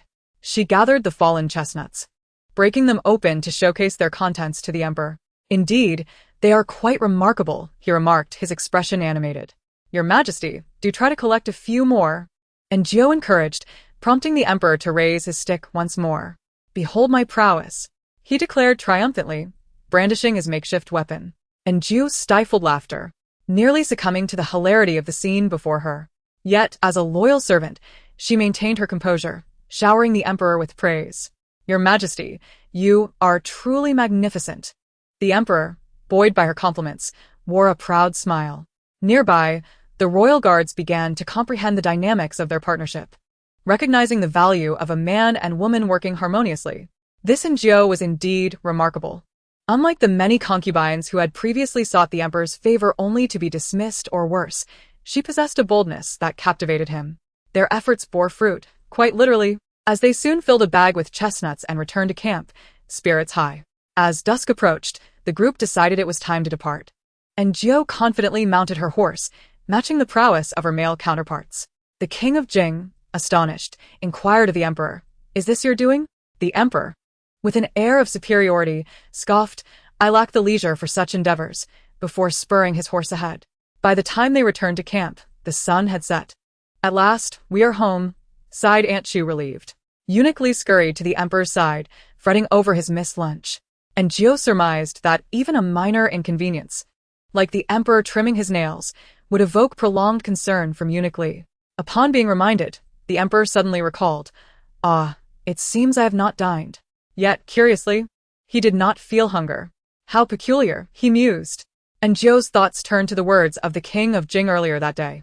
She scanned her surroundings, pondering if a hidden assassin lurked nearby, perhaps an agent of the Empress Dowager. Both the emperor and king of Jing seemed to harbor ill feelings toward her. As for whether to share her suspicions with the emperor, she deemed it unwise. She had already subtly hinted to the king of Jing, who would likely relay the information to the emperor without reservation. But if she spoke up and the emperor grew irate, her fate would be sealed. After all, the dynamics of an office could not compare to those of a palace. Chapter 62. The Pancake in Light of Yesterday's Golden Ingot. Dinner must feature the spicy rabbit meat for the emperor. The aroma of spices soon permeated the tent and the surrounding area. Yet, in this realm of the emperor, the mingling scents of various dishes made it difficult to discern one from another. Once Jiu had prepared the spicy rabbit, the kitchen also finished their simple porridge and vegetable pancakes. The emperor sampled the rabbit meat, casting a glance at the accompanying porridge and vegetables, and suddenly let out a cold laugh. And Jiu was taken aback. What was amiss? The kitchen's incompetence is unforgivable, he declared, his words sharp.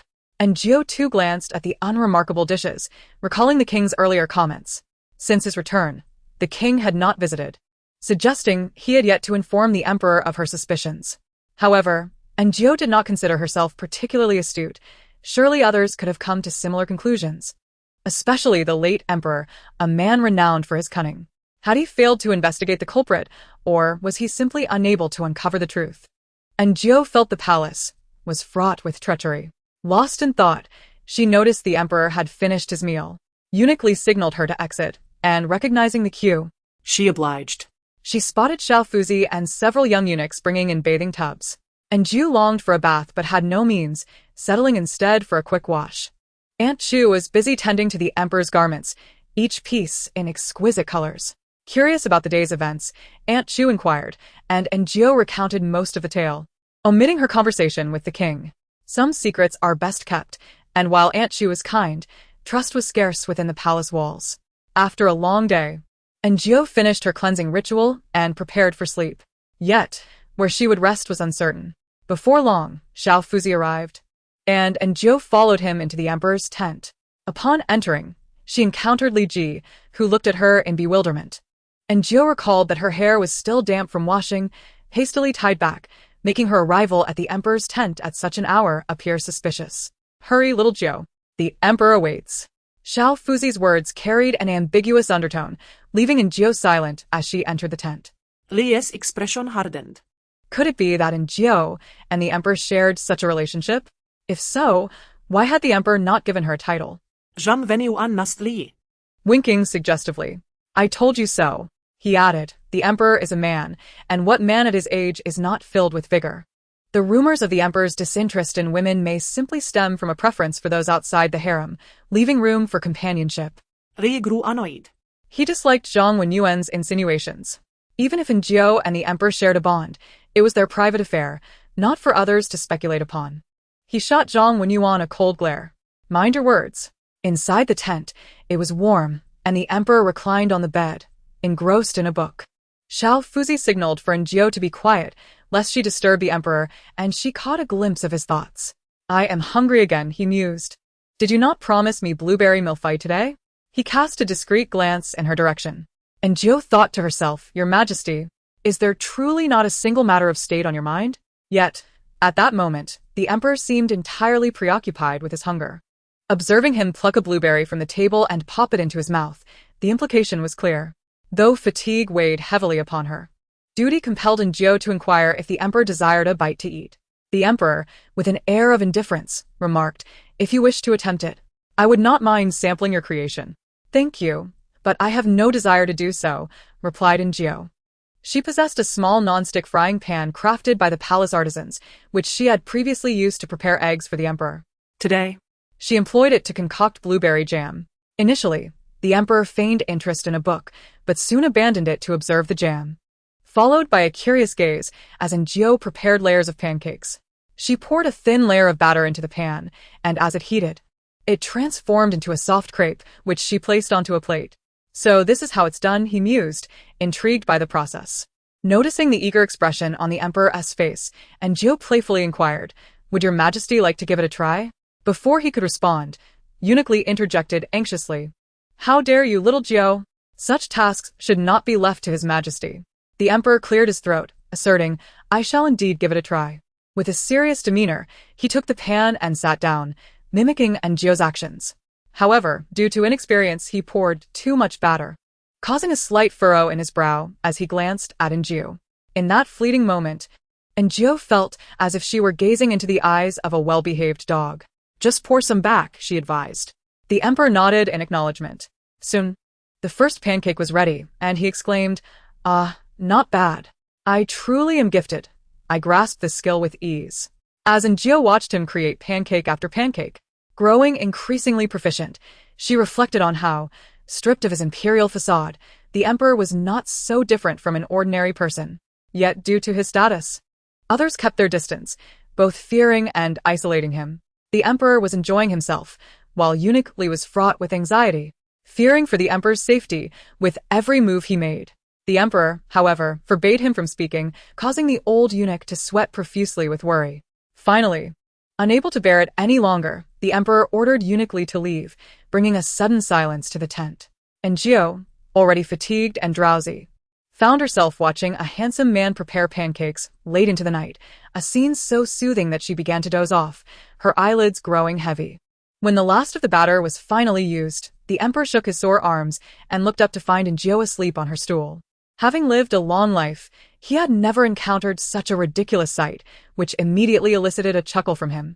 The self-centered emperor lacked the awareness or grace to consider not disturbing others, so he promptly nudged Jiao awake. Startled, she rubbed her eyes and sat up. Your Majesty, are you hungry? What would you like to eat? I picked a great many blueberries today. Shall we make blueberry layers? At that moment, Jiao paused, her gaze fixed on the plate of pancakes, her eyes widening in astonishment. Your Majesty, you are quite impressive. You have learned to make blueberry layers all by yourself? The level of her surprise was akin to witnessing a pig playing the piano. The emperor, bewildered, wondered, who is this foolish person? Chapter 63. What is the point of quarreling with a madman? Hearing that familiar tone, Jiao froze mid-step. She looked at the emperor in surprise. Your Majesty? Frowning, he asked, who did you think it was? Nothing, I thought nothing, she stammered. Memories of her departure flooded back, and she felt a twinge of guilt. In dramas, maids who yawned before the emperor were often punished with death, yet here she was, not only making the emperor work, but also falling asleep in his presence. Given that he had not executed her, it seemed the emperor's temperament was indeed quite forgiving.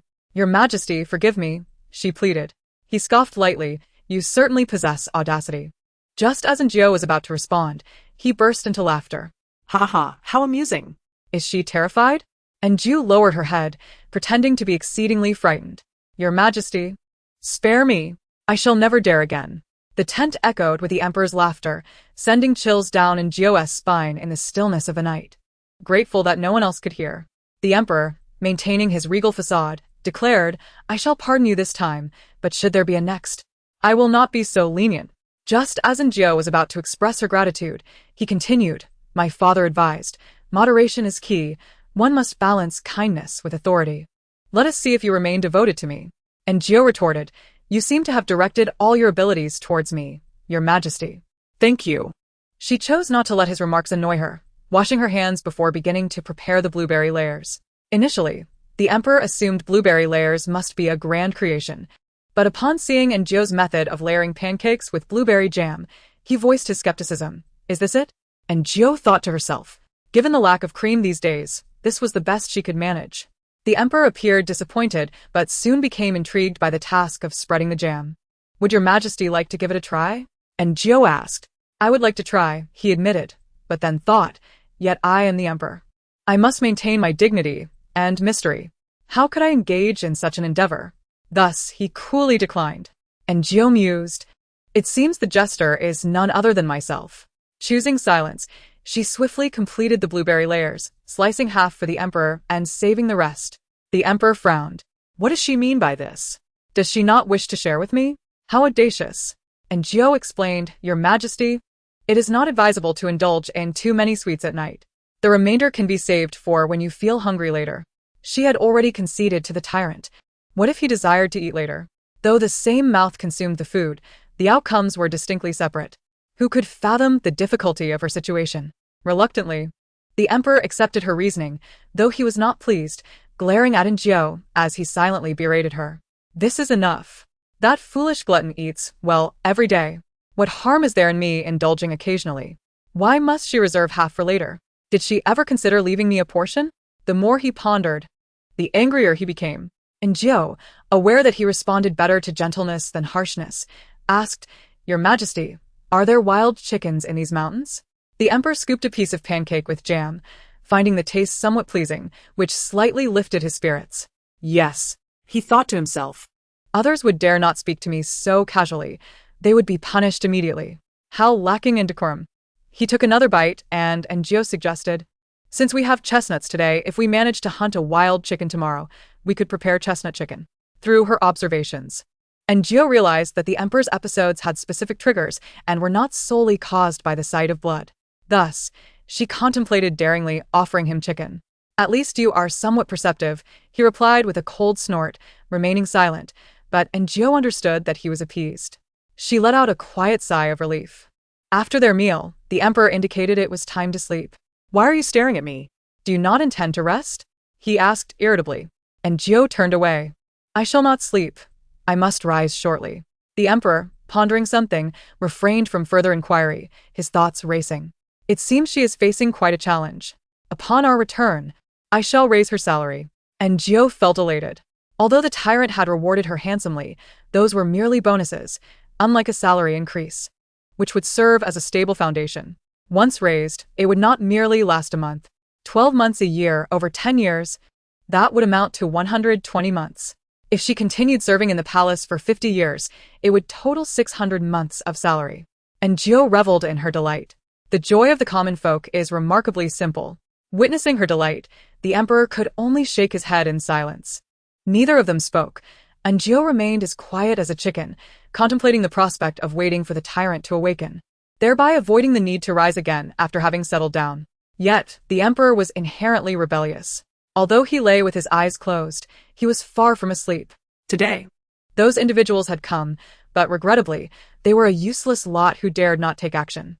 It seemed that tomorrow, he would have to venture out alone, determined to unearth the mastermind behind the scheme. Enjio was acutely aware. She surmised that the emperor was indeed cognizant of the threats lurking against him. But how had he come to this knowledge? Last night, the only individuals present were she and the tyrant. She had only spoken of it later. Yet the emperor clearly had prior awareness. Was it the tyrant who had informed him? No. Given her interactions with the tyrant, he appeared entirely oblivious to the existence of another self. Even if he had known, his intellect would not have grasped it. It was plausible that he had acquired this information through other channels. Despite his somewhat juvenile demeanor, he was, after all, the emperor. The realm belonged to him. And possessing a modicum of intelligence was hardly remarkable. At last, a steady rhythm of breathing emanated from the emperor, and after several hours of tending to the furnace, he had not stirred. The tyrant had not come, yet dawn broke. Enjio reflected on how this situation bore no difference to the rare occasions one might attend a university class only to find that attendance was not taken. The emperor awoke, revitalized. You didn't sleep? The ruling class of a feudal society exhibited an uncommon hint of sympathy towards the common folk. No, Enjio replied. Her eyes shadowed, her complexion pale, her hair tousled, appearing on the verge of exhaustion. The emperor, in a rare display of compassion, suggested she take a rest. Enjio felt a flicker of appreciation. The emperor had finally shown a semblance of humanity. However, before she could step out, his voice echoed, Ha ha. The fool from yesterday must not have come. The remaining blueberry milfy is mine. My empire shall never be shared with another, nor shall my layered pastry. Enjio thought it best not to engage with the madman. In the next moment, she stumbled, caught by the threshold. The anticipated pain did not materialize. She realized, mere centimeters from the ground, that she was seized by someone, lifted by the fabric of her clothing. Dazed, she slowly turned her head to find the emperor's handsome face adorned with mirth. A flicker of gratitude warmed her heart. The emperor was not devoid of humanity. My speed remains unparalleled, he proclaimed. Nay, my reaction speed is still quick. In other respects, I am not as swift. He chuckled, but the dimwit is simply too amusing. Even while walking, she can trip. Thank you, your majesty, Enjio replied. With a wave of his hand, she departed, returning to the quarters designated for the maidens, finally finding solace as she lay upon her bed. In that moment, the romanticized view of the autumn hunt shattered. It became evident that no matter the activity, only the wealthy truly enjoyed comfort. Affluent individuals traveled with luxury transport, resided in grand hotels, and were attended to by servants, while the common folk trudged under the blazing sun amidst throngs of people, only to gaze longingly at overpriced street food. "Oh, how I yearn to be wealthy, to ascend to greatness," she mused. "But how does one attain such wealth? The emperor suggests my monthly salary will increase, yet after 50 years of labor, can one truly become affluent?" The answer was a resounding no. A commoner could never achieve wealth through mere toil. Even with a modest sum after 50 years, one would likely be swindled into purchasing health supplements. The only shortcut lay in. And Gio sighed, contemplating the grotesque challenges posed by the emperor. Perhaps it was better to abandon the notion of consuming such soft rice. How then could one rise above? Would spending 50 years in the Guanghua Palace lead her to the position of Aunt Chu? Yet even Aunt Chu was merely a servant. Should the emperor meet an untimely demise, would not all his trusted confidants perish as well? Women were barred from taking the imperial examination, from achieving great feats. The only path remained. And Gio exhaled deeply, pondering how she could not escape the emperor's shadow. Was it impossible? She must devise a means to leave the palace. Only beyond its confines could she attain freedom. A liberated commoner could graze upon the open plains, while those confined could only toil in the fields. Though fatigue weighed heavily upon her, thoughts of her escape plan invigorated her. She envisioned acquiring a parcel of land, leading a tranquil, secluded life, perhaps encountering a charming gentleman and falling deeply in love, twice over.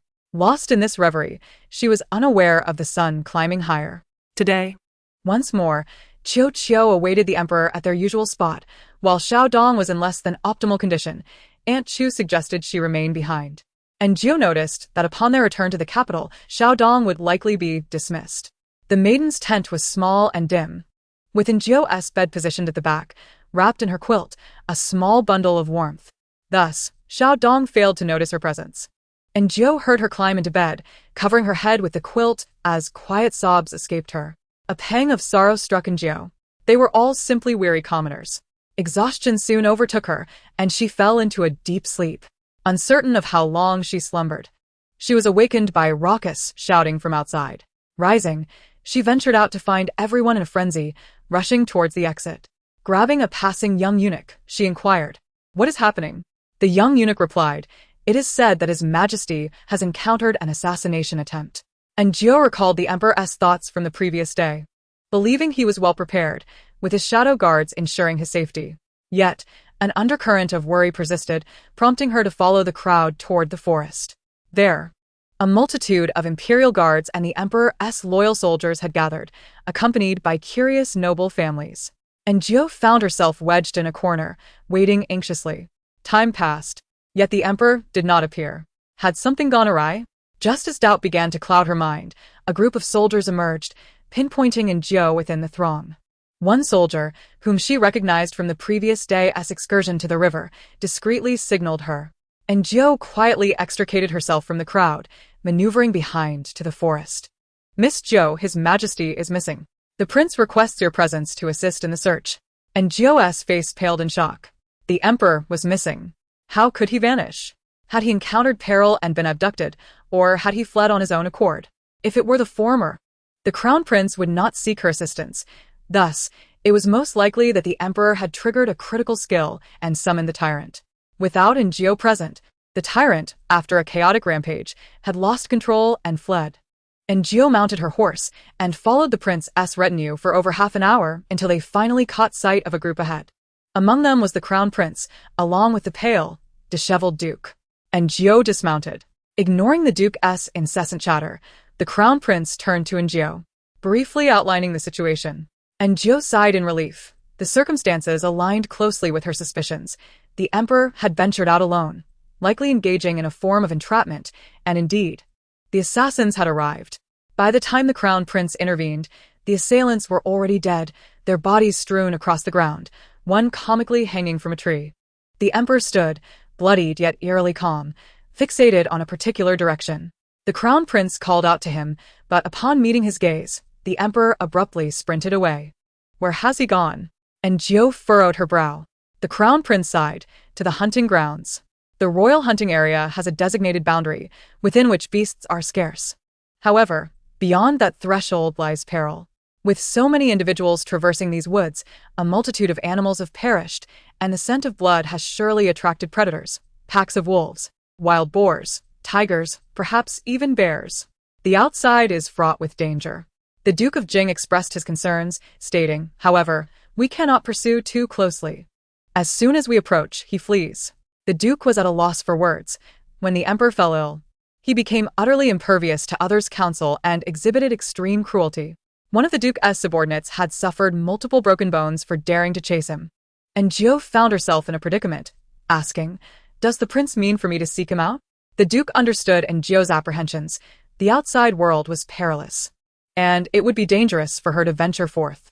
The tyrant possessed martial prowess, and she was but a pitiful girl with no means to bear the weight of saving the world. The Duke reassured her, I shall accompany you, along with Lin San and the others. Rest assured, I will protect you. Lin San, the not-so-bright shadow guard beside the emperor, was often absent when needed and present when he should not be, appearing rather unreliable. He had even left Jiao alone in the splendid palace. Thus, she turned to the seemingly dependable Duke. My life is now entrusted to you, my lord. The Duke nodded, offering her a reassuring glance. With this exchange, Jiao felt a modicum of contentment. She had no real choice in the matter. Should the emperor perish, her fate would be sealed. Truly, she must have owed a debt to the emperor in her past life, which led to her being condemned to serve him in this one. Chapter 65. The tyrant is found. The emperor's disappearance was of grave concern, prompting the Duke to brief the Duke of Duan before setting off. The Duke of Duan appeared bewildered, incessantly questioning what actions to take should anything go awry. And Jiao noted that the Duke of Duan resembled the youngest child in a family. When his elder brothers were present, he displayed a semblance of cleverness. But in their absence, he floundered, unable to bear the burden. With the emperor missing and the Duke preparing to leave, he felt overwhelmed. The Duke placed a reassuring hand on his shoulder, saying, Third brother, I believe in you. To which the Duke of Duan responded, Third brother, I do not even believe in myself. As Jiao mounted her horse, the Duke of Duan cast a puzzled glance her way. Finally realizing that it was unusual for a palace maid to accompany them. Had they discovered dragon bones in the forest? The Duke mounted his horse as well. As they departed, watched by the others, the Duke of Duan murmured, Your horsemanship is quite commendable. What shall we do now, my lord? Asked the Duke of Duan's attendant, who, like his master, thrived in leisure but was ill-prepared for such serious matters. The Duke of Duan conferred with the Duke's subordinates, deciding to send someone back to reassure the camp, informing them that the assailants in the forest had yet to be apprehended and that the emperor was leading the pursuit, thus pausing all hunting activities and instructing everyone to remain in the camp. The people in the forest would stand by, ready to assist. Meanwhile, Jiao followed the Duke as they traversed the increasingly dense forest. After a while, the path became difficult, and they dismounted. Jiao inquired, My lord, will we miss the emperor if we continue on this path? The forest was vast, and Jiao sensed that the Duke was wandering aimlessly. However, he pointed out, the branches along this path are clearly broken, and there are signs of trampling on the grass. Jiao was impressed by the Duke's keen observation of such subtle traces. Realizing why he had achieved great accomplishments, he was indeed capable. She refrained from further questioning. After walking for a while, they were met with a strong scent of blood, causing several faces to pale as they rushed toward the source. Soon, they stumbled upon a gruesome scene, with several wolf carcasses sprawled across the ground. The Duke examined the remains and the bloodstains, declaring, They are still fresh, the emperor is nearby. Be cautious. It was Lin San who cautioned them. Yet in the next instant, Jiao felt a sharp pain in her arm as she was seized and taken away. When the Duke turned back, Jiao had vanished from sight, prompting him to pursue her, but Lin San interjected, My lord, let us not forget our purpose. Their mission was to have Jiao calm the emperor and bring him back. Lin San implied that since Jiao had already been taken by the emperor, it might be advantageous. Yet, given the emperor's current state of mind, there was concern for Jiao's safety. The Duke observed the shattered wolf bodies, surmising that the emperor was in a frenzied state and might act violently toward Jiao. Lin San maintained a stoic demeanor, stating, "My lord, the emperor's safety is paramount. If Enjio cannot pacify him, we shall devise another means to bring him back." The duke furrowed his brow, staring intently at Lin San for a long moment before suddenly breaking into a smile. "Indeed, you are the emperor's shadow guard." He scoffed lightly, falling silent. Yet his heart remained heavy with worry for Enjio. Though he was a prince, his long-standing experience in the field had instilled in him a profound respect for life, recognizing that even a common soldier's life held value. Similarly, he regarded Enjio, despite her status as a palace maid, as a life worth protecting. However, Lin San and his comrades were trained from a young age to serve as lethal protectors of the emperor. In their eyes, the emperor was the sole priority, and if necessary, they would sacrifice even Enjio or the duke without hesitation. "The emperor has headed deeper into the forest, where dangers multiply. We must locate him swiftly," the duke declared. Lin San nodded in agreement. Meanwhile, Enjio was in a daze, feeling the wind brush against her face and hearing the emperor's heavy breathing. Fear compelled her to cling tightly to his waist, her hands sticky with blood, suggesting that he had sustained injuries. After an indeterminate time, the emperor finally halted. Enjio sat down abruptly, only to find her hands smeared with blood.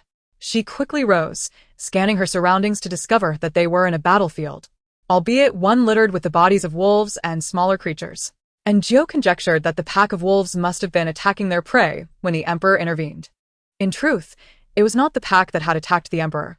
He had taken on the wolves single-handedly, killing several before pursuing the remainder to the spot where they had just arrived. Following the commotion, he had hidden in the trees and captured Enjio. Turning to face the emperor, Enjio felt every pore on her body tighten, her skin stiffening in disbelief. What kind of skill allowed one to confront a pack of wolves? A single wolf was formidable enough, a whole pack was beyond comprehension. This man, supposedly a pampered emperor, possessed such formidable prowess? As Enjio gazed at the emperor, he too regarded her.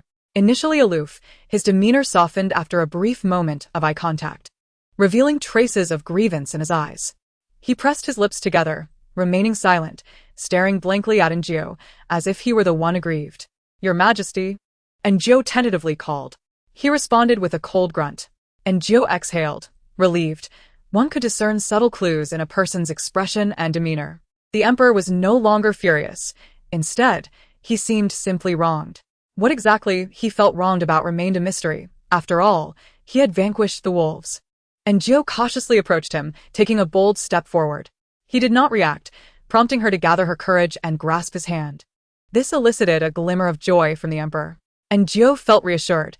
This was the familiar emperor she recognized. "Your Majesty, there is so much blood here. I am frightened. Can we go to a cleaner place?" The emperor nodded. Before departing, however, he stepped into a corner, kicked aside a dead wolf, and retrieved a wild chicken to offer to Enjio. Enjio's mind momentarily short-circuited as she incredulously asked, "Did you slay the wolves just for this wild chicken?" The emperor nodded, appearing slightly irritated that she did not accept the chicken. Enjio recalled her conversation with the emperor the previous night, when she had mentioned that if they caught a wild chicken, she would prepare chestnut chicken for him. Yet, she had never shared this with the current emperor. "Your Majesty, why did you go after the wild chicken?" The emperor's eyes flickered with confusion, as if he did not quite comprehend, simply stating one word: to eat. Was it merely his simple desire to catch something to eat? Yet, with so many animals in the forest, if he sought a meal, he should have pursued a hare instead, shouldn't he? Perhaps it was merely an encounter with a wild chicken? This seems a plausible conjecture. However, if we delve deeper and entertain a bolder thought, the tyrant and the emperor are essentially one and the same. Even if they have split into two entities, there are certain emotions, perceptions, and attitudes towards specific matters and individuals that remain aligned.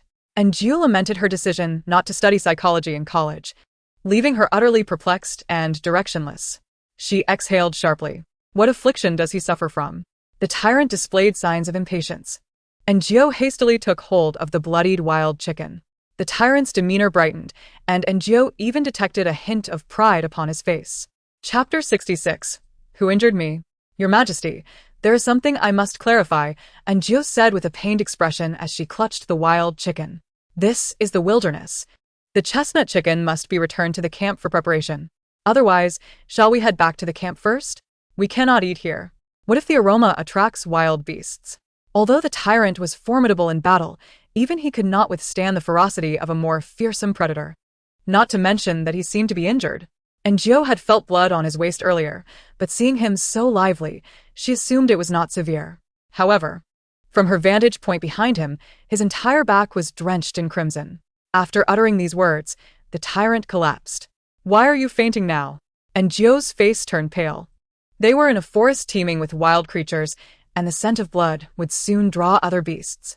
Wake up, wake up." And Gio called out as she slapped the tyrant's face, but he remained unresponsive. Unfortunately, Anju soon heard a rumbling sound, realizing that another beast might be approaching. She quickly tied the wild chicken to the tyrant and began to drag him away. He was so heavy. How could he weigh so much after consuming so little each day? They had barely distanced themselves from the area when a massive wild boar, accompanied by a piglet, came charging towards them. Fortunately, the overwhelming scent of blood concealed their escape. And Gio, lacking strength, soon found herself exhausted from dragging the tyrant. She set him down and tore open his clothing to examine the wound. Was this man made of iron? His back bore several deep gashes from wolf claws, the flesh mangled and torn, appearing exceptionally gruesome. And Gio had never treated a wound before and found herself at a loss, especially since there was no clean water available. If infection set in, the absence of antibiotics in ancient times would spell doom for the tyrant. In her panic, Gio suddenly recalled the small cloth pouch given to her by Prince Jing before her journey, intended as a precaution against the tyrant's injuries. She quickly rummaged through it. Thank the heavens for Prince Jing. Inside were indeed some medicinal supplies. One vial for internal use and another for external application. She hastily administered the treatment, tearing a strip from his clothing to bandage his wounds. And Gio dared not waste time. She took the tyrant's knife and carved a mark on a nearby tree. For reasons unknown, she felt that they could not linger in this place and needed to find a secure location to await reinforcements. But what constituted a safe place? And Gio had no idea and could only proceed forward. But what about the tyrant? Would it be alright to leave him here? Surely, she could return quickly. Yet, after taking fewer than 10 steps and imagining countless ways the tyrant could perish, she abandoned the notion. Forget it. If death were to come, they would face it together. If anything happened to the tyrant, she would not survive either. Perhaps in death, she could be buried in the imperial tomb, and centuries later, she would be unearthed as someone of significance. Having sat beneath the tree for a short while, no one had come to find them, and there were no signs of wildlife.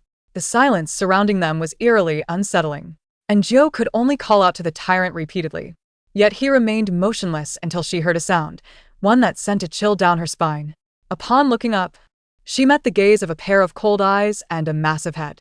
A snake! What a colossal serpent! And Gio felt her doom approaching.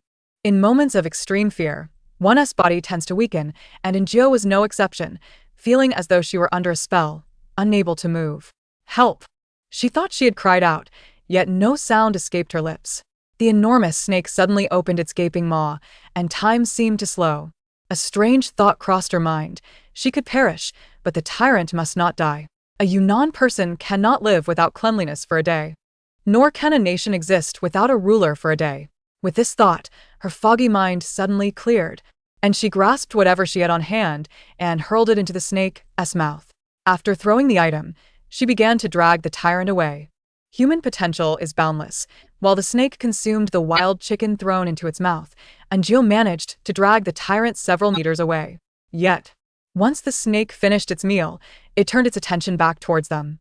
And Gio had never considered why a legless creature could move so swiftly. In the blink of an eye, it was upon them. How she wished she could throw the tyrant aside, with him as a distraction. She might have a chance to escape, but the outcome would remain the same. If the tyrant died, Gio was certain she would not survive either. Now she understood why those Andramas felt compelled to protect their lords. It was not merely out of loyalty, but out of necessity. If the lord died, they would be considered heroes, and the lord would care for their families. If they fled, however, the consequences would be dire for them and their kin. Such was the wisdom of the ancients. Enough. If we are to die, let us die together. Perhaps in death, I shall return to my original world. In her final moments, she clung tightly to the tyrant, reflecting later on the courage she had mustered. Just as she awaited her fate, a sudden release came, and a blade pierced the snake's eye. The serpent, in pain and fury, was met with the tyrant's swift retaliation. He leaped onto the creature's back, withdrew the blade, and, as the serpent writhed, plunged the knife into its head. The tyrant then leapt off the serpent, and the scene unfolded like a slow-motion moment from a film. The snake lay still, and moments later, it crashed to the ground, sending dust billowing into the air. And Gio's heart raced, and her eyes glistened with tears. Perhaps it was the bridge effect, but the tyrant appeared extraordinarily handsome in that moment, and seeing him brought her a sense of security. "Your Majesty!" And Gio dashed over, only to hear a cacophony of frantic squawking echoing through the forest. "Ah! It hurts, it hurts, it hurts. I am dying." And Gio swallowed hard. Was the Emperor awake? While she held a fondness for the tyrant, she could not deny that the emergence of the more astute Emperor at this juncture was indeed a comforting prospect. "Your Majesty, you are injured." The Emperor's face turned pale with pain, but he could not afford to show weakness and grit his teeth, demanding, "I know who injured me. And where is this cursed place?" And Gio recounted the events rapidly. "You fool! You fool! You fool! For a mere wild chicken. How could you be so reckless? It is I who suffers for your foolishness." The Emperor seethed, cursing the tyrant's ancestors with venomous words. And Gio felt a twinge of sympathy. Indeed, the Emperor had a point. His plight was rather unfortunate. Yet could all the blame rest upon the tyrant? Was it not the Emperor himself who insisted on a show of bravado? Did he not fully comprehend his own circumstances? Why did he insist on confronting danger alone? Moreover, the tyrant was merely a child at heart. How could he possibly grasp the gravity of the situation? What ill intentions could he possibly harbor? He merely desires to eat a chicken. Why are you still standing there, you foolish goose? Hurry, come and assist me. And Gio hurriedly rushed over to help the Emperor up. "Your Majesty, what shall we do next?" The Emperor glanced around and replied, "We must leave this place. The snake will surely attract other wild beasts." As Gio supported him, she left marks along their path. The Emperor, in pain and discomfort, couldn't help but ask her, "Do you know why the snake came?" "Because you brought that damned wild chicken, which attracted the snake." The Emperor was utterly exasperated. He deemed Gio as foolish as the tyrant. With these two together, who knows what foolishness they might commit? But why was he the one to suffer? And Gio, sensing his thoughts, nodded in agreement. "I understand. It is my fault for not treating your injury properly. The smell of blood attracted the snake." The Emperor? What? He couldn't believe his ears. How was it his fault? If he hadn't gone after the chicken, he wouldn't have been injured. Enraged, the Emperor exclaimed, "It's all because of that chicken and that fool. You still defend him?" And Gio frowned. The tyrant was not a fool. What was wrong with wanting to eat a chicken? Once they returned, she would prepare chicken soup for the tyrant every day. Besides, though he too was injured, the tyrant remained silent, while the Emperor's cries echoed through the once peaceful forest, sounding hauntingly ethereal. However, Gio dared not rebut the Emperor, so she remained silent. The Emperor snorted, "I know you are discontent." "I am not," Gio replied. The Emperor scoffed again. "You are. I can see it. What kind of spell has that fool cast on her? It hurts terribly. Where on earth is this cursed place? What are Lin San and the others doing?" The Emperor's voice never ceased. Gio retracted her earlier statement. It would have been better if the tyrant had returned. At least he could endure the pain alongside her on their way back. After an unknown duration, the sky had grown completely dark. Fortunately, they discovered a cave. Gio entered first to inspect. It was an ordinary cave with no signs of animals. She breathed a sigh of relief, marking the entrance before assisting the Emperor inside. Before the darkness enveloped them entirely, she gathered some dry branches and threw them into the cave, using large leaves to cover the entrance. As night fell, Gio produced a flint and struck a spark. A faint glow flickered in the cave, providing a great sense of security. "Why do you carry flint with you?"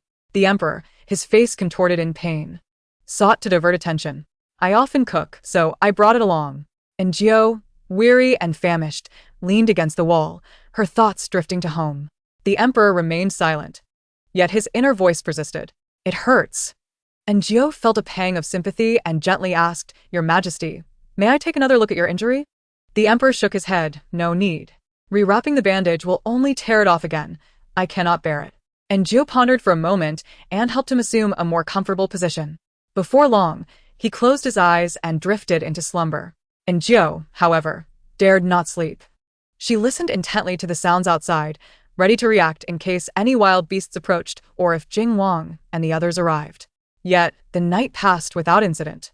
After an indeterminate amount of time, she drowsily heard a soft murmur. Turning her head, she found it was the emperor, curled up as if he were cold, appearing rather pitiful for such a grand figure. And Jiu touched his forehead. Indeed, he was burning with fever. Unsure of what to do, she called out to him several times, but he did not respond. Remembering the medicine in her pouch, she retrieved a pill and gave it to him. Yet, the emperor continued to sleep uneasily, his face marked by small stones on the ground. With a sigh, Jiu shifted closer, allowing the emperor to rest his head on her lap. Perhaps finding comfort in her presence, the emperor's brows unfurled, appearing much more relaxed. Exhausted, and Jiu too succumbed to drowsiness. Meanwhile, Jing Wang and his companions faced their own tribulations. They had pursued the tyrant's trail throughout the afternoon but were delayed. Upon reaching the site of the wild chicken incident, they encountered 2 wild boars. The boars, fierce and aggressive, charged at them without hesitation. After a fierce struggle, the boars fled, injured. However, the smell of blood lingered heavily in the air, and the noise of their battle had drawn a black bear silently closer. The bear attacked one of the hidden guards, and it took several of them working together to inflict serious wounds on it before it escaped. A few were injured, and Jing Wang instructed them to wait while he and Lin San continued their search. At this moment, Jiu's markings proved invaluable. She had cleverly carved not only into the trees but also trampled the grass and snapped branches along their path. This way, even in poor visibility, it was easy to follow. In the latter half of the night, Jiu heard rustling outside and attentively focused on the cave entrance. Before long, she spotted Jing Wang. In that instant, it felt as though she had seen a family member. Her eyes instantly welled with tears as she exclaimed, "My lord, you have finally arrived." Jing Wang, perceiving her distress, offered a stern yet reassuring expression. "It's all right now." And Jiu wiped her tears. "I am fine. But the emperor seems to be on the verge of death." She touched the emperor, whose body was burning, but he did not respond. And Jiu's heart raced, contemplating whether it would be better to hang herself or succumb to poison. "Your Majesty." Upon hearing that the emperor was dying, Lin San rushed in first, assessing the emperor's injuries alongside Jing Wang. Jing Wang furrowed his brows. "We must return quickly." Lin San nodded and lifted the emperor onto his back. "Come, let's go," Jing Wang instructed, looking back at Jiu. Having composed herself, Jiu felt no embarrassment over the earlier incident. Her overwhelming concern for the emperor overshadowed everything else, and she quickly followed behind Jing Wang and the others. Chapter 68. Do not blame my partiality. By the time they returned to the camp, it was quite late. A physician was summoned. This time, the physician's surname was Lin, reputed for his expertise in treating external injuries. He tended to the emperor's wounds and prescribed medicine. And Jiu and Aunt Chu went to brew the medicine while Jing Wang conversed with the emperor inside the tent. Aunt Chu, filled with concern, wept quietly. "Your Majesty is most afraid of pain. How could this happen?" Aunt Chu sighed. "The forest is so perilous. He should not have gone there." And Jiu listened in silence, feeling a lingering sense of fear. Even now, her limbs felt weak and her body lacked strength. Yet, as a mere palace maid, she was but a servant, with no one to inquire about her fatigue or fears. She was simply dispatched to brew medicine. Resting her chin on her hand, and Jiu reflected on the day's events. She and the emperor had truly walked through the gates of hell. Was this the price of increased wages? How she wished she could be like Xia, Jiu, and Dong, free from overtime, not needing to deal with superiors, and without the threat of life and death looming over her. The more she thought about it, the more she felt like a great victim. And Jiu turned to Aunt Chu and asked, "Aunt, do you think my cooking is good?" Aunt Chu replied, "It is good." "Is it so good that it is irreplaceable?" Aunt Chu shook her head, "Not quite." And Jiu's home-cooked meals were tasty, but they were not at the level of being irreplaceable. Then, Aunt Chu looked at Jiu. "Do you truly believe that His Majesty enjoys your company solely because of your culinary skills?" And Jiu furrowed her brow. "Isn't that so?" Aunt Chu chuckled. "It is not." She sighed in relief. "Why do you think we built this small kitchen in Guanghua Palace?" And Jiu thought it was for convenience in boiling water. Was that not the case? Aunt Chu denied her assumption, explaining, "In the past, there were others who cooked for His Majesty, but he found it troublesome and stopped. You know, the emperor is a very restrained person." That much was true. When Jiu first arrived, even if the emperor had a craving, he would restrain himself from overindulging. But now look at how greedy he had become. Had she caused this change? That couldn't be. She would have to leave the palace at her age and could not serve as the emperor's bedwarming maid. Und que no dead. Acknowledging that although she could not comprehend the reason, the emperor held a special regard for you and Jiao. Aunt Shu could not articulate her thoughts further. And once the medicine was prepared, and Jiao carried it to the emperor. The emperor, already bandaged, lay on the bed and glanced up at Jiao as she approached. Your Majesty, it is time to take your medicine, and Jiao announced. The emperor remained silent, turning his head away, clearly refusing.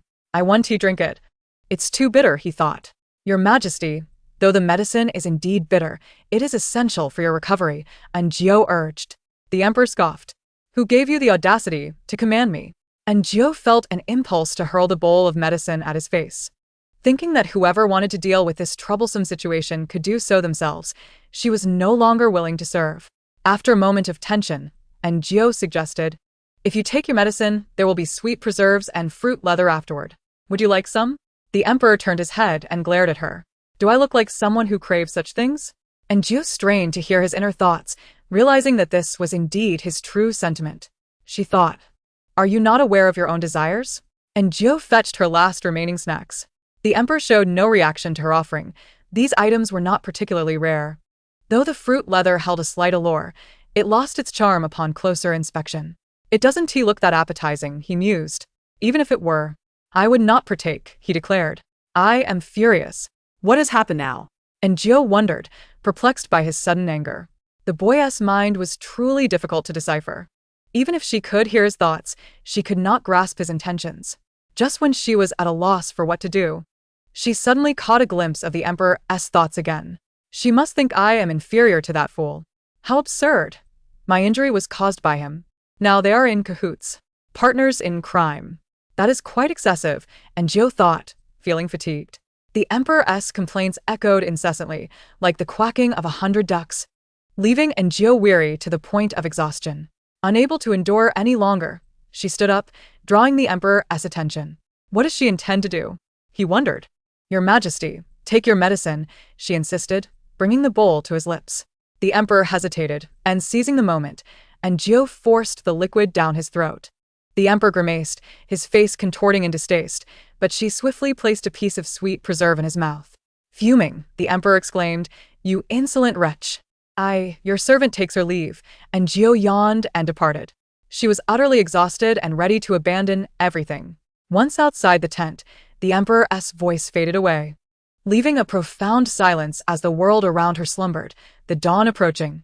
She felt the weight of her responsibilities and resolved to cease her service. Upon returning to her room, she found only Xiao Dong present. The child was wide awake, staring at Jiao with an unsettling intensity. Jiao, uninterested, climbed into bed and fell into a deep slumber. In a hazy dream state, she heard a woman's gasp and rolled over, burying her head under the covers. After an undetermined time, she awoke with a start, finding herself precariously positioned at the edge of the bed, her heart racing. To her astonishment, she discovered the emperor lying beside her, his gaze fixed intently upon her. What is happening? Is this revenge for the medicine? And Jiao pondered, still contemplating her next move when the emperor spoke. I am hungry. A surge of joy filled Jiao's heart. The tyrant appeared as an innocent creature, his large, bewildered eyes akin to a baby monster awaiting nourishment. Women often found such contrasts endearing. An irrational maternal instinct surged within her as she surveyed the empty room. Realizing dawn was near, she rose to prepare a meal and inquired, Does your injury still cause you pain? The emperor shook his head. It hurts, but I shall not speak of it. And Jiao thought to herself, See? This disparity is why I lean toward him. The emperor's cries echoed like those of a Psyduck, while the tyrant endured his pain in silence. What would you like to eat, your Majesty? And Jiao asked, leading the way, unaware that Xiao Dong, knocked unconscious and discarded on the floor, was watching them with wide, fearful eyes. The emperor shook his head, indicating he did not want anything. After contemplating, Jiao decided to prepare a light meal suitable for his condition, making egg pancakes smeared with her special sauce and a bowl of egg soup. The emperor devoured everything, then gifted her a gold ingot. Look at how generous he is. Unlike the emperor, who is as miserly as a penny-pinching bird. Chapter 69. poisoned today, the tyrant did not sleep after breakfast, remaining awake until dawn. Li Gonggong and Aunt Chu were on high alert, and Jiu attempted to coax the tyrant into resting, but he refused, pointing excitedly at a large tree outside. And Jiu feared that if he climbed, his wound might reopen. Your Majesty, it's too high. I am afraid. Let's play on the ground instead. The tyrant pondered her words before nodding in agreement. As dawn approached, he finally collapsed in exhaustion. And Jiu sighed in relief, and Aunt Chu prepared a chicken for her. And Jiu began to stew the meat. Originally, today was meant to be the final day of hunting, but due to the assassination attempt on the emperor the previous day, no one dared to venture into the woods. They awaited the emperor's command to return to the city. The noble ladies, although initially excited about the hunting trip, found the outdoor conditions inconvenient and uncomfortable. They were not truly there to hunt, and soon desired the comforts of home. Prince Duan had a fruitful first day of hunting. Despite yesterday's incident, he had not arrived late due to the events of the previous day, but as he came early this morning, he found the emperor still asleep. Just as he was about to leave, he spotted Jiu emerging. "How is my elder brother?" Prince Duan inquired. "Your Highness, the emperor is much improved," and Jiu responded. Prince Duan scrutinized her for a moment before commenting, "You are quite capable. My elder brother, who is indifferent to beauty, seems utterly captivated by you." And Jiu shook her head. "Your Highness, you are mistaken. I merely possess a knack for caring for others." Prince Duan regarded her with skepticism. And Jiu, feeling bold, adopted the demeanor of a kindergarten teacher, which lightened her mood significantly. "Is that so?" Prince Duan clearly did not believe her. Yet, and Jiu asserted, "It is true." Prince Duan remained unconvinced. The emperor slept soundly until noon, awakening with a yawn as steaming dishes were served. The freshly prepared chestnuts, wild chicken, and potatoes were tender and flavorful, complementing the rice splendidly. And Jiu had consulted the physician beforehand, ensuring no harmful ingredients were added. Yet the quality of the ingredients made the meal irresistible, and the emperor's appetite was insatiable. "Where did this rice come from?" he asked, momentarily distracted from his meal. "I brought a small bag with me, anticipating that you might desire it at some point," and Jiu replied. The emperor nodded, completely forgetting the earlier incident involving the medicine. At that moment, the royal kitchen delivered the meals, consisting of a rather ordinary flatbread, mushroom soup, and some vegetables. As previously mentioned, during this era, many people still struggled with basic sustenance, resulting in limited cooking methods, primarily stews and boiled dishes. They were unfamiliar with stir-frying, and Jiu's cooking was far superior. The emperor glanced at the offerings and suddenly smiled. And Jiu noted that his smile bore an unusual significance. Qin Bao, he thought, contemplating the name. And Jiu recognized it, but could not immediately recall who it belonged to when a commotion erupted outside. Li Gonggong stepped out to investigate while the emperor continued to eat without lifting his gaze. As Jiu stared at the mushroom soup, realization struck her. She recalled who the person was, the head of the royal kitchen. Moments later, Li Gonggong returned, casually announcing, "Your Majesty, several of the concubines who arrived with us have been poisoned." The emperor, having been poisoned, instructed to summon the imperial physician and investigate the cause of the poisoning. The emperor, unhurried, finished his meal, rinsed his mouth, and reclined on the bed. And Jiu and Xiaoxia cleared the dining table, emerging to find a crowd gathered not far from the camp, where the beautiful concubines resided. Poisoned? Could it be from the mushroom soup served from the imperial kitchen? And Jiu glanced at the bowl of soup just as a guard approached to take it away. Shortly thereafter, Eunuch Li rushed back, a look of intrigue on Xiaoxia's face. "What has happened now?" And Jiu shook her head. However, they soon learned the details. There was a patch in the hunting grounds where mushrooms grew, which was unusual for the season in the mountains, yet due to the peculiar climate of that area, mushrooms were present, albeit in small quantities. The imperial kitchen had harvested them and prepared mushroom soup for the nobles. The emperor, having dined on something made by Jiu, had not partaken of the soup, but the others were not so fortunate. Several beauties had come to seek the emperor, but since he did not meet them and remained in the camp, they became restless and had poor appetites for several days. Today, seeing the fresh mushroom soup, they could not resist and consumed it, only to soon experience severe abdominal pain and relentless vomiting. Upon the arrival of the physician, it was evident that they had been poisoned. They also took away the emperor's soup, confirming that his portion was likewise tainted. "Your Majesty, Qin Bao has arrived," Eunuch Li announced. The emperor raised a weary hand, glancing at Enjio, who did not comprehend the gesture. The emperor exhaled, displaying a hint of impatience. What are you staring at? Change your clothes, change your clothes, change your clothes. Enjio, cautious of the emperor's back injury, helped him into a lightweight garment and added a cloak. The emperor exited the tent, striding to the center of the camp, where a considerable number of onlookers had gathered. And Qin Bao was brought forth. Your Majesty, I am wronged. Qin Bao Polit. The emperor remained silent, while the Duke of Jing coldly remarked, Qin Bao, you are the head of the imperial kitchen. The nobles have been poisoned by the food you provided, yet you dare claim innocence? Qin Bao hastily replied, I have indeed neglected my duties. The mushrooms must have been mistakenly included by my subordinates. It was truly unintentional. The Prince of Endurance laughed derisively. Is it enough to say it was unintentional? The spectators murmured among themselves. The imperial kitchen was a crucial establishment. If their food was poisoned, how could the emperor's safety be assured? A nobleman stepped forward, declaring, regardless, Qin Bao cannot evade responsibility. The Duke of Jing sneered. Fortunately, His Majesty had little appetite today and did not consume that bowl of soup otherwise. His words trailed off, but the implication was clear. And Jiu suddenly recalled that the emperor's food was always tested, including the meals she prepared herself, as she would partake in a small portion before him. Yet this poisonous mushroom soup had reached the tables of the nobles and the emperor. Had it not been for Qin Bao's close ties with the Empress Dowager, his position would not require justification for execution. Now, with the Duke of Jing confronting him, it appeared absurd, yet subtly communicated the emperor's regard for the Empress Dowager, who even had to personally address the issue of the head of the imperial kitchen alongside the duke. And Jiu noticed a shift in the gazes of some onlookers, now sharply fixated on Qin Bao. This Qin Bao was a pawn of the Empress Dowager. When the emperor ascended the throne, the dowager had been dissatisfied. Should the emperor perish, her son would take precedence. The atmosphere turned eerily still, only Qin Bao's persistent voice cutting through, Your Majesty, you cannot kill me. The Empress Dowager would be displeased. And Jiu heard the emperor let out a cold laugh. I was waiting for that line. He, pale-faced, declared, Since he is a man of the Empress Dowager, let her deal with him. I am weary, let it be. The assembly had heard of the emperor's attempted assassination and subsequent injury. Now, seeing his pallid complexion, bloodless lips, and unsteady form alongside Qin Bao's brazen demeanor was too much. How outrageous! How utterly preposterous! A mere servant plots against the emperor while displaying such insolence.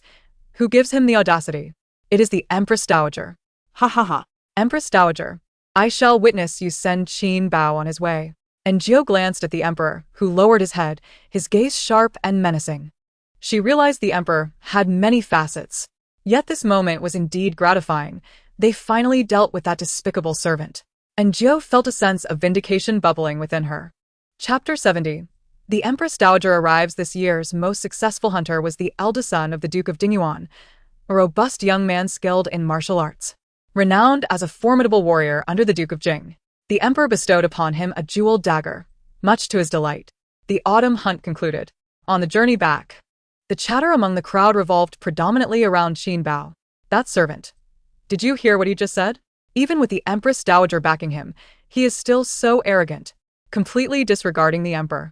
A young nobleman expressed his outrage. Indeed, the emperor's throne was rightfully passed down from the previous sovereign. For years, he has upheld his duties towards the Prince of Ruyang, yet now he faces such insolence from a mere servant. Sure, keep your voice down, someone cautioned. The nobleman rolled his eyes.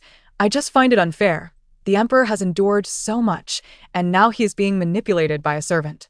The crowd pondered this, many of whom were neutral observers, initially believing rumors of the emperor's cruelty, but having now witnessed him up close. The emperor, undeniably strategic and capable, where was the cruelty? Clearly, someone sought to tarnish his image. I suspect some are simply discontented, coveting what they should not, a bold nobleman suggested. The others exchanged knowing glances, silently expressing their collective dissatisfaction towards the Empress Dowager. Meanwhile, the emperor dozed in the carriage, swaying gently, causing Enjio to grow drowsy as she leaned against the carriage's front, gradually succumbing to sleep.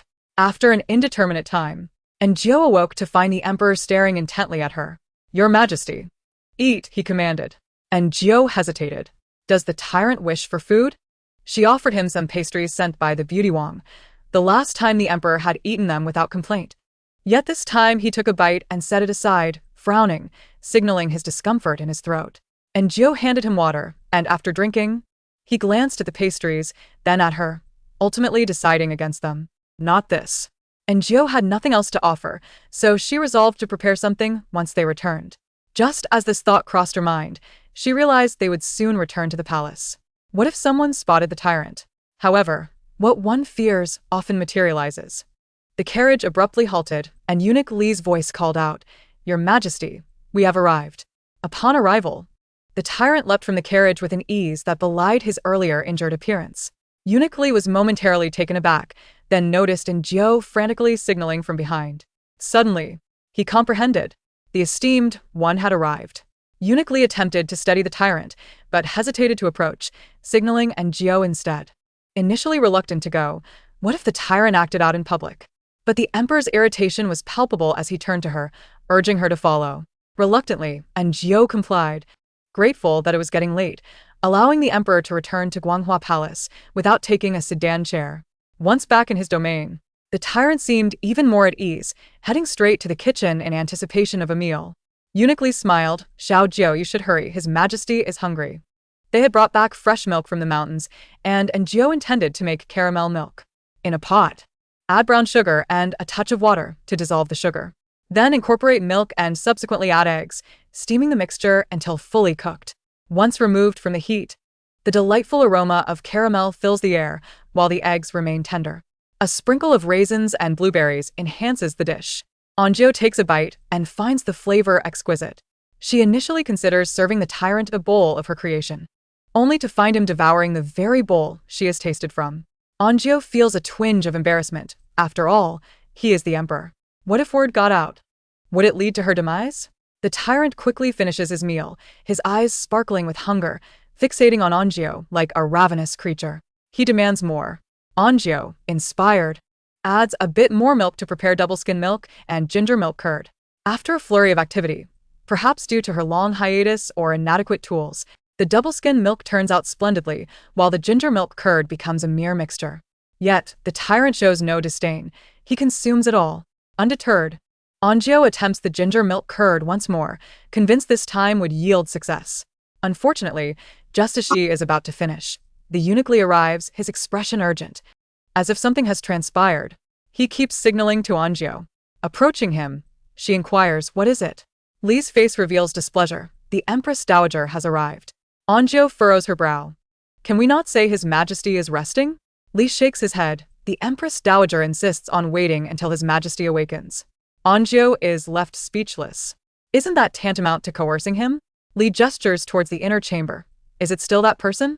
Gio nods, aware that the tyrant harbors a strong aversion to the Empress Dowager. It would be ill-advised to let him out now. Yet keeping him confined while the Empress Dowager remains could lead to damaging rumors against the emperor. What to do? Gio, knowing better than to voice her opinions against Li, who is seasoned in court matters, waits for his resolution. However, to her surprise, Li shakes his head. The Empress Dowager has come upon hearing that Qin Bao has been imprisoned. She is determined to take him away today. He too is uncertain of the emperor's stance and dares not make a decision. Perhaps you could let him sleep swiftly, and upon awakening, it might be the emperor. Li proposes, suggesting a rather dubious plan. Gio glances at the tyrant, who is stationed before the pot, and resolves to try. Fortunately, this time the ginger milk curd is a success, and the emperor devours it, a look of satisfaction gracing his features. Now this is a dessert fit for a human, unlike the earlier attempt that nearly choked him. Gio is taken aback by the tyrant's internal musings, though she quickly recalls Li's instruction. "Your Majesty, it grows late. Perhaps you should rest?" The tyrant shakes his head. "No, I must digest." Gio retorts, "But you never digested before." Yet the tyrant strides out, halting only to wait for Gio to follow. His method of digestion is a brisk walk, his strides long and rapid. "Your Majesty, slow down," Gio calls, fearing a collision with the Empress Dowager. The tyrant pauses, and at that moment, footsteps echo from outside. "The audacious wretch dares to deceive me. The emperor is not in the Guanghua Palace." The Empress Dowager's voice is sharp and commanding. Xiao Fuji, trembling, replies, "Your Highness, the emperor is currently..." He halts, for he has spotted the emperor around the corner. But wait, this does not seem right. Xiao Fuji cleverly steps back, yet the Empress Dowager remains oblivious, sneering at Anjou. Anjou quickly bows her head. Is the Emperor feigning sleep merely to consort with a palace maid? The tyrant slowly articulates the phrase consort with a chilling tone. Anjou senses something amiss and focuses intently on the tyrant, whose expression darkens, his inner thoughts echoing, "The wretched consort deserves death." The repetition of those words sends chills through Anjou, prompting her to instinctively retreat. The Empress Dowager, however, remains unperturbed, scoffing. Is it not so? The Emperor has grown increasingly arrogant, disregarding me entirely. What crime has Qin Bao committed to deserve imprisonment? Was he not merely framed? Qin Bao, the tyrant utters. His second word. Despite his faults, Qin Bao is still the Empress Dowager's nephew, with little influence from her family. Her brother's only son is at risk of being eradicated by the Emperor. Before the Empress Dowager can finish, the tyrant scales the wall and escapes. She stands bewildered, staring into the darkened sky, lost for words. Angrily, she turns to eunuch Li. Li Difu, what is the meaning of this? Li responds helplessly, Your Highness. I too am unaware. The Empress Dowager sneers, a madman. He is nothing but a madman. Yet suddenly, Li chuckles, enduring her fierce glare. The reason the Emperor has changed so dramatically is something you, Your Highness, are most aware of. The Empress Dowager falls silent, her gaze fixed upon Li. A look that sends shivers down Anjou's spine. Boldly, Li Difu, how dare you speak to the Empress Dowager in such a manner? Wang Ditsai exclaims angrily. Li lifts his head, locking eyes with Wang. Are you not a eunuch? Wang feels a pang of unease, but refrains from further comment. The Empress Dowager, too preoccupied, dismisses Li's rudeness. Her foremost concern is finding the Emperor. However, where has he gone? Anjou suddenly recalls the Emperor's reaction and turns to Li. Qin Bao. Li's eyes widen, and he swiftly leads a search. In truth, as soon as the Emperor departed, the secret guards pursued him. Yet their rigid adherence to the Emperor's commands means they would follow orders to eliminate everyone in the palace without hesitation. Unfortunately, they arrive too late. Qin Bao has perished. Anjou had anticipated a gruesome scene in the prison, yet the reality is quite different. The guards remain asleep, the door is locked, and only Qin Bao hangs lifelessly, having just passed away, still warm. Judging by the timing, it is evident the tyrant was responsible, though the scene appears to suggest a suicide out of guilt. Li breathes a sigh of relief, and Anjou even witnesses a smile from him. He then turns serious, stating, Qin Bao's suicide out of guilt is lamentable, yet we must locate His Majesty first. Thus, they depart. As they exit, the Empress Dowager and her entourage enter. Anjou feels the Empress Dowager's gaze upon her, yet when she looks back, the Empress Dowager has already moved on. Everything feels like a mere figment of Anjou's imagination. However, she has no time to ponder this. Qin Bao is dead. But what of the tyrant? Where has he gone after the killing? Li first considers the Jinxiu Palace. The door is closed, but that is inconsequential, for the tyrant can scale walls. Xiao Jiu, why don't you take a look inside? Li suggests as he fumbles with the keys. Anjou protests, unwilling to enter, especially knowing that Chun Fei met a tragic end within, her corpse gnawed upon by rats. The atmosphere feels foreboding. Moreover, Anjou recalls hearing that murderers often return to the scene of their crimes to relive their actions. What if she encounters him? Eunuch, I feel a bit frightened. Perhaps we should go together? Li glances at her. But, Your Majesty, he fears the tyrant. Previously, he assumed the tyrant was merely cruel. Yet now he perceives a cunning mind behind that cruelty. Could it be that his intellect has sharpened? Li muses, yet he refrains from entering. Anjou, resolute, refuses to enter either. Li unlocks the door, revealing a place untouched for ages. The ground is littered with dried leaves, swirling in the wind. Fortunately, they are not alone. Besides Li and Anjou, Xiao Fuji and several small eunuchs from Guanghua Palace accompany them, along with a few guards. Strength in numbers emboldens them. Xiao Jiu, you should go in and check. Li's insistència resurfaçàs. Anjou firmly states, no, the air here is too heavy with malice. I am afraid. Eunuch, please enter with me. Li waves dismissively, I carry even more malice. Anjou finds his reasoning sound. In the event of danger, Li would be of little use. The tyrant, having summoned 2 guards to accompany him, ultimately did not show up. This was troubling, as he usually roamed the royal palace freely. making it difficult for anyone to locate him when he chose to hide. Eunuch Li, not wishing to escalate matters or draw attention, decided to return with the others. Reassured by the presence of the Tyrant's secret guards and his own formidable strength, believing that he would eventually return after his escapades. And Jiao, exhausted and chilled, retreated to her small chamber. Upon lighting a lamp, she was startled to find herself face to face with the Tyrant, who lay nestled in her bed. "What are you doing here?" And Jiao's eyes widened in disbelief. The Tyrant, noticing her, reached out from beneath the covers, revealing 2 round, plump gold ingots in his hand.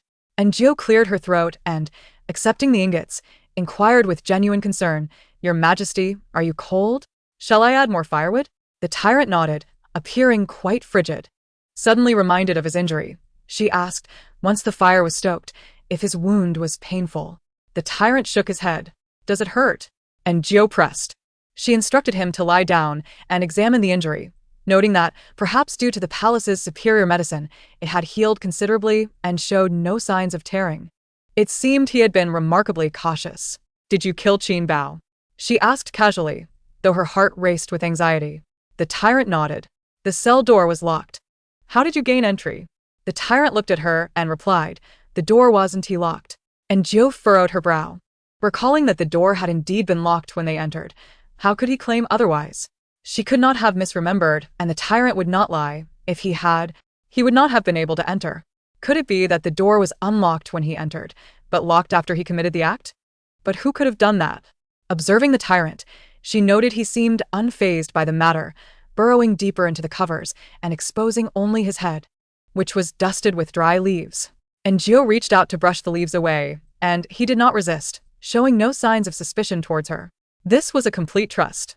Thinking of the Empress Dowager's piercing gaze earlier that day sent a chill down her spine, prompting her to ask the Tyrant, "Your Majesty, if someone were to harm me in the future, would you protect me?" The Tyrant nodded, which brought her some comfort. The flickering candlelight signaled that this night would be sleepless. Meanwhile, the Empress Dowager was seething with fury. Her disdain for Qin Bao was not due to any affection for him, but rather a reaction to the Emperor's defiance that irked her. That wretched spawn, if not for him, her son would be the Emperor. Now that her son's throne had been usurped and unable to confront the Emperor directly, she resolved to torment him in a most insidious manner, like many stepmothers do, by inflicting emotional cruelty rather than physical harm. For instance, if the child disliked spicy food, she would add it to every meal. If he despised scallions, she would increase their quantity. Should he refuse to eat, she would accuse him of being ungrateful, of failing to recognize kindness, labeling him a wolf in sheep's clothing. The Empress Dowager could not strike the Emperor directly, so she utilized public opinion and the Emperor's guilt to torment him with seemingly trivial matters. If the Emperor could not eat meat, she would serve him plain, bland vegetarian meals day after day, year after year. The common folk live for their meals, and here was the Emperor, sometimes eating worse than the palace servants. If he showed disinterest in women, she would relentlessly inundate his harem with women, coercing him to indulge, all under the guise of caring for his well-being. What did it matter if he became emperor? He still had to endure such indignities. Contemplating this, the Empress Dowager felt a sense of relief from the pent-up frustration. Yet now, with Qin Bao deceased, she ground her teeth in fury. The next day, news of Qin Bao's demise spread rapidly. Some found it suspicious, while others rejoiced, believing such a dog of a servant deserved his fate. The Empress Dowager's visit to the prison the previous night also became public knowledge. Rumors, after all, do not concern themselves with the order of events. By the time Jiao heard, it had morphed into a tale of the Empress Dowager visiting the prison shortly before Qin Bao, in fear of his crimes, took his own life. This certainly reeked of a cover-up. Conspiracy theorists quickly pieced together the narrative. The Empress Dowager, dissatisfied with the Emperor, had poisoned Qin Bao's food in an attempt to kill him, but when the Emperor fortuitously avoided the poisoned soup, Qin Bao's exposure forced the Empress Dowager to eliminate him to conceal her crime. This rumor swiftly permeated the entire capital and even reached the palace. And Jiao heard the gossip in the afternoon, while earlier that morning, the Emperor had expressed shock to Eunuch Li, asking, "Qin Bao is dead? Who killed him?" Eunuch Li, accustomed to the Emperor's inquiries, patiently explained the circumstances surrounding Qin Bao's death. The Emperor was astonished. "I killed him?" Eunuch Li nodded, and the Emperor turned to Jiao, who affirmed Eunuch Li's account. However, she added, Your Majesty, there is something quite peculiar. When I entered with Eunuch Lee yesterday, the cell door was locked. Yet he claims it was open when he entered, and he has admitted to killing Qin Bao. After hearing this, the emperor fell silent for a moment before instructing. Thoroughly interrogate the guards at the Criminal Justice Department. Eunuch Lee dispatched little Fuzi to attend to this, and then the emperor proceeded to court. Yesterday, the tyrant had developed a taste for caramel milk, so today Jiao prepared a serving for the emperor as well. Their palates seemed to align. For the main course, she made simple hand-pulled noodles with eggs, yielding a particularly chewy texture, complemented by chicken broth and side dishes that were equally delectable. The emperor returned from court later than usual and sat down to eat. As the steaming bowl of noodles was placed before him, his appetite surged. The side dishes included cold tossed tofu skin and mung bean sprouts with vermicelli. It was the emperor's first encounter with such dishes, and he was pleasantly surprised. What is this?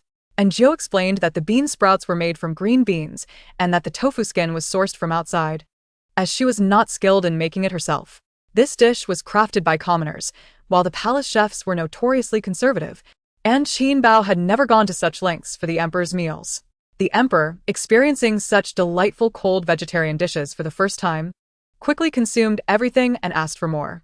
And Jiao, however, brought him the caramel milk and double-skin milk pudding instead. The emperor eyed it suspiciously before taking a bite, at which point his eyes lit up. Delicious. This is true food, he exclaimed. I declare that from now on, Xiao Jiao shall be the head of the imperial kitchen. And Jiao, alarmed, protested. No, I do not wish for that. Anyone who holds that position becomes a target for the Empress Dowager. And Jiao was not keen on taking such risks. She preferred to remain safely in Guanghua Palace. Perhaps not. Xiao Jiao has limited energy. It's sufficient for her to serve just me, the emperor declared. Delicious food shall not be shared with others. And Jiao sighed in relief, finding the emperor's childlike demeanor amusing. After the meal, the emperor began attending to state affairs. As Jiao came to understand him better, she realized why he often appeared idle. His work efficiency was extraordinarily high. It was as if the information in the Great Hall had become jumbled in her mind. The geographical features of Jiangzhou are unique.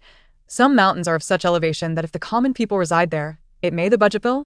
Here are 5,200 taels, 3,620 taels, totaling 12,380 taels, 39,462 taels. Military expenses here amount to 87,520 taels, and Jiao listened intently. And by the end, she found herself confused. Not bad. The Ministry of Revenue appears sound at first glance, but there are 37 entries that are clearly inflated, he noted, swiftly outlining with a brush before discarding the memorial and moving on to the next one. The subsequent ones seemed to be related to tax collection, filled with a plethora of scattered numbers. In ancient times, without computers, even using an abacus was cumbersome. The emperor had one at hand. His fingers danced across it rapidly, his mind racing with figures. Just as Jiao struggled to keep up, he had already calculated the numbers, snorting derisively and striking through the entry before tossing it aside. The emperor spent 2 hours attending to state affairs before turning to Eunuch Lee, instructing him to summon the ministers of the 6 ministries and cabinet officials. A long list of titles was announced, but Jiao could hardly remember any of them, while Eunuch Lee did so with ease. Let them all come in, the emperor commanded. Eunuch Lee exita. Jiao felt a deep admiration. Indeed, the Guanghua Palace did not harbor idlers. Eunuch Lee's intellect was exceptional. The emperor rubbed his temples, and Jiao poured him a cup of tea. He took a sip, his expression dark as he sat in silence. Before long, a throng of ministers filled the grand hall. These were pivotal figures within the court. The emperor picked up a memorial and tossed it at the Minister of Revenue, demanding a rewrite. He then hurled another at a different official, stating, the military expenses are inflated. The numbers for cotton garments, grain, weaponry, and compensation for the deceased do not align. There are significant discrepancies. I suspect someone is embezzling funds. You have 3 days to investigate. Failure to uncover the truth will result in your replacement. The Minister of War trembled as he picked up the memorial and account books from the floor. Minister of Rights, you have also been up to no good. The prices for sacrificial offerings do not match those from the first half of the year. You bought them at an inflated price. If you do not know where to procure them, I can recommend a few shops. The Minister of Rights knelt in submission. The emperor continued to call out names, revealing discrepancies in nearly every official's accounts. The ministers quaked in fear, once again astonished by the emperor's acuity. And Jiu shared this sentiment. She was utterly impressed by the emperor today. How could one possess not only formidable martial prowess and exquisite looks, but also such profound wisdom? In that moment, his intellect overshadowed his beauty, making him radiate with an almost ethereal glow, his charisma reaching its zenith. And Jiu, along with all the ministers present, felt a resonance with the late emperor. No wonder the previous emperor had vehemently insisted he become the ruler. If it were them, would they still concern themselves with birth status? Not allowing him to ascend would be a disservice to their ancestors. Could the other foolish royals compare to him? What reason did the Empress Dowager have to feel aggrieved? The Duke of Ruyang was nothing but a mere dog before the emperor. Do you understand what I mean? Are there any questions? The emperor inquired, lifting his gaze. The ministers unanimously declared they had none. Only a fool would have questions. They did not. The emperor waved his hand, and the ministers, drenched in sweat, shuffled out. Once they departed, the emperor leaned back in his chair. I am utterly exhausted. I truly detest exerting my mind. If only Xiao Jiu had the sense to bring me that milk from this morning. I feel somewhat depleted. I must replenish myself. And Jiu felt the shimmering aura surrounding him dissipate into fragments. Chapter 73. The Empress Dowager should eat more. The emperor's voice echoed in the grand hall. And Jiu, troubled by his noise, tactfully inquired, Your Majesty, are you hungry? I can prepare something to eat.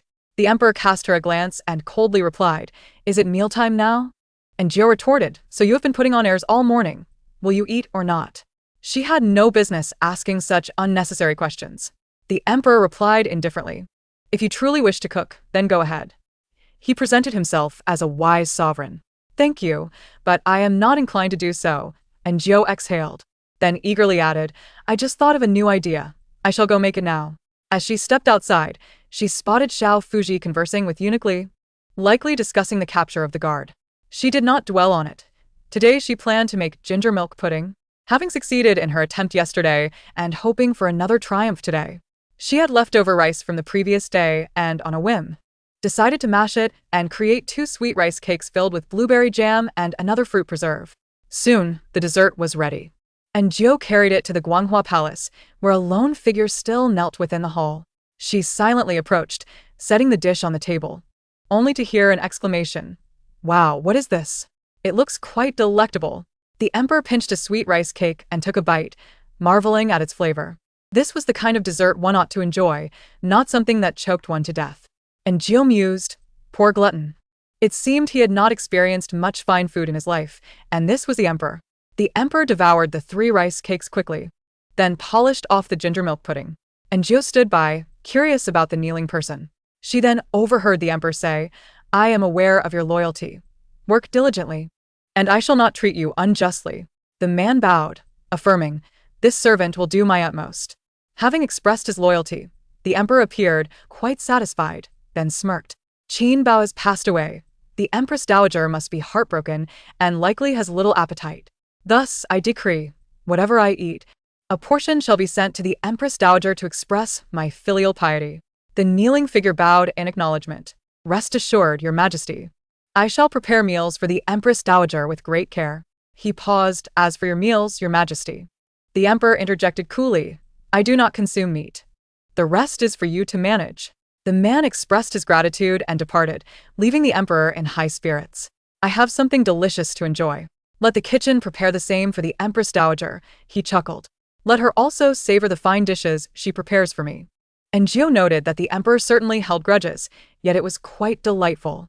If given the chance, she would love to witness the Empress Dowager's expression. Xiao Jiu. The emperor suddenly called her. And Jiu looked up, This servant is here. The emperor inquired, What shall we have for lunch? And Jiu, having just added a meal, thought, Do you have a bottomless pit for a stomach? How can you eat so much?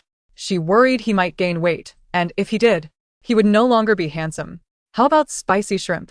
And Jiu suggested. Eunuch Li glanced at Jiu, thinking her increasingly impertinent in her speech of late. Fortunately, the emperor was unperturbed. He responded with satisfaction, Then hurry and prepare it. Let us dine early today. And Jiu was unsure why he wished to eat so early, fearing it might interfere with his important matters. She quickly prepared the meal, spicy shrimp, stir-fried greens, rice, and a side of mushroom stir-fry. The emperor enjoyed his meal immensely. After dining, he rose and stated, "Let's take a stroll to aid digestion." And Joe assumed he merely intended to take a brief walk, but was surprised when he directly headed to the Empress Dowager's quarters, expressing his desire to join her for lunch. Whether others faced consequences was beyond Jo's knowledge. She only knew that the Empress Dowager's day of reckoning had arrived. When the Emperor arrived, the kitchen had just delivered the meals. 2 plates of cold vegetables, a bowl of watery soup, and 2 flatbreads awaited. One would fare better in a cold palace than this. Clearly, the newly appointed head of the kitchen had put in an effort. That dog servant. How dare he? The Empress Dowager's voice seethed with resentment. I will never comply with that wretched little beast. The Emperor entered just as the Empress Dowager was about to unleash her fury and overturn the table. Are you dining, Empress Dowager? He asked, taking a seat and glancing over the meager spread. He feigned a heartfelt lament. These are all my favorite dishes. You must try them, Empress Dowager. The Empress Dowager remained motionless, silent, her icy glare fixed upon the Emperor. In that moment, Joe felt she resembled a venomous snake poised to strike. Goosebumps prickled her skin. Yet, the Emperor appeared oblivious to the Empress Dowager's displeasure. He raised an eyebrow and remarked, Qin Zongguan has died. I know the Empress Dowager is grieving, so I had the kitchen prepare my favorite dishes for you. He looked at the Empress Dowager, a subtle smile gracing his lips, though his eyes betrayed no mirth. What? Are these dishes not to your liking? The Empress Dowager teetered on the brink of fury. And Joe observed as Wang Dekai discreetly tugged at the Empress Dowager's sleeve. She cast him a glance, suppressing her anger as she sat down. Bring a serving for the Emperor as well, the Empress Dowager commanded. Your Majesty, the food from the Emperor's side has already been sent over. Then send another portion. The Empress Dowager's cold gaze fixed on the 2 kitchen staff members. They exchanged glances, first looking to Eunuch Li, who nodded, prompting them to hastily exit. The Empress Dowager became acutely aware of the situation and remarked with a hint of sarcasm, the Emperor is quite swift. As soon as Qin Bao met his demise, a new head cook was appointed in the imperial kitchen. The Emperor leisurely served her a bowl of rice, placing it before her. Food is paramount for the people. Although Qin Bao has perished, the inhabitants of the harem cannot forsake their meals due to his absence. The Empress Dowager clenched her teeth. Your Majesty, have the perpetrators behind Qin Bao's murder been apprehended? The Emperor feigned surprise. What? Wasn't Qin Bao's death a suicide out of guilt? Is there a murder? The Empress Dowager's chest heaved with indignation, while Anju struggled to contain her laughter. It was no wonder the Empress Dowager was losing her composure. The Emperor's demeanor was profoundly infuriating. Soon, the imperial kitchen presented a second serving, which happened to be the Emperor's portion. If he was not fond of eating, then he ought to consume more. The Empress Dowager offered him some vegetables, yet the Emperor shook his head, declaring earnestly, I have no appetite. Rising from his seat, he announced, I've been busy with state affairs. I must take my leave. Without a backward glance at the Empress Dowager, he strode out. As they exited, Joe heard a cacophony of shattering glass behind them. Joe had heard tales of how the Empress Dowager had won the favor of the late Emperor through her gentle and virtuous demeanor. However, the woman before her was anything but gentle or virtuous. Maintaining such a facade was indeed a remarkable feat in truth. Joe was unaware that the Empress Dowager had once played her role convincingly, but the Emperor was no fool. Their previous confrontation had left scars, yet they now pretended as if nothing had transpired. For appearances, they had to maintain the illusion of a loving mother and son. The Emperor abruptly halted, and Joe peered around and found herself in the flower garden. Chapter 74. The wealthier, the stingier. The Emperor himself was puzzled by his presence in the flower garden. The elderly eunuch guarding the area beamed upon seeing the Emperor and exclaimed, Your Majesty, I have eagerly awaited your arrival. Recently, we have received a splendid assortment of flowers, blooming vibrantly. The elderly eunuch was blissfully unaware that the Emperor's attention was divided, and he continued to enthusiastically introduce the flowers, even nodding amiably at Njio. She was indeed a person of significance by the Emperor's side. Flattering her was a wise choice. As Njio entered, she noticed an abundance of newly added flowers, among which a blue-purple chrysanthemum stood out, its blossoms larger than the Emperor's head. The Emperor glanced at the flower, then without hesitation, reached out to pluck it. Njio gasped, witnessing the twitching muscles at the corners of the eunuch's mouth. Take it, the Emperor tossed the flower to Njio. Why am I here? He mused. How utterly dull. As he walked, He cast glances at Njio and the eunuch. They appear quite familiar. It must be that fool who has visited before. The emperor's imagination was quite vivid, and in the next moment, Njio heard his incredulous voice. He wouldn't have urinated here, would he? Coughing, Njio nearly choked, and after a fit of coughs, the eunuch expressed concern. Miss Njio, are you all right? Njio shook her head. What a fool, she thought. She realized that the emperor had a penchant for mischief. Upon seeing a beautiful flower, he would immediately pluck it, tossing one to Njio as well. Both she and the eunuch felt a pang of sympathy for the flowers being so carelessly picked. The emperor noticed their dismay and scoffed. They would wither regardless. Isn't it laughable to think that not plucking them would prevent their demise? Continuing forward, the emperor felt an inexplicable sense of familiarity with the surroundings. Yet he could not pinpoint its source, which frustrated him. He soon spotted several well-tended peonies, an unusual sight for the season. Likely sent from outside, as the eunuch had mentioned. The eunuch, protective of the blooms, hastily interjected, Your Majesty. These flowers were a gift from the king of Ruyang to the Empress Dowager. Njio thought to herself, You truly have a way with words. In the next moment, the emperor reached out and plucked a flower, exclaiming, Indeed, when one detests a person, everything associated with them becomes loathsome. He sighed. Now I feel much better. This one is for the Empress Dowager, he thought, tossing the peony to the distressed eunuch, who looked as though his heart was breaking. These are peonies, a rarity. This quality could fetch a high price in the capital. As the emperor prepared to pluck another pot, Njio quickly intervened. Your Majesty, leave one pot. It would be better for future encounters. If he were to pick two, the Empress Dowager would undoubtedly cause trouble. The emperor refrained from further picking. After surveying the garden, he lost interest. He initially intended to return to the Guanghua Palace, but took a detour towards the storeroom. What kind of vase should I choose? I recall there being a pink one sent from the south. Njio sighed, rolling her eyes at the back of his head. Is his memory selective? Why is he so inconsistent? Today, the guard at the gate was Shuang Shui, who was dozing off until she noticed a pair of black boots. Li Gungon Shida, Shuan Shua. Where is Lu Mama? Shuang Shui sprang up, her face instantly flushed upon seeing the emperor, rendering her speechless. The emperor squinted. She seems familiar. Njio paused. Who was familiar? Shuang Shui? She glanced at Shuang Shui, who appeared exceedingly nervous, her entire face flushed like a boiled shrimp. I surely recognize her, the emperor insisted, scrutinizing Shuang Shui. Suddenly, he recalled something. It's her. Who? Could you elaborate further? Please think a little more. Njio anxiously observed the emperor, but he did not dwell on it. Lu Mama soon arrived, pulling Shuang Shui aside, reprimanding her. Clumsy girl, return to your quarters. Shuang Shui fled. The emperor turned to Lu Mama. Mama? It has been quite some time. Lu Mama awkwardly replied, I seldom visit the front. The emperor smiled with an ambiguous expression. Lead the way. Previously, when Njio came to retrieve items, she went to the front storeroom. The emperor's private treasury was located at the back.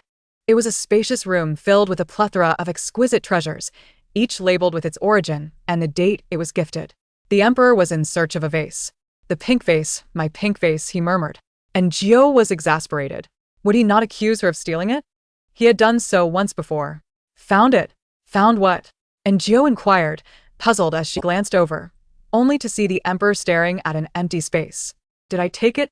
The emperor appeared equally confused, then glanced at Njio, who had not managed to avert her gaze in time, offering an awkward smile. This was the first time the emperor found himself speechless. He suddenly recalled waking up one day in Njio's chamber, where he spotted his most cherished pink vase. Worth a fortune. Njio sympathized with him. It was as if two individuals resided within him, one who secretly gifted away his favorite item. How infuriating. Well, I am not a petty man, the emperor ultimately reassured himself. Njio exhaled in relief. She then noticed a crown, exceptionally ornate and incredibly beautiful, meticulously preserved. The jewels atop it sparkled brilliantly. However, the real eye-opener was the entire shelf lined with various priceless pieces of jewelry. Even the imperial green jade bracelets were in the emperor's possession. Njio suddenly comprehended why the women of the harem vied for favor. Was this a competition for men? No, it was a contest for jewels. As Njio became entranced by the treasures, the emperor had already selected a vase and stood nearby, gazing at her. You must be drooling like a rustic, he teased. As Njio lifted her gaze to meet his, She could not help but acknowledge that despite having encountered the emperor countless times, he appeared most striking and radiant amidst a collection of priceless jewels. As she stepped out, although there was no frost or snow in sight, and Jiao sensed someone watching her, she believed the emperor had noticed as well, for he cast a glance to the left. Lu Mama also looked over, her expression grim. Suddenly, the emperor spoke. "Mama, you are no longer young. Do you wish to leave the palace and enjoy your twilight years?" And Jiao's heart skipped a beat. "Your Majesty, look at me. Ask me if I wish to leave the palace." However, the emperor could not hear in Jiao's silent plea. He only heard Lu Mama respond. "I entered the palace as a mere teenager. My family is long gone, and I do not wish to leave." The emperor remained silent thereafter. As they exited the storeroom, the emperor paused by in Jiao's small chamber. "This is my favorite vase," and Jiao thought, longing to return it to him, but the room was filled with treasures, and she felt stingy giving him just a vase. Indeed, it seemed the wealthier one was, the more miserly they became. Chapter 75. We leave the palace. Once the emperor departed, Lu Mama shouted. Shuang Shui emerged from the corner, her eyes still gazing dreamily in the direction the emperor had left. Lu Mama, her face darkened, slapped her. "What are you doing?" Shuang Shui, covering her face, replied pitifully. "I did nothing, Mama. Do you think I am blind?" When you looked at His Majesty, your eyes nearly popped out. "Did you think he wouldn't notice?" "I was just looking. I didn't do anything," Shuang Shui mumbled, lowering her head. "Is it wrong to look? Looking is not permissible," Lu Mama retorted angrily. "If it weren't for His Majesty's mercy back then, you would have met the same fate as those deceased palace maids in Guanghua Palace." Remembering that incident, Shuang Shui's face turned pale with fear, but thinking of the emperor, she couldn't help but feel wronged and saddened, tears streaming down her cheeks. Lu Mama siged. "Shuang Shui, we must recognize our station. The emperor is not someone of our ilk to contemplate." "I understand, Mama," Shuang Shui whispered. Lu Mama added, "From now on, you should not guard the front during the day." "Yes," Shuang Shui replied, her eyes downcast, though internally she felt rebellious. "That little Jiao is well and good by the emperor's side. If she can, perhaps I can too. After all, that incident happened years ago. The emperor has likely forgotten her." The emperor returned with a white-bottomed blue and white porcelain vase, placing it on the table alongside the flowers he had picked today, which lifted his spirits. Meanwhile, the Empress Dowager was in a foul mood. She had not eaten lunch and was unwilling to endure any more of this indignity. Yet the imperial kitchen refused to prepare anything further, and even if they did, it would be a bland broth, adhering to the standards she had set for the emperor. If the emperor could eat, so could she. The current head of the imperial kitchen, Zhang En, had previously been pressured by Qin Bao, resulting in unsatisfactory meals for the emperor. Everyone in the kitchen was aware of this, but none dared to voice their grievances, as they were told the emperor preferred such bland fare. Zhang En was at a loss. The emperor was human too. Could he really subsist on such tasteless food? However, as he raised his concerns, Qin Bao's disdain for him grew, relegating him to menial tasks. Zhang En had resigned himself to this fate until one day he was approached by a young eunuch named Xiao Fuzi, a disciple of Li Gonggong. This implied that the emperor had sent him. Xiao Fuzi's instructions were straightforward. Monitor the imperial kitchen staff to ensure they did not poison the emperor and ascertain who among them was loyal to Qin Bao. Zhang En complied diligently. During the autumn hunt, Xiao Fuzi handed him several poisonous mushrooms. Zhang En hesitated but quickly resolved to commit fully to his decision to follow the emperor, embracing the risks that came with ambition. He executed his plan discreetly, and before long, several concubines fell ill. The emperor, lacking an appetite, did not partake of his meal. Subsequently, Qin Bao was investigated and apprehended, along with all his associates, precisely as per Zhang En's list. Now, the imperial kitchen consisted of those who had previously been oppressed, along with a few loyalists gathered by Zhang En. They were all devoted to the emperor. Due to a shortage of staff, the meals prepared that day were exceedingly simple, while the Empress Dowager received food according to the emperor's previous standards. No one could dispute this. If the Empress Dowager requested meat, she could not be given any, as the rules established by Qin Bao were still in effect. The Empress Dowager was furious. She had yet to eat a morsel. In her past disdain for the emperor, she felt a sense of satisfaction, but now that it was her turn, she realized how distressing it was to go without proper nourishment. Wang Dicai advised, "Your Highness, bear with it. Once the Prince of Ruyang returns, all will be well. The thought of the prince brought a slight relaxation to the Empress Dowager's expression, though it was unfortunate that the assassin had failed to eliminate him during the autumn hunt. Wang Dicai furrowed his brow. Your Highness, do you think the assassin could have been sent by the prince? The Empress Dowager was uncertain. Her son was not lacking in merit, but everyone praised the emperor's intellect while overlooking her son's virtues. The late emperor, the powerful ministers, and nobles had all been the same. If it weren't for that wretched child, if only he had never existed. Thus, the emperor's meals were delivered to the Empress Dowager. While the emperor himself enjoyed Zhang An's culinary skills, which were exceptional even with vegetarian dishes, coupled with Enjio's supplementary dishes, the emperor dined heartily, which improved his mood significantly. He retired early that night, while Enjio was roused as usual by the tyrant. Enjio had grown accustomed to it, treating it as a night shift. She yawned and asked, Your Majesty, what would you like to eat? The tyrant replied, I am not hungry. Having consumed a substantial dinner, he was indeed not hungry. Yet, why awaken her if he was not hungry? The tyrant produced 5 plump gold ingots from his robe, and Enjio was taken aback, taking them with a hint of embarrassment. This is too generous. The tyrant declared, We shall go out. Where to? Enjio assumed they were merely leaving Guanghua Palace. But the tyrant meant to exit the palace entirely. By the time Enjio grasped this, she found herself standing outside the palace gates, gazing back at the imposing palace. She could hardly believe her eyes. Had they truly stepped out so freely? Turning to the tyrant, an idea suddenly struck her. Could they escape? However, she quickly dismissed the thought. The realm belonged to the emperor. If she fled now, she would likely be captured before leaving the capital. It was wiser to bide her time until Lu Mama's age, at which point the emperor would inquire about her departure without her needing to mention it.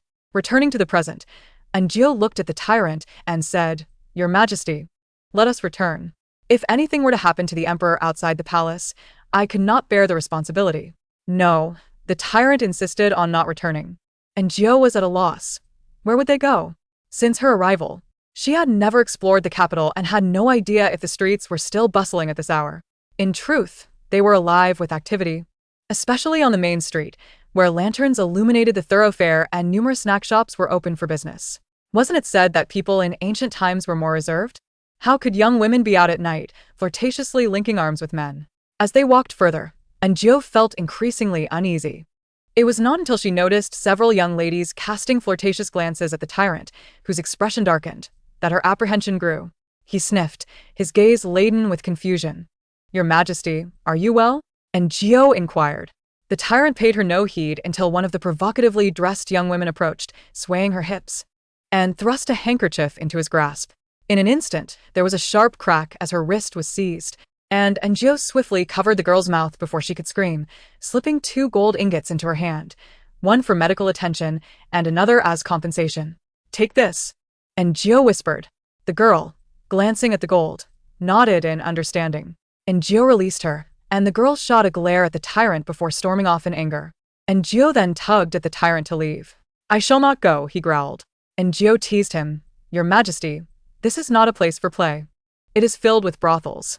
The entire street, aside from the snack vendors, is nothing but establishments like this. Enjio was hesitant to proceed, fearing that others might question her profession. The tyrant shook off her hand and, with a sulky expression, declared, I am not leaving. Enjio found him to be quite the stubborn child. Truly, one could only wonder how the emperor would react tomorrow upon learning that he had wandered through the red light district and had been jested with by courtesans. Furrowing her brow, Enjio inquired, Why not leave? Is this a good place? Aren't you one to avoid the company of women? Ah, men. They profess disinterest in women yet roam the streets of brothels at midnight. How commendable. Chapter 76. Everyone desires the emperor's life. The tyrant remained adamant about staying, prompting Enjio to ask again, Why not leave? Do you wish to engage in something here? With so many beauties in the palace, why seek amusement here? What if you fall ill? The tyrant frowned. What smell? What smell? Enjio sniffed, detecting a strong aroma of cosmetics in the air. Is it the fragrance? She asked. The tyrant nodded. What's wrong with the scent? Enjio was filled with confusion, but before she could voice her thoughts, a few burly men approached, having set their sights on the golden ingots Enjio had displayed earlier. This place was a haven for all sorts of people. However, with the tyrant present, and Jiu felt no fear. Indeed, one man brandished a knife, but before he could utter a word, the tyrant swiftly broke his wrist. The brute yelled, "Kill them!" Kill them. Typically, they would not dare to commit such acts in plain sight, but in these chaotic times without surveillance, the authorities were sparse. If they truly wished to kill, they would do so. The tyrant had evidently provoked these men, who then charged at him with knives drawn. Yet he effortlessly dispatched them, taking them down in seconds. And Jiu barely witnessed the speed of his movements. Their necks were swiftly severed. "He's killed them." A shout erupted from the onlookers, causing the street to descend into chaos. And Jiu was nearly knocked over, but the tyrant pulled her back, though he remained planted in place, glaring at her with indignation. And Jiu was genuinely impressed. "We should leave quickly. If word spreads that the emperor visited such a place at night and committed murder, I can't imagine the rumors that will circulate tomorrow." Yet, the tyrant stood like a statue, still glaring at Jiu, visibly angry. As more people began to gather, Jiu hastily apologized. "I'm sorry, it's my fault. I shouldn't have said that. Let us hurry before we attract attention." She tugged at his arm, shaking it, and finally, his anger subsided. "Next time, you mustn't act so recklessly." All right, I will heed your words in the future." They ran quite a distance before finally escaping the crowd, finding themselves in a quiet alley. Just as Jiu sighed in relief, she noticed two figures pressed against the wall. In a panic, she covered the tyrant's eyes. The tyrant, displeased, removed her hand, while the two individuals nearby were engrossed in their own affair and paid them no heed. The tyrant stared intently, seemingly intrigued. And Jiu felt as if she were guiding a misbehaved child, pulling him away just as a group of 7 or 8 officials arrived, evidently in pursuit of the earlier assailants. "Let us go inside." She and the tyrant ducked into a nearby courtyard, only releasing their breath once the footsteps faded. All right. She began, but then noticed the tyrant was staring intently at her face, captivated. "Jiu, you have certainly been led astray, but what do you expect? Go back to the palace and enjoy your countless beauties." Who are you? A sudden voice interrupted, and Jiu turned to see a girl in red standing in the courtyard. She scrutinized them for a moment before covering her mouth and laughing. "Ah, it's just a pair of lovebirds. But this is not a place for your frolicking. There are rooms upstairs, perhaps?" Initially reluctant, Jiu nodded, knowing the tyrant's stubbornness. The girl in red flashed an ambiguous smile and led them inside.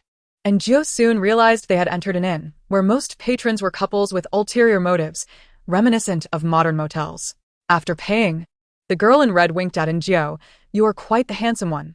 Where did you find him? Can you introduce me to him?" "Absolutely not." Jiu glanced back at the tyrant, who was still like a fool, staring at a couple in the hall. When the woman noticed him and threw him a flirtatious glance, he scowled, ready to lash out. Jiu quickly pulled him into a room, observing the charmingly decorated room. Jiu couldn't help but smile, saying, "Your Majesty, your illustrious reputation is tarnished." The tyrant paid no mind, fixated on the snacks laid out on the table. "Is it that you are deprived of food or drink in the palace? Eat up." Jiu offered him a plate, and he took a couple of bites, but soon wrinkled his nose at the effort of peeling pine nuts. "Come on, you are a grand figure. What is peeling a pine nut to you?" Jiu wiped her hands and began to shell the nuts for him. To her surprise, the pine nuts from this ancient inn were exceptionally fragrant. For every nut she shelled, he consumed one. While shelling, Jiu asked, "Your Majesty, what was that scent you mentioned earlier?" The tyrant remained silent, engrossed in his pine nuts. Changing her approach, Jiu asked, "Are you in search of a particular fragrance?" The tyrant paused his eating and looked at her, eventually nodding. "Searching for a scent? What scent?" Suddenly, Jiu recalled an incident. During one of the emperor's outings in the imperial garden, a concubine had attempted to capture his attention by dancing before him. Jiu had been nearby and had caught a whiff of the woman's perfume. Shortly thereafter, the tyrant had erupted in rage. There was another instance when Maid and Xiao Cui brought soup to the emperor, and he had similarly gone mad, resulting in Xiao Cui's demise. Now, reflecting on the second incident, Jiu realized she had been too frightened to remember if Maid had worn any fragrance. However, she had heard that Maid was named so because she always bore the scent of roses. So, the emperor was not merely uninterested in women, he was sensitive to scents. Once someone approached him bearing a particular fragrance, he would become uncontrollable. With a sudden clap of her hands, Jiu startled the tyrant, who glared at her in annoyance. Your Majesty, I recall who the woman was that met with the cloaked man in the woods during the autumn hunt. It was Maid. At that moment, Anjou had recognized the voice as familiar, but having only met Maid once, she hadn't connected the dots. Now, Considering it, Maid delivery of soup was suspicious, especially since it coincided with the Emperor's outburst. Furthermore, all the concubines he brought to the autumn hunt were arranged by the Empress Dowager. Did Maid even have the qualifications to attend? The Tyrant looked at her, puzzled. Don't eat. This is a crucial lead. We must inform the Emperor at once. The Tyrant appeared aggrieved, staring at the dried fruits on the table. Anjou soothed him. I promise to buy you a sack full when we return. But we truly must hurry back to the palace. Reluctantly, the Tyrant rose, stealing a handful of pine nuts and pocketing them. Anjou noticed, but pretended not to see. She took his hand and led him outside, only to find the streets eerily deserted, perhaps due to the late hour. Just as they were about to descend, the Tyrant yanked her back, pulling her away from the path of a knife that flew perilously close to Anjou's cheek. Good heavens! Another assassination attempt? Why does everyone desire the life of the Emperor? Chapter 77. The hardship of being a servant. The Tyrant tugged Anjou back into the room. Moments later, sounds of a scuffle erupted outside. Anjou wondered, could it be the Emperor's secret guards arriving? Upon furtively opening the door for a glance, it became evident that these individuals were neither assassins nor aimed at the Emperor. Rather, they were two factions embroiled in a bitter feud, engaged in a fierce skirmish below. Anjou let out a sigh, realizing that she was now unable to return. As dawn broke and the sun ascended, the Emperor had not yet arrived for the morning court. Uniquely informed that the Emperor was indisposed, the court officials breathed a sigh of relief, as they had yet to resolve the accounts that the Emperor had previously cast aside. Where was His Majesty? Uniquely looked at the shadow guards, utterly speechless. What more could you do? When the Emperor faced danger from assassins, you were of no assistance, and now you have lost him entirely. Lin 12 remarked that Lin 3 had taken men to search for him, yet finding him was imperative. Uniquely paced anxiously in the courtyard. The late Emperor should have taught His Majesty martial skills adequately. With an Emperor whose prowess surpassed that of his shadow guards, it was inevitable that they could not keep up, often resulting in the Emperor being misplaced. In the past, it was manageable within the palace. But now he had vanished from it entirely. What would happen if something befell the Emperor? In his frantic pacing, Uniquely found solace in the thought that he had sent someone to check. Xiao Jiu was likely out as well, providing some semblance of safety, surely. Xiao Jiu was more competent than the half-witted Emperor. All Uniquely could do now was to seal the news, ensuring that no one, especially the Empress Dowager, learned of the Emperor's disappearance. What time is it? A languid male voice drifted in. And Jiu, irritated, buried her head under the covers. Was it not time for court? She mumbled in agreement, her mind still in a fog. Court? Who was to attend court? What court? Suddenly, she opened her eyes, surveying the unfamiliar room. And then her gaze fell upon the suggestively adorned pink bed beneath her. And Jiu's mind faltered. Who am I? Where am I? But soon, memories of the previous night surged back. Amidst the chaos outside, she and the Tyrant had taken refuge in this room. Tired from the night, the Tyrant had been munching on pine nuts and walnuts, the crunching sounds lulling her into slumber. After that, she remembered nothing. Yes, the Tyrant.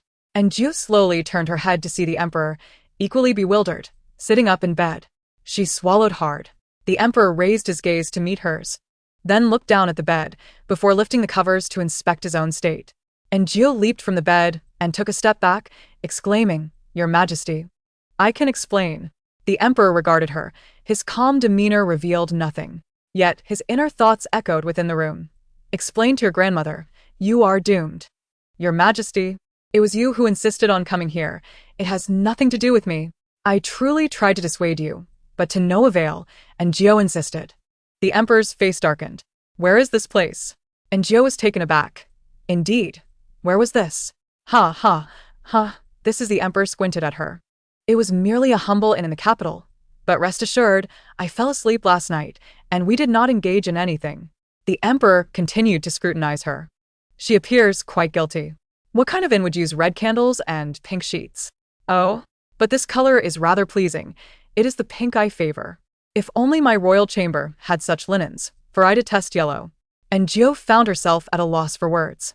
She forced a laugh and remarked, "This inn is rather rudimentary.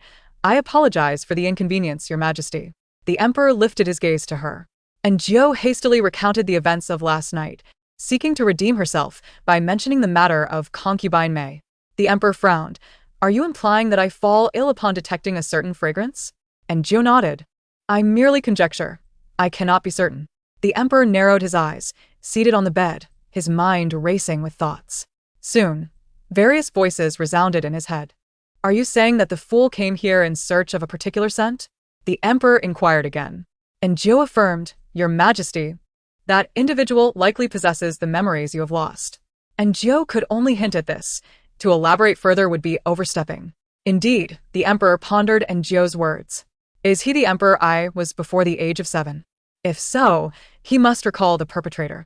Thus, the assailant may have exuded a unique fragrance, which triggered my reaction. Yes, precisely, and Jiu thought the Emperor truly astute. The Emperor squinted again. What kind of person would carry a distinctive scent? A woman, perhaps? I am not averse to women.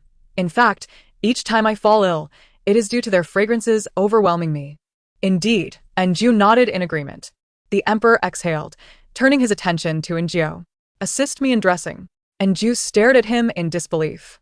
The Emperor, belatedly realizing, rose to adjust his attire. And together they exited the room. The inn was in disarray. Staff were tidying up, and upon sighting the two, a young woman in red winked at Jiu. "You two have not left yet? I hope we did not disturb you last night." And Jiu thought to herself, "Please do not speak in riddles." She remained silent, and the woman glanced at the Emperor. "What are you looking at? What kind of gaze is that directed at me?" The Emperor scrutinized the inn, finding it increasingly unsettling. And Jiu, feeling guilty, wished to leave quickly, but the Emperor walked ahead of her, and she could not hasten her pace. "Something feels amiss here. Do come again." The young woman called out with feigned cheerfulness, "We have other rooms available for selection." Once outside, the Emperor glanced at the inn sign, then at the couple strolling down the street, their postures indicating exhaustion. And Jiu swallowed hard. "Your Majesty, they are all in search of that scent." The Emperor shot her a sidelong glance, and Jiu smiled. "Your Majesty, let us depart swiftly." After a night of turmoil, the Emperor felt famished. The bustling street offered an abundance of snacks, various pancakes, buns, fried dough sticks, meatballs, large bowls of noodles, and spicy sour noodles, all available. As the Emperor navigated through the crowd, he found the experience quite novel. "I am quite hungry," he admitted, swallowing. If the simpleton were to signal, he would surely linger to partake in a meal before leaving. And Jiu sighed, feigning ignorance. "Your Majesty," she surveyed the surroundings, then altered her address. "My lord, are you hungry? Shall we eat something before departing?" The Emperor nodded. They found a tea house that appeared reasonably clean, one that served breakfast. At least it looked decent compared to the outside. Numerous patrons were dining at this hour, and Jiu secured a secluded table and, without inquiring about the Emperor's preferences, ordered a variety of breakfast dishes, filling the table to the brim. She produced a small gold ingot to pay, the proprietor taken aback, having never witnessed someone using gold ingots for breakfast, and he stared at Jiu several times before providing her change. Upon returning, the Emperor had already begun eating wontons, and Jiu, feeling equally hungry, stood beside him, swallowing repeatedly. "Where did the ingots come from?" the Emperor casually asked, and Jiu swallowed again. "They were given by that individual." "How many did you receive?" "5. I used 2 last night, leaving 3. And Jiu rolled her eyes inwardly, hoping he would not wish to reclaim them. Fortunately, the Emperor did not pursue the matter. However, she could still hear the Emperor's thoughts. "So, he took them. I knew my ingots had diminished." And Jiu acknowledged his excellent memory. Gazing at the table laden with breakfast, she swallowed yet again. The plight of being a servant is truly arduous. Chapter 78. Are we soon to have a little prince? The Emperor took his time savoring his meal. "This is delicious." And Jiu longed to try. "This one is also delightful."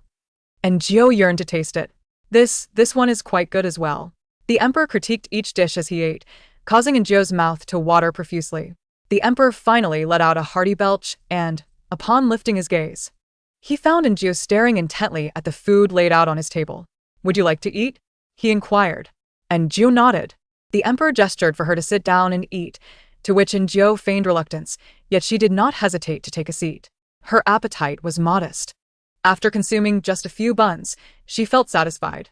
Your Highness, shall we return now? And Jiu looked at the Emperor with eager anticipation. Let us hurry back. Let us hurry back. The Emperor squinted at her, pondering. Why does she gaze at me so? Unable to contain herself, and Jiu pointed at his attire. The tyrant was indeed a well-mannered individual. Despite waking in the dead of night, he would dress appropriately, only occasionally appearing disheveled. Yesterday, he had procured a set of black clothing that resembled nightwear, suitable for evening, yet rather conspicuous for daytime. With his tall stature, long legs, and handsome countenance, he was exceedingly eye-catching on the streets. The Emperor glanced down at his garments and then back at Enjio, who directed his attention to a nearby tailor shop. Nodding in agreement, he signaled for her to lead the way. Inside the shop, the garments were a riot of colors, and Enjio surmised it must be a trendy establishment of the ancient era. Wow, She exclaimed, their even pink. Pausing to follow his gaze, she spotted a pink garment that was well-crafted yet had been overlooked due to its bold hue. The shopkeeper noticed Enjio's interest and eagerly recommended the outfit, pointing to the Emperor behind her, saying, This garment is made for your lord. It would look splendid on him. Enjio cleared her throat. He is not my lord. The shopkeeper, unfazed, continued his praises while the Emperor maintained a serious demeanor, exuding an imposing aura that discouraged further conversation. Standing aloof, the Emperor internally delighted at the shopkeeper's discernment. What good taste! This shopkeeper is far more eloquent than those ministers. I too believe that I would look magnificent in this pink attire. The Emperor's eyes inadvertently wandered back to the garment, prompting Enjio to ask, Would you like to buy it? The Emperor's expression turned frosty as he scoffed. Who would wear such effeminate attire? He rolled his eyes and turned his head away. The shopkeeper, sensing the contradiction, remarked, Then why do you continue to stare? It's clear you wish to purchase it. The shopkeeper, seasoned in his trade, recognized the Emperor's affluence and exchanged glances with Enjio, who remained exasperated yet accustomed to the situation. She decisively declared, Shopkeeper, I'll take the navy blue one, and wrap the pink one as well. The Emperor opened his mouth to protest, but ultimately refrained. Enjio also procured herself a set of appropriate clothing, and after changing, the two exited the tailor shop. Your Highness, shall we return now? Enjio inquired once more, her eagerness palpable. Let us hurry back, let us hurry back. If you bump into something, I cannot afford the consequences. Under Enjio's earnest gaze, the Emperor resolutely shook his head. He had matters to attend to, and was curious about what that individual sought on the street. Was it merely nostalgia for the familiar sense of cosmetics? Or had he discovered something significant here? As Enjio contemplated this, she frowned slightly, realizing that the tyrant's presence here was not accidental. Perhaps he had indeed uncovered something of import. Suddenly, a commotion erupted ahead, and Enjio looked up to see a rider charging towards them, moving at a rapid pace, knocking over several stalls along the way.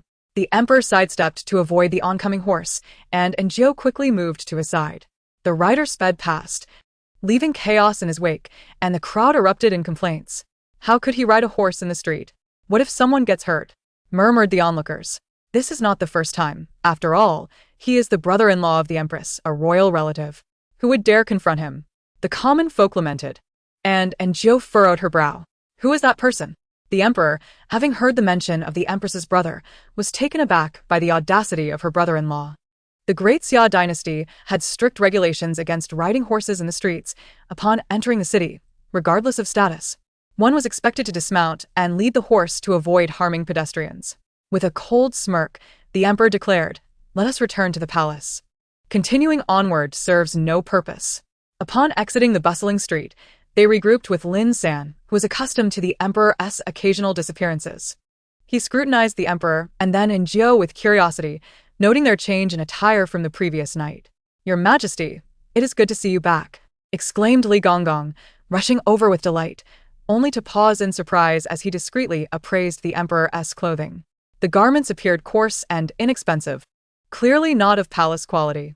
He then glanced at Enjio, observing her also in new attire. Perplexed, he questioned, Why are you looking at her?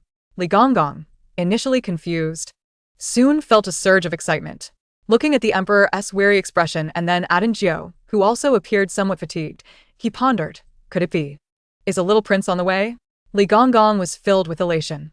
Enjio, bewildered, wondered why Li Gonggong was regarding her with such a maternal smile. She thought to herself, the palace eunuchs had no sense of aesthetics, painting their faces white and adorning themselves with 2 red cheeks and lips, resembling potatoes smeared with flour. Quite an odd sight, indeed. What was Li Gonggong's intent? Yet he said nothing more and simply assisted the emperor along. As Jiao prepared to follow into the Guanghua Hall, Xiao Fuji stood before her with a cheerful smile. Little Jiao, my master has instructed that you should rest today after your tiring day yesterday. He will speak to Aunt Chu on your behalf. Hearing of the reprieve, and Jiao's spirits lifted. Indeed, Li Gonggong was a kind soul, far more generous than the miserly emperor. Today, she had spent her own silver on breakfast and clothing, while the tyrant had only given her 5 small ingots, 3 of which had quickly vanished. In a moment of urgency, and Jiao had given 2 of her ingots to a girl, a decision she now regretted, wishing she had only offered 1 or perhaps half of 1. Returning to her chamber with the small ingots, she found the 2 round ones looking rather lonely. 5 would look much better together. After placing the ingots neatly, she took out the dirty clothes she and the emperor had changed out of, only to catch sight of the pink garment. It was not a bright pink but rather a soft, muted pink, just as the shopkeeper had described, made from fine material. To her astonishment, such a tall and handsome man possessed a heart that resonated with such feminine charm. And Jiao could not help but laugh.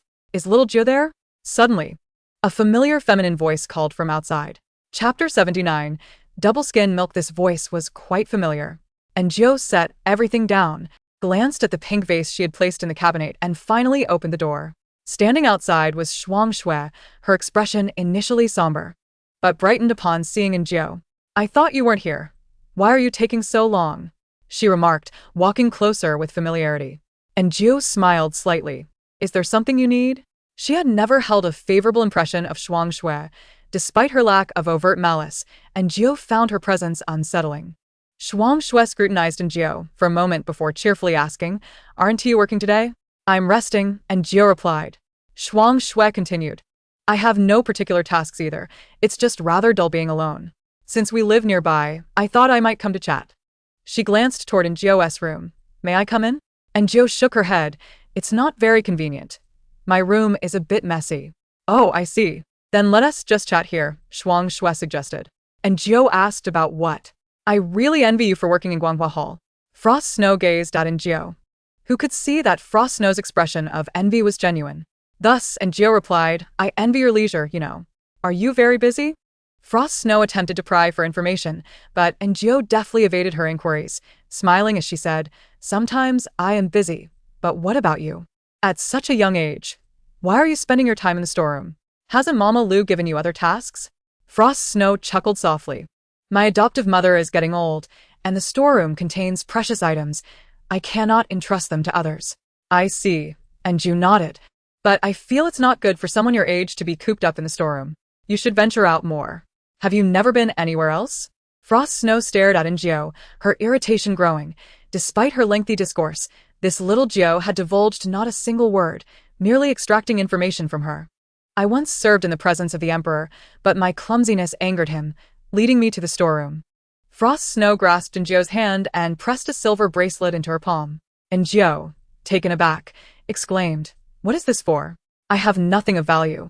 Please don't think poorly of it. She attempted to return it. I truly cannot accept this. Is there something you need? Frost Snow tucked the bracelet away, shyly confessing. As you mentioned, being so young and stuck in the storeroom is not ideal. I wish to serve in the Emperor's presence again.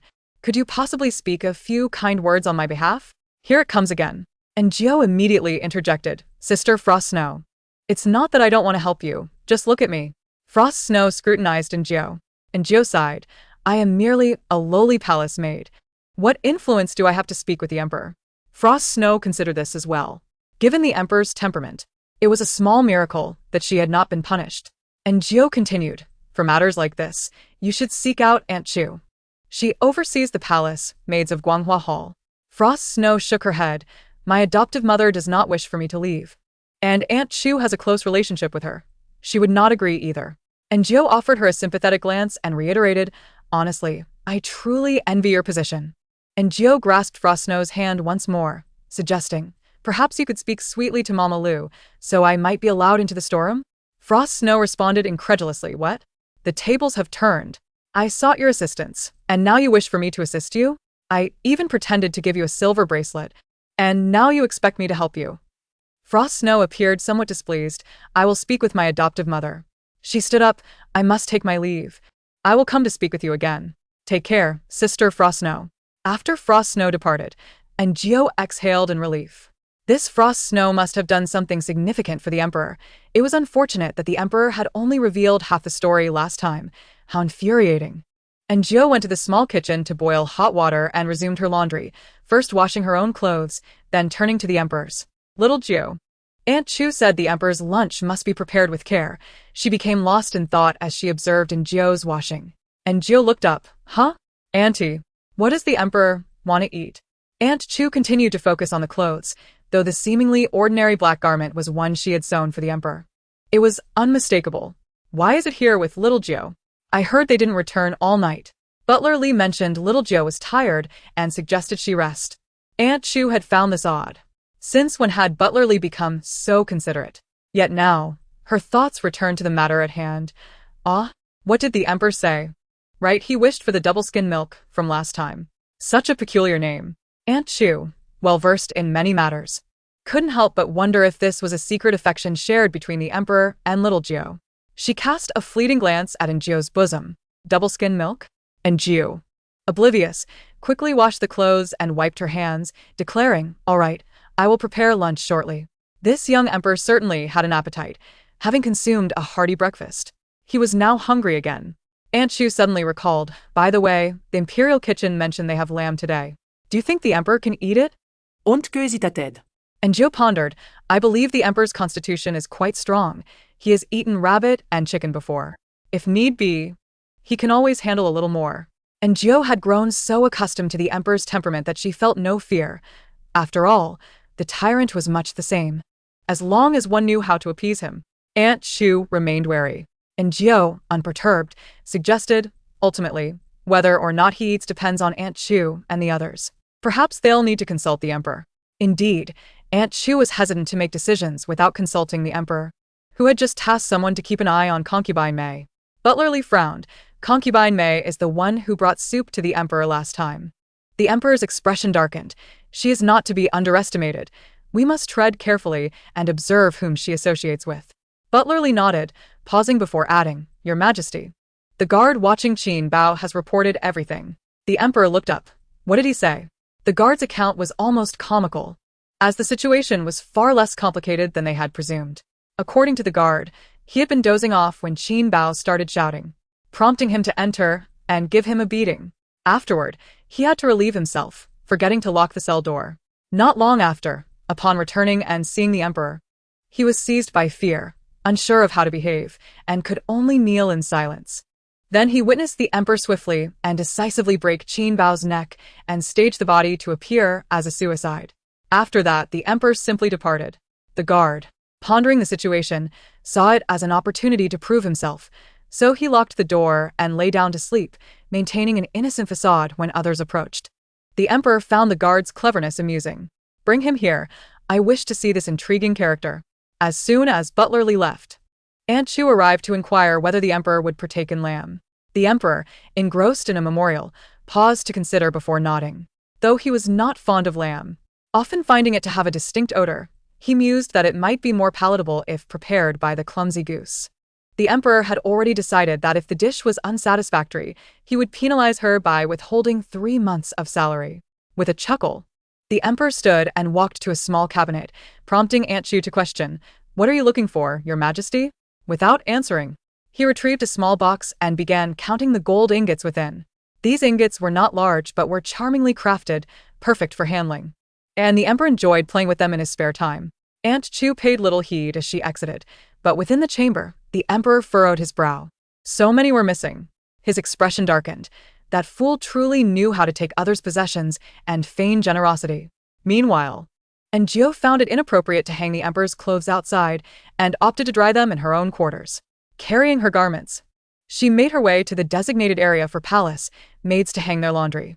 A group of maidens gathered, engaged in idle chatter. Though they all understood the dangers of careless words within the palace, the oppressive monotony of daily life often drove them to seek solace in gossip. As Enjio approached, what had been a lively conversation fell silent. They stood still, seemingly apprehensive of her presence. Enjio felt puzzled. Why would they fear her? After hanging her clothes, she contemplated this as she walked back. Though she was unaware, to others, she was seen as the foremost maid serving in the emperor's presence, accompanying him in all matters. Moreover, her rapport with Aunt Chu and Butler Lee set her apart from the rest. It is no wonder that I find myself devoid of friends within the company. Can one expect goodwill from the sycophantic team leader who hovers around the general manager? Nevertheless, she remains indifferent to the absence of companionship. Solitude brings her a certain tranquility. Enjio entered the small kitchen and commenced preparing double-skin milk. Before she had finished, Aunt Chu approached her, inquiring about the preparation of lamb. Enjio was quite adept at cooking lamb. Exquisite cuts require little more than a handful of salt, scallions, and ginger, simmered gently in a pot. She surmised that the imperial kitchen likely employed a similar method, and the emperor must learn to adapt to the meals prepared there, rather than indulging exclusively in her culinary creations.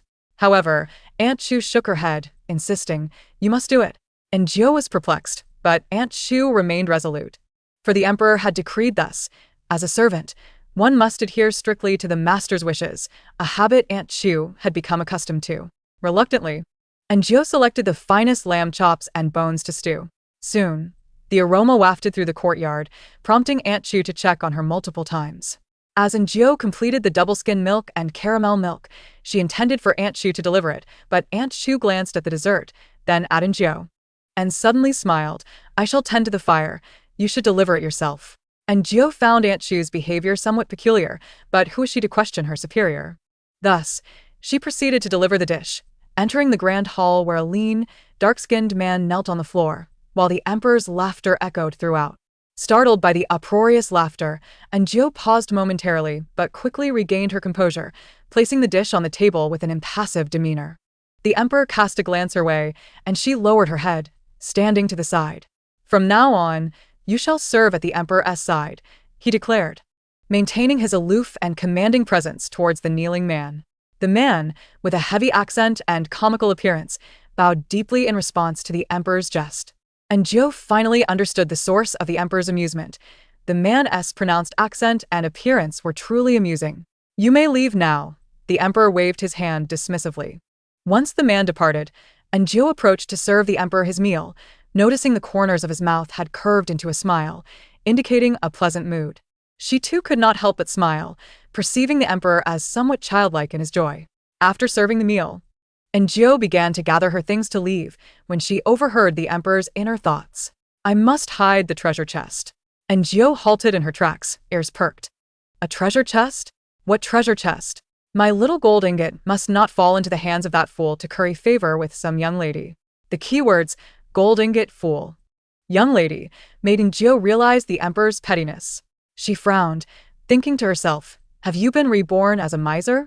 The storeroom is brimming with treasures, yet you begrudge bestowing a couple of small gold ingots." Frustrated, Enjio returned to the kitchen. Upon seeing her gloomy demeanor, Aunt Chu chuckled. "What troubles you?" "Nothing," Enjio replied. Aunt Chu remarked, "The emperor is all bark and no bite." Enjio was astonished to hear the emperor described in such a manner. Yet, upon reflection, there were indeed moments when the emperor's words did not align with his heart, much like that pink garment. At noon, Enjio brought the stewed lamb into the hall, only to find Prince Jing in attendance as well. He nodded at her, which took her by surprise. Lifting her gaze, she found the emperor staring intently at her. "What is it?"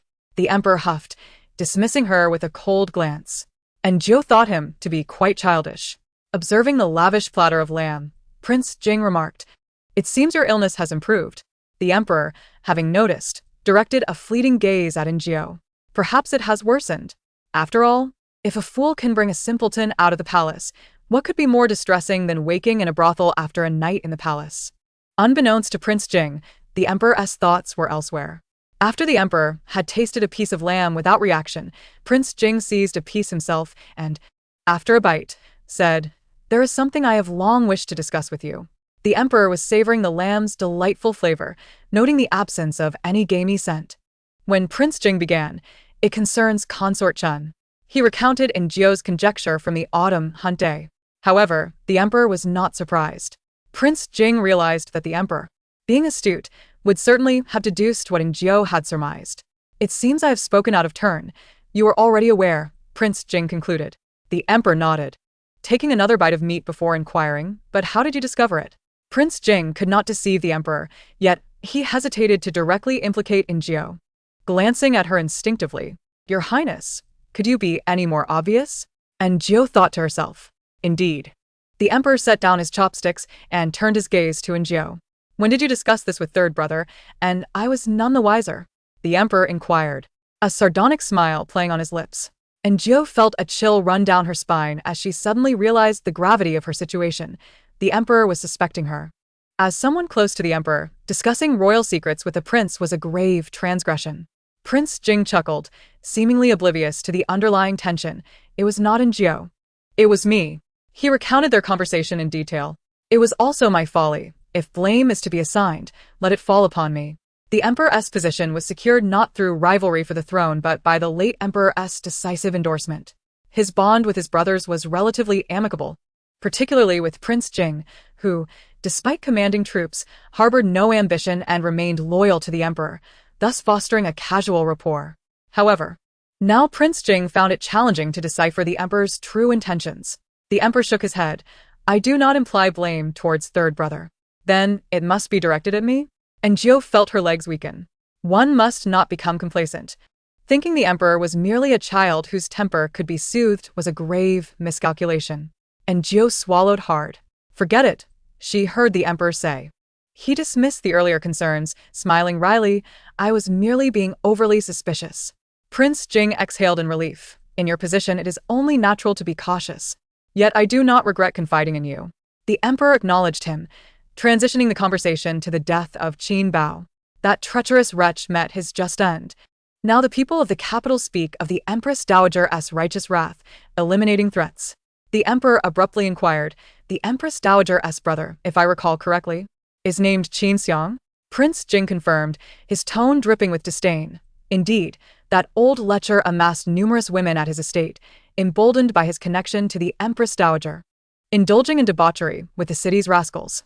And Jio recalled the man she had seen galloping through the streets earlier. Was he not Qin Xiang's brother-in-law? Seemingly idle chatter. The emperor did not pursue the topic further, instructing Jio to fetch another pot of tea. Understanding that matters of confidentiality were about to unfold, she excused herself. Today, Eunuch Li had granted her a respite, but now that she was present, should she simply return? What if the emperor sought her later and found her absent? The look he had given her earlier sent shivers down her spine. And Jio realized one must remain grounded. Pride could lead to misfortune. She had been too self-satisfied lately, speaking out of turn. However, reflecting on the circumstances, her words had not been entirely misplaced. Who knows about the emperor dog bringing up old grievances? And that King Jing. And Jio is truly exasperated with him, selling her out like that. Indeed, all men in the royal family are like dogs. While Jio was venting her frustrations, a pale visage suddenly appeared before her, startling Jio. It was Eunuch Li. She sighed in relief. Li's face was adorned with a smile, gentle as a benevolent elder. Little Jio, why are you standing here? Didn't I tell you to rest? And Jio felt a chill run down her spine. Upon hearing that the emperor was dining, Li understood immediately and chuckled. I see, you must be quite exhausted. And Jio was touched. Finally, someone recognized her hardships. I will speak with His Majesty shortly. He shouldn't be treating you this way, Eunuch Li added with a motherly smile. And Jio sensed something amiss but couldn't pinpoint it. Yet, Eunuch Li had already left. And Jio exhaled, returning to her vacant days. The afternoon sun was particularly warm, the sky exceptionally blue, and the occasional flight of birds made Jio feel the refreshing autumn air for the first time, uplifting her spirits. She inhaled the fresh air. And then King Jing emerged. He walked a few steps before turning back to Jio, saying, I apologize for earlier. Before Jio could respond, he strode away. Shortly thereafter, Eunuch Li reappeared, his smile still radiant, yet unsettling. Go inside, the emperor is calling for you. And Jio glanced back repeatedly until Li's pale face vanished from her sight. The hall still carried a fragrant aroma of meat. Humph, the emperor scoffed coldly. And Jio thought, is he sick? The emperor stood, approaching her with a scrutinizing gaze. and Jiu lowered her head, observing the emperor's new satin shoes, which appeared remarkably comfortable, though his feet were quite large, akin to boats. She recalled hearing that those with large feet excelled in other areas too.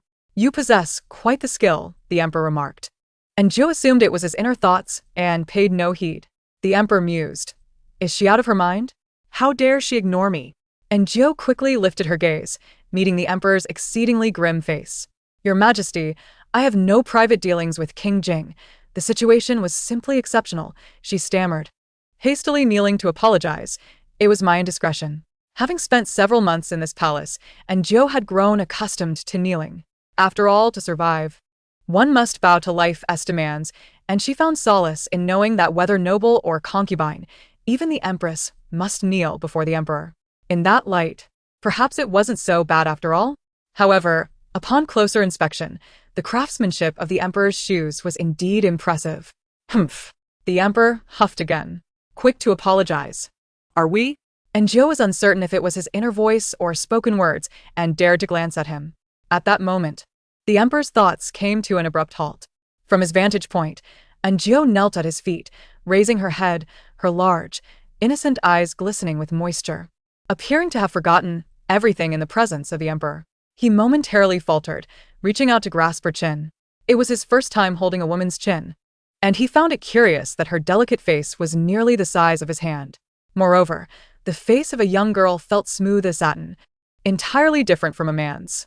The emperor lowered his gaze, and Jiu was filled with terror. What was he doing? Was he going to strangle her? Yet, the emperor suddenly released her, turning away, and grumbled, "Get out." And Jiu was baffled. Why was he so erratic? She scrambled to her feet and exited, feeling as though she had narrowly escaped a calamity. Upon reaching the door, she thought she heard the emperor's thoughts. Have I been too long?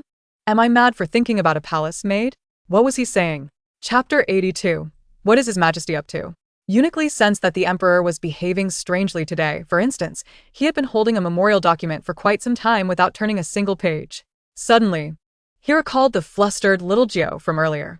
He squinted his aged eyes, pondering if the emperor had finally gained some clarity.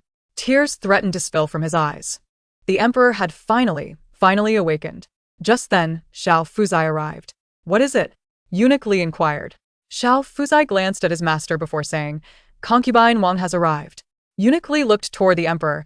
Since he had come to his senses, it was the perfect time to indulge in the pleasures of the harem. Surely, he wouldn't be enamored with just one among the 3,000 beauties?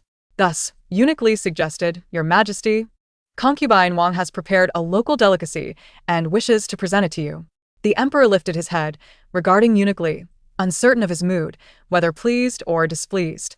He then heard the emperor say, Let her in. With 3,000 beauties in the palace, if little Jiu was acceptable, others surely would be too. The emperor and Eunuchly shared a mutual understanding. He was prepared to test the waters. Meanwhile, Jiu, upon exiting the grand door, couldn't help but pat her chest. She felt that the emperor's gaze toward her had been peculiar. Perhaps he truly did want to strangle her. Was it just because she had said something inappropriate to King Jing? But the situation had been urgent, and he himself had said he forgave her. There was no need to revisit old grievances. Could it be because the tyrant had presented her with his little treasure? How outrageous! What kind of emperor was so stingy? Did he think she was spending money while residing in the palace? He was certainly akin to Zhou Ba Pai. It seemed that the little tyrant was much easier to handle. He listened to whatever she had to say, and even when he threw a tantrum, a little coaxing sufficed. With that thought, Jiu decided not to hover around the emperor today. With time on her hands, she suddenly craved cake. Perhaps she could make a Basque cheesecake herself? She had milk, as the emperor liked it, and the imperial kitchen had been delivering it regularly. So, Jiu sought out Aunt Chu for lemons. She remembered that lemon combined with milk could create homemade lemon cheese. Aunt Chu was thrilled upon hearing this. What else do you need? Jiu requested some blueberries and sugar, knowing that baking required an oven, and she was unsure if the imperial kitchen had one. Aunt Chu sent someone to check, and soon returned with the news that indeed, there was an oven in the kitchen. Jiu began her preparations, washing the lemons, squeezing out the juice, and then boiling the milk before adding the lemon juice. The casein in the milk would react with the acid, causing the protein to curdle and form tofu-like residue. After filtering through cheesecloth, the liquid drained off, leaving cheese behind. At the sight of the cheese, and Jiu finally breathed a sigh of relief. She had succeeded halfway. Adding a pinch of salt to taste, the faint lemon aroma wafted up. Mixing it with a spoon, she then incorporated eggs and sugar, completing the batter. Next, she needed to bake it in the imperial kitchen. Aunt Chu accompanied Jiu there. The new head of the kitchen, Zhang, was quite perceptive. And by the time they arrived, the kitchen was already clear. The imperial kitchen often prepared pastries, and the molds were exceptionally beautiful. And Jiu selected several, poured the batter into them, and placed them in the oven. The oven was handcrafted and difficult to gauge for temperature, so she checked several times. Eventually, the cakes emerged with slightly overdone edges. For the next batch, Jiu added blueberry jam, and this time, the outcome was perfect. The cake turned out beautifully. Soon, various cakes were ready, cooling off nicely. Just as Aunt Chu and Jiu were about to take them away, Wang Dekai approached, startling Zhang, and with his fair and rosy visage. "What brings you here, Wang Gonggong?" Zhang greeted with a smile. Wang Dekai shot him a sidelong glance. Was it not the esteemed Aunt Chu who just passed by His Majesty's side? Zhang nodded, stating that Aunt Chu had come to fetch some snacks, indicating that His Majesty might eat at any moment. His response was impeccable. Wang Dekai remarked that the Empress Dowager was also hungry, but before he could finish, Zhang cheerfully interjected that there were still some crystal vegetarian buns left from lunch. If the Empress Dowager wished to partake, he would prepare them immediately. Wang Dekai scrutinized him, and Zhang felt as if Wang Dekai's gaze was akin to that of a venomous serpent, poised to strike when least expected. Wang Dekai warned, "The Empress Dowager and His Majesty share a mother-son bond. There are no lingering grievances between them, and it is most unwise for outsiders to meddle." Some people fail to grasp the situation and act foolishly, ultimately bringing misfortune upon themselves. Zhang was taken aback. Are there truly such individuals? How utterly unwise. Wang Dekai's eyelids drooped, his gaze coldly fixed on Zhang. However, Zhang remained unfazed by his intimidation. The notion that there are no grievances between a mother and son was flawed. The Emperor and the Empress Dowager were not of blood relation. Throughout his life, he had seldom heard of harmonious relationships between stepmothers and their stepsons. Everything he did was at the Emperor's behest. To defy such a command would be courting death. Besides, it was merely a few vegetarian dishes. After providing the Emperor with meals for so long, could they not endure a couple of days themselves? Who were they trying to intimidate? With a smile, Zhang disregarded Wang Dekai's words, who ultimately left in a sullen silence, seemingly wishing to eliminate Zhang on the spot. Zhang paid him no mind and returned to the kitchen, curious about what Aunt Chu and the others had been up to. Zhang was an astute individual and understood that the Emperor's private kitchen was also busy. Thus, in the coming days, the royal kitchen would prioritize the Emperor's needs, which he considered the most rational course of action. No matter how formidable the Empress Dowager was in managing the harem, the realm ultimately belonged to the Emperor. Meanwhile, Jiu returned with the cake, placing it in a shaded area, intending to return to her needlework. When she had first traversed into this world, she could not even stitch a sock.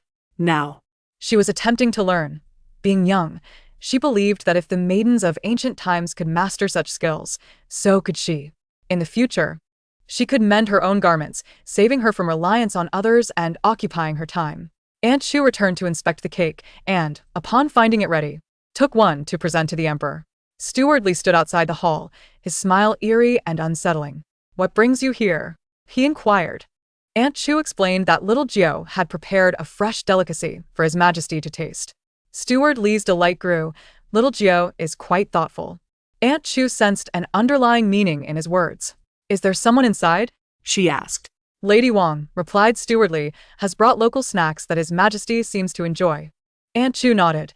Though she harbored a preference for Jiu, the Emperor was indeed the Emperor, and he could not be limited to a single woman. Since His Majesty was willing to engage with women, it was all the more advantageous. "Then please take this in to His Majesty." Steward Li glanced at the covered item, initially considering sending it later, but curiosity regarding what the Emperor and Lady Wang were engaged in compelled him to deliver it himself, assuring himself that he would not disturb His Majesty. Inside the grand hall, the Emperor sat while Lady Wang knelt before him, creating a rather peculiar atmosphere. Having entered the palace at the tender age of 6, Steward Li could hardly fathom the intricacies of the situation unfolding. He placed the offering on the table, And without even needing to look, the emperor recognized it as little Jiu's creation. Humph, he thought, the moment I called for Lady Wang, she was eager to please me. Oh, women. However, the emperor glanced at the kneeling Lady Wang and waved his hand. You may leave. Her face turned pale as she bowed her head and exited, bewildered by the sudden turn of events. Initially, her interactions with the emperor had been pleasant. She had brought local delicacies, which the emperor had relished, even praising her culinary skills. After expressing her gratitude, she gazed at the emperor with affection, and he had said nothing in response. Gaining confidence, she had offered to massage his shoulders, to which he had not objected. At that moment, she believed the emperor harbored some interest in her. Yet, the instant her hand brushed against the emperor's shoulder, he seemed to stiffen.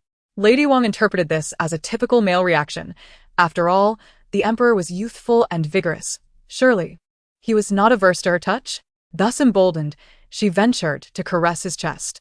The emperor, handsome and imposing, possessed wealth and power, stirring her heart.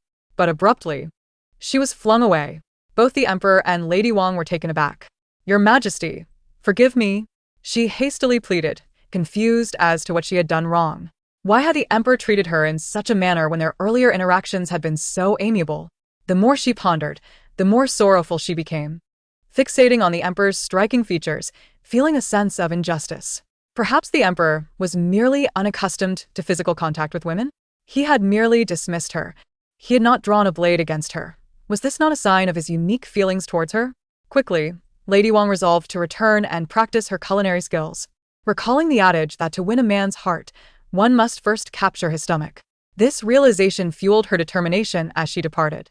Once she had left, the emperor exhaled deeply, relieved. The moment Lady Wang had touched him, he felt as though his scalp might burst from discomfort. It was akin to being scratched by claws, leaving him utterly unsettled, particularly as she dared to explore further. How audacious to touch my chest when we are mere strangers. What is there to touch?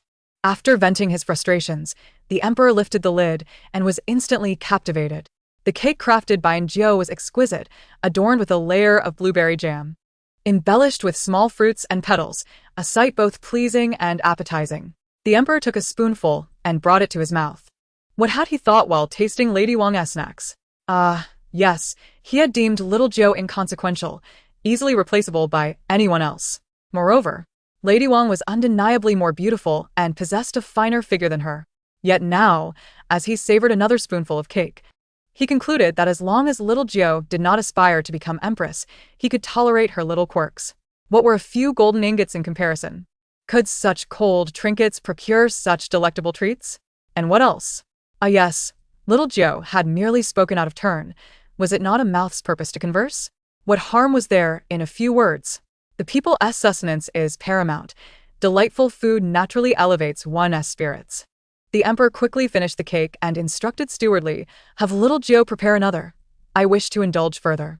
I wish to indulge further, he repeated. Stewardly, having known the emperor to be a man of considerable restraint, had never anticipated that he would, so openly, express a desire for more food. It was indeed a remarkable occurrence. Thus, he dispatched Xiao Fuzi to summon little Jiu. And Jiu was occupied sewing undergarments, and due to her recent practice, her creations were beginning to take shape. Before she could try them on, she heard Xiao Fuzi calling for her, and Jiu opened the door, her expression wary as she regarded Xiao Fuzi. The last thing one wishes for during a break is a colleague summons, for it often meant being called in to work overtime. Sure enough, Xiao Fuzi announced, little Jiu, His Majesty desires more of that pastry. Please make some more. What pastry? And Jiu paused, suddenly recalling something, and hurried to the kitchen, unlocking the door only to discover that the largest and finest piece she had saved for herself was missing. It was as if a bolt from the blue had struck her. Xiao Fuzi peeked inside, noticing the remaining pieces. Oh, there are still so many left. Splendid. I shall take them all to His Majesty. Before he could finish his sentence, he noticed little Jiu staring intently at him. Should I take the entire pot as well? And Jiu inquired calmly. Xiao Fuzi found herself perplexed by the slightly intimidating aura of Xiao Jiu. With a nervous chuckle, she dismissed her unease. And Jiu selected 2 exquisite pieces of cake, savoring one for herself while reserving the other for the tyrant later. The remaining 2 pieces would be graciously offered to the emperor, for after all, he and the tyrant were but 2 sides of the same coin. Pleasing one was akin to pleasing the other. Was it not, Xiaojiu? Xiao Fuzai swallowed hard and cautiously inquired, Xiaojiu, are you feeling unhappy? And Jiu smiled and replied, not at all, I am quite content. Xiao Fuzai reiterated her caution, I must interject. The food destined for His Majesty should never stray from your sight. And Jiu understood the underlying message and nodded, thank you, I shall remember. Gazing at the 2 remaining pieces of cake, and Jiu remarked, these are for tonight. I am aware, Xiao Fuzai laughed. You should deliver those. While I keep watch here, and Jiu suggested tentatively. Colleague, you should attend to this class. Xiao Fuzai nodded and, carrying the items, departed. Once she left, and Jiu eagerly indulged in a piece of cake, exclaiming, delicious. Truly, the texture is so fine, and the flavor so sweet. On her way, Xiao Fuzai felt an urge to assist, and even sampled a bit for poison, marveling at the skill that had garnered Xiaojiu the emperor's favor. Surely, a shop in the capital would flourish under such talent. Li Gonggong observed the emperor, then glanced at Xiao Fuzai, discreetly beckoning her outside. Is it tasty? He asked. Xiao Fuzai nodded, Master, I truly believe it surpasses the delicacies of the imperial kitchen. While the imperial kitchen was not lacking in quality, the emperor had been accustomed to the same flavors since childhood. Xiaojiu's creation offered a novel taste, one the emperor had never experienced before. Li Gonggong pondered this. Swallowing hard, he too had been tempted to sample the dish when the emperor had been tasting it. Sensing his master's thoughts, Xiao Fuzai shook her head. Master, do not entertain such notions. Those 2 pieces are for His Majesty, and the remaining 2 are also for His Majesty. If you are truly yearning for a taste, perhaps you could assist with poison testing tonight? Li Gonggong recalled the individual who would emerge later and involuntarily shivered. He decided against the idea, lacking the courage to snatch food from such a figure. Chapter 84. His Majesty is unhappy. When Li Gonggong returned, the emperor was lost in thought, staring at the corner of the table. As he heard Li Gonggong's footsteps, he lifted his head, seemingly on the verge of speaking, but fell silent for a moment. Opening his mouth again, Li Gonggong had never seen the emperor in such a state and found it rather peculiar, yet he did not dare to inquire further. After a while, the emperor spoke. Li Gonggong, what do you say? What should I say? Li Gonggong awaited the continuation, only to hear the emperor dismissively conclude, never mind. Soon, the emperor returned to his reverie. Hearing footsteps, he looked up to see the newly arrived Xiaojiu. The emperor appeared somewhat disappointed, lowering his gaze with a cold huff, glancing toward the window. Xiaojiu, frightened, paled at the sight. She had merely come to deliver tea, hardly a grave offense. Li Gonggong gestured for Xiaojiu to leave hastily, then addressed the emperor, Your Majesty, it is time for your meal. Today's dishes are prepared by the imperial kitchen. The emperor frowned at Li Gonggong, reasoning that the fare had been quite decent lately. Even the vegetarian options were flavorful. Ordinarily, if the emperor had no appetite, he would simply abstain from eating. However, today he was clearly displeased. Li Gonggong, perceptive as ever, quickly deduced the situation and instructed Xiao Fuzai to inquire of Xiaojiu regarding the matter. And Jiu had finished sewing a piece of undergarment that afternoon, trying it on and finding it fitting perfectly. At least she could walk and run without it shifting uncomfortably. Then she took a nap. When she heard a knock at the door, she groggily rose to answer, wishing she could immediately shut it upon seeing Xiao Fuzai. A late-night visit from a colleague surely meant overtime. Xiao Fuzai frowned. Xiaojiu, how could you have fallen asleep? And Jiu rubbed her eyes and feigned confusion. I was tired, so I slept. Xiao Fuzai replied, but you didn't prepare a meal for His Majesty? And Jiu countered, is there not the imperial kitchen? I assumed I was not needed. After all, I am not a chef. Xiao Fuzai found her reasoning sound. Previously, the imperial kitchen had been overseen by Qin Bao, with the Empress Dowager exerting her influence. The emperor could not openly confront them even if he was dissatisfied. But now, with new personnel in place, all still loyal to the emperor, it was merely a matter of his whims. Yet, it seemed the emperor had fixated on Xiaojiu. Suddenly, Xiao Fuzai recalled the delightful taste of the cake she had sampled that afternoon and swallowed hard. Well, we cannot blame His Majesty. What fault does he bear? He simply desires something exquisite. Xiao Fuzai shook her head, seriously informing Jiu, however, His Majesty is quite upset. In Xiao Fuzai's mind, right or wrong mattered little. The crux of the matter was that His Majesty was displeased, and that constituted a serious issue. For someone like Xiaojiu, Regardless of whether she was granted a respite by Li Gonggong, or how she perceived her own abilities, it was irrelevant. What mattered was that His Majesty was upset. As long as His Majesty was displeased, it was the fault of the servants. Furthermore, Xiao Fuzai had conveyed this sentiment clearly to Enjiu. And Enjiu nodded, offering no rebuttal. How could she dare to joke? That was the emperor. She had received favorable treatment a few times and could not take liberties. Enjiu hurriedly donned her clothes and headed for the kitchen. At this moment, the fastest option was frying. She deftly prepared French fries, fried mushrooms, tofu, vegetable rolls, fried shrimp, pork chops, and more. In essence, she utilized everything available in the kitchen, frying a large platter, sprinkling it with cumin and chili, before handing it to Xiao Fuzai. Xiao Fuzai smiled. Xiao Jiu, it would be best if you personally delivered this. And Jiu nodded. You carry this. I have more to prepare. The whey drained from the milk and honey during the cake-making process could be transformed into a probiotic drink. She wondered if the emperor would find it palatable. When Enjiu entered, the emperor's meal had not yet been cleared. She glanced at the dishes, which, though vegetarian, appeared exceptionally well-crafted and enticing. She mused over the emperor's strange antics. Why would he refuse the gourmet fare prepared by the palace chefs in favor of roadside junk food? It felt as though she had stepped into a novel penned by a pauper. The emperor did not resemble an emperor, and she did not resemble a maid. As soon as Xiao Fuzai stepped inside, the aromatic fragrance wafted in. And Jiu, already feeling hungry, found the scent even more enticing. Perhaps the emperor had a penchant for street food. After all, he had never tasted it before. And Jiu placed her homemade drink on the table. The emperor glanced at her. Humph. He observed the haphazard assortment of food on the plate, slightly furrowing his brow. If it's not to my liking, you may find yourself in dire straits. He took a bite and found the flavor to be quite agreeable. Taking a sip of the drink, he was momentarily taken aback by the sourness, furrowing his brow again. Then he scrutinized the drink. What is this? And Jiu, unable to discern his feelings, replied in accordance with etiquette. This servant concocted a beverage using milk and honey. Am I a fool? This hardly resembles milk. The emperor fixed his gaze on Enjiu, his insatiable curiosity overpowering even the warmth of the food. Thus, she proceeded to explain how lemon combined with milk would decompose into cheese and whey. Ah, I see. The emperor finally began to eat in earnest. Is this a mushroom?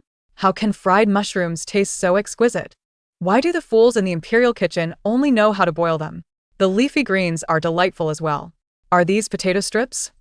The emperor munched away, perplexed. How did Xiao Jiu come to create such dishes? What cuisine is this? He squinted slightly, and, from Enjiu's perspective, he appeared to be quietly enjoying his meal, yet his thoughts betrayed him. This is too peculiar. By the way, has Jiangsheng uncovered her origins yet? What has he found? Enjiu had no doubts about her origin. She was confident that the emperor would uncover nothing amiss. However, she harbored concerns of her own. What if the emperor, projecting his own experiences, concluded that she was possessed by a ghost? With a mix of anxiety, unease, and a touch of anger, she observed the emperor as he finished a large plate of barbecued delicacies, washing it down with a generous glass of probiotic drink. He exhaled contentedly, his mood evidently buoyant. Yet, Enjiu couldn't help but scrutinize his face and abdomen, troubled by the thought of such a handsome man indulging in cakes, fries, and barbecues. She imagined a rotund emperor, towering at nearly 6.5 feet and weighing around 200 pounds, and resolved that henceforth he should consume healthier fare. Snacks were permissible, but moderation was key. The emperor's visage had become her sole motivation for work. However, her worries proved unfounded, as the emperor soon declared his intention to take a stroll to aid digestion. And Jiu dutifully followed him. The palace at night was extraordinarily tranquil, adorned with ancient architecture and illuminated by red lanterns, with a multitude of figures clad in traditional attire reminiscent of ancient times. Many horror films depicted such scenes. Oddly, she had never felt this way in the presence of the Tyrant. Perhaps the exhilarating experiences they shared, escaping over walls and traversing rooftops, had dulled her senses to the eeriness of it all. Lost in her thoughts, Enjiu suddenly collided with the emperor's back, which felt as solid as iron. Chapter 85. A change of subject. The emperor had sustained an injury during the autumn hunt, and although his back had healed significantly over the past few days, the abrupt impact still irked him. Your Majesty, forgive me, I am at fault, and Jiu exclaimed, coming to her senses as she covered her nose, feeling warmth trickling down. Without a moment's hesitation, she knelt down to apologize. The emperor turned to regard the kneeling figure before him, and the reprimands that had been on his lips faltered, as he found himself momentarily speechless. And Jiu, though not particularly short, was slender, appearing small and somewhat pitiable as she trembled on the ground. The emperor, who had previously found such subordinates exasperating, now gazed at the quaking Jiu with an unexpected sense of irritation. Just as he was about to bid her to rise, he noticed the droplets of blood falling to the ground. One drop, another, and yet another. In the dim light, the blood appeared to sprout long tendrils, spreading across the stone tiles like creeping vines.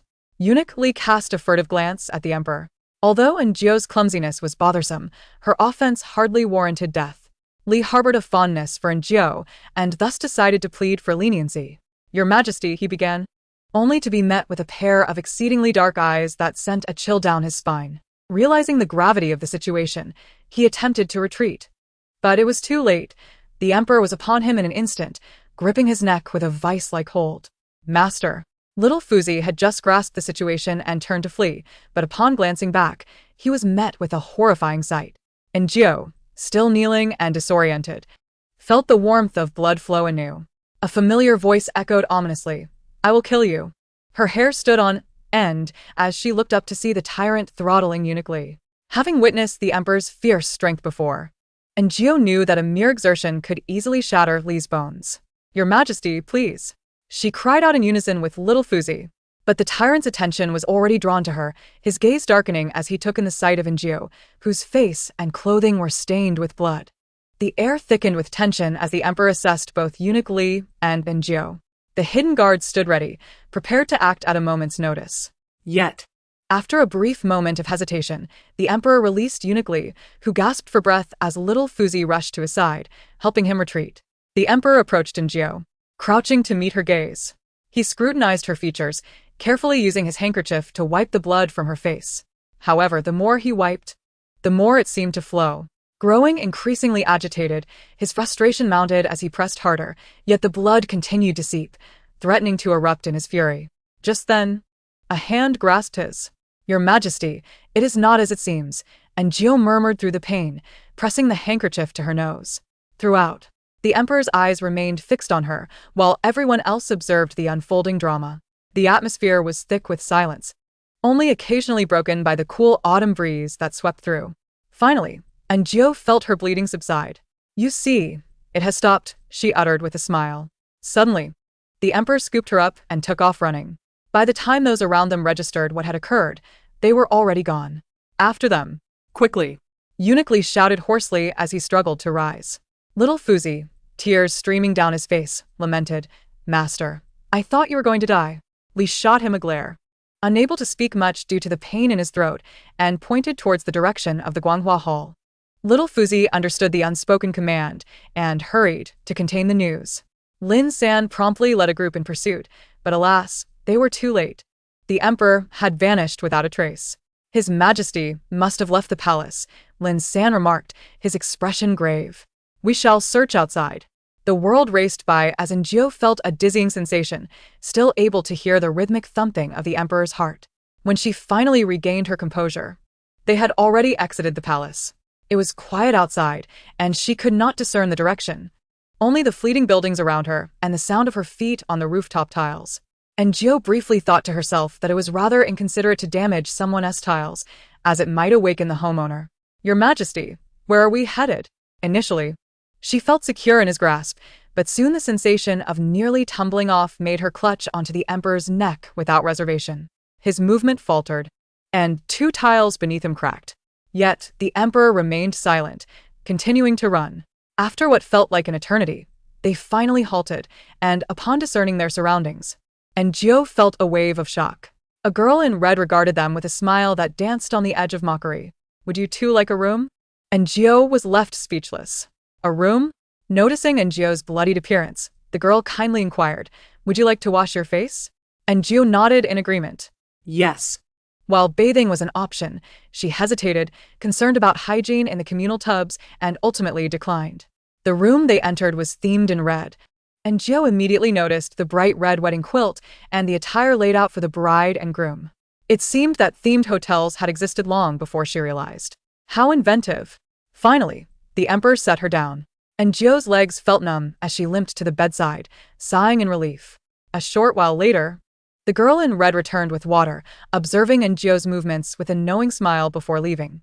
Once Jio had washed her face, revealing a clean complexion devoid of injuries, the emperor appeared to breathe a sigh of relief. "Your Majesty, why are we here?" Jio inquired. The emperor shook his head. "I do not know." His brow furrowed in concern. "It is dangerous." Jio began to comprehend his gestures, expressions, and words. "You mean the palace is dangerous?" The emperor nodded. "What danger?" She pressed, looking at him inquisitively. His gaze was serious as he replied, "It could lead to death." Jio pondered this revelation, realizing that the emperor's reaction to her bleeding had triggered a memory of the late Chun Fei dying before him. A sigh escaped her lips, touched by the realization that the one most concerned for her well-being was the tyrant whom all feared for his ruthless nature. With a determined blink, she assured him, "I will not die." The tyrant nodded, echoing her words, "Immortal." Jio smiled. "Yes, immortal." Chapter 86. The tyrant refreshes his KPI once again. A conflict erupted in the inn, with clattering sounds echoing outside. Jio, disinterested, remained inside, peeling pine nuts for the tyrant. She would peel one for herself, and he would eat it, gazing at her like a puppy. Feeling playful, Jio proposed, "If I toss one, can you catch it with your mouth?" The tyrant, with a disdainful expression, seemed to think it was an easy feat. Thus, she tossed one, and he adeptly caught it in his mouth. "Impressive, let's try again." Jio increased the challenge, throwing the nut higher, and once again, he caught it flawlessly. "Wonderful." She applauded. The tyrant, filled with pride, continued to munch, while Jio laughed, saying, "Here is a walnut as a reward." Just as they were enjoying their game, the door was suddenly thrust open, and a man wielding a knife entered. Upon seeing the young couple inside, he smirked. "If you don't want to die, hand over your money." It turned out the outside noise was not a vendetta, but a robbery. The man cast a few glances at Jio, seemingly finding her appealing, and then addressed the tyrant. "Hand over your cash, and let your woman entertain my brothers. Otherwise, your life is forfeit." Downstairs, a lady in red was cornered by two burly men, evident handprints marring her face. Guests from other rooms were also forced out, some battered and bruised, while women cried, disheveled. "What should we do, Sister Hong?" the innkeeper's assistant asked, panic-stricken. "These thugs must have been watching us for a long time. Our inn is secluded. If they intend to kill us, there is little we can do." Sister Hong furrowed her brow, glancing up only to be slapped by one of the thugs.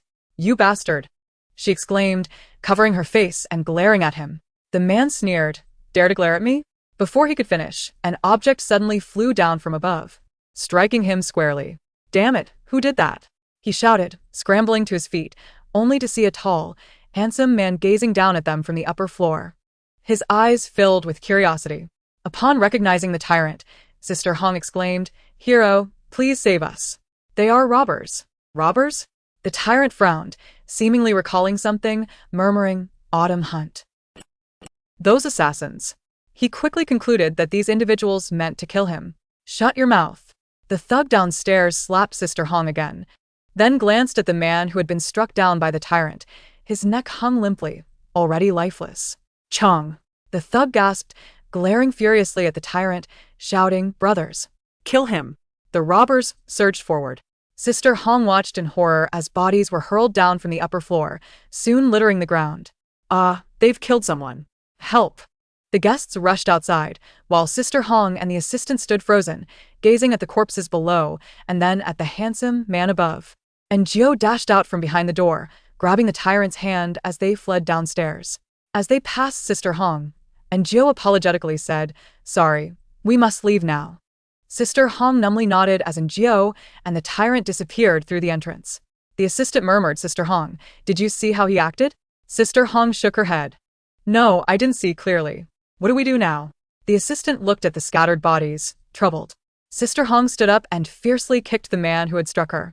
"When the authorities arrive, we tell the truth. So many witnesses will have seen this. Someone must have reported it by now. Besides, those two left no information. Even if the authorities find out about them, they won't know who they are. With so many bodies in such peculiar states, this will surely alarm the Dali Temple." Sir Yen, This seems to align with the deaths of those from the Flower Street incident. The official furrowed his brow. What sort of person can crush a man's throat with bare hands? Are they even human? Yan Wenjie also sensed the gravity of the situation and ordered an investigation into the deceased.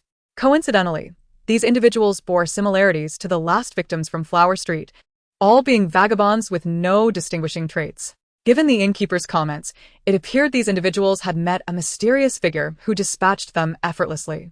Could it be that a formidable assassin has arrived on Flower Street? A man and a woman? A duo of thieves? What could their intentions be? Yan Wenjie pondered how to proceed. Should he draft a memorial for the emperor? To gain promotion, one must make an impression on the emperor.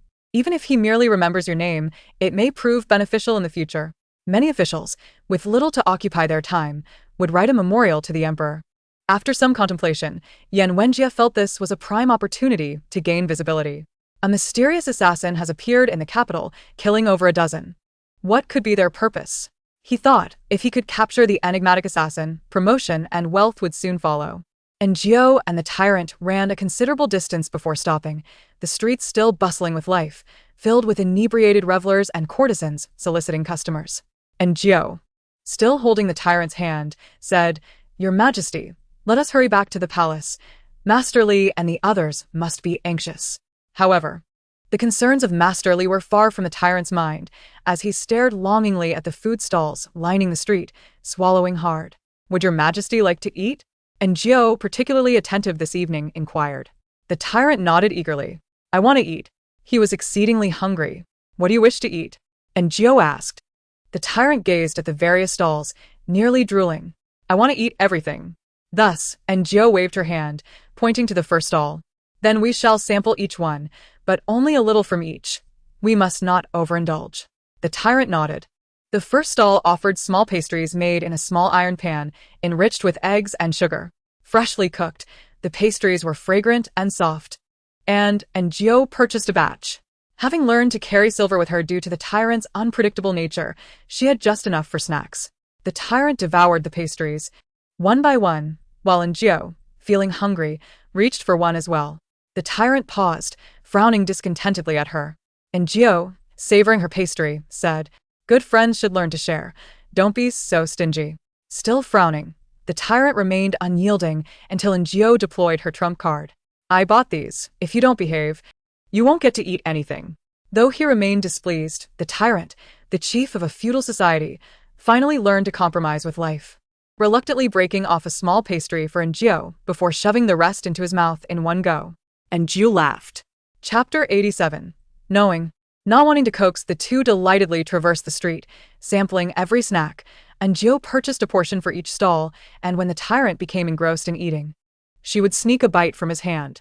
Initially reluctant, the Tyrant gradually grew accustomed to this arrangement, sometimes even adopting a stern demeanor to let Ngo take her share before he resumed eating.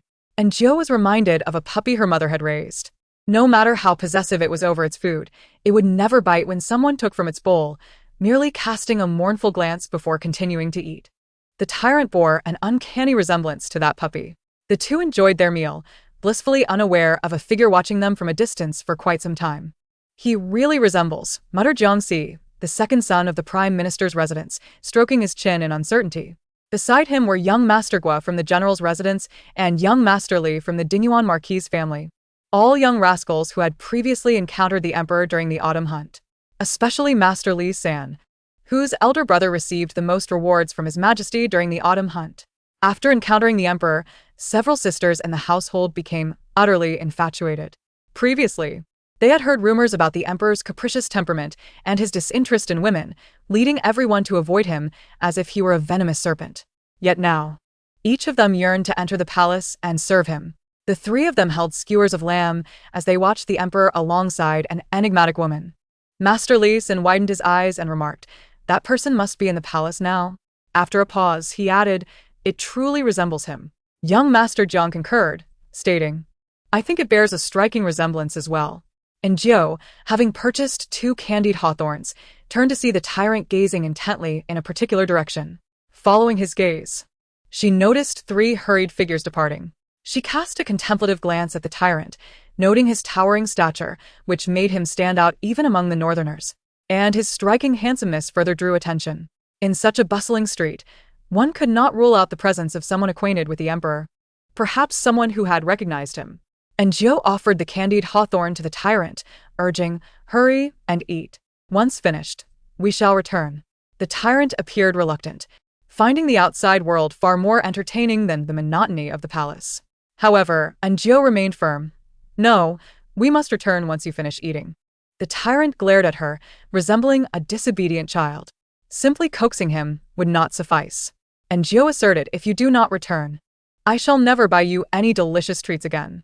Although she used the tyrant's money, and Joe felt no shame, the tyrant still sulked, biting into the candied hawthorn with a crunch, silently expressing his profound discontent.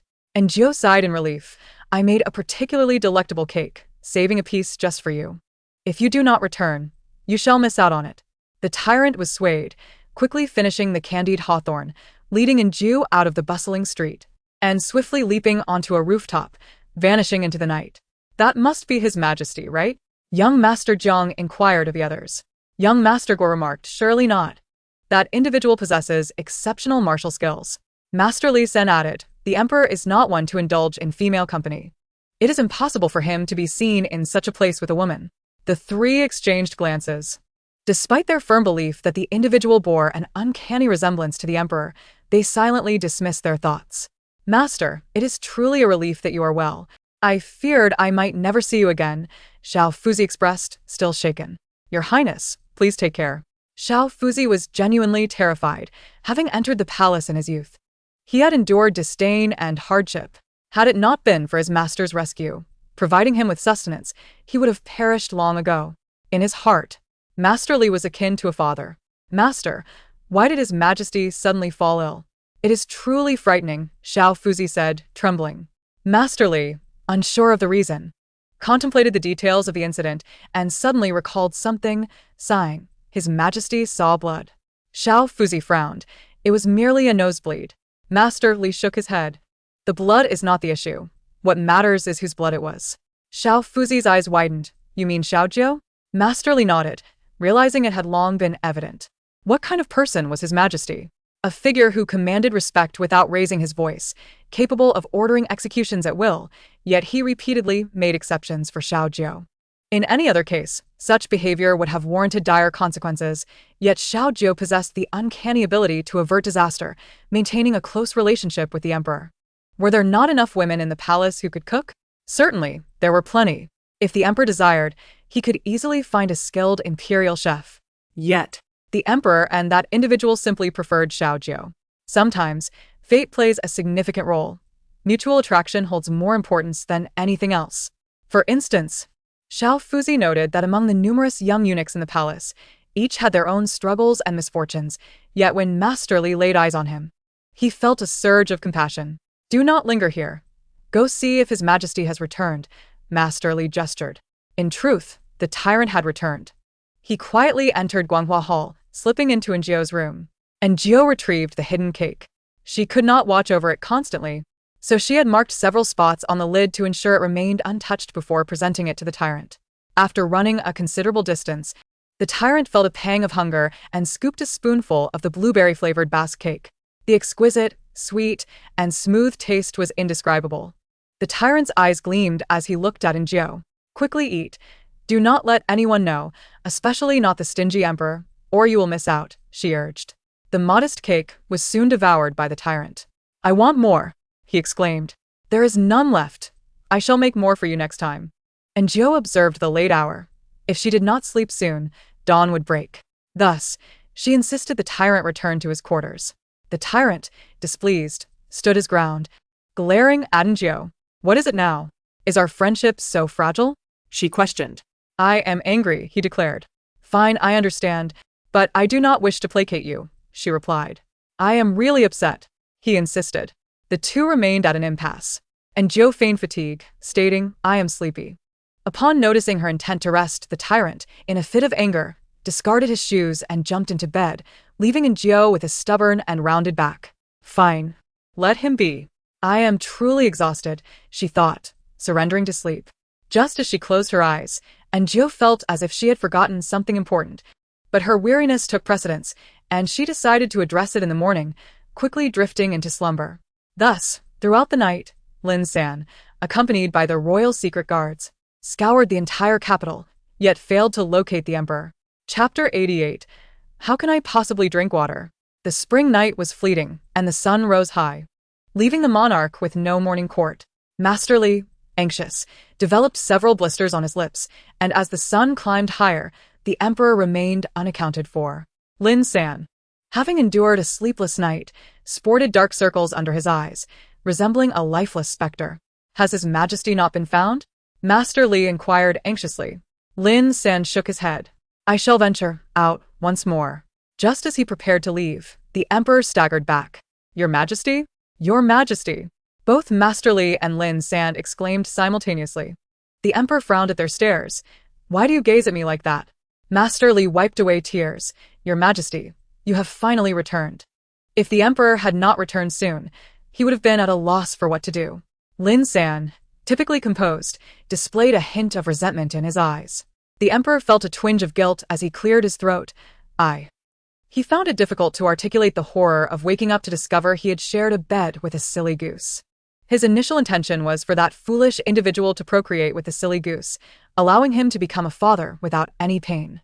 Yet, seeing them together did not bring him the joy he had envisioned. In fact, he felt quite the opposite. Was that foolish individual truly so reckless, taking liberties with his body? Did he possess no sense of shame?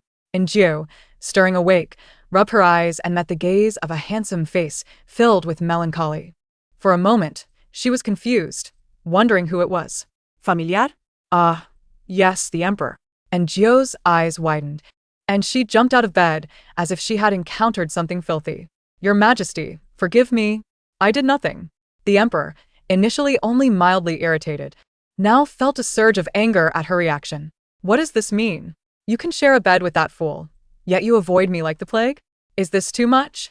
Jiu froze momentarily upon hearing his thoughts, but from those two sentences alone, she could not accurately discern the emperor's meaning. Did he find their shared slumber inappropriate? Jiu recounted the events of the previous night. Though she was no fool, she refrained from mentioning her interactions with the tyrant, such as when she had urged him to loosen his grip on the pine nuts or when she had brazenly snatched food from his hands. The emperor scoffed softly, prompting Jiu to lower her head further. He thought to himself, I am nothing like that fool. Jiu mused, of course they were different. The emperor was miserly, terrifying, and neurotic, while the tyrant was obedient, endearing, generous, and treated her kindly.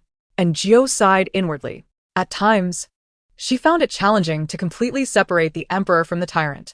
Gazing at the emperor's face felt akin to looking at the tyrant. Their mannerisms and expressions were strikingly similar.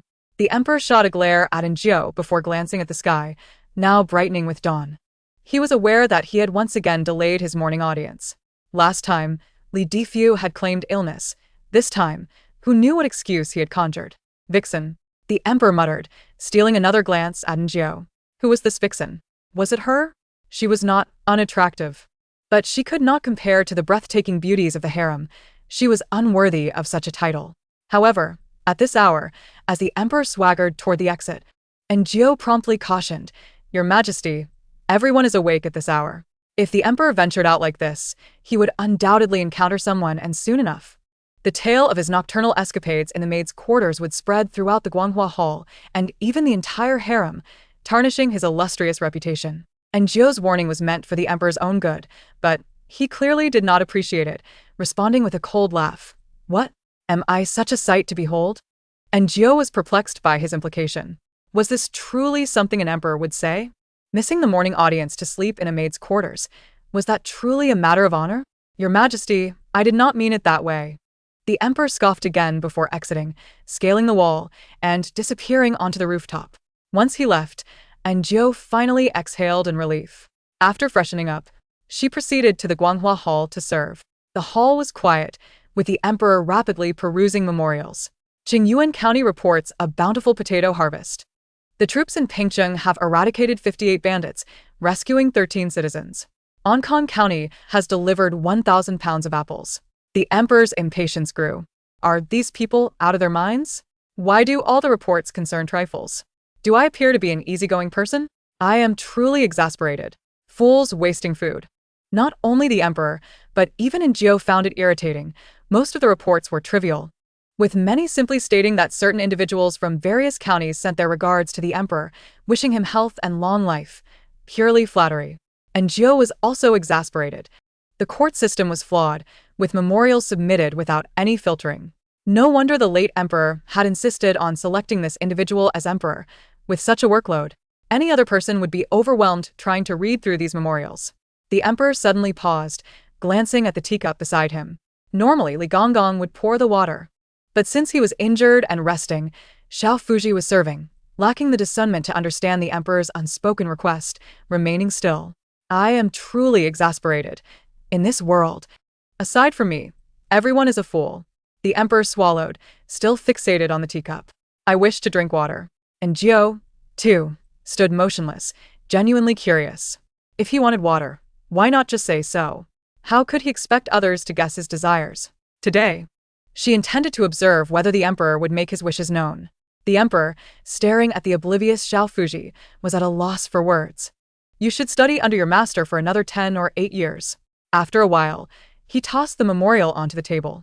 My father said that to be an emperor one must maintain an air of aloofness, be mysterious, and possess authority, lest these servants look down upon, see through, or penetrate my facade. Yet my father never mentioned that in the face of foolish servants, I may very well die of thirst. They cannot even comprehend my meaning.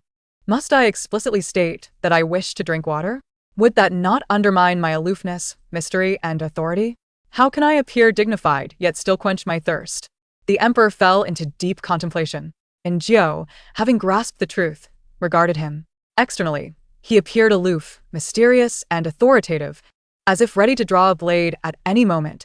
Had she not seen Xiao Fuji's legs trembling under his gaze? Was it truly such a loss of dignity to ask for a glass of water? The late emperor was indeed talented. As the stalemate between the emperor and Xiao Fuji continued, Enjio could no longer restrain herself and stepped forward, pouring a cup of tea and placing it before the emperor. Your Majesty, please enjoy the tea. The emperor glanced at her, then averted his gaze. You wish to entice me. I am not that fool. Enjio thought to herself, perhaps it would be better if he simply died of thirst. Chapter 89. The emperor only wishes to pursue romance after drinking. The emperor resumed examining the memorials. Suddenly, he exclaimed. Enjio stole a glance at him, noticing he was intently reading a particular memorial. Mysterious assassin emerges in the capital? The emperor pondered. Let me see just how mysterious it is.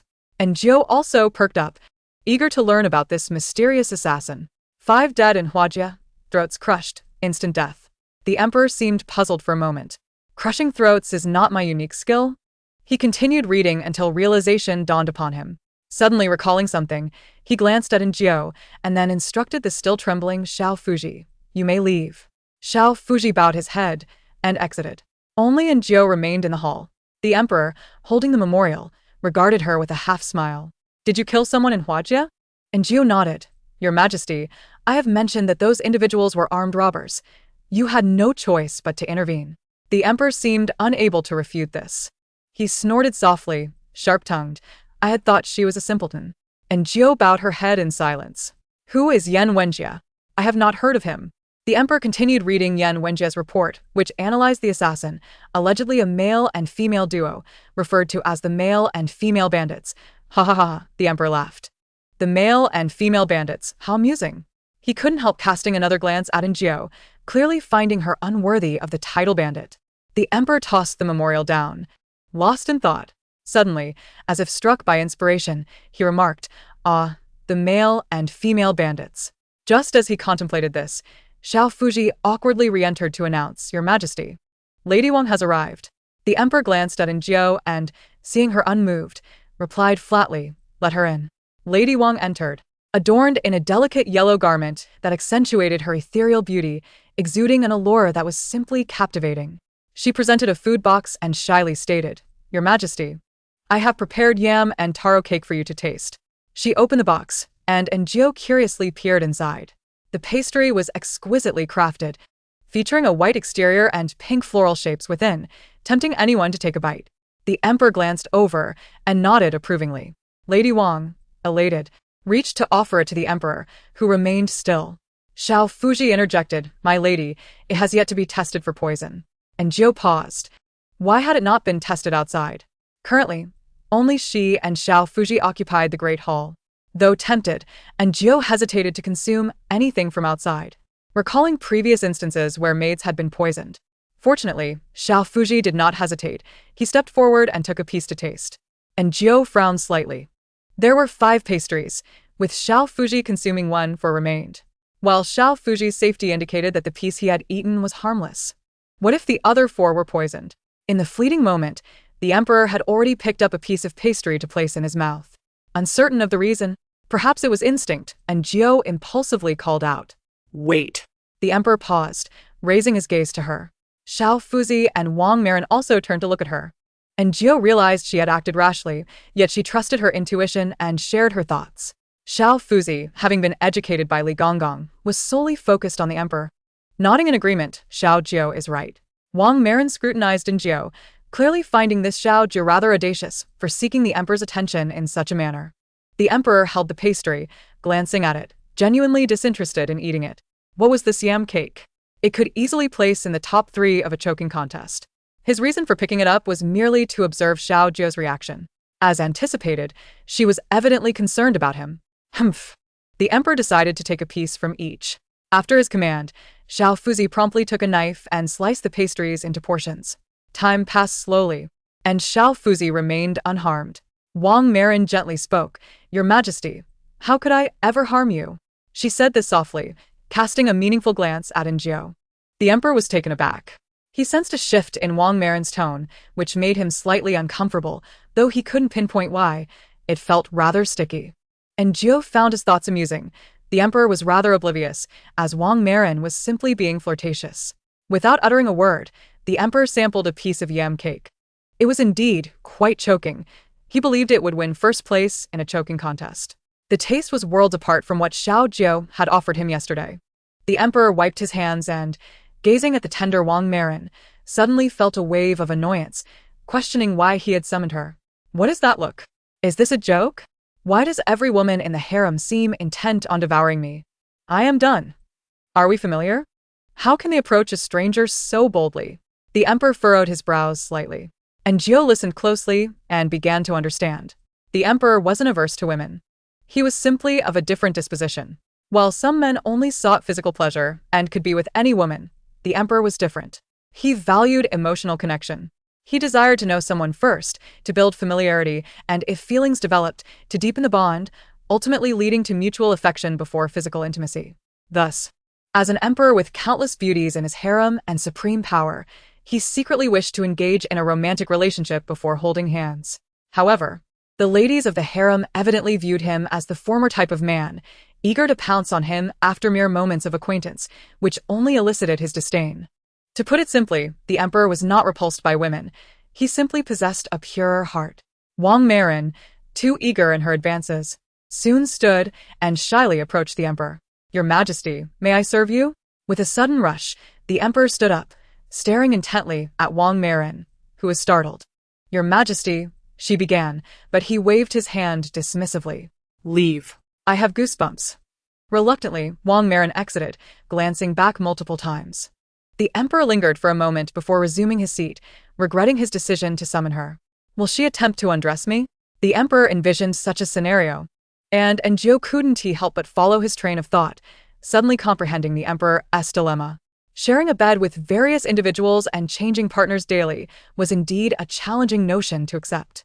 Deep down, Jiu was also rather traditional. "Where's my book?" The emperor suddenly expressed confusion. And Jiu paused. "What book?" she observed as the emperor rummaged through the small cabinet by the bed, pulling out a small box filled with gleaming gold ingots. This little rascal. He then retrieved a book from the box. Upon seeing the cover, Jiu was momentarily stunned. The emperor had just declared his innocence. The emperor patted his chest. "This was given to me by my father, said to be passed down from my grandfather. I shall take another look." And Jiu thought the emperor might have forgotten she was still present in the grand hall. If he were to come across something inappropriate, he might resort to drastic measures. Thus, she shifted slightly. Indeed, the emperor raised his head. At the moment their eyes met, there was no hint of guilt on his face, and Jiu even caught him rolling his eyes. He then opened the book. And Jiu wondered, if she had misjudged him. Chapter 90. How to Become a True Man. The emperor held the book absent-mindedly, feeling as though a gaze was fixed upon him. Yet when he looked, he found Anjou quietly standing with her head lowered. In reality, Anjou was attentively listening as the emperor began to read. To become a true man, one must first be courageous. A man should not shed tears lightly, and blood should be spilled without weeping. Anjou was perplexed. What was this? Not an erotic book, surely? A man must embody masculinity, instilling fear in others and commanding respect, especially in the presence of women. Anjou was bewildered. A competent ruler must be equally so. One must not become emotionally involved, for women can be replaced, but a kingdom is singular. As long as one possesses a kingdom, countless women will follow. Anjou was taken aback. She observed the emperor furrowing his brow, seemingly deep in thought. She was thoroughly amazed by the absurdity of the text. The emperor turned the page once more. These teachings are from the great ancestor emperor. Descendants must always bear them in mind. Next are my admonitions to future generations. To be a qualified ruler, one must first earn the loyalty of your subjects, inspire admiration in women, and gain the reverence of your descendants. Anjou was astounded. What was this? Wisdom accumulated by generations of emperors? Indeed. This was a compilation written by the great ancestor emperor, which each subsequent ruler would receive to record their insights, their governance philosophies, and their teachings for posterity. Now, in the hands of the emperor, Anjou heard numerous admonitions, finally comprehending why the emperor, despite his nature, appeared so conflicted. A forebear had warned him to exercise restraint, to merely glance at what he desired, to savor food only lightly, and to never allow others to discern his preferences. Another ancestor advised that an emperor must maintain an aloof demeanor, possess authority, govern the realm effectively, and instill fear in his subjects. They should be afraid of him, and thus they would heed his commands, never engaging in frivolous friendships with them. Another ancestor remarked, as a ruler, one must first cultivate oneself. Self-cultivation means maintaining one's health. For a sound body lays the foundation for a refined character. Anjou perked up her ears, only to be startled by a sudden shrill scream echoing through the grand hall. What is this? Why is there an illustration? My eyes. The emperor swallowed hard, maintaining a calm facade, yet Anjou felt she might perish from the noise. This ancestor had countless women with over 20 sons, showcasing how he cultivated his character. He even thoughtfully included illustrations to educate his descendants, asserting that for a kingdom to be secure, there must be many heirs. With numerous descendants, the family thrives. Thus he devoted his life to studying this. This illustration. Anjou wondered what was happening. What illustration? Now she was curious to see it. However, she could not catch a glimpse, but she heard it all. At first, there was a hint of embarrassment, but soon it became indifferent. The emperor spent the entire morning absorbed in his book. During this time, Anjou stepped out, letting out a deep sigh of relief as she made her way to the kitchen. The meals from the imperial kitchen were now palatable. Yet the emperor still preferred her cooking, so she had to prepare a couple of symbolic dishes. On her way to the kitchen, Anjou encountered Aunt Chu, who was accompanied by the tearful little Dong. Aunt, what is going on? Aunt Chu replied, it's nothing, just a change of personnel. Little Dong had been in a poor mental state, terrified of the emperor, and was now unable to perform her duties normally, so she was being reassigned, and a new Little Dong would be brought in. Anjou thought that perhaps this was a good thing for Little Dong. The emperor appeared somewhat fatigued, his spirit not at its best. The food delivered from the imperial kitchen was decent, but after a few bites, he glanced towards the door. Xiao Fu also looked towards the entrance, but saw nothing. The emperor resumed his meal, while Xiao Fu wondered if he had misinterpreted the situation. However, it wasn't long before Anjou arrived, prompting the emperor to lift his gaze and let out a cold snort. So you do know to come. Noticing that he was not fond of the yam dessert made by Lady Wang. Yet the kitchen had delivered a plethora of yams. Perhaps there had been a bountiful harvest, and Anjou contemplated preparing it in a different style, hoping he might prefer it. However, what was this? The emperor looked at the dish before him, where the white yam had been mashed into a mound, topped with jam. A dessert made from yam. Your Majesty, do give it a try, Anjou said with a smile, offering him a spoon. Xiao Fu sampled it first to ensure it was safe, and after a moment of reluctance, the emperor hesitantly took a bite. To his surprise, it was not as choking as he had anticipated, and the taste was quite pleasant. He took a few more bites, but it was evident that he did not particularly enjoy yams, as this was one of the few dishes he left unfinished. After the meal, he appeared visibly displeased, feeling that Enjio was merely going through the motions. Yet, she presented him with a plate of hawthorn snowballs to cleanse his palate. The emperor had previously tasted tanghulu, a confection typically favored by children. But this hawthorn snowball was different. It looked appetizing and tasted sweet, the sugar perfectly balancing the hawthorn's tartness. The emperor's appetite surged, devouring one after another until the plate was empty, completely forgetting the warnings of his ancestors. Having finished eating, he felt the need to walk off his meal. And Enjio was accustomed to this routine. The weather was neither too warm nor too cold, and the scenery was splendid. The emperor ambled along. And having learned from previous experiences, Enjio remained vigilant, walking attentively beside him. After some time, they arrived at the imperial garden, where both maids and eunuchs, along with concubines, were intimidated by the emperor's illustrious presence and dared not approach. The emperor extended his hand. Xiao Fu, bewildered, stared with wide, innocent eyes, unsure of what the emperor intended. "What does your majesty wish to do?" he thought, feeling a tremor in his legs, fearing the emperor might execute him right there. However, the emperor did not act upon such thoughts, as Enjio handed him a box of fish food. The emperor turned to feed the fish. Xiao Fu cast a grateful glance at Enjio, who nodded in acknowledgement.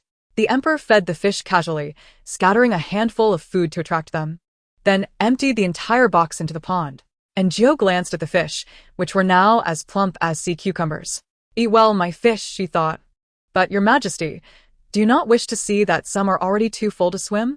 After feeding the fish, the emperor did not turn back, but continued forward, with everyone trailing behind. Finally, he came to a halt. Enjio recognized the palace before her and frowned slightly. The splendid palace. This was where the late pure concubine had resided. Enjio had only seen the tyrant here. The emperor had never visited. It was clear that this place held a certain taboo for him. Indeed, not only Enjio, but even Xiao Fu felt his body stiffen, unsure of what to do if that figure were to appear. "Master, save me." The group stood outside the gates of the splendid palace, where only Enjio could hear the emperor's unspoken thoughts. "I once promised my father I would not return here." He stared at the plaque. "But the death of my mother," his brow furrowed. "I can hardly recall it. Yet that fool remembers everything. My father said forgetting might be a blessing. I once believed the same.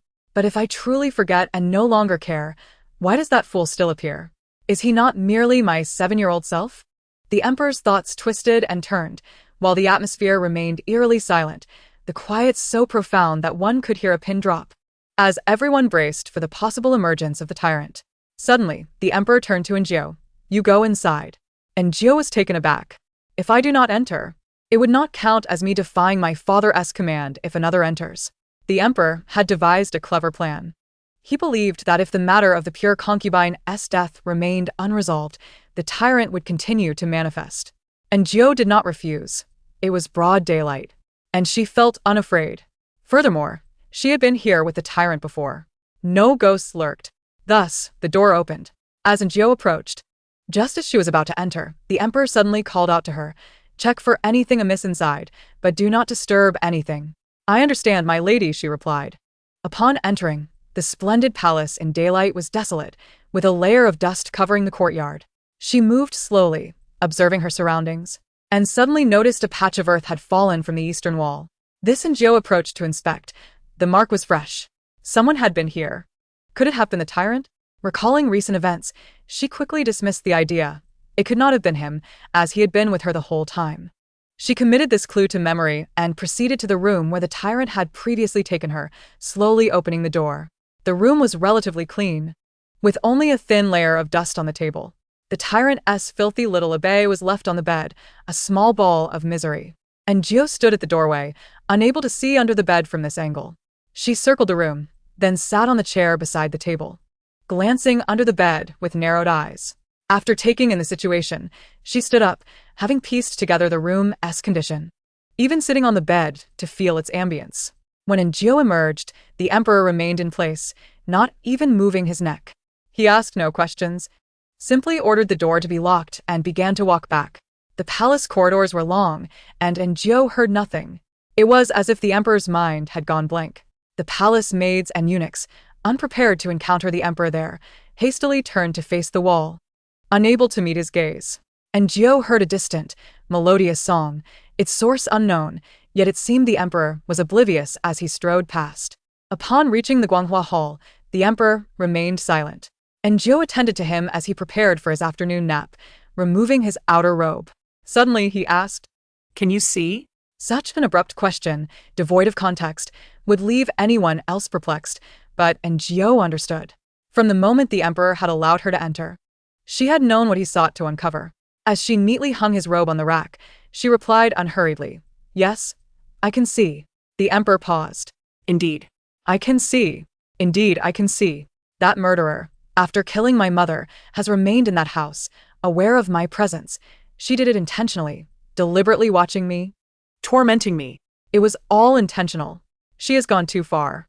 The emperor, with a stern expression, inquired of Jiao, Do you think she might be hiding in some corner, watching me? And Jiao had been secretly observing him, and, upon realizing this was indeed a question posed by the emperor, replied, Certainly. The emperor was taken aback by her candidness. He had anticipated that she would respond like the other servants, engaging in evasive pleasantries, yet she spoke so directly. It was not that Jiao was bold, rather, she had yet to grasp the subtleties of courtly discourse, nor had anyone instructed her on how to respond to the emperor's inquiries, so she simply spoke the truth. Your Majesty, I noticed a portion of the eastern wall has crumbled. I am uncertain if it is due to age or perhaps someone stepping on it. The emperor pondered her words. What do you think? And Jiao shook her head. It could be both, but when I entered the room, I could not see the situation beneath the bed. Only when seated could I observe it. The emperor nodded, sitting on the bed with a furrowed brow. I do not recall the layout of that room, he admitted, his mind seemingly blank, attempting to visualize it but struggling to do so. He had not visited the Jinxi Palace since that day. Seeing the confusion in his eyes, Jiao cautiously suggested, Your Majesty, some details I struggle to articulate can be illustrated. The emperor turned to her. Indeed, how did I not consider that? He then rose, forgoing his afternoon nap, and approached the desk to begin sketching. After a few strokes, seemingly realizing something was amiss, he hastily discarded the drawing and stood with his hands behind his back, exuding an air of aloofness. And Jiao found it somewhat amusing but restrained her laughter. She dared to use the emperor's brush but would not sit on his dragon throne. Initially seeking a blank sheet of paper, she instead stumbled upon some of the emperor's idle sketches, a sparrow, a brush holder, an inkstone, trees outside, and what appeared to be a portrait of a woman. Just as she was trying to discern the identity of the figure, the emperor snatched the paper away. Do not look at what you should not, he admonished, crumpling the drawing and tossing it aside. Fortunately, I almost revealed too much. What had he drawn? Why was she not permitted to see? And Jiao prepared her ink and earnestly recalled the courtyard's layout, soon immersing herself in the act of drawing. The emperor assumed she was merely doodling, but once a floor plan of the house materialized on the paper, his astonished voice echoed through the great hall. Wow. Is this a joke? When did such hidden talents emerge around me? He scrutinized the drawing closely. This could rival the work of the Ministry of Works. Setting down her brush, Jiao pointed out, At that time, I was hiding beneath this bed with that individual. I tested it, and from here, one could only see the legs and shoes of the assailant, but not their face. The emperor observed intently, while simultaneously striving to recall.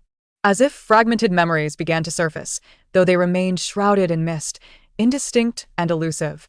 And Jiao then indicated the courtyard wall outside. Here is where a piece of plaster fell. The emperor examined the wall depicted in the drawing. Where does this lead to? He initially considered calling for Xiao Fuzi, but, remembering his foolish demeanor, he summoned Lin San instead. Your Majesty, please investigate where the eastern wall of the Jinxi Palace leads. Lin San accepted the order and departed. After reviewing the drawings, one would expect the emperor to retire for a nap, yet he remained fixated on the paper, suddenly asking, Have you received an education? And Jiao replied that she had fled from a disaster. But was it common for someone fleeing to be educated? The original owner had entered the palace early, with only faint memories of her past, and Jiao could hardly recall much either. After entering the palace, I learned quite a bit, and have recently been practicing writing. She answered vaguely. The emperor squinted his eyes, and soon an indignant shout erupted. You lie. And Jiao, feeling the weight of his gaze, felt diminished. In the past, when faced with the suddenly awakened emperor, chaos ensued. Who would have thought he observed so meticulously? Is that so? Who taught you? How did you learn? The emperor glared at her, and Jiao produced a charcoal pencil wrapped in cloth, a makeshift tool she had crafted, a wooden stick sharpened at one end, filled with burnt charcoal. It was not as effective as a pencil, but was convenient to carry and superior to a brush.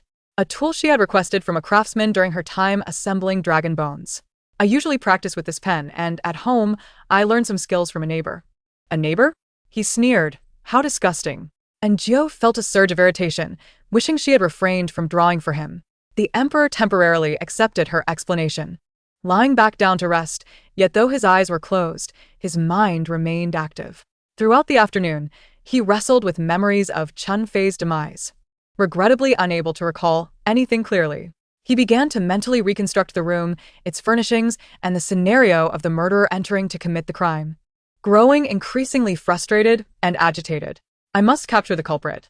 As Jiao listened to his murmurs, they served as the perfect lullaby, and soon her head began to droop, her eyelids heavy with sleep, until she unknowingly succumbed to slumber.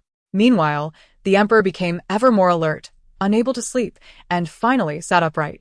When he awaited Xiaojiu to assist him in dressing, after a lengthy pause with no sign of her, he looked up to find her soundly asleep against a pillar. The emperor sat on the bed for a while, amused by the absurdity of the situation. Remarkable. Truly remarkable.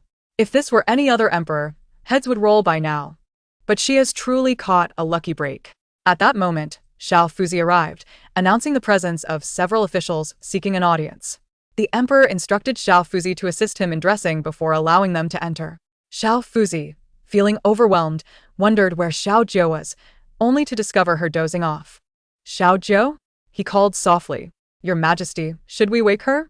Xiao Fuzi tentatively proposed. The emperor waved his hand dismissively. No. I wish to see just how long this fool can sleep. What audacity. Xiao Fuzi observed in Jiao and shook his head, thinking, how brave she is to sleep so soundly. Silently, he offered a candle to her. Before long, several officials entered the Guanghua Hall, discussing tax issues from various provinces and the need to increase military funding for the north. The emperor lounged, appearing disinterested, yet when one official mentioned a figure, the emperor interjected, the numbers do not add up, return and revise them. The official was taken aback, quickly nodding and retreating. Another official from the Ministry of War, trembling with apprehension, reported this year's military expenditure. The emperor lifted his gaze. This is higher than last year. What is the reason? Have new recruits increased? Or is someone embezzling funds? The Ministry of War official, sweating profusely, thought to himself, no wonder people say the emperor is astute. This is remarkable. He remembers last year's figures so well. Your Majesty, this year, the cotton-producing regions suffered disasters, resulting in a significant decrease in yield, which has driven up cotton prices, hence our increased expenditure. The emperor remarked, I recall that the fief of the Wang of Ruyang produced a substantial amount of cotton. You are correct, Your Majesty. Our high-priced cotton is sourced from the Wang of Ruyang, the Ministry of War official sighed. The emperor made no further comments, signaling for the official to continue.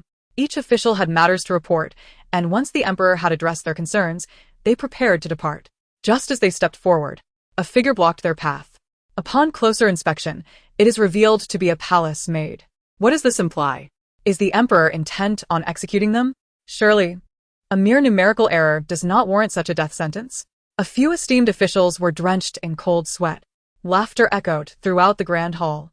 And Jiao opened her eyes to meet a multitude of gazes. Rubbing her eyes, she discerned that these individuals donned official robes, gazing at her as if facing a formidable foe. Court officials? Turning her head, and Jiao saw the emperor, who appeared quite serious yet was laughing heartily, wearing a perplexed expression as he regarded her.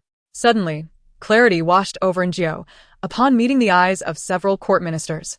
She understood the gravity of the situation and bowed her head, stating, "This humble servant respectfully bids farewell to the esteemed lords." The ministers exchanged glances, somewhat bewildered, yet refrained from speaking, contemplating the many rules within the palace and the unexpected appearance of this young lady that had startled them. After the ministers departed, the sound of silver bell-like laughter still echoed in the grand hall, leaving Jiao utterly speechless. She felt that, while her slumber at work was a grave offense, was the emperor not being excessively harsh? A scholar may be slain, but not humiliated.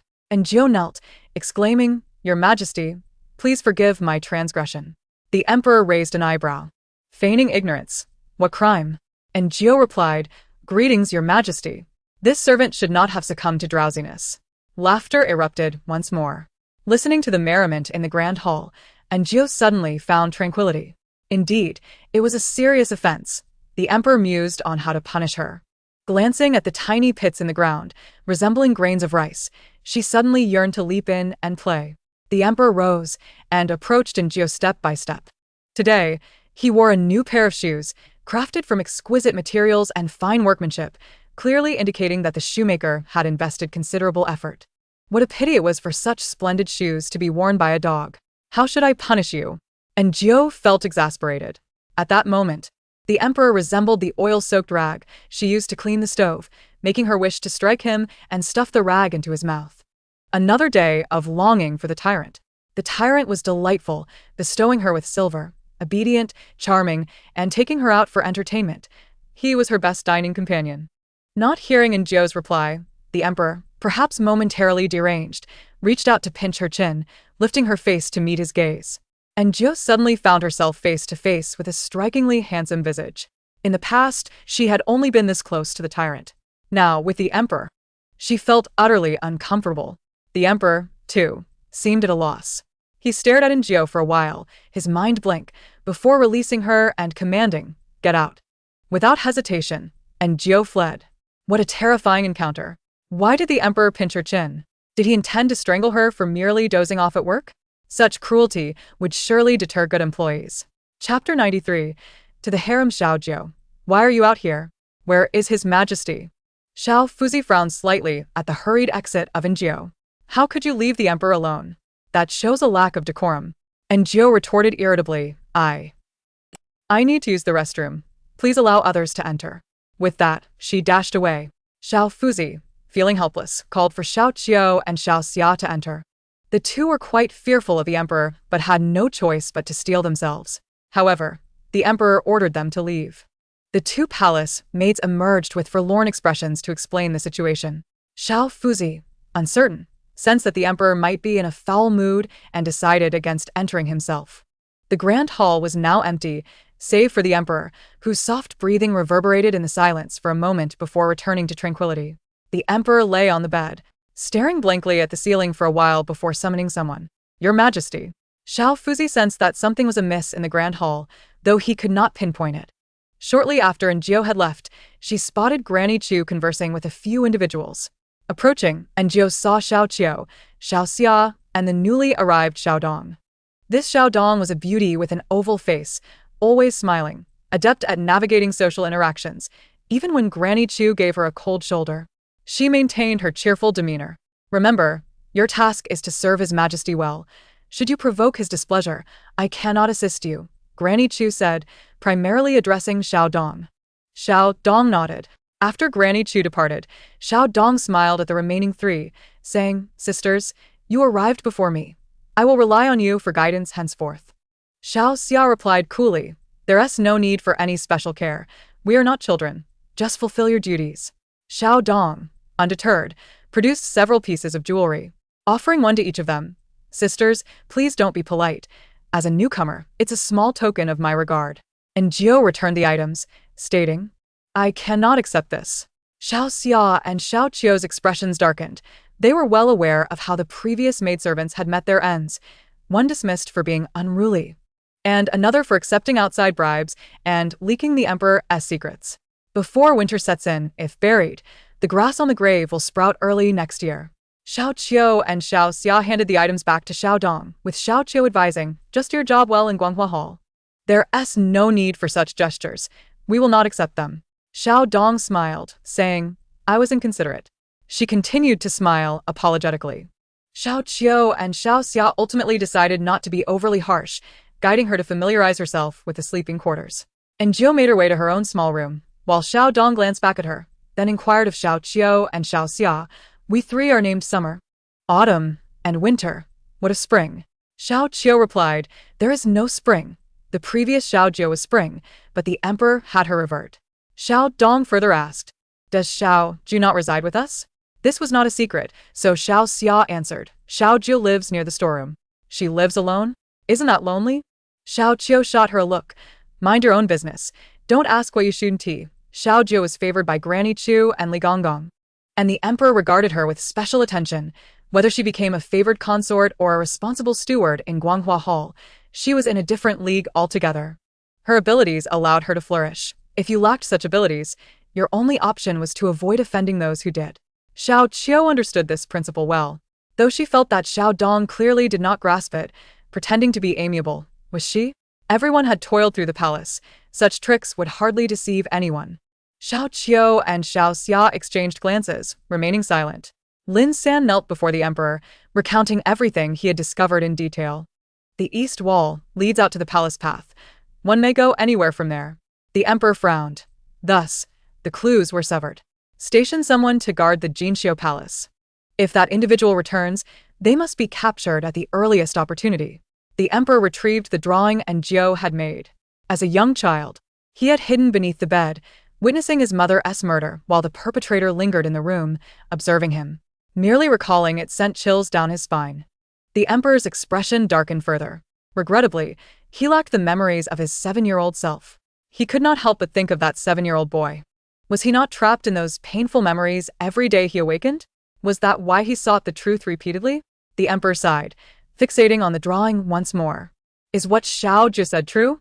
How does she know everything? Why does she align so perfectly with my desires?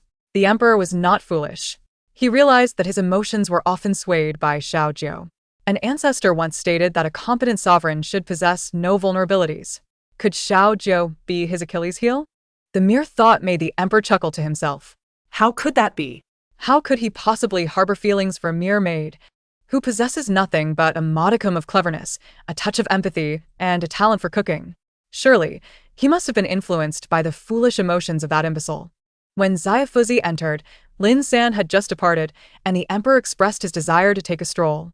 Xiaofuzi was perplexed. Had he not just gone out? Why venture forth again? However, this time, the emperor was not merely enjoying a walk, but rather making his way to the inner palace. The inner palace? Xiaofuzi's mind slowly grasped the implication, and she dared not inquire further as she attended to the emperor's exit.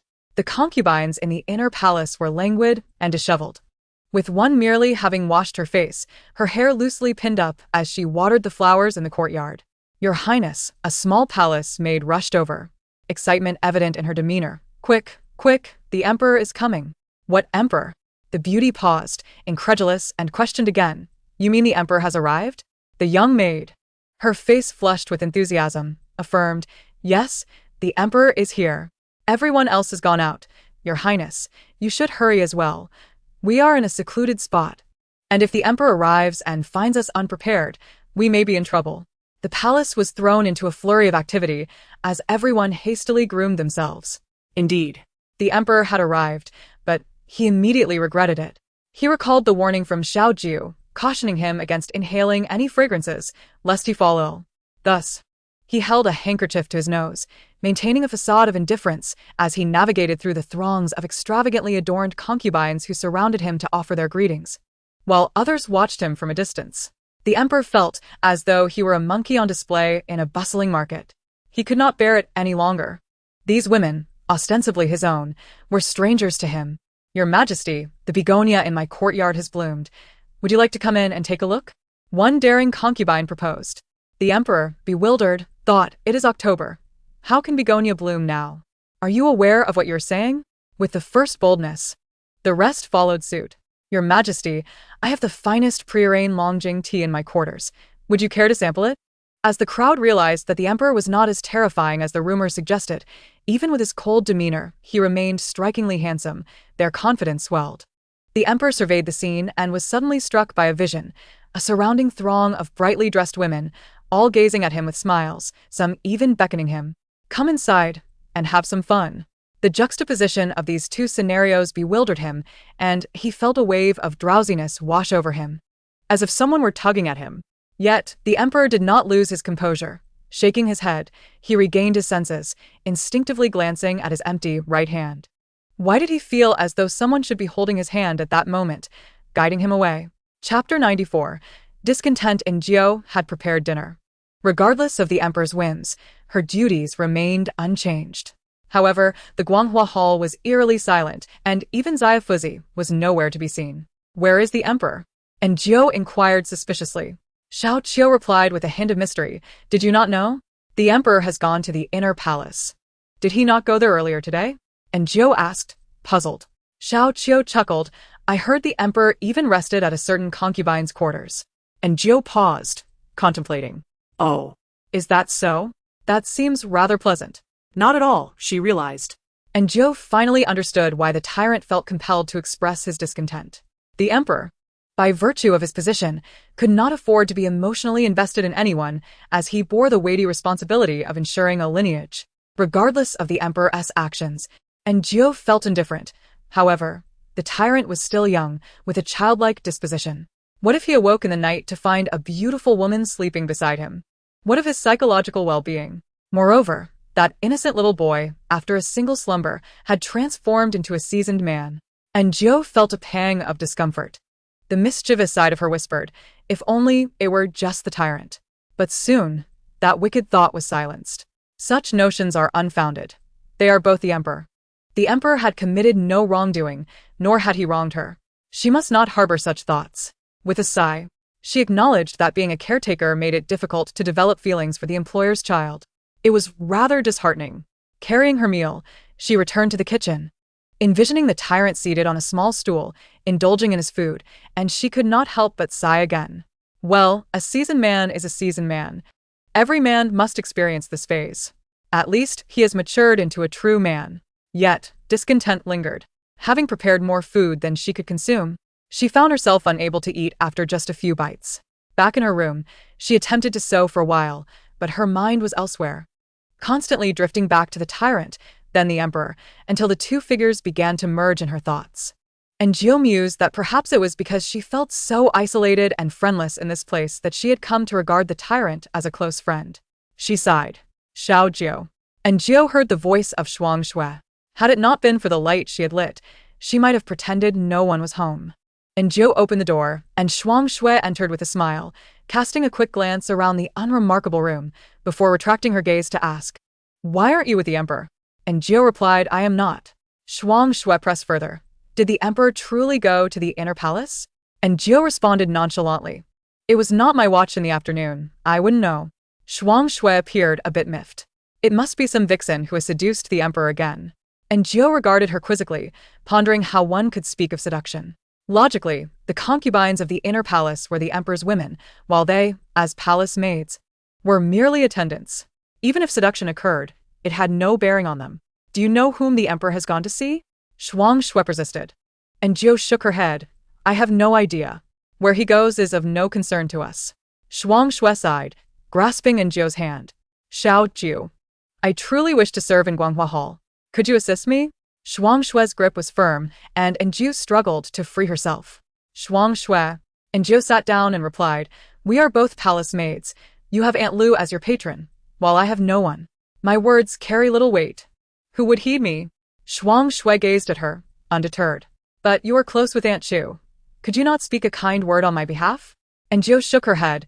"Where do you see a close relationship between me and Aunt Chu? She only tolerates me for her own purposes. Do you truly believe I hold any significance?" Consider it carefully. And Jiu grasped her hand. Who sent you to seek me out? Shuang Shui shook her head. "No one in particular." And Jiu remarked, "Someone must have suggested it. Perhaps they wished to climb higher by stepping on me." Shuang Shui contemplated this. And Jiu continued, "Did she imply that my solitary living arrangements signify that the emperor favors me, or that Aunt Chu values me?" Shuang Shui fell silent, tacitly agreeing. And Jiu explained, "I reside here for convenience in tending to the dragon bone, yet Aunt Chu has not insisted I move back." After a moment of silence, Shuang Shui smiled. "Actually, there's no one else. It was that newcomer, Xiao Dong. She claimed you were the most respected in Guanghua Hall, and she mentioned that you cooked for the emperor. I was swayed by her, so please do not take it to heart." And Jiu chuckled, "Rest assured, I shan't be troubled by it. You know well what sort of person I am. Besides, I am hardly a beauty. Even if I wish to entice someone, I lack the charm. I merely wish to live quietly for a few years and then marry outside the palace." Although Enjio found Shuang Shui rather bothersome, she recognized the wisdom in avoiding enmity with those in positions of influence, with Aunt Lu backing Shuang Shui, who knew what obstacles they could create. Therefore, it was better to engage amicably, maintaining dignity on both sides and ensuring no grudges were formed. Observing Shuang Shui's change of heart, Enjio felt a quiet sense of relief. Your willingness to consider this is truly wonderful. In this palace, there is little of merit, Shuang Shui concurred, rising to leave. Then, I shall let you be. I will come to find you another day. Enjio smiled. All right. Frost Snow smiled as she approached the door and opened it, but her smile quickly froze on her face. At the threshold stood the Emperor, nearly 6 feet tall, blocking the entrance completely. With an impatient tug, he pulled her out and stepped inside, shutting the door behind him in one smooth motion. Frost Snow fell to the ground, her expression shifting swiftly from suspicion to anger. Rising to her feet, she glared resentfully at the closed door. So it was true. So it was true. So this was the reason why Xiao Jiao had been living alone in her own quarters. Damn that Xiao Jiao. Damn that wretched woman for truly seducing His Majesty. Damn. Damn, damn. Frost Snow's face darkened. She would not spare this deceitful wretch. Inside the room, Enjio was equally bewildered by the sudden appearance of the Emperor. After staring at him for a moment, realization dawned on her. This was no ordinary Emperor. This was a tyrant unleashed. What had caused this sudden transformation? Had he caught a whiff of that enticing fragrance in the harem? Enjio's guess was correct. The Emperor had indeed detected that alluring scent in the palace of Consort Maid. Chapter 95. She is dead in the afternoon. The Emperor felt as though he had wandered into a den of spiders, his discomfort palpable. Seeking refuge, he retreated to Consort Maid's courtyard. He had 2 intentions. First, to escape the incessant chatter of the women that had begun to grate on his nerves, and second, to investigate the concerns Enjio had previously raised about Consort Maid. Despite having Lin San keep watch over her for days without discovering anything amiss, the Emperor felt compelled to see for himself. Hoping to provoke some animosity from the harem women, thereby revealing her true nature, Consort Maid, clearly unprepared for the Emperor's visit, fumbled awkwardly in her attempts to serve him, even spilling water in her haste. The Emperor frowned but refrained from expressing his irritation. Consort Maid, uncertain of the reason for his sudden interest, wondered if it was because she had previously sent him meat soup, or if he had begun to suspect her. As she cautiously attended to him, the Emperor lowered the handkerchief covering his nose, catching a faint whiff of the rose fragrance that clung to Consort Maid. This scent stirred a sense of unease and dread within him, as if its presence heralded something ominous. The Emperor's expression darkened, and Consort Maid noticed his discomfort. "Your Majesty, if you are unwell, do you wish to rest for a while?" she inquired gently. The Emperor wanted to refuse, but a wave of dizziness overcame him. The last image in his mind was of an open door, a pair of feet, and an indescribable fragrance before he succumbed to darkness. The incident was sudden. Xiao Fuzi, believing the Emperor genuinely favored Consort Maid, assisted him onto the bed. "Consort, it's enough for me to attend to His Majesty," he said, hesitating. He knew the Emperor sought solace in the harem and would not appreciate any interruptions. "Then I shall leave it to you, Consort." Xiao Fuzi stood to the side. Consort Maid wanted him to exit, but he remained, as the Emperor had not commanded him to leave. He was, after all, rather oblivious. Initially, everything seemed fine until, as Consort Maid began to undress the Emperor, his eyes suddenly snapped open. Xiao Fuzi recognized the unsettling look in his gaze. The tyrant had arrived. Remembering the near-fatal encounter with Li Gonggong, he instinctively stepped back. Meanwhile, Consort Maid, oblivious to the situation, continued to tenderly undress the Emperor, only to be forcefully kicked from the bed. The tyrant began to ransack the room, occasionally sniffing the air as if searching for something. Xiao Fuzi, too frightened to speak, stood in the corner, wishing for a crevice to hide in, fearing that the Emperor might spot him. Yet the tyrant paid him no mind, growing increasingly furious as he found nothing. In a fit of rage, he stormed out, carrying the unconscious Consort Maid away into the night. "My Emperor!" Xiao Fuzi stared blankly at the retreating figure, feeling utterly drained. This was the most challenging day of his career, without a doubt. "Master, save me. Help me." Inside the room, Enjio gazed at the tall, handsome figure, stunned for quite some time. "What brings you here?" she finally asked. "I've found it," the tyrant declared, ushering Enjio outside. Noticing Frost Snow standing nearby, her eyes filled with resentment, and Jiu narrowed her gaze. Without a care, the tyrant scooped Jiu into his arms and leapt onto the rooftop, swiftly disappearing into the night. As they traveled, the path grew familiar, and Jiu vaguely recalled it led to the Jin Xiu Palace. Before long, they arrived at the courtyard of the palace. The tyrant pushed open the door and glanced back at Jiu, motioning for her to follow.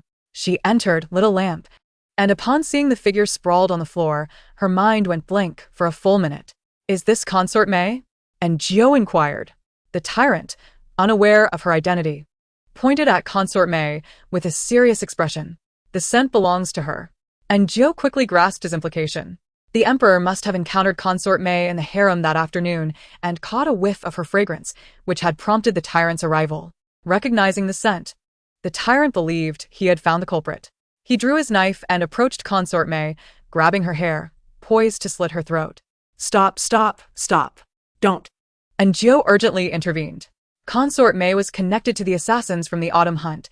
If she were to die, they might never uncover her accomplices. Moreover, the fragrance surrounding her was tied to the death of Chun Fei. She might possess vital information that must not be lost. The tyrant tilted his head, puzzled by Jiu's plea. She is still so young. She wasn't even in the palace when Chun Fei died. It cannot be her. We must extract the identity of the true murderer from her, and Jiu explained patiently. The tyrant, not lacking in intelligence, seemed to comprehend her reasoning. He gestured towards Consort May, instructing Jiu to interrogate her. As Jiu approached, she attempted to lift Consort May, but found her weight too great. Checking for breath, she found none. "She is dead." And Jiu's body stiffened as she looked up at the tyrant, who stood like a child, intently watching her, awaiting her to reveal the identity of the one who had slain his mother. "Your Majesty, did you kill her?" And Jiu queried, each word laced with trepidation. A fear crept into her heart. Would she one day displease the tyrant and meet the same fate? For the first time, she intuitively felt that life held little value in the tyrant's eyes. The tyrant approached Consort May, giving her a gentle kick, his expression one of confusion. "Humph, useless," he scoffed, turning away, showing no concern for her fate. And Jiu stood up. "We need to summon Li Gonggong and the physician Jiang. Let him examine the body to determine how Consort May died. If it was the tyrant who killed her, he wouldn't have entertained the thought of slitting her throat earlier. But if it wasn't the tyrant, then who could it be?"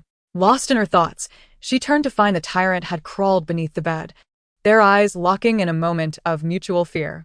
Paralyzed, he seemed to retreat into some dreadful memory. Just then, noises from outside caught Jiu's attention. She heard footsteps and watched as the long-absent physician Jiang entered with Lin San and others. "What are you doing?" And Jiu's unease grew. Lin San and his group did not appear to be there merely to escort someone away. As she had feared, they attempted to forcibly drag the tyrant out. "What are you doing?" he exclaimed, panic rising within him. And Jiu could no longer contain her worries. Had the tyrant truly become agitated? Would this violent removal provoke unforeseen consequences? Dr. Jiang cast a glance at her and remarked, "Many have witnessed him taking away Lady May, yet now that she is deceased. By tomorrow, this incident will undoubtedly reverberate throughout the capital. Your cousin is the emperor. While he may be a tyrant, he cannot be a madman, do you understand?" Speaking to a palace maid in this manner was already a concession, given Jiu's unique significance to the emperor. And Jiu furrowed her brow. Well aware of the truth in Dr. Jiang's words, yet she protested, but it was Lady May who conspired with assassins to attack His Majesty. He retaliated by taking her life. Dr. Jiang regarded her intently. "The people outside are not fools." And Jiu responded, "I understand, I have evidence." Doctor. Jiang halted Lin San and the others. "Speak." Chapter 96. Telling a story, and Jiu swiftly organized the clues in her mind. During the autumn hunt, there was an attempt on the emperor's life. Both he and I heard one of the conspirators, and it was Lady May. The emperor must have dispatched someone to monitor her. I believe his sudden visit to her palace was to test her. Unfortunately, he fell into a trap and inadvertently killed her, yet Lady May is not innocent. Leaning closer, she whispered to Dr. Jiang about the scent. Since Dr. Jiang was capable of summoning secret guards, it indicated his extraordinary status. The emperor must trust him implicitly, allowing him to act in emergencies. Thus, and Jiu confided in him about the scent, suggesting that if Lady May was not naturally fragrant, someone had instigated trouble from behind the scenes. Identifying the source of the fragrance was crucial, and since the people in Lady May's palace were still under their control, a night of interrogation should yield some clues. Doctor. Jiang, unlike his usual gentle self, scrutinized Jiao for a moment before stating, the emperor must make an appearance at tomorrow's morning court. And Jiao was perplexed. Even with Lady May's death, it seemed excessive to raise such an uproar. She recalled watching dramas where emperors often had people dragged out and executed without a second thought. After all, this was a matter of the harem. Dr. Jiang perceived her confusion and explained, Lady May herself is not the issue. The concern lies with those in the court. The Empress Dowager and the faction of Prince Ruyang have always been discontented. If they were to learn of the emperor's madness, and Jiao understood. As Dr. Jiang stated, the emperor could be brutal, incompetent, or foolish. Anything could be tolerated as long as he was the emperor. However, one could not afford to be deemed insane. A madman on the throne would not be tolerated. The Empress Dowager and Prince Ruyang would certainly exploit this. Thus, the emperor must appear tomorrow, presenting a composed and rational front. Doctor. Jiang immediately dispatched someone to investigate the individuals in Lady May's palace. Turning back to Jiao, he inquired, how can we bring him out? He glanced at the emperor, hiding beneath the bed, feeling a headache coming on. He feared a violent reaction. They were aware of the emperor's martial prowess, which would not bode well and might even alert those outside. It was a last resort. If this maid had a method, Dr. Jiang was willing to let her try. Merely as an experiment. You all step outside, and Jiao instructed Dr. Jiang and his companions. Dr. Jiang replied, you know he is dangerous. If we leave and he suddenly becomes violent, no one will be able to save you. And Jiao exhaled. From her perspective, she should not involve herself in this matter. The emperor's well-being had no bearing on her. She was merely a lowly palace maid, a minor figure in Dr. Jiang's eyes, still regarded as a servant. Yet, her viewpoint allowed her to see the tyrant beneath the bed, a large man hiding in such a small space, appearing quite pitiful. Emotion triumphed over reason. She accepted that the tyrant was her dear friend, her unique companion for meals. Even if he were to kill her, so be it. Death was inconsequential here. And there was little worth clinging to. Perhaps a blink of her eyes would return her to her former life. With this thought, she felt much more at ease. I shall give it a try. Dr. Jiang nodded and exited with his companions. The room fell silent. And Jiao approached and crouched down. Your Majesty, it is I. Xiao Jiao. After speaking, she peeked at him. The tyrant opened his large, beautiful eyes, looking as woeful as a drenched puppy. When called, he did not emerge. And Jiao, recalling her first visit, joined him under the bed. The confined space pressed them closely together, with a cold floor beneath them. And Jiao grasped his hand. The tyrant's hand was dry and warm, calloused from wear. Your Majesty, may I tell you a story? The tyrant remained silent, his thoughts a blank slate. At least Jiao could not hear his inner voice. There once was a scholar named Donghua who was deeply enamored with books, to the point of being rather pedantic. One day, he was leading a donkey while carrying a sack of books, seeking an official position in a land known as Zhongshan. Suddenly, an injured wolf leaped before him. She felt the tyrant's grip on her hand tighten slightly, as if he were anxious.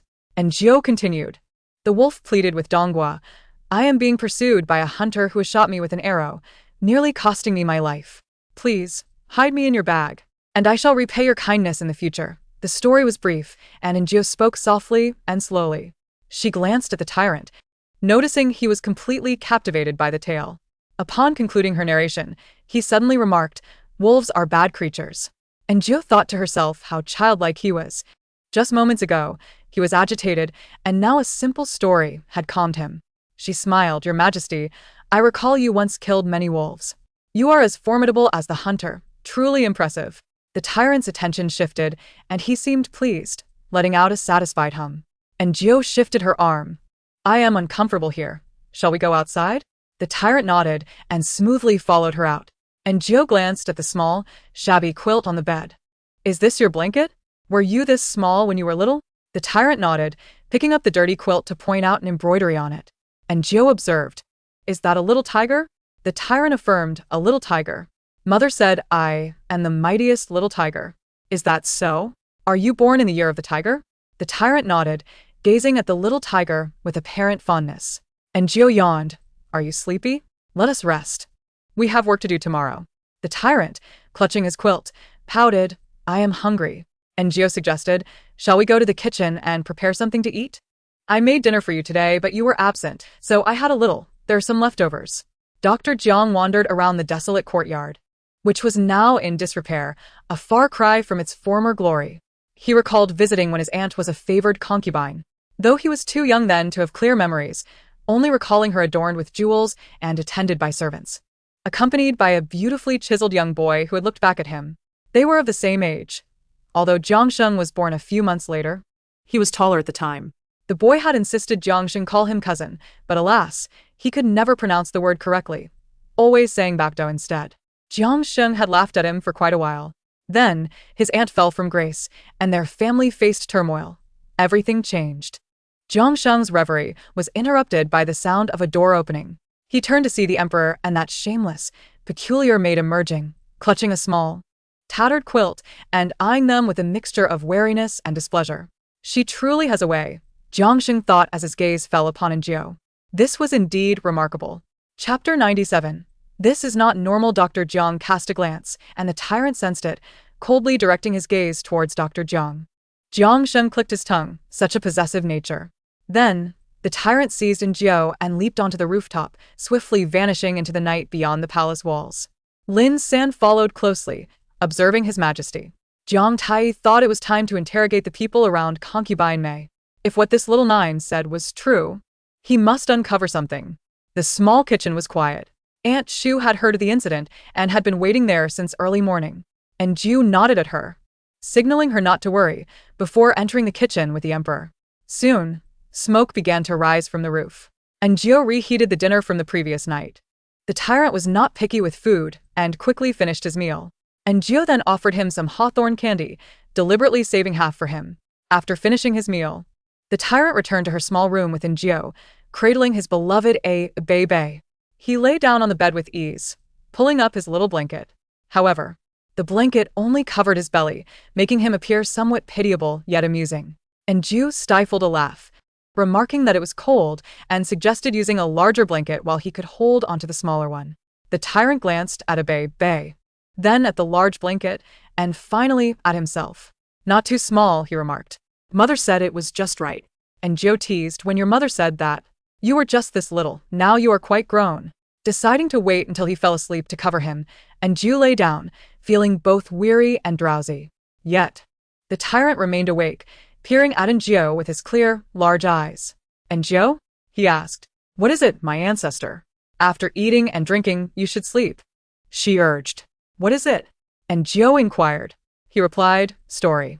Anjio pondered if he would no longer see her as a maternal figure. Suddenly, having such a large child seemed quite nice.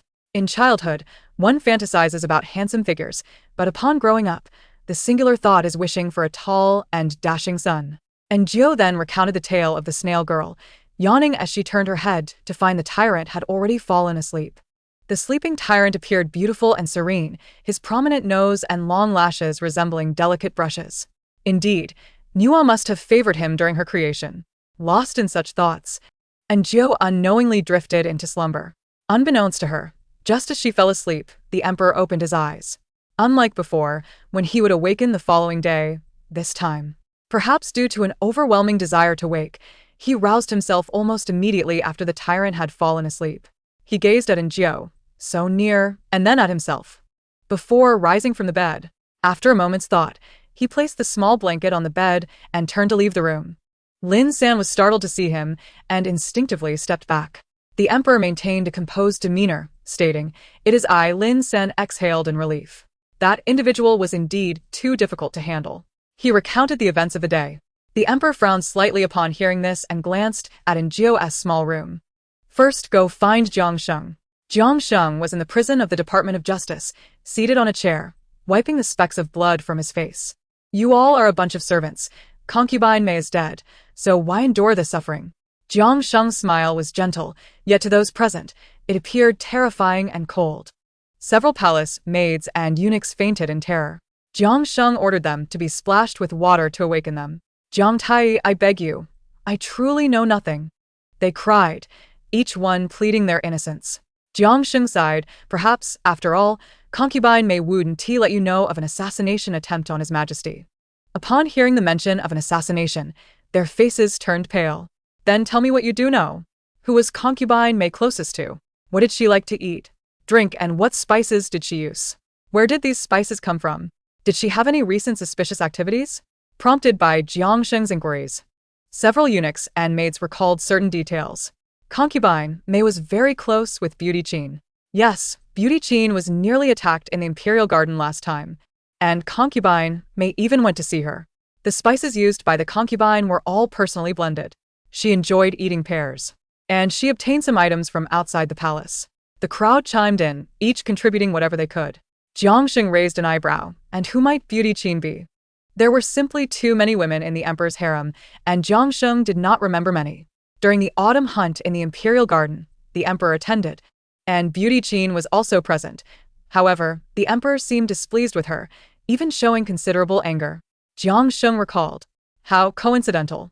For the emperor had fallen ill that day as well. Considering what Little Nine had mentioned, it was likely due to the scent. Bring in Beauty Qin for investigation. Jiang Sheng coldly commanded, before summoning the person who had brought items for concubine May from outside the palace. It was a guard named Lin Dehai. Others might not know, but the guards were somewhat aware that although Jiang Sheng was nominally a physician, his medical skills were not particularly impressive. He had entered through the back door, and his title was merely a guise to facilitate his movements within the palace. He enjoyed the emperor's trust, and his words held the weight of the emperor's will. Lin Dehai was oblivious to the situation and unaware of any wrongdoing. Jiang Sheng questioned, I hear guard Lin often helps others procure items from outside the palace? Ah. So it's about this, Lin Dehai nodded. Though forbidden, many guards secretly do so.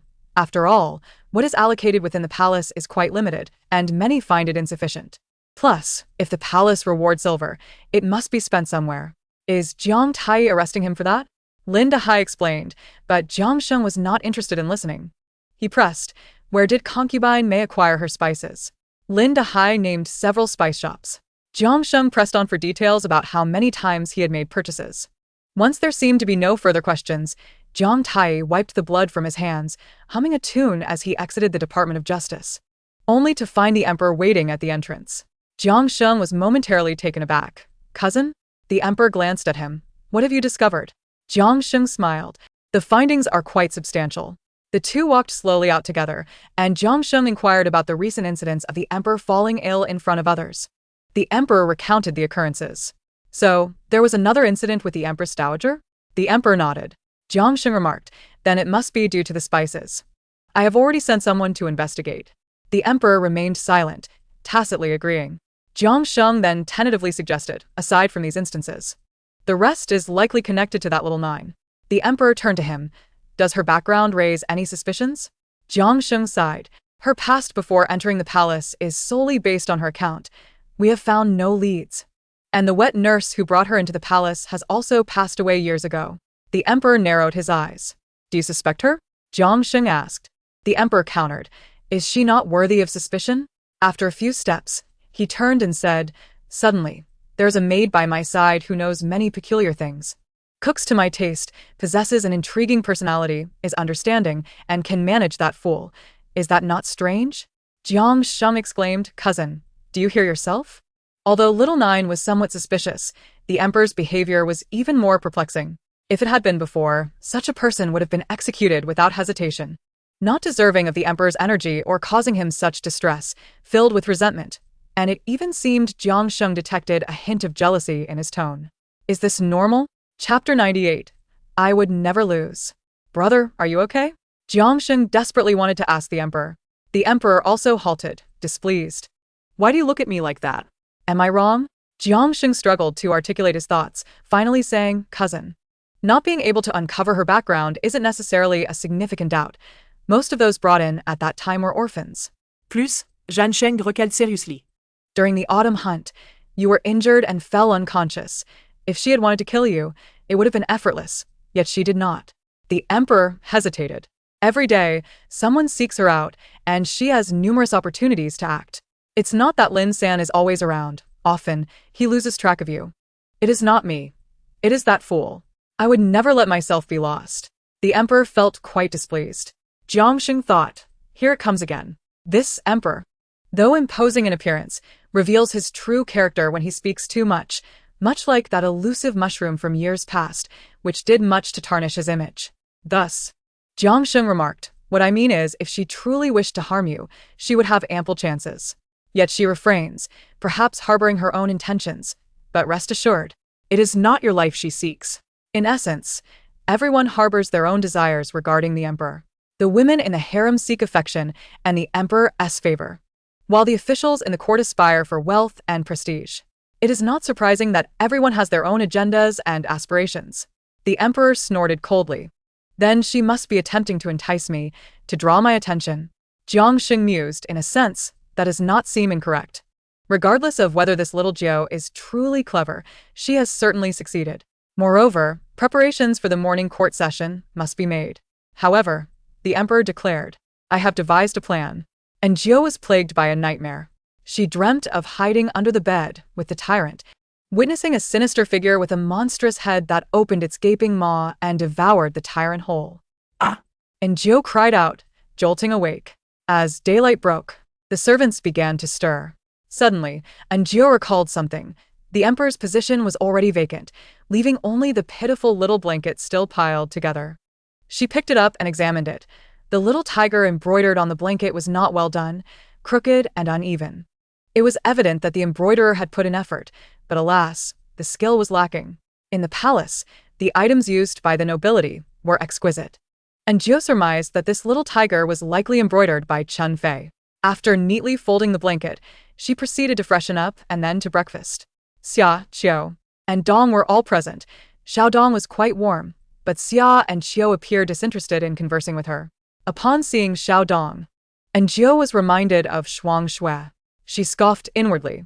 Once an unpleasant colleague enters the workplace, it is akin to introducing a stirrer into your work environment. Though their impact may be minimal, they undoubtedly create discomfort. Having previously dealt with a troublesome Xiaohua, now another annoyance had emerged. Jiao's thoughts returned to Shuang Shui and her resentful gaze. She perceived this as a potential landmine that could explode at any moment. She needed to devise a way to rid herself of them both. The environment was already perilous. She could not afford to have more individuals plotting against her. Since she could not change her job, she resolved to create a comfortable living space for herself. Lost in thought, she noticed Xia, Qiao, and Dong looking her way. Xiao Qiao beckoned her over, and Jiao took a seat beside them. Xiao Qiao whispered, "Did you hear?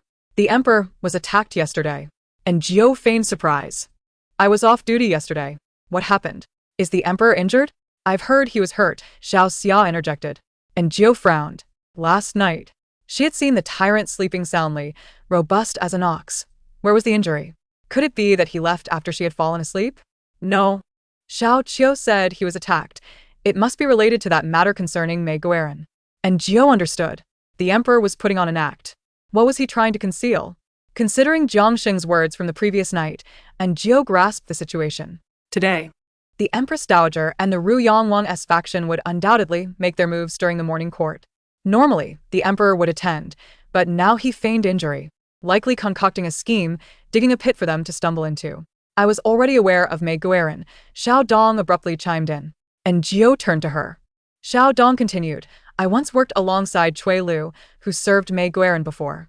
Xiao Xia inquired, "Didn't that Cui Lu die?" Xiao Dong nodded. "She was killed by the emperor while delivering soup to him." Upon hearing this, the group fell silent. The mortality rate of palace maid serving the emperor was alarmingly high. Reflecting on her own uncertain fate, Xia and Qiao exchanged glances, their expressions somber. And Jiao remained silent. What could she say? The emperor was precisely that kind of person. Regardless of the reasons, she had been in the palace for only a few months, and already, the palace maids had changed thrice. It was no wonder their names were so fixed. Otherwise, one could hardly remember them. Was Xiao Jiao on duty when Cui Lu died? Xiao Dong suddenly asked. And Jiao shot her a glance, finally comprehending. Was this an act of vengeance for Cui Lu? If so, why come to her? Shouldn't she go directly to Guanghua Palace to confront the emperor? Was she merely seeking to bully a soft target? Indeed, and Jiao conceded. This revelation prompted Xia and Qiao to cast a glance in her direction. At that time, Xiao Jiao had been present. This implied that among the several batches of palace maids, only she remained unscathed, having gained favor from Aunt Chu, uniquely, and the emperor himself. This naturally led to speculation. Those in the palace were prone to overthinking. Was there truly no connection between the deaths of those maids and Xiaojiu? And Jiu smiled slightly, then recounted the events surrounding Mei Guerin and Cui Lu in detail.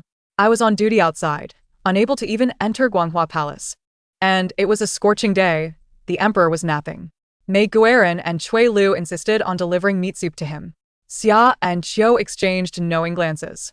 It was widely acknowledged that regardless of what the emperor consumed now, he had previously adhered to a vegetarian diet. You brought him meat soup? Was that not courting disaster? And during his nap time, you insisted on forcing him to drink it? Such folly, if not you, then who would perish? Qiu scoffed. This matter is not Xiaojiu's fault. If I were her, I wouldn't dare to enter either. Xia added, I am also wary of the emperor now. Xiao Dong regarded in Jiu, falling silent. The emperor, having sustained injuries, did not attend court. In the harem, those who had witnessed the emperor carrying away Mei Guerin were all detained, ensuring no information leaked. Thus, that morning, rumors of the emperor's insanity mingled with tales of his assassination, escalating in intensity. Some believed the emperor was certainly not mad. They had seen him the previous day. Tall and handsome, undeniably intelligent, madness did not suit him. Others, more astute, pondered that as long as Mei Guerin was not suicidal, she would never attempt to assassinate the emperor at that time. The emperor was surrounded by numerous guards and had a reputation for martial prowess. How could a mere woman like Mei Guerin assassinate him? Thus, the matter seemed suspicious. There was no smoke without fire. Perhaps the emperor's mind truly was troubled. Many officials in the court shared similar sentiments.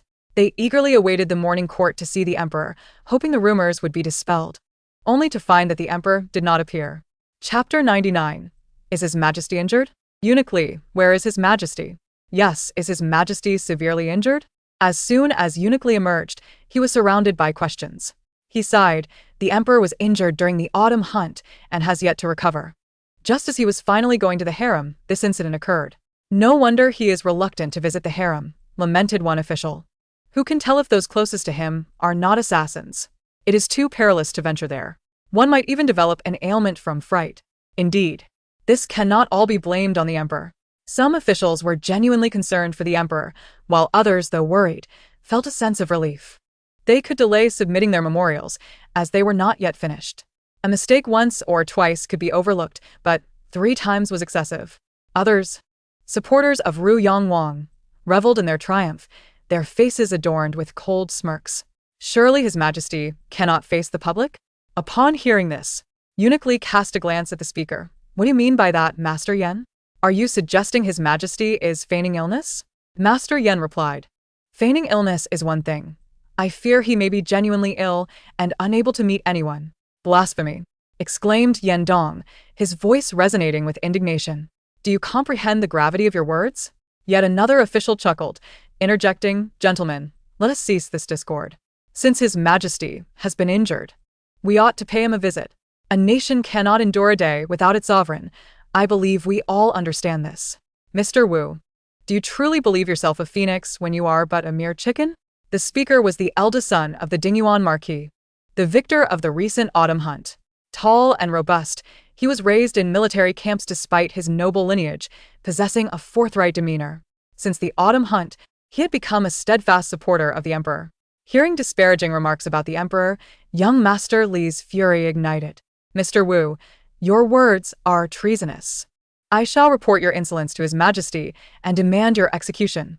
No one anticipated the emergence of such a fiery young Master Li, leaving Mr. Wu momentarily speechless, while others refrained from speaking. Yet Mr. Wu, undeterred, was soon nudged forward, compelling him to respond. Even should His Majesty decree my death, I must assert that the stability of the realm hinges on the emperor's well-being. My concern is but a reflection of that. Mr. Yen promptly supported him, adding, Mr. Wu speaks truthfully. There are rumors that the emperor has succumbed to madness.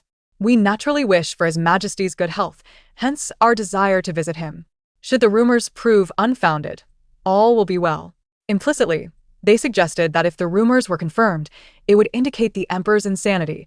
An unfit ruler cannot reign. Gradually, more individuals joined the chorus, articulating their intention to see the emperor without casting aspersions on his character.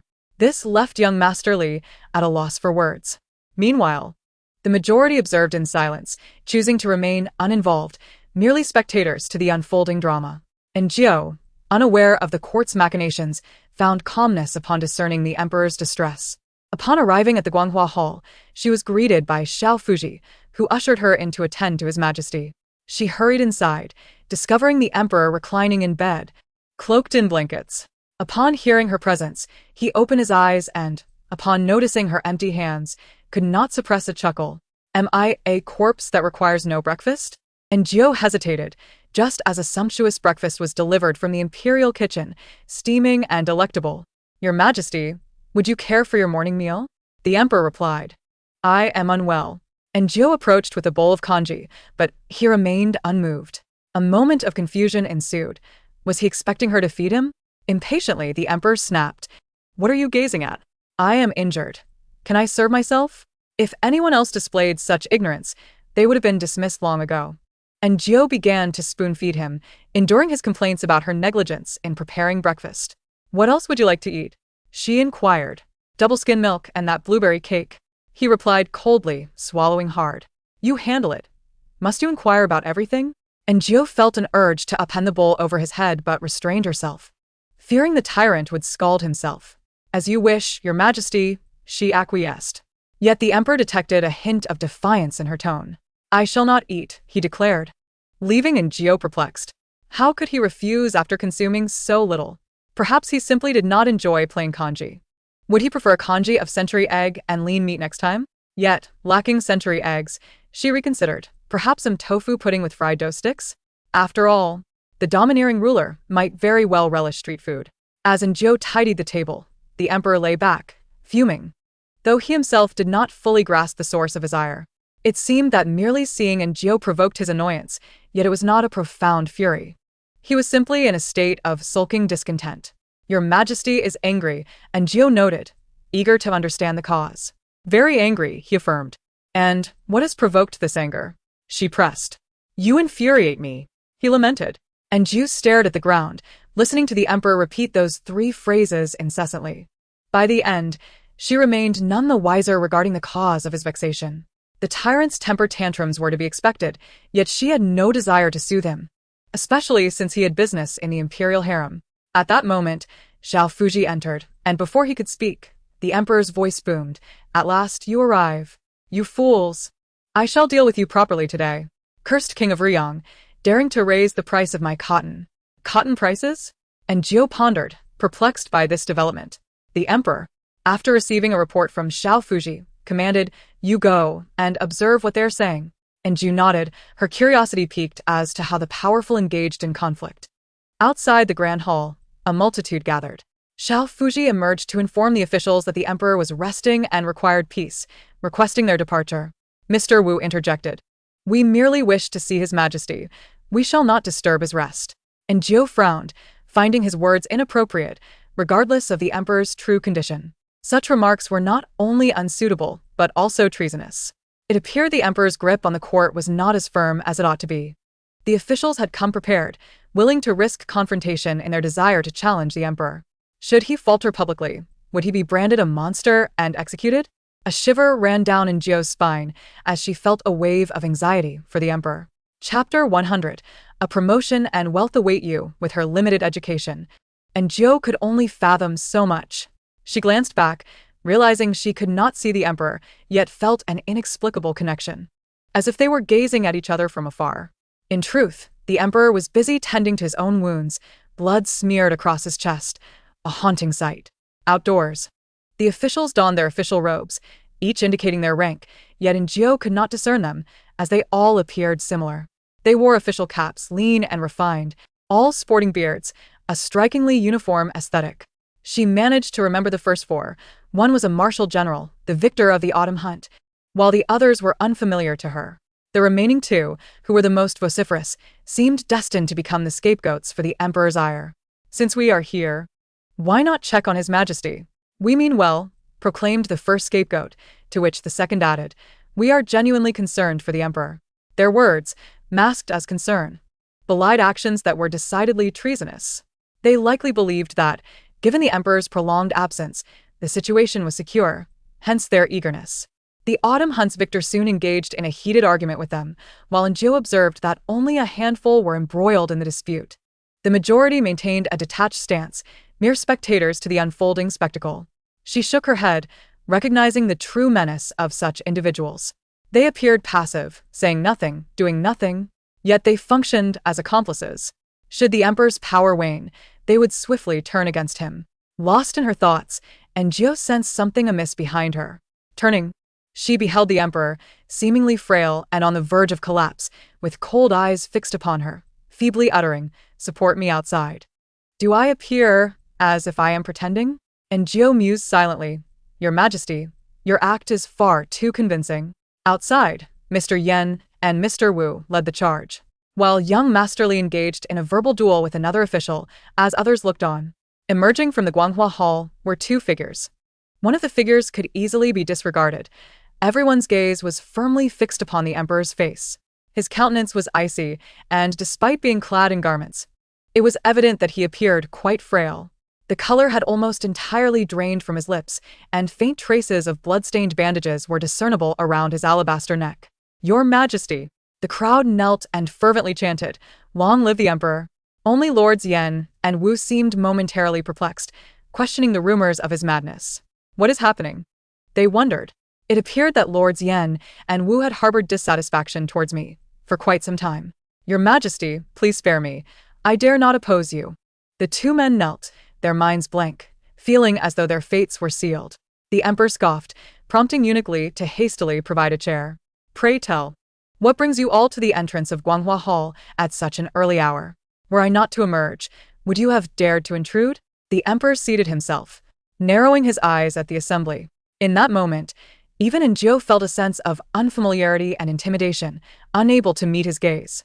Lords Yen and Wu, disregarding the emperor, displayed an audaciousness that warranted punishment, as voiced by young Masterly. The Duke of Dingyuan's family is quite astute, Enjo mused, pondering young Master Li's fervor, when suddenly the emperor's inner thoughts drifted to her. "I have encountered young Masterly before. He is remarkably composed and intelligent." Enjo paused, stealing a glance at young Masterly. Was he merely feigning recklessness to demonstrate his allegiance to the emperor? Indeed, in these times, one must perform commendably before superiors to attain promotion and wealth. Following this incident, the emperor would undoubtedly place greater trust in him and assign him significant responsibilities. The emperor remained silent, while Lords Yen and Wu cried foul, asserting their concern for the emperor's well-being, claiming it was merely a moment of impatience. The thoughts of the onlookers varied, yet Enjo grasped the emperor's sentiments with utmost clarity. General Jinyuan has yet to voice a word. Chancellor Jiang feigns illness. These individuals are essentially spectators, observing the conflict from a distance. They do not acknowledge my authority. In their eyes, it matters not who sits upon the throne. Their status remains unaffected. Should I punish Lords Yen and Wu with harsh measures today, they will brand me as cruel, yet if I do not act, others may feel emboldened to trample upon my dignity. The emperor's silence cast an invisible weight upon the assembly. Suddenly, he smiled, a smile that barely lifted the corners of his mouth, leaving the rest of his face unmoved, exuding an icy demeanor. Lords Yen and Wu dared not breathe. The emperor proclaimed, "All of you may rise. Your concern for my health is evident, and I appreciate your earnest intentions." He turned his gaze towards Lords Yen and Wu. "Your sincere hearts are as bright as the sun and moon, and I am deeply touched." The two men were left in stunned silence. The emperor continued, "I have just reviewed the memorials." He spoke of matters within the court, as if conducting an audience, leaving everyone bewildered, until he unexpectedly announced promotions for Lords Yen and Wu. Not only the gathered ministers, but even Enjo was at a loss for the rationale behind his decision. "Very well, you may all depart. I am fatigued." This time, Eunuch Li supported the emperor back inside. Enjo noticed that all the ministers remained standing, seemingly perplexed by the emperor's actions. Only Lords Yen and Wu wore expressions of joy, even jesting at young Masterly. Young Masterly, contemplative, remarked, "Since His Majesty is well, we can rest easy. Let us drink. It has been too long since I gathered with Brother Li." After exchanging a glance with young Masterly, they departed, followed by others in succession. Enjo returned to the Great Hall. observing the emperor had discarded his bandages and was perusing memorials. Is the salt transport a lucrative endeavor? Yet issues with private salt in Hebei have long been apparent, and I have yet to address them. This time, I shall ensure you have no place to bury yourselves. A sudden laugh escaped him, and he turned to Enjio. Go prepare some pastries for me, double-skin milk. I desire to indulge. Enjio thought, why does he fluctuate so? The emperor's behavior was inscrutable to everyone. When Enjio returned with the delicacies, she found the emperor engaged in a game of chess with Jiang Sheng. Cousin, your actions lead them to believe you are easily bullied. I say, they ought to be eradicated altogether. Enjio had previously thought of the emperor as a tyrant, while Jiang Tai appeared gentle, but now she discerned that Jiang Tai possessed a ruthless disposition, capable of taking lives with a smile. Whereas the emperor did not exhibit cruelty unless provoked.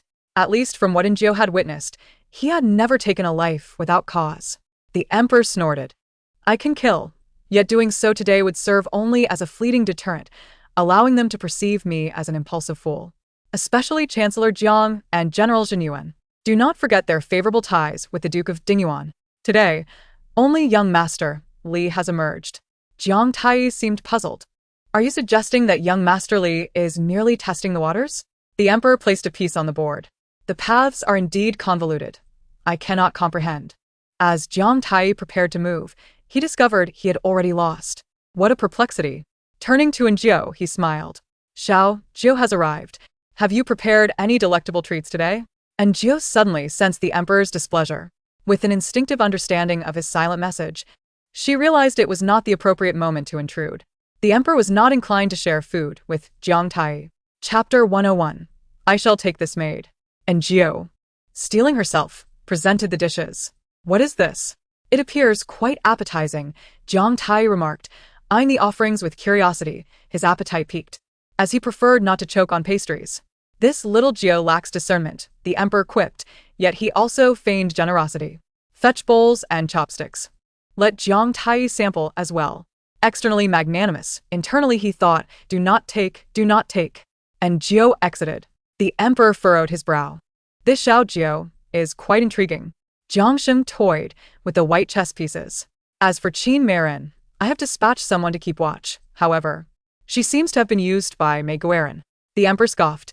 Mei Guerin was sent by the Yun family of the northwest. The fief of the Prince of Ruyang is situated there.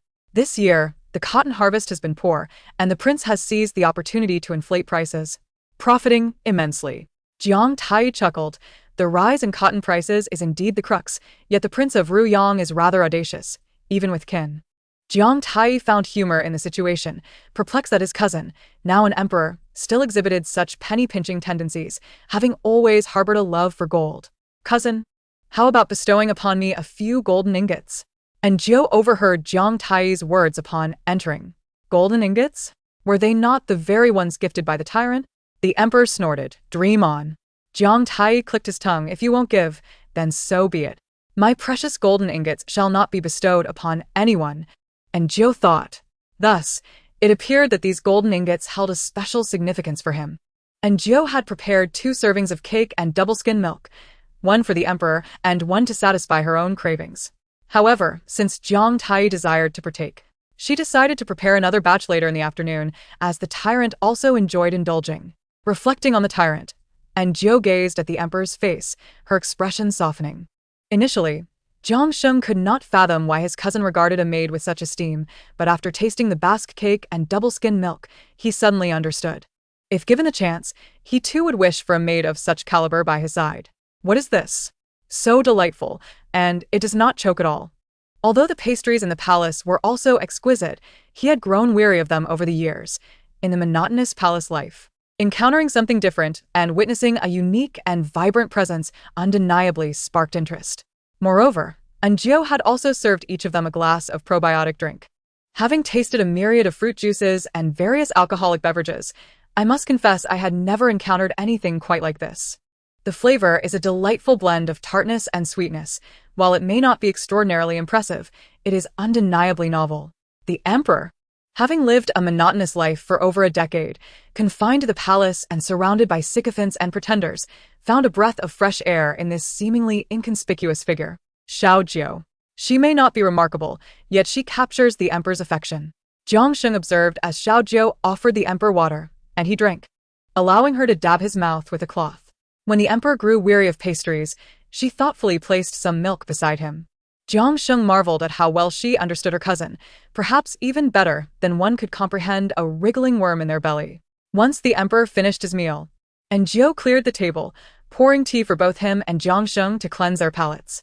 How considerate, Jiang Sheng mused. Cousin, if there comes a day when you no longer desire Xiao Jiu, could you perhaps give her to me? He quipped, only to realize that both his aloof cousin and Xiao Jiu simultaneously turned their heads to regard him, their expressions eerily alike, despite their different appearances. I was merely jesting. He quickly clarified, feeling a chill run down his spine. The emperor scoffed, she is but a palace maid. If I fancy her, I shall bestow her upon you. Meanwhile, Xiao Jiu discreetly rolled her eyes at the emperor. Cousin, are you unwell? That possessive demeanor of yours. Are you truly willing to part with her? And Jiu, unfazed, understood that the emperor's heart was merely playfully teasing, ensuring she remained grounded. The news of the court officials arriving in the morning spread swiftly through the palace. After a night filled with anxiety, the next day brought relief as everyone concluded that the emperor was in good health. What could possibly be wrong with his majesty? He is, after all, quite handsome, they mused. It was evident that Maid petty machinations had backfired, her servant had been executed, and her covert lamentations led many to believe the emperor was cruel. Even Qin Marin, closely associated with Maid, raised suspicions that they had conspired to tarnish the emperor's reputation. Now, with the assassination attempt, it became clear that jealousy could lead to ruin. In the palace, where favoritism was scarce and rivalries were absent, the ladies found themselves idly gossiping to pass the time. The Empress Dowager was well aware of the situation. She understood the emperor's ruthless nature, having been subjected to his covert retaliations. As she contemplated her own dwindling sustenance, she felt increasingly perturbed by the emperor's apparent tranquility amidst the chaos. Today, the officials gathered at the entrance of Guanghua Hall, and it was inconceivable for the emperor not to be incensed by their presence. Yet, instead of punishment, he elevated their positions, leaving the Empress Dowager feeling uneasy about his intentions. Wang Dicai reassured her, "Fear not, Your Highness. Prince Ruyang has sent word he shall return for the new year." The prospect of Prince Ruyang's return filled the Empress Dowager with joy, for the late emperor had favored him with vast lands. However, she grimaced at the thought of those harsh, desolate regions.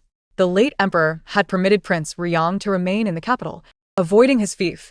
Had it not been for that unfortunate incident, he would not have distanced himself.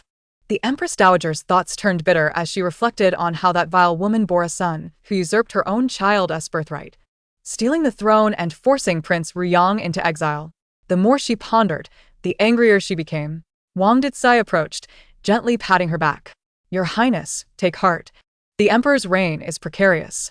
The death of Maid is far from straightforward. There are issues at play." He gestured to his head, implying that deception could only last so long. On New Year's Eve, we must ensure he reveals his true self before the court. The Empress Dowager narrowed her eyes, suddenly feeling lighter. That wretched child was cautious. How could they exploit that? Wang Dicai's face broke into a sinister smile. Guanghua Hall is not impenetrable. Greed can lead many astray. The Empress Dowager joined in his mirth. As winter nights fell swiftly, the dim candlelight flickered, and Jiu found herself captivated by the back of the emperor's head, who had remained motionless since dinner, lost in thought, or rather, devoid of it. What could he possibly be doing? Fatigue began to weigh on her, and she longed for the end of her shift. As she prepared to leave, she considered that Xiao Dong should not attend to the emperor. What if vengeance compelled her to strike? And Jiu resolved to inform Aunt Chu swiftly. However, just as she took a few steps, a thud echoed. Turning around, she found the emperor slumped over the table, groggily blinking at her. "Is he asleep?" she mused, incredulous at his stubbornness.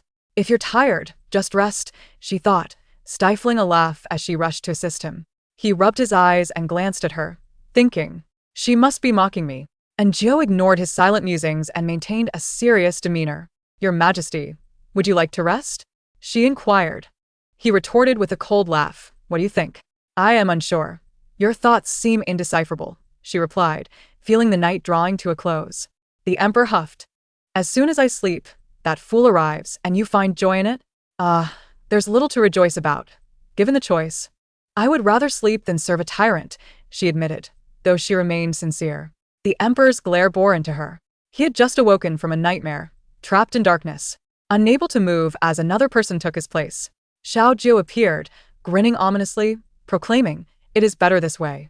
Startled awake, he met Jiu's gaze, which triggered memories of her smug expression in his dream. "What is it?" she questioned, bewildered by his irritation.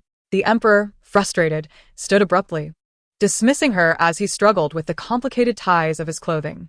In his haste, the cords entangled, and in a fit of anger, he tugged at his hairpin, causing a clump of hair to come loose.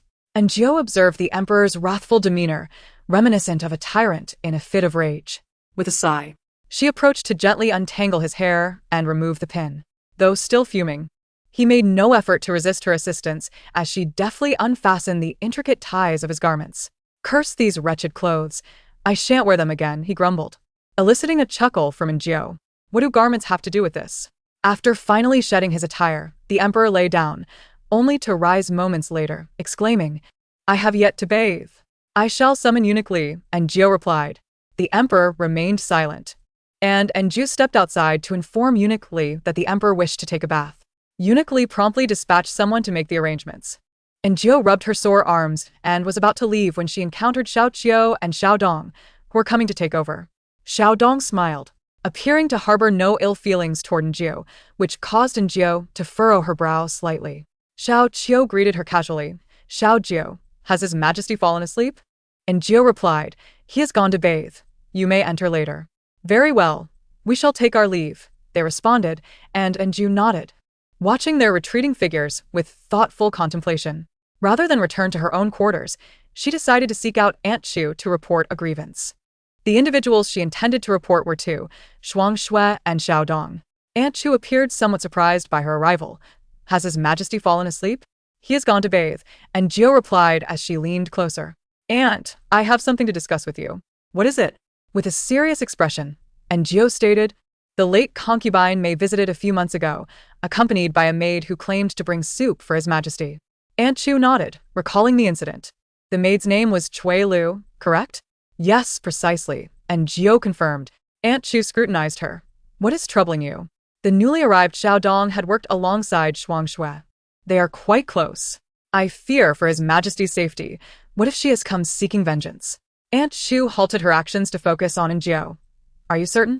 "Not only I, but Xiao Qiu and Xiao Xia are aware as well. Moreover, Xiao Dong has quickly become good friends with Shuang Shui. Yesterday, Shuang Shui came looking for me and displayed a strange demeanor upon seeing His Majesty, which raised my concerns. Unsure of how to proceed, I sought your counsel." Upon hearing matters concerning the emperor, Aunt Chu became particularly attentive, urging Jiu to recount the events of that day in detail. "Understood," Aunt Chu said. "However, Xiao Dong is the goddaughter of Mama Chong, and I must speak with her." And Jiu recognized that Mama Chong, Aunt Chu, and Mama Lu were all long-serving attendants of Consort Chun, holding a certain status before the emperor. Yet, despite their stature, they remained servants, required to step aside in matters concerning the emperor. After reporting her concerns, Jiu made her way back to her quarters, only to unexpectedly encounter Shuang Shui, who was glaring coldly at her, startling Jiu. Silence enveloped them. Shuang Shui sneered, "You wretch." And Jiu crossed her arms, retorting with a cold smile. "Are you speaking of yourself?" Frowning, Shuang Shui shot her a venomous glare. "You seduce His Majesty, you wretched woman. Such feeble attacks. Do you think it concerns me? If you wish to entice, does His Majesty even spare you a glance?" And Jiu mocked. "He has clearly stated that your presence vexes him." "No. His Majesty would never say such a thing." Shuang Shui's face darkened, and Jiu felt no sympathy. This delusional infatuation was perilous. If not quelled, Shuang Shui would eventually pose a threat to Jiu. Otherwise, had it not been for Mama Lu's influence, His Majesty would have long since dismissed you. You ought to remain in the storeroom and abandon any fanciful thoughts. His Majesty does not belong to you. You, Shuang Shui pointed at Jiu and advanced, seizing her by the throat. And Jiu cried out, and Aunt Chu, hearing the commotion, rushed out to witness the scene, her anger igniting instantly. "Shuang Shui, what are you doing?"